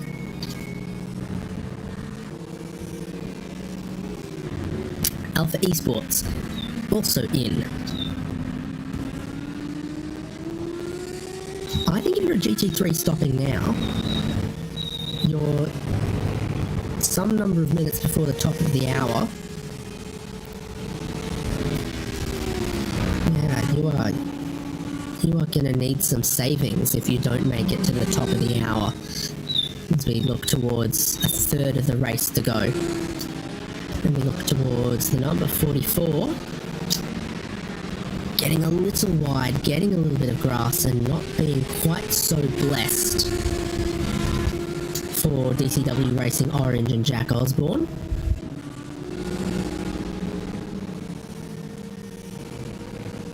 Was that around Vale? No, not around Vale. I'm trying to Looks think like of the corner. Exit of the loop to me. Yeah, I was gonna say that. I completely confused Vale with the loop.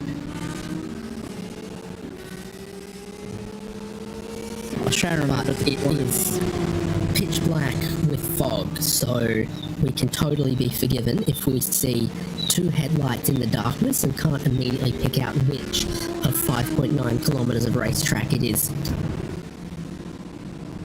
Yeah, fair. It's not like I've driven in iRacing without headlights before. It's an experience, I'll tell you this much. What are you, a Cadillac? We've got a new driver in the race. Gusto's Racing Team's 6th driver, Lyndon Lee, is turning their second lap of the race in the number 6 GT4. Joining Reese Carroll, Owen Carroll, Leon Penn, and Oliver Newbury in Gusto's Racing Team Mercedes GT4. Welcome to the party.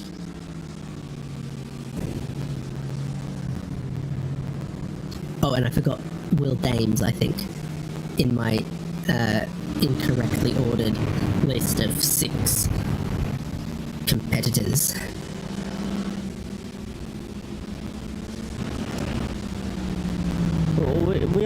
We can say we all make some mistakes. We are all human, David. Plus, we've been kind of commentating for quite a while today. Therefore, we are allowed to maybe forget information. So how late into this 24-hour race can someone make a debut?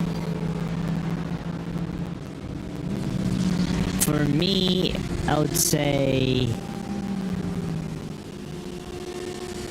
Okay. I've been thinking if this was like back in the old days of iRacing, you could have like one driver to 23 hours, and he would drive the last 10.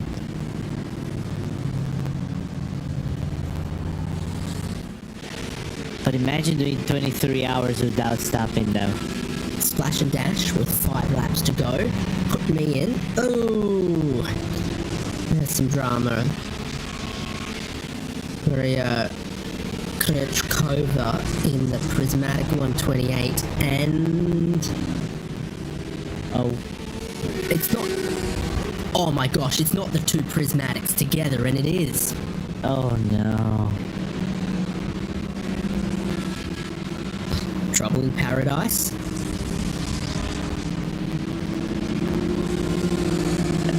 That's one way of putting it.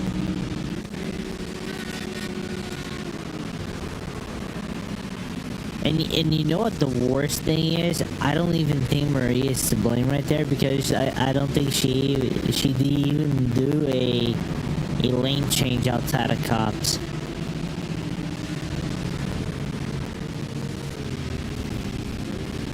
God, and they nearly... Oh no. It's David, thinking about this way. Hold up. It's not like we've seen teammate violence today, right?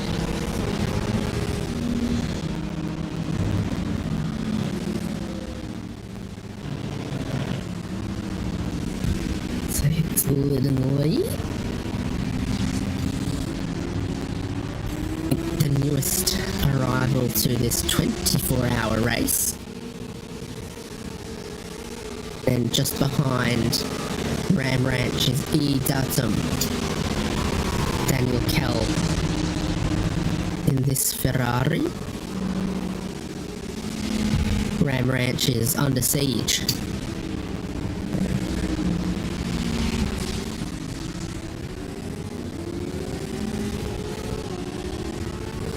Oh, and there's dramas in the loop section of the racetrack. Not the first, not the last car spun around on the exit of the loop before Aintree. Ram Ranch picked the correct way and they managed to defend their 17th position. Yeah, I wonder which car that was. I see a few cars with like 10 seconds on their Delta Plus. I see United with 57 seconds, but they just came out of the pit lane. Prismatic came out of the pit lane. I want to go on a hunch and say that was a Team Red X. It was spun around. Yeah, it was the P7 in GT3 standings.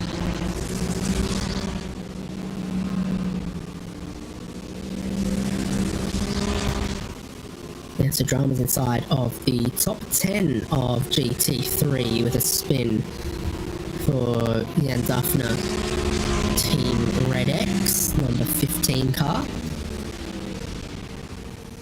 The battle is still on with eDatum's Ferrari behind Ram Ranch Motorsports Lamborghini, and I think we might have a move. The end of the hangar straight into Stowe. Ferrari sits ahead for the moment. Ricky Renner doesn't seem like he's going to give up too easily, but there's just a little bit more speed for the drivers in the Ferrari at the moment. Here's a look. If that's Prismatic again... It is. Man, oh man, they are everywhere in everything. Paul Busby has a spin in the 909. And I think that was Aria Best's car that made the contact right there.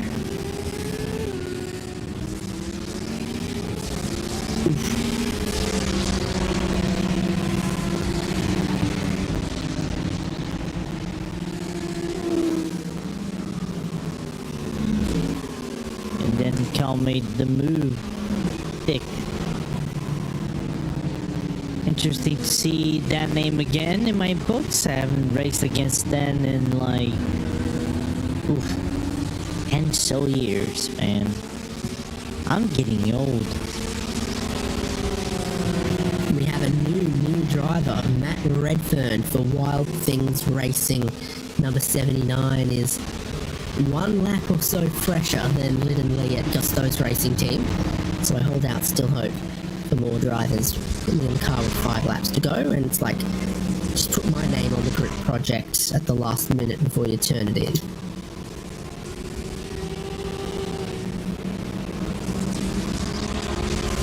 We're still gonna hold out on our hope to see a driver coming in like in the final 30 minutes of the racing and just make it out just under the iRacing fair share driving rules.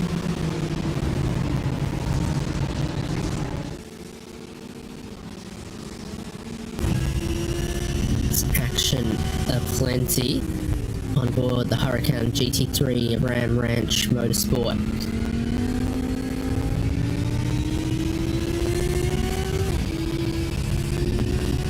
So eDatum got past. I think Aztec Racing have also just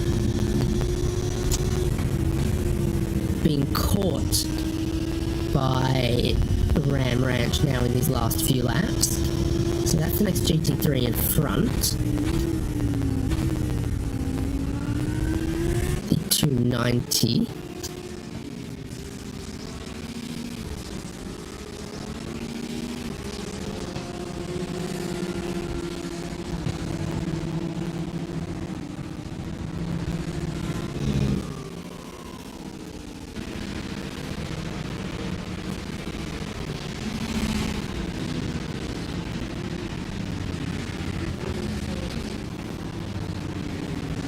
Benjamin Tran in 74 sends the BMW backwards for Team Greenprint.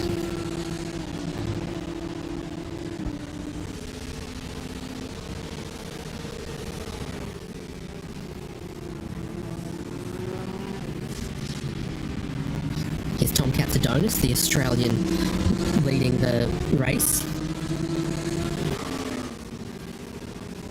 For WSR Esports Buttkicker, the car was in the lead with some great effort from his teammates with a handy lead of more than a minute before Catsidonis turned his first lap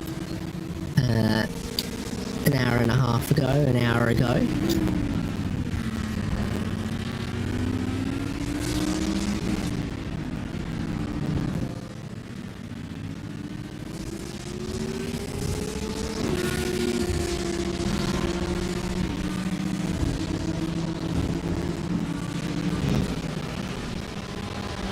Oh, and that's way, way off the track, but thankfully a little graze against the concrete, not a big hit for Caleb Koski in GT4. No limits sim racing. No track limits either, unfortunately. Oh no!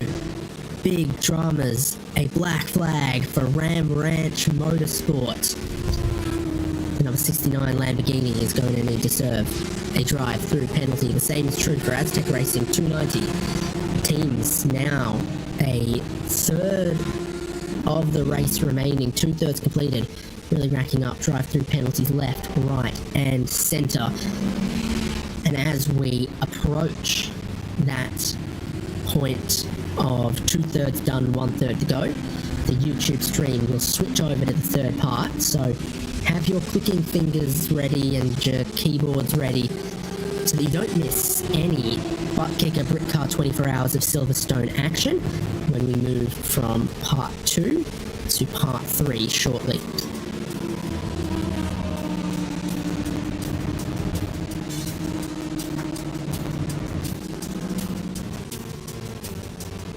And shortly, being right now, I've been David Haynes with Lorenzo Bonda for RaceSpot TV as we bring you coverage of the Buttkicker Britcar 24 hours of Silverstone in 2024. On the other side of the break, it's Brad Dalton with Lorenzo Bonda. See you for part 3 and the final third of this exciting 24-hour endurance race.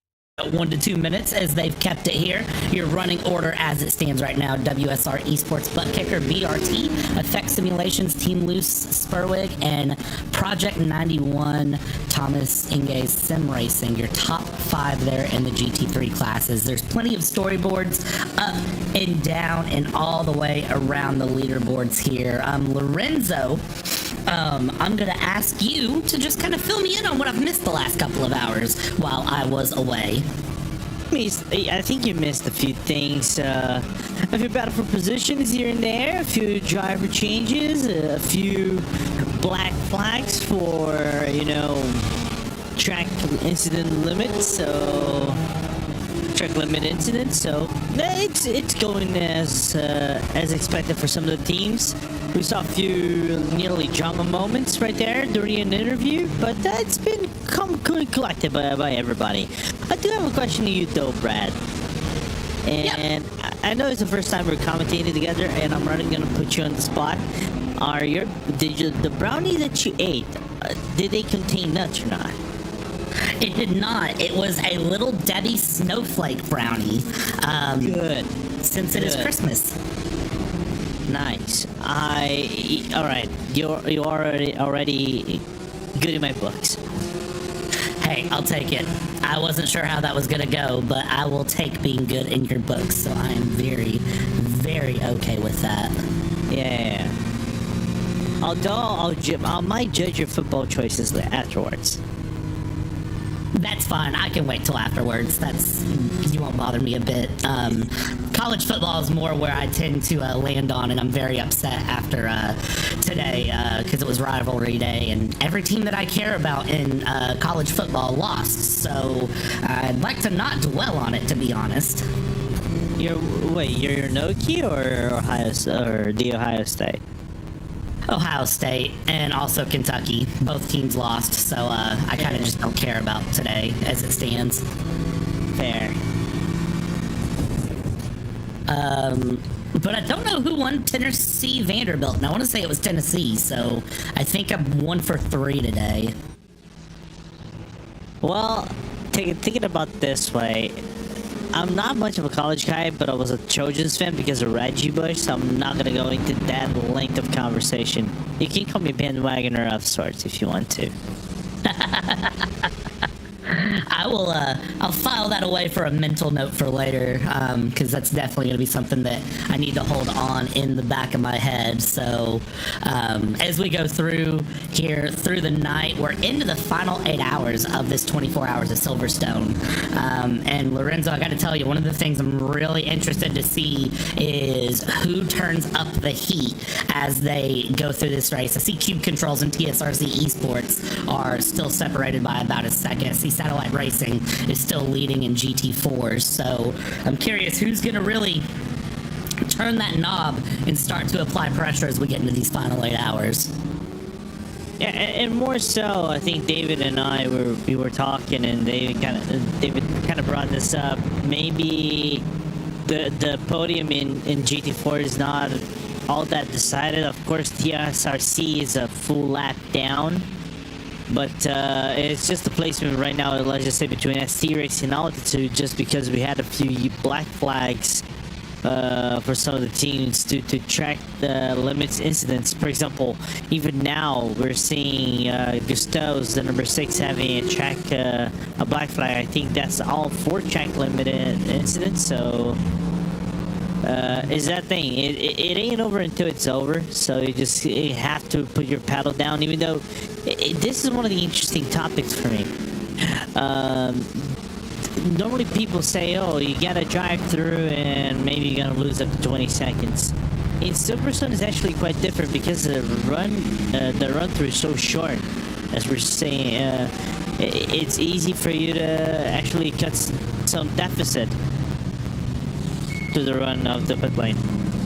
Yeah, and that is something that I know there's been conversation about with that pit lane being shorter through, so I'm curious to see how everyone kind of handles that through the race. It's very unique here for the way the Silverstone pit lane is laid out. I always have preferred, and I know I talked about this earlier, but I've always preferred the old pit lane, old pit straight and the old pit lane setup on Silverstone. I think it just produces better racing. It's a better pit lane entry and a better pit lane exit, honestly. Yeah, because I think this new pit exit is a little bit dodgy. It's kind of like, we're having a car just outside turn number 1 right there, going into the serviced area and merging around the loop. And then before entry, but it's complicated because the outside of turn number 1 gets you within the racing line. That's coming outside of turn 1 and 2, right? And when you come out of tops on the old pit lane exit, it's outside the racing line. You eventually merge into the racing line kind of quickly because you're already setting up for Maggots and Beckett's, but still, it's a more race-like. Our family legacy is this ranch. I know what to do.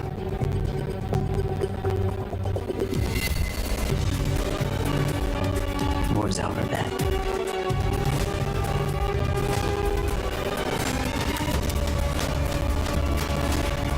No, Jamie. War is just beginning.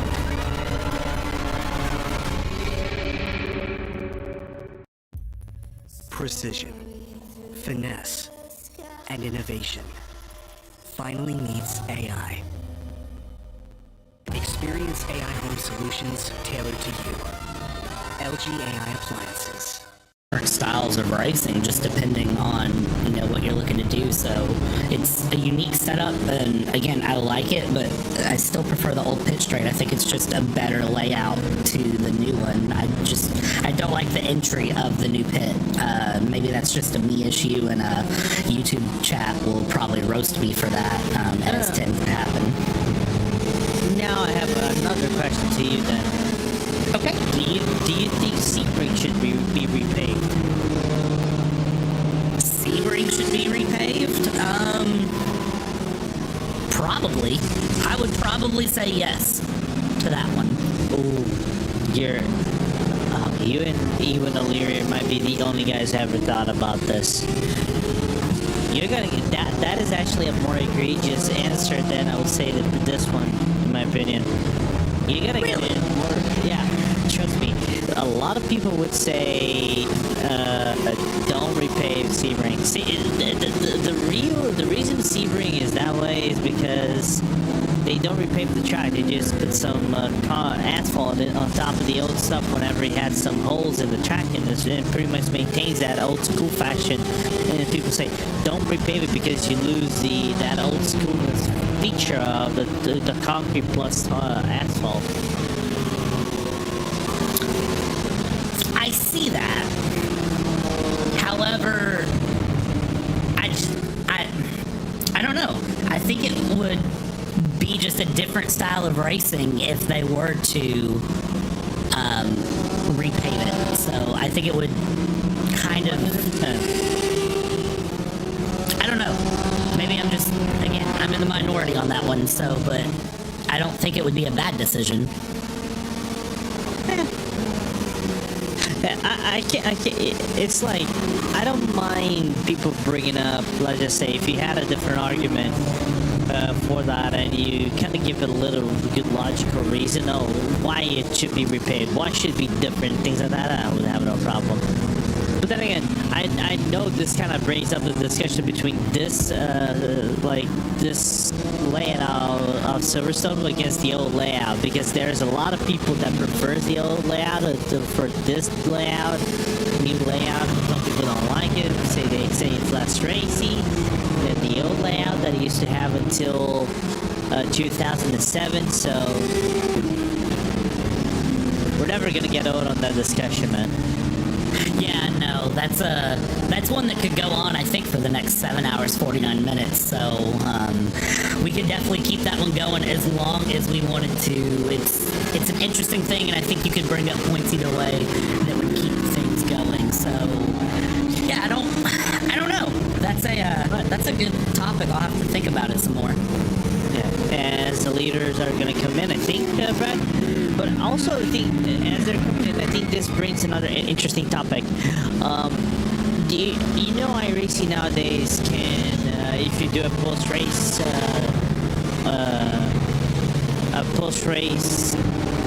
incident, right? If you report someone, you submit a report to iRacing for a post-race incident, and now you can disqualify someone, right? Do you know that was actually partially related to Silverstone? The reason they did this. Silverstone was actually partially the reason why this actually happened. Because in some official series, some drivers actually take advantage of the fact the run through on this pit lane is a little bit shorter than going to the start finish line. They would actually take the entry of the pit lane into the starting line. They would win the race or several positions to those guys that are actually doing around Vale and the other turns. They would get like a few separate positions, and the race would count as, you know, you did the overtakes and you couldn't do anything about it. Yeah, me and David Haynes talked about that a few hours ago, so I know you weren't on, but that got brought up earlier, actually. So okay, yeah, I had heard of that before. It's not something that's ever been personally done to me, but I had heard of that before. So interesting to know that it actually originated here, though, due to Silverstone. It's one of the origins. Because I think I remember vividly there was a discussion on the forums and a few discords of a guy that did this, and there were clips of the guy deliberately doing that and going into the pit lane, and he got like 5 positions of sorts around the pit lane entry to the final corner, because your transponder is gonna just be at the back of the car coming out into the pit entry corner, right? That would lead into the pit entry straight. So, and the other guys would have to do the whole corner around the final corner. Therefore, you'd have like a 2-second advantage coming out of the corner, basically, which is insane to think about. Yeah, that's absolutely ridiculous, but I'm very glad that that doesn't happen anymore. We've got a battle on screen here. This is 21st and 22nd place in GT3. It's Ash Hill and Kyle Felvus going side by side, coming down into Vale through Club. They'll come side by side, and actually it will go ahead and flip. It will flip their places here. So we'll get Kyle Felvus with Phoenix Sim Racing ahead of Ash Hill of Project Not Last, and they will come across the line, swap positions, and follow things along here. And apparently the number 21 is following suit with their promise of not being last for the time being. Yeah, and that is a very good thing to see here as we go through, continue along, trying to get through the GT4 lap traffic as they go, and that's actually going to hold off that number 21 and set them back with a bit of a gap here. So we'll see if they're able to close that gap. They should be able to fairly quick with the power of the GT3 and a little bit of draft in play as well. Just trying to notice right here, this battle we were watching on screen, if there's any difference in terms of the tank and maybe tires. So it looks like there's not. So Kyle is going to be able to catch back Ash Hill right in front of him and go for an overtake opportunity, but it doesn't seem to be that way moving forward.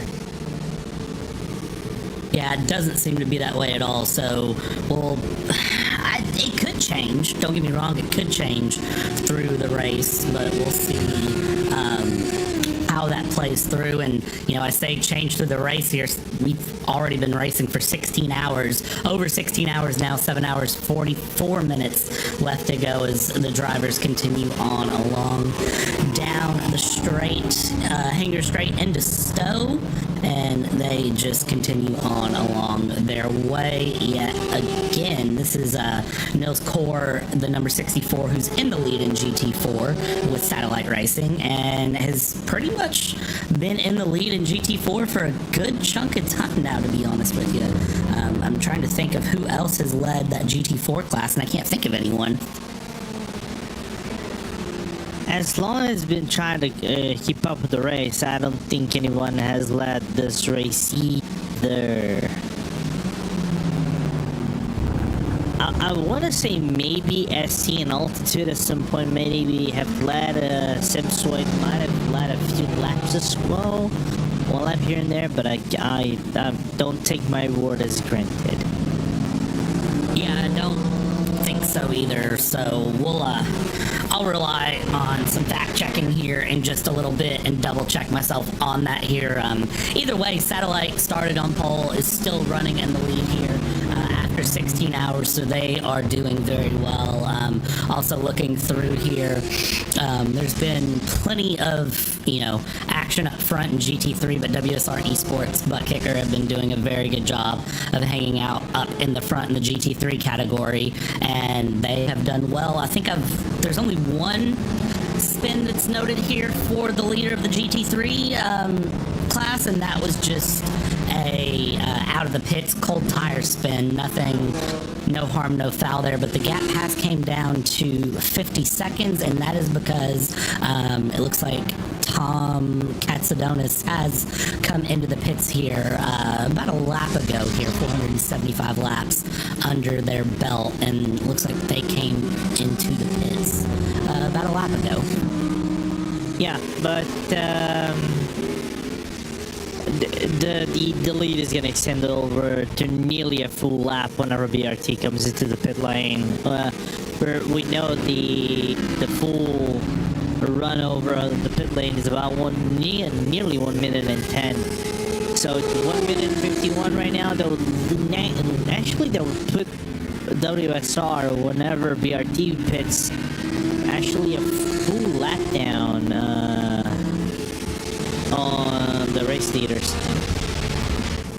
Yeah, and that's a pretty significant gap, honestly, to see. So,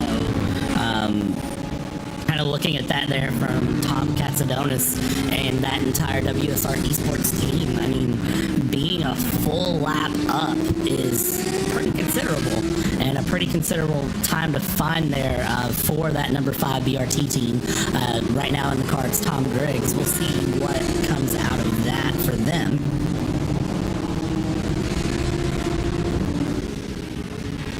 Big statements as Cameron Martineau saying that at altitude has led. I kind of figured that already. ST has led, and then Alex Cal got in the car, and it was over from there. Well, that's what happens when you have a top tier driver and Alex Cal driving for satellite racing. Just hoping, and here's me hoping, that whenever our good friend Ryan Walker takes over the car, because I think he is racing, I don't know if he actually had done any laps in that car, doesn't Bennett. Yeah, and we have Aiden Coleman here in a replay, spinning that number 290, and then we have Matt Redfern that it looks like got a lot of help there, actually, with some drivers taking some significant avoiding action to avoid the P14. Now we get the overhead shot of this. Big shout out to Hugo, who is still absolutely running the game there in the broadcast booth behind the scenes. And yeah, that was definitely a help spin there to bring things around, and now trying to get back going.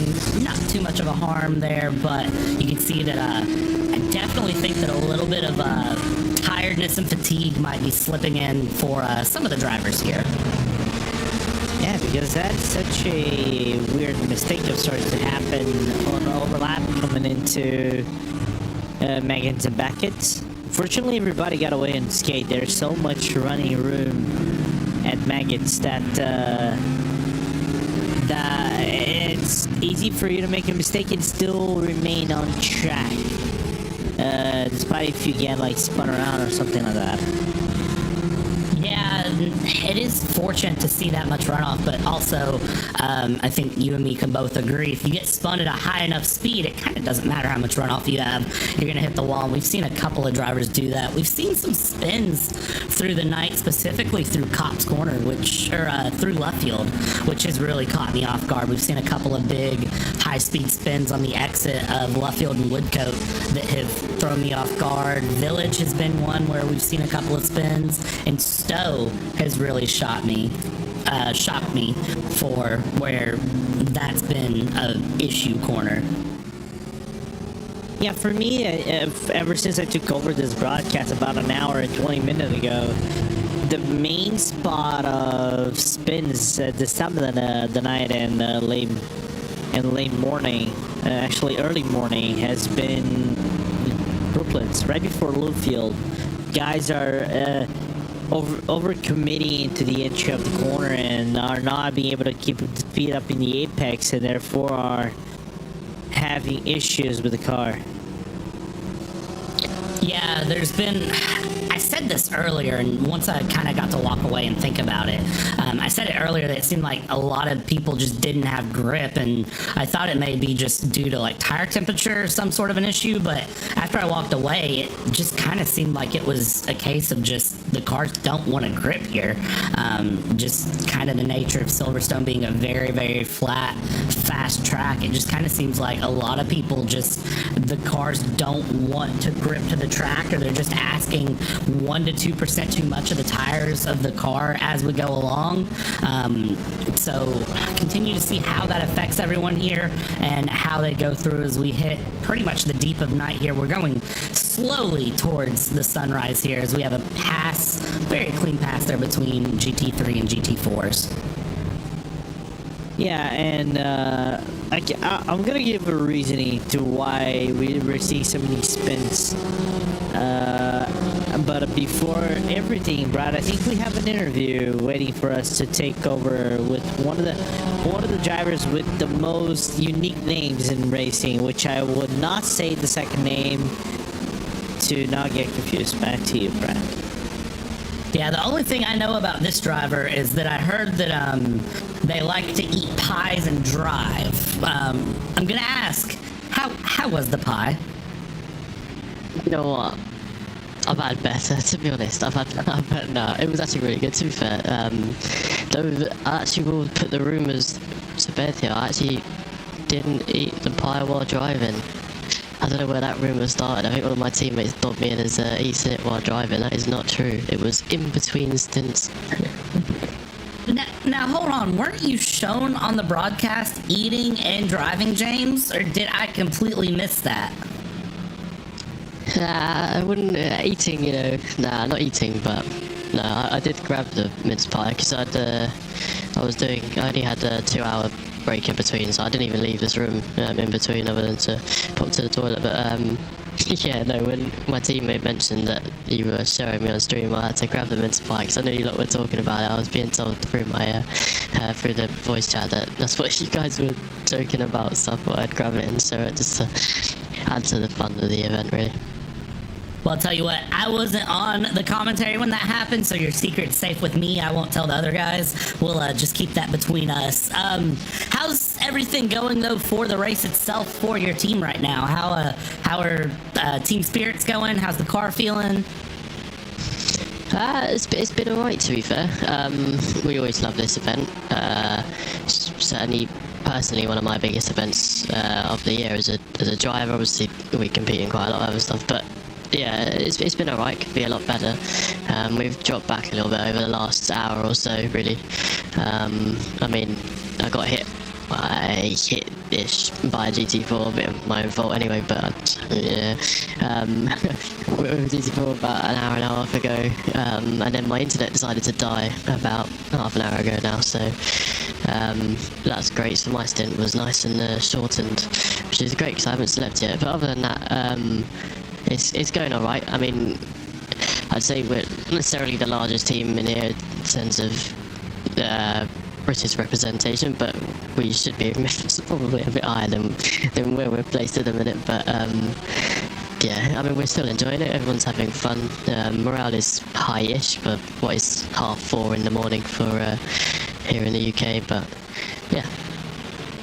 And I mean, when you're going into those deep daylight hours, or, well, nighttime hours, if I could phrase that correctly, when you're going into those deep nighttime hours, 3, 4, 5 o'clock in the morning, as a driver, you know, are you accustomed to being up this late, or is this just kind of like raking on you at this point? No, I'm certainly not accustomed to being up this late. I'm rather tired. I think tired, yeah, is an understatement for me at the minute, but yeah, no, to be fair, I'm still enjoying it, even though there's a part of me inside that is, you know, wanting that to end. I just want to sleep, but yeah, no, yeah, there's a bit of you that wants to sleep, but there's a bit of you that's like, you still really enjoy part of the race, and the night stint is always fun in both a good way and a bad way. I can understand that. The nightstand is always where things just tend to go either very right or very off the rails, at least in the broadcast world. So I'm going to ask one more question, well, two more questions of you. First, anyone you want to thank, shout out before we let you go? Yeah, all of my teammates, of course, both cars. You know, I think everyone's put in a lot of effort into this event. Unfortunately, we're not necessarily as high as we want to be, but, you know, a long way to go, I guess, still. And, of course, Claremont, who are our title sponsor for this event. A lot of backing coming from them in the future for us personally, but, yeah, no, big thanks to them. Big thanks to MSUK as always, Britcar themselves, and then yeah, we love having RaceSpot along for this sort of stuff. You guys have covered British Formula 4 eSports that we've been a part of all year, and we always love a RaceSpot stream. Awesome, and we all appreciate that here. Second and final question before we let you go and go to bed. For one time for the stream and for my sanity, how do you say your last name? Oh god. Smag as Gale. It's a long one, but yeah, you got it there, yeah. Okay. It flows a lot better now that I've heard it. I was trying to read it and I was like, I can't pronounce the last name at all. So you'll be surprised to know that you're not the only one that's ever struggled. That makes me feel better. That makes me feel a lot better. So, James, we're going to let you get to sleep here. We'll keep an eye on your team while you're asleep, and when you wake up, we'll catch back up with you probably and see how things are going. Alright, boys. Cheers. Have a good night. You too. Cheers. Alright, Lorenzo. Well, there is the $1 million question that was on everyone's mind, and if it's okay with you, we're going to keep the fact that he wasn't actually driving a little bit of a secret, even though for some reason I still think he was driving. No, facts. And actually this brought up a real good question on our RaceSpot YouTube chat that someone wants to know. He's asking for a friend. Sure, he's asking for a friend, like no one asks for themselves. Does eating a mince pie and driving count as dangerous driving?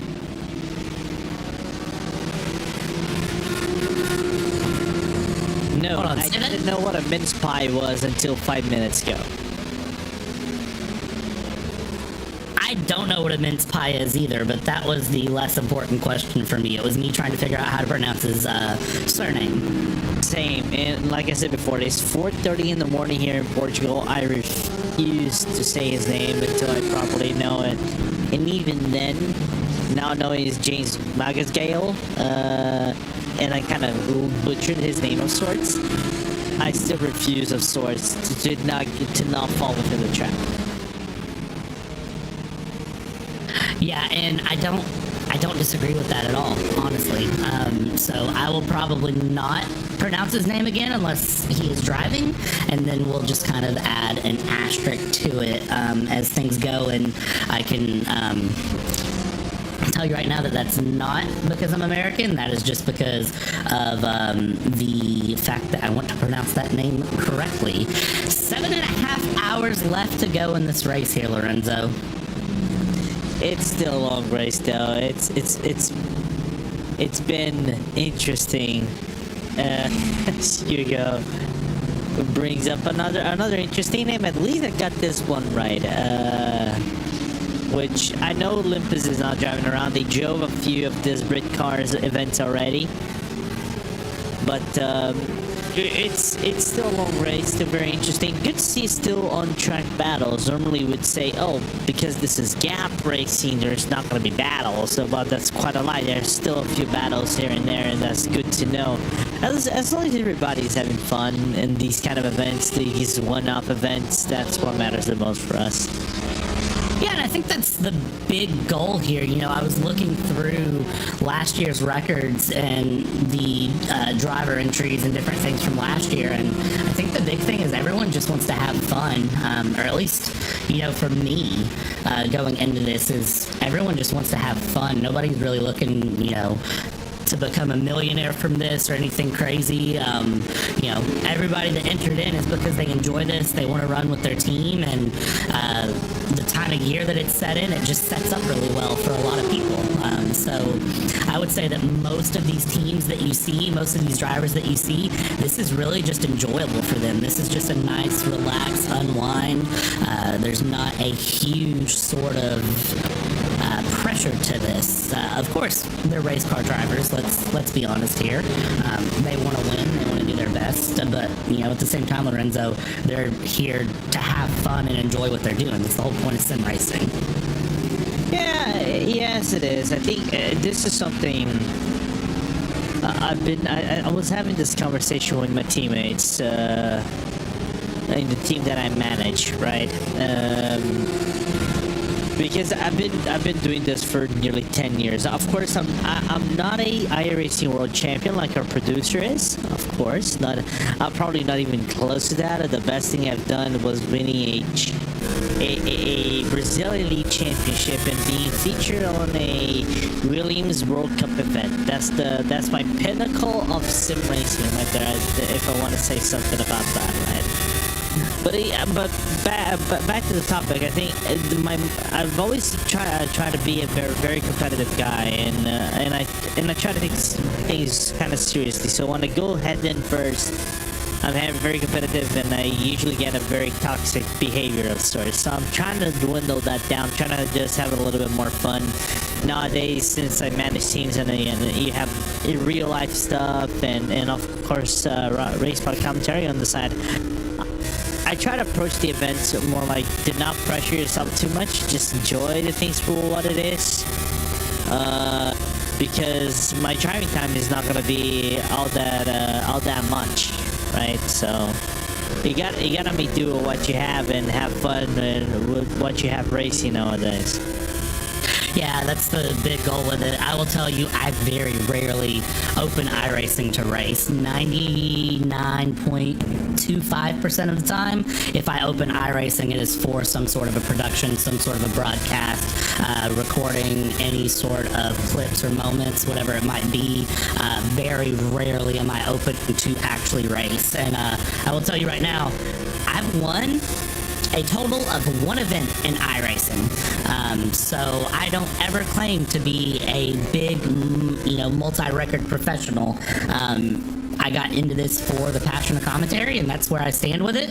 I will always tell you that the drivers will forever be faster than me, but that's where it's at. And I enjoy what I do. I enjoy watching these cars go around in circles. For you 4:30 in the morning, for me 11:37 at night, and that is just kind of where things stand here. And I think that's the big key to sim racing, is it's all about the enjoyment. Yeah, unless this is the commentator's race. Oh, did you know that actually exists? Oh yeah, don't worry. I have the commentator's race in the back of my mind. Oh, don't worry about that. Therefore, you have one thing to do. You have to beat me. I'm RaceSpot's finest. I'm not. This is my first RaceSpot broadcast, so I'm not here to build rivalries, but I will just say that I don't go down without a fight.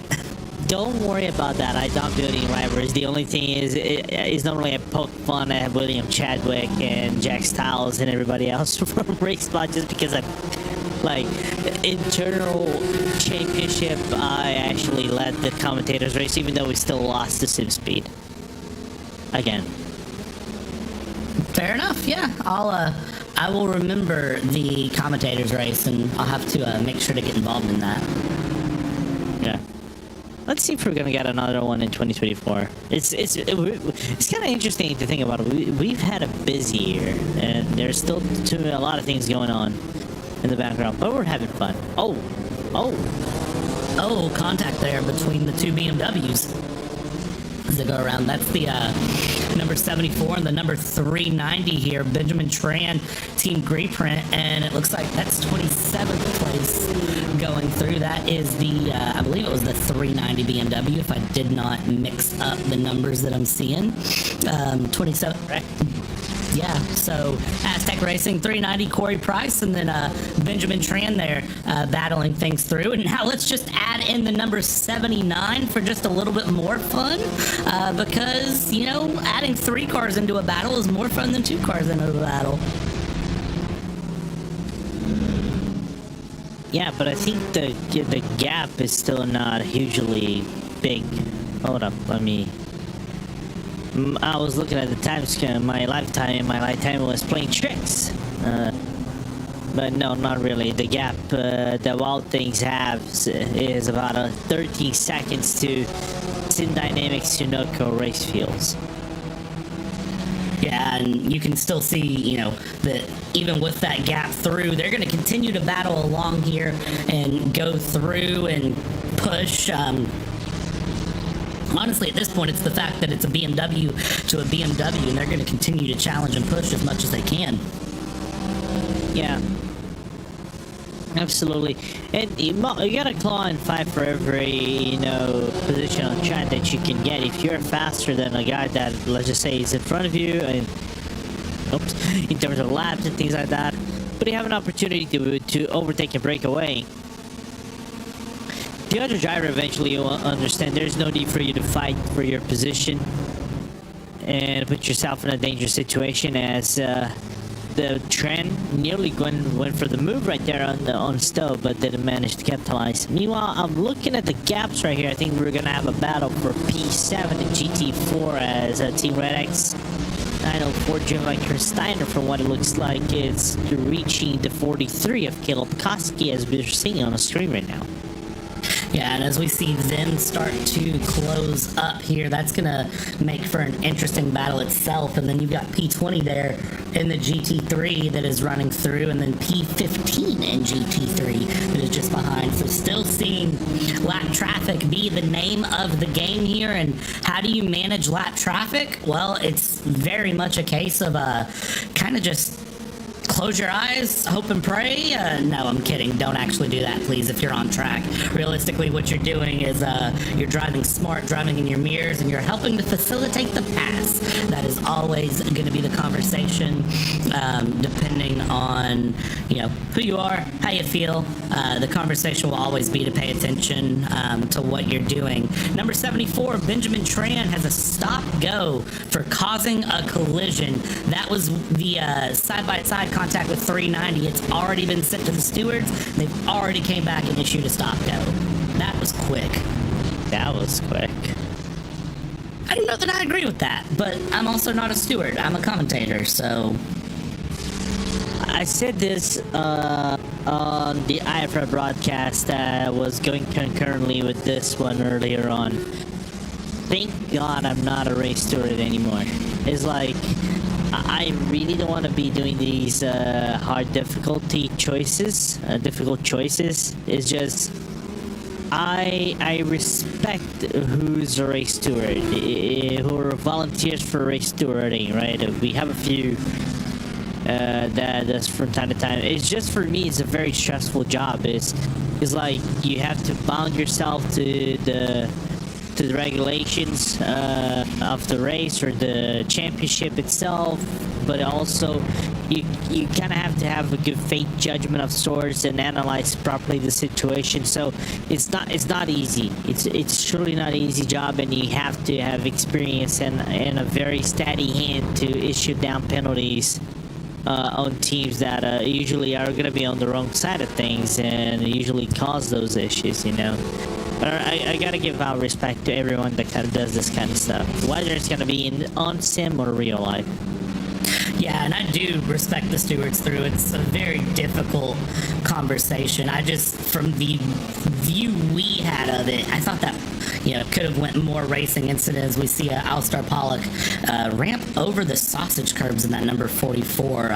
Let's see that again really quick, because that is definitely probably not what you want to do in that number 44 GT4. But getting back on track, no harm, no foul, no damage that I can see here. Paul Busby in the 909. This is 5th place. Now 6th place as they've been in the pits. What did Paul Busby do? Oh, that's a snapback is what that is. That's around cops. Yeah, that was a little bit of understeer that snapped into oversteer and sent him straight into the wall at speed. That car is probably going to be in the pits for a minute for a fast repair, if they have any left. Yeah, they're already in the pit lane doing some maintenance work. I don't know if they're back out on the track, but from what it looks like, they're gonna go for full service and potentially stay longer than the situation demands. So I don't think they have a fast repair. That's a bad thing to see. Unfortunate. Yeah, that is not a good situation to find yourself in here at this time. Not having a fast repair here with 7 hours, 18 minutes left to go, that is going to be problematic for your race. So you got to be really careful as we go through. We're watching a battle here. This is the battle for P7 in GT4 that we've got our eyes on screen. And this is going to be No Limit Sim Racing. Caleb Koski, who we saw on screen a few hours ago during a previous commentary stint of mine, putting on some good battles. And this is going to be with TeamRedX.com, SimSport 904, Chris Steiner. And I feel like these two battled earlier. And so I'm having a little bit of a deja vu moment. That 74 BMW goes by, and you can see them drafting each other all the way down what I believe is Wellington Straight here, heading down into Brooklands.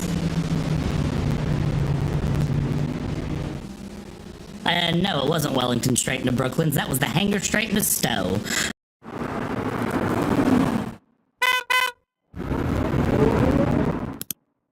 Where are you getting at? Thankfully, it does seem like the fog has lifted, so that bodes a little bit nicer, Lorenzo, for weather and situation awareness, because it makes it a little bit easier to kind of see. Yes, but apparently Britain's gonna strike really soon. British weather is gonna strike us really soon. Oh, don't tell me. Yeah, from what it looks like, there is a possibility of rain in about 3 hours-ish. Why does that not surprise me, considering that we're at Silverstone? So, yeah, you just said it. British weather is going to strike. Imagine that. Side by side. Speaking of a strike, and that is two Mercedes spinning together, going down. That was indeed into Brooklands. And they go side by side and spin through. And that was that GT4 battle we had been keeping up with. And, well, now they're just going to kind of have to drop back. This is Caleb Koski here on the outside trying to make the move. And looks like just unfortunate side-by-side contact to send them both around there. I think he just got overly confident coming into the corner right there. Caleb Koski, and eventually caused the contact and spun both Mercedes around. I think that is when it gets reported might actually get a penalty for them. Meanwhile, battle for P23 and P24 between James Haskell and Corey Price in the 390 Aztec. They're probably going to get a good run out of the corner and be able to overtake right after Woodcut going to Cubs. And as we watch them go through and try to get this pass done, and side by side in the cops' corner, it's a little scary, and they're able to make it work. They, settle things through and say, we want to live to see another day, and you have things just how they were. 23rd place ahead of 24th. Yep. Plus, you really don't want to get in Lewis Hamilton, Max Verstappen situation in the middle of the night. Yeah, let's please not do that. I can only live out the 2021 season so much throughout every F1 broadcast that ever exists and F1 social media that ever exists. But we continue side by side with these two, in 23rd and 24th yet again. This is going to be Corey Price, James Haskell still continuing side by side, and a little bit of sausage curve there. And that is going to let Corey Price get ahead of James for certain here. Yeah. Already breaking away a little bit because I think James has caught a little bit of the sausage curve just outside Vale. So we're That's why the fight broke away a little bit as the 32 gets a driver change from what it looks. Oh, it's not gonna get a driver change, but may eventually maybe whenever Stanley Deslandis comes into the pit lane. But from what it looks like, Project 91 by Thomas Ench Racing gets Aurélien Leperoux in the car. Yeah. It does look like there was a driver change there, so we'll see what Aurélien is able to put together. It looks like we have another driver that may want to have a chat with us here, Lorenzo. So we'll see when we bring them up here in a second. See how they feel about the race. We've got a variety of different races going on here, Lorenzo, and I've kind of enjoyed it because it goes to show that, while every driver wants to win, one of the things that I find true in endurance racing is sometimes just surviving the race is enough. Yeah, that is true.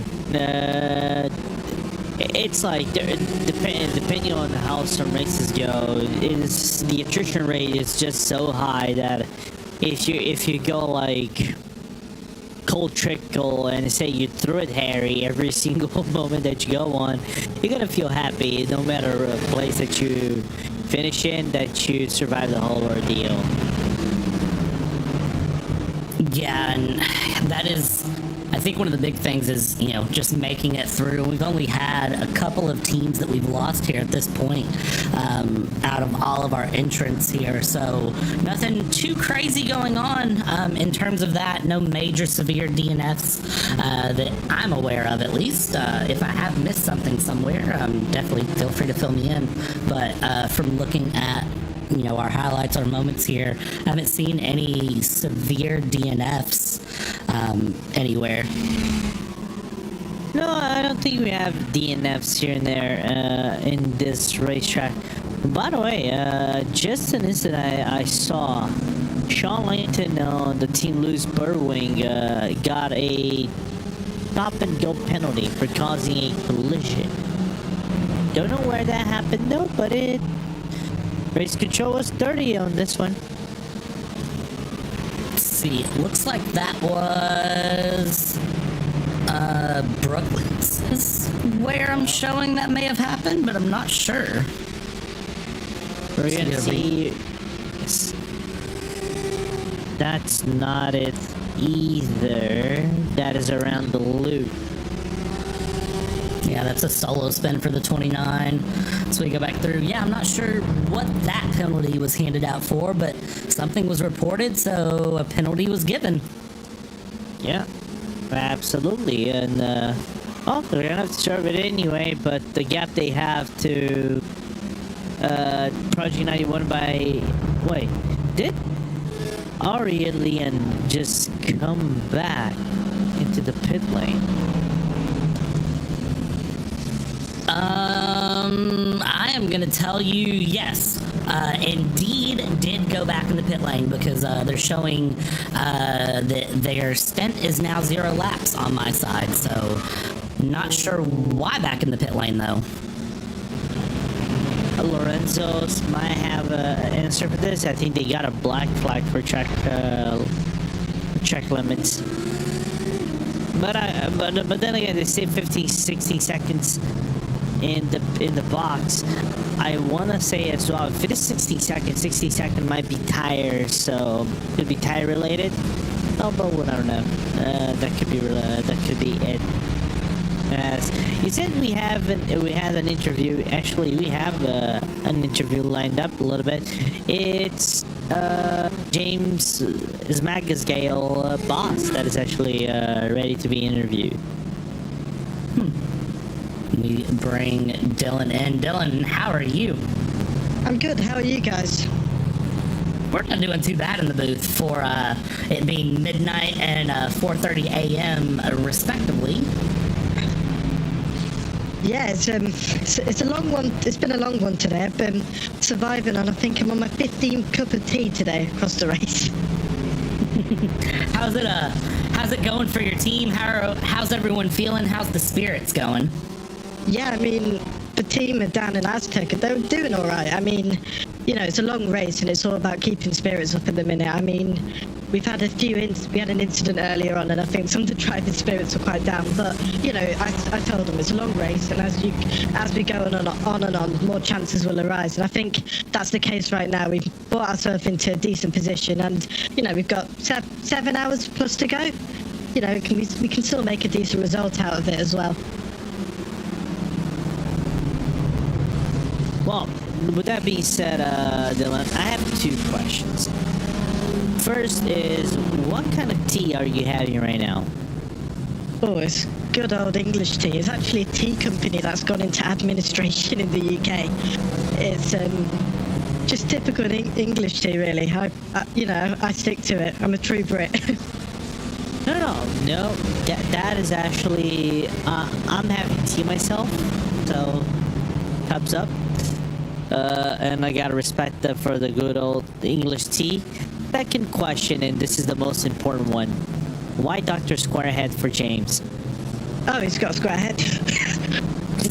It's a long-running joke.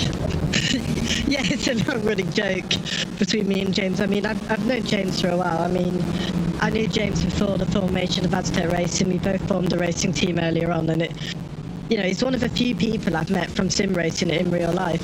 You know, who would have thought meeting people you met online and then you meet them in real life? But yeah, James is the true Dr. Squarehead. When you see him in real life, you realise how square his head is. Okay, interesting. Back to you, Brad. It's a good nickname. Well, I mean, when James was, I think some of the Italian drivers, because they couldn't pronounce his name, he became known as Smagagazzo. Oh my god. And people would get mad the fact that whenever we break the pasta, too. But then again, I'm half Italian. It's like I understand their fury. Otherwise, we're gonna go way in a tangent, in a very bad tangent. I really don't want to get it. Back to you, Brad. So, breaking spaghetti aside, I gotta ask, what's the end goal for your team here? Where are you all looking to land at the end of this race here today?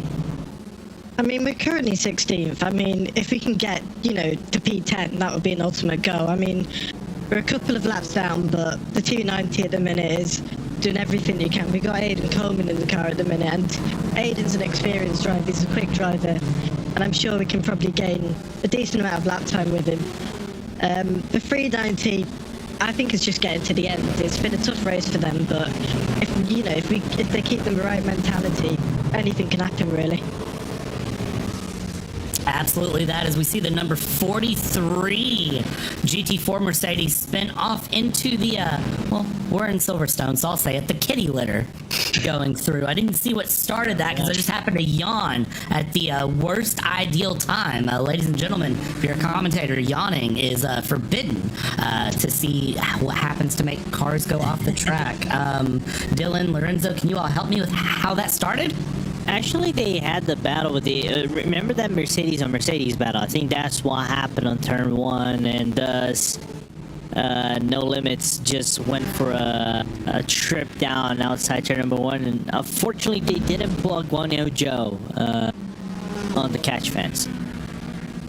I mean, I did watch that rejoin. It was an unfortunate one, you know, trying to avoid the barriers. Then, you know, when you're going forward, they just hit the barriers. Hopefully, obviously, that car is all okay. Hopefully that, and we'll see what happens with that.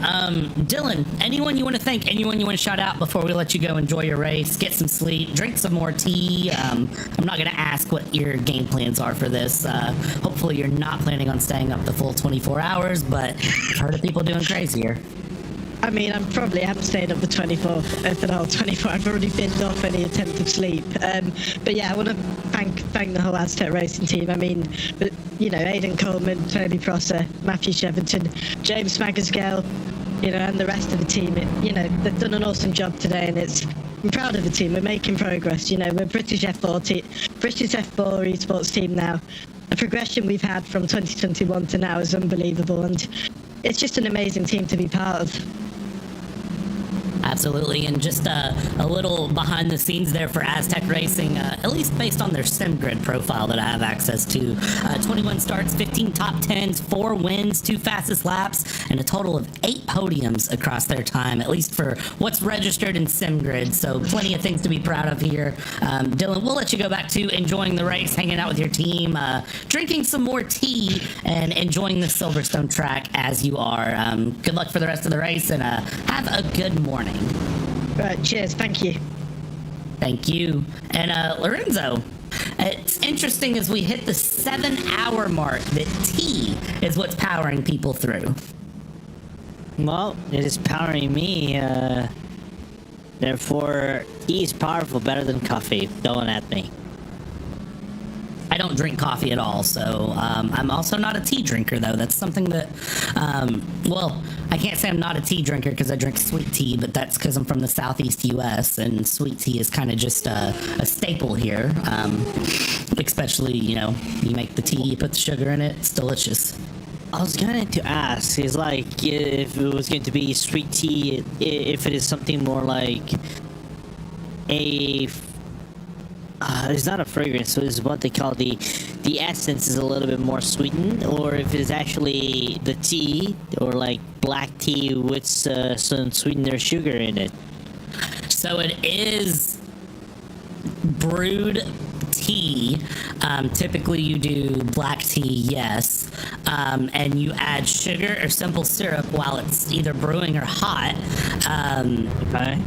And I'm trying to think, because we used to make it in batches at a restaurant that I managed, and I can't remember the recipe for it because that was about 5 years ago, but it was very, very sweet. Like, it's not a, like, make a cup of tea and add, like, a spoon of sugar. It's, like, a considerable amount of sugar for sweet tea. Well, interesting. It's like, I think it's been so long I have had sweet tea, if I think about it. It's like I never put sugar on my coffee, not even my cappuccino whenever I drink it at work. And I never drink sweet tea, even if I try to pick one from those vending machines that I have at work. I take the sugar out, and even though it's still sweet, but then again. Possible rain in 3 hours, still rain. 7 hours to go, and to give you an idea, so McDonald's, they make 1 gallon of sweet tea and they put 1 pound of white sugar in it. I'll let you do the math on that. And McDonald's sweet tea is considered like one of the better sweet teas in fast food that you can drink in the U.S. Like one of the better tasting ones. But it's 1 pound of sugar to 1 gallon of brewed tea.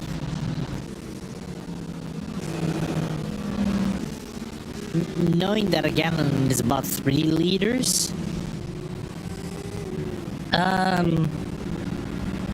It's 3.3 liters if I remember correctly. I think it's about more like 3.5, give or take. 3.7, 3.785. Okay. Listen. Blah, blah, blah. So you're adding 1 pound of sugar to that. Yeah. That. I'm boggled right now, man. Yes. Yes. But then again, I never had a sweet tea from McDonald's in the U.S. when I went there. Don't worry, you're missing nothing. So just don't even worry about it here. We'll focus on the on-track action, indeed, as we go through and still have some side-by-side Mercedes battles. The 43 is battling along there. That is going to be the No Limit Sim Racing Academy. It's Caleb Koski with the 904, the TeamRedX.com SimSport 904 of Chris Steiner going through. And are we making this a three-way battle? Did this turn into a three-way war out of nowhere? No, it didn't. We just have first place Nils Core there, who is in the mix as well, trying to just get around them here and actually put them another lap down. But they are side by side for position. It looks like Nils is just kind of saying, you know what, I'll stay out of that, but they tap each other and spin because it looks like the car on the inside hit the sausage curb.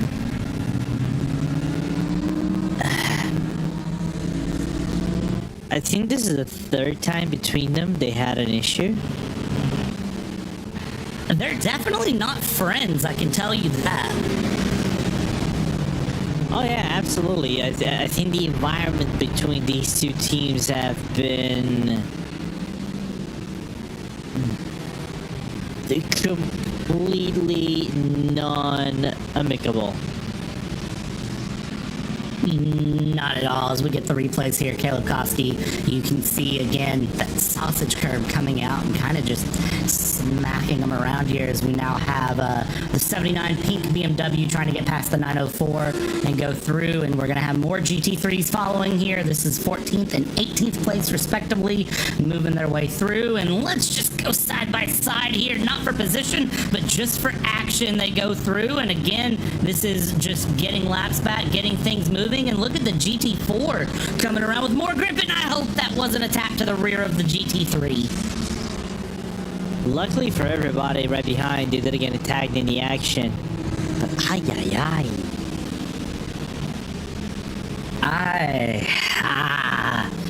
man, that's also going to be another one that I want to see a replay of just to tell what happened. I apologize, Hugo, but man, the drivers have decided to just crank things up. We're within the 7-hour mark, and I think they know that the race is getting close to ending.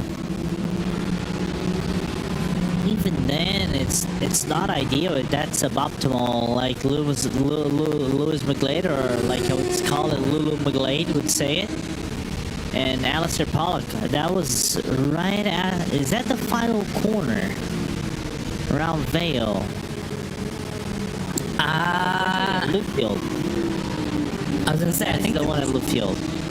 Yeah, and then slides backwards, thankfully heads up driving from the other drivers coming around through Luffield to avoid, but then gets stuck there for quite a while. It's Matt Redfern and the number 79. I have a feeling that is gonna have a steward's inquiry incoming very soon. Oh, I'm already looking into the protests. See what race control is gonna say. Yeah, that one's gonna be an interesting one to see how they judge that.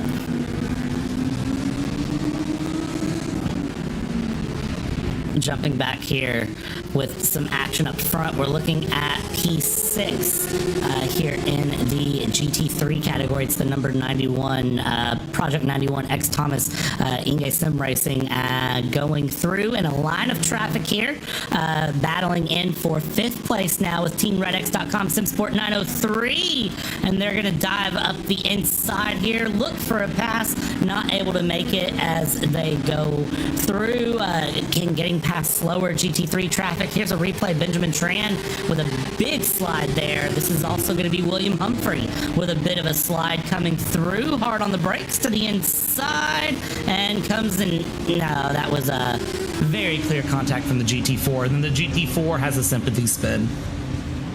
Yeah, and that one of the heavily involved GT4s that we saw having issues. I think that ones that made contact with both the Wild Things Racing around Luffield. So it got a little bit dicey right there. But Ben Tran actually got a little bit lucky outside of Stowe, right? Because the snap oversteer just came so hot in the car that if he had reacted the wrong way, probably he would have been hitting hard that wall. As we have a battle for 5th, 6th place, like you just said. 5th place actually in the field. Yeah, and as that battle continues along and on, it's going to be a really close battle here from Hammer Dominic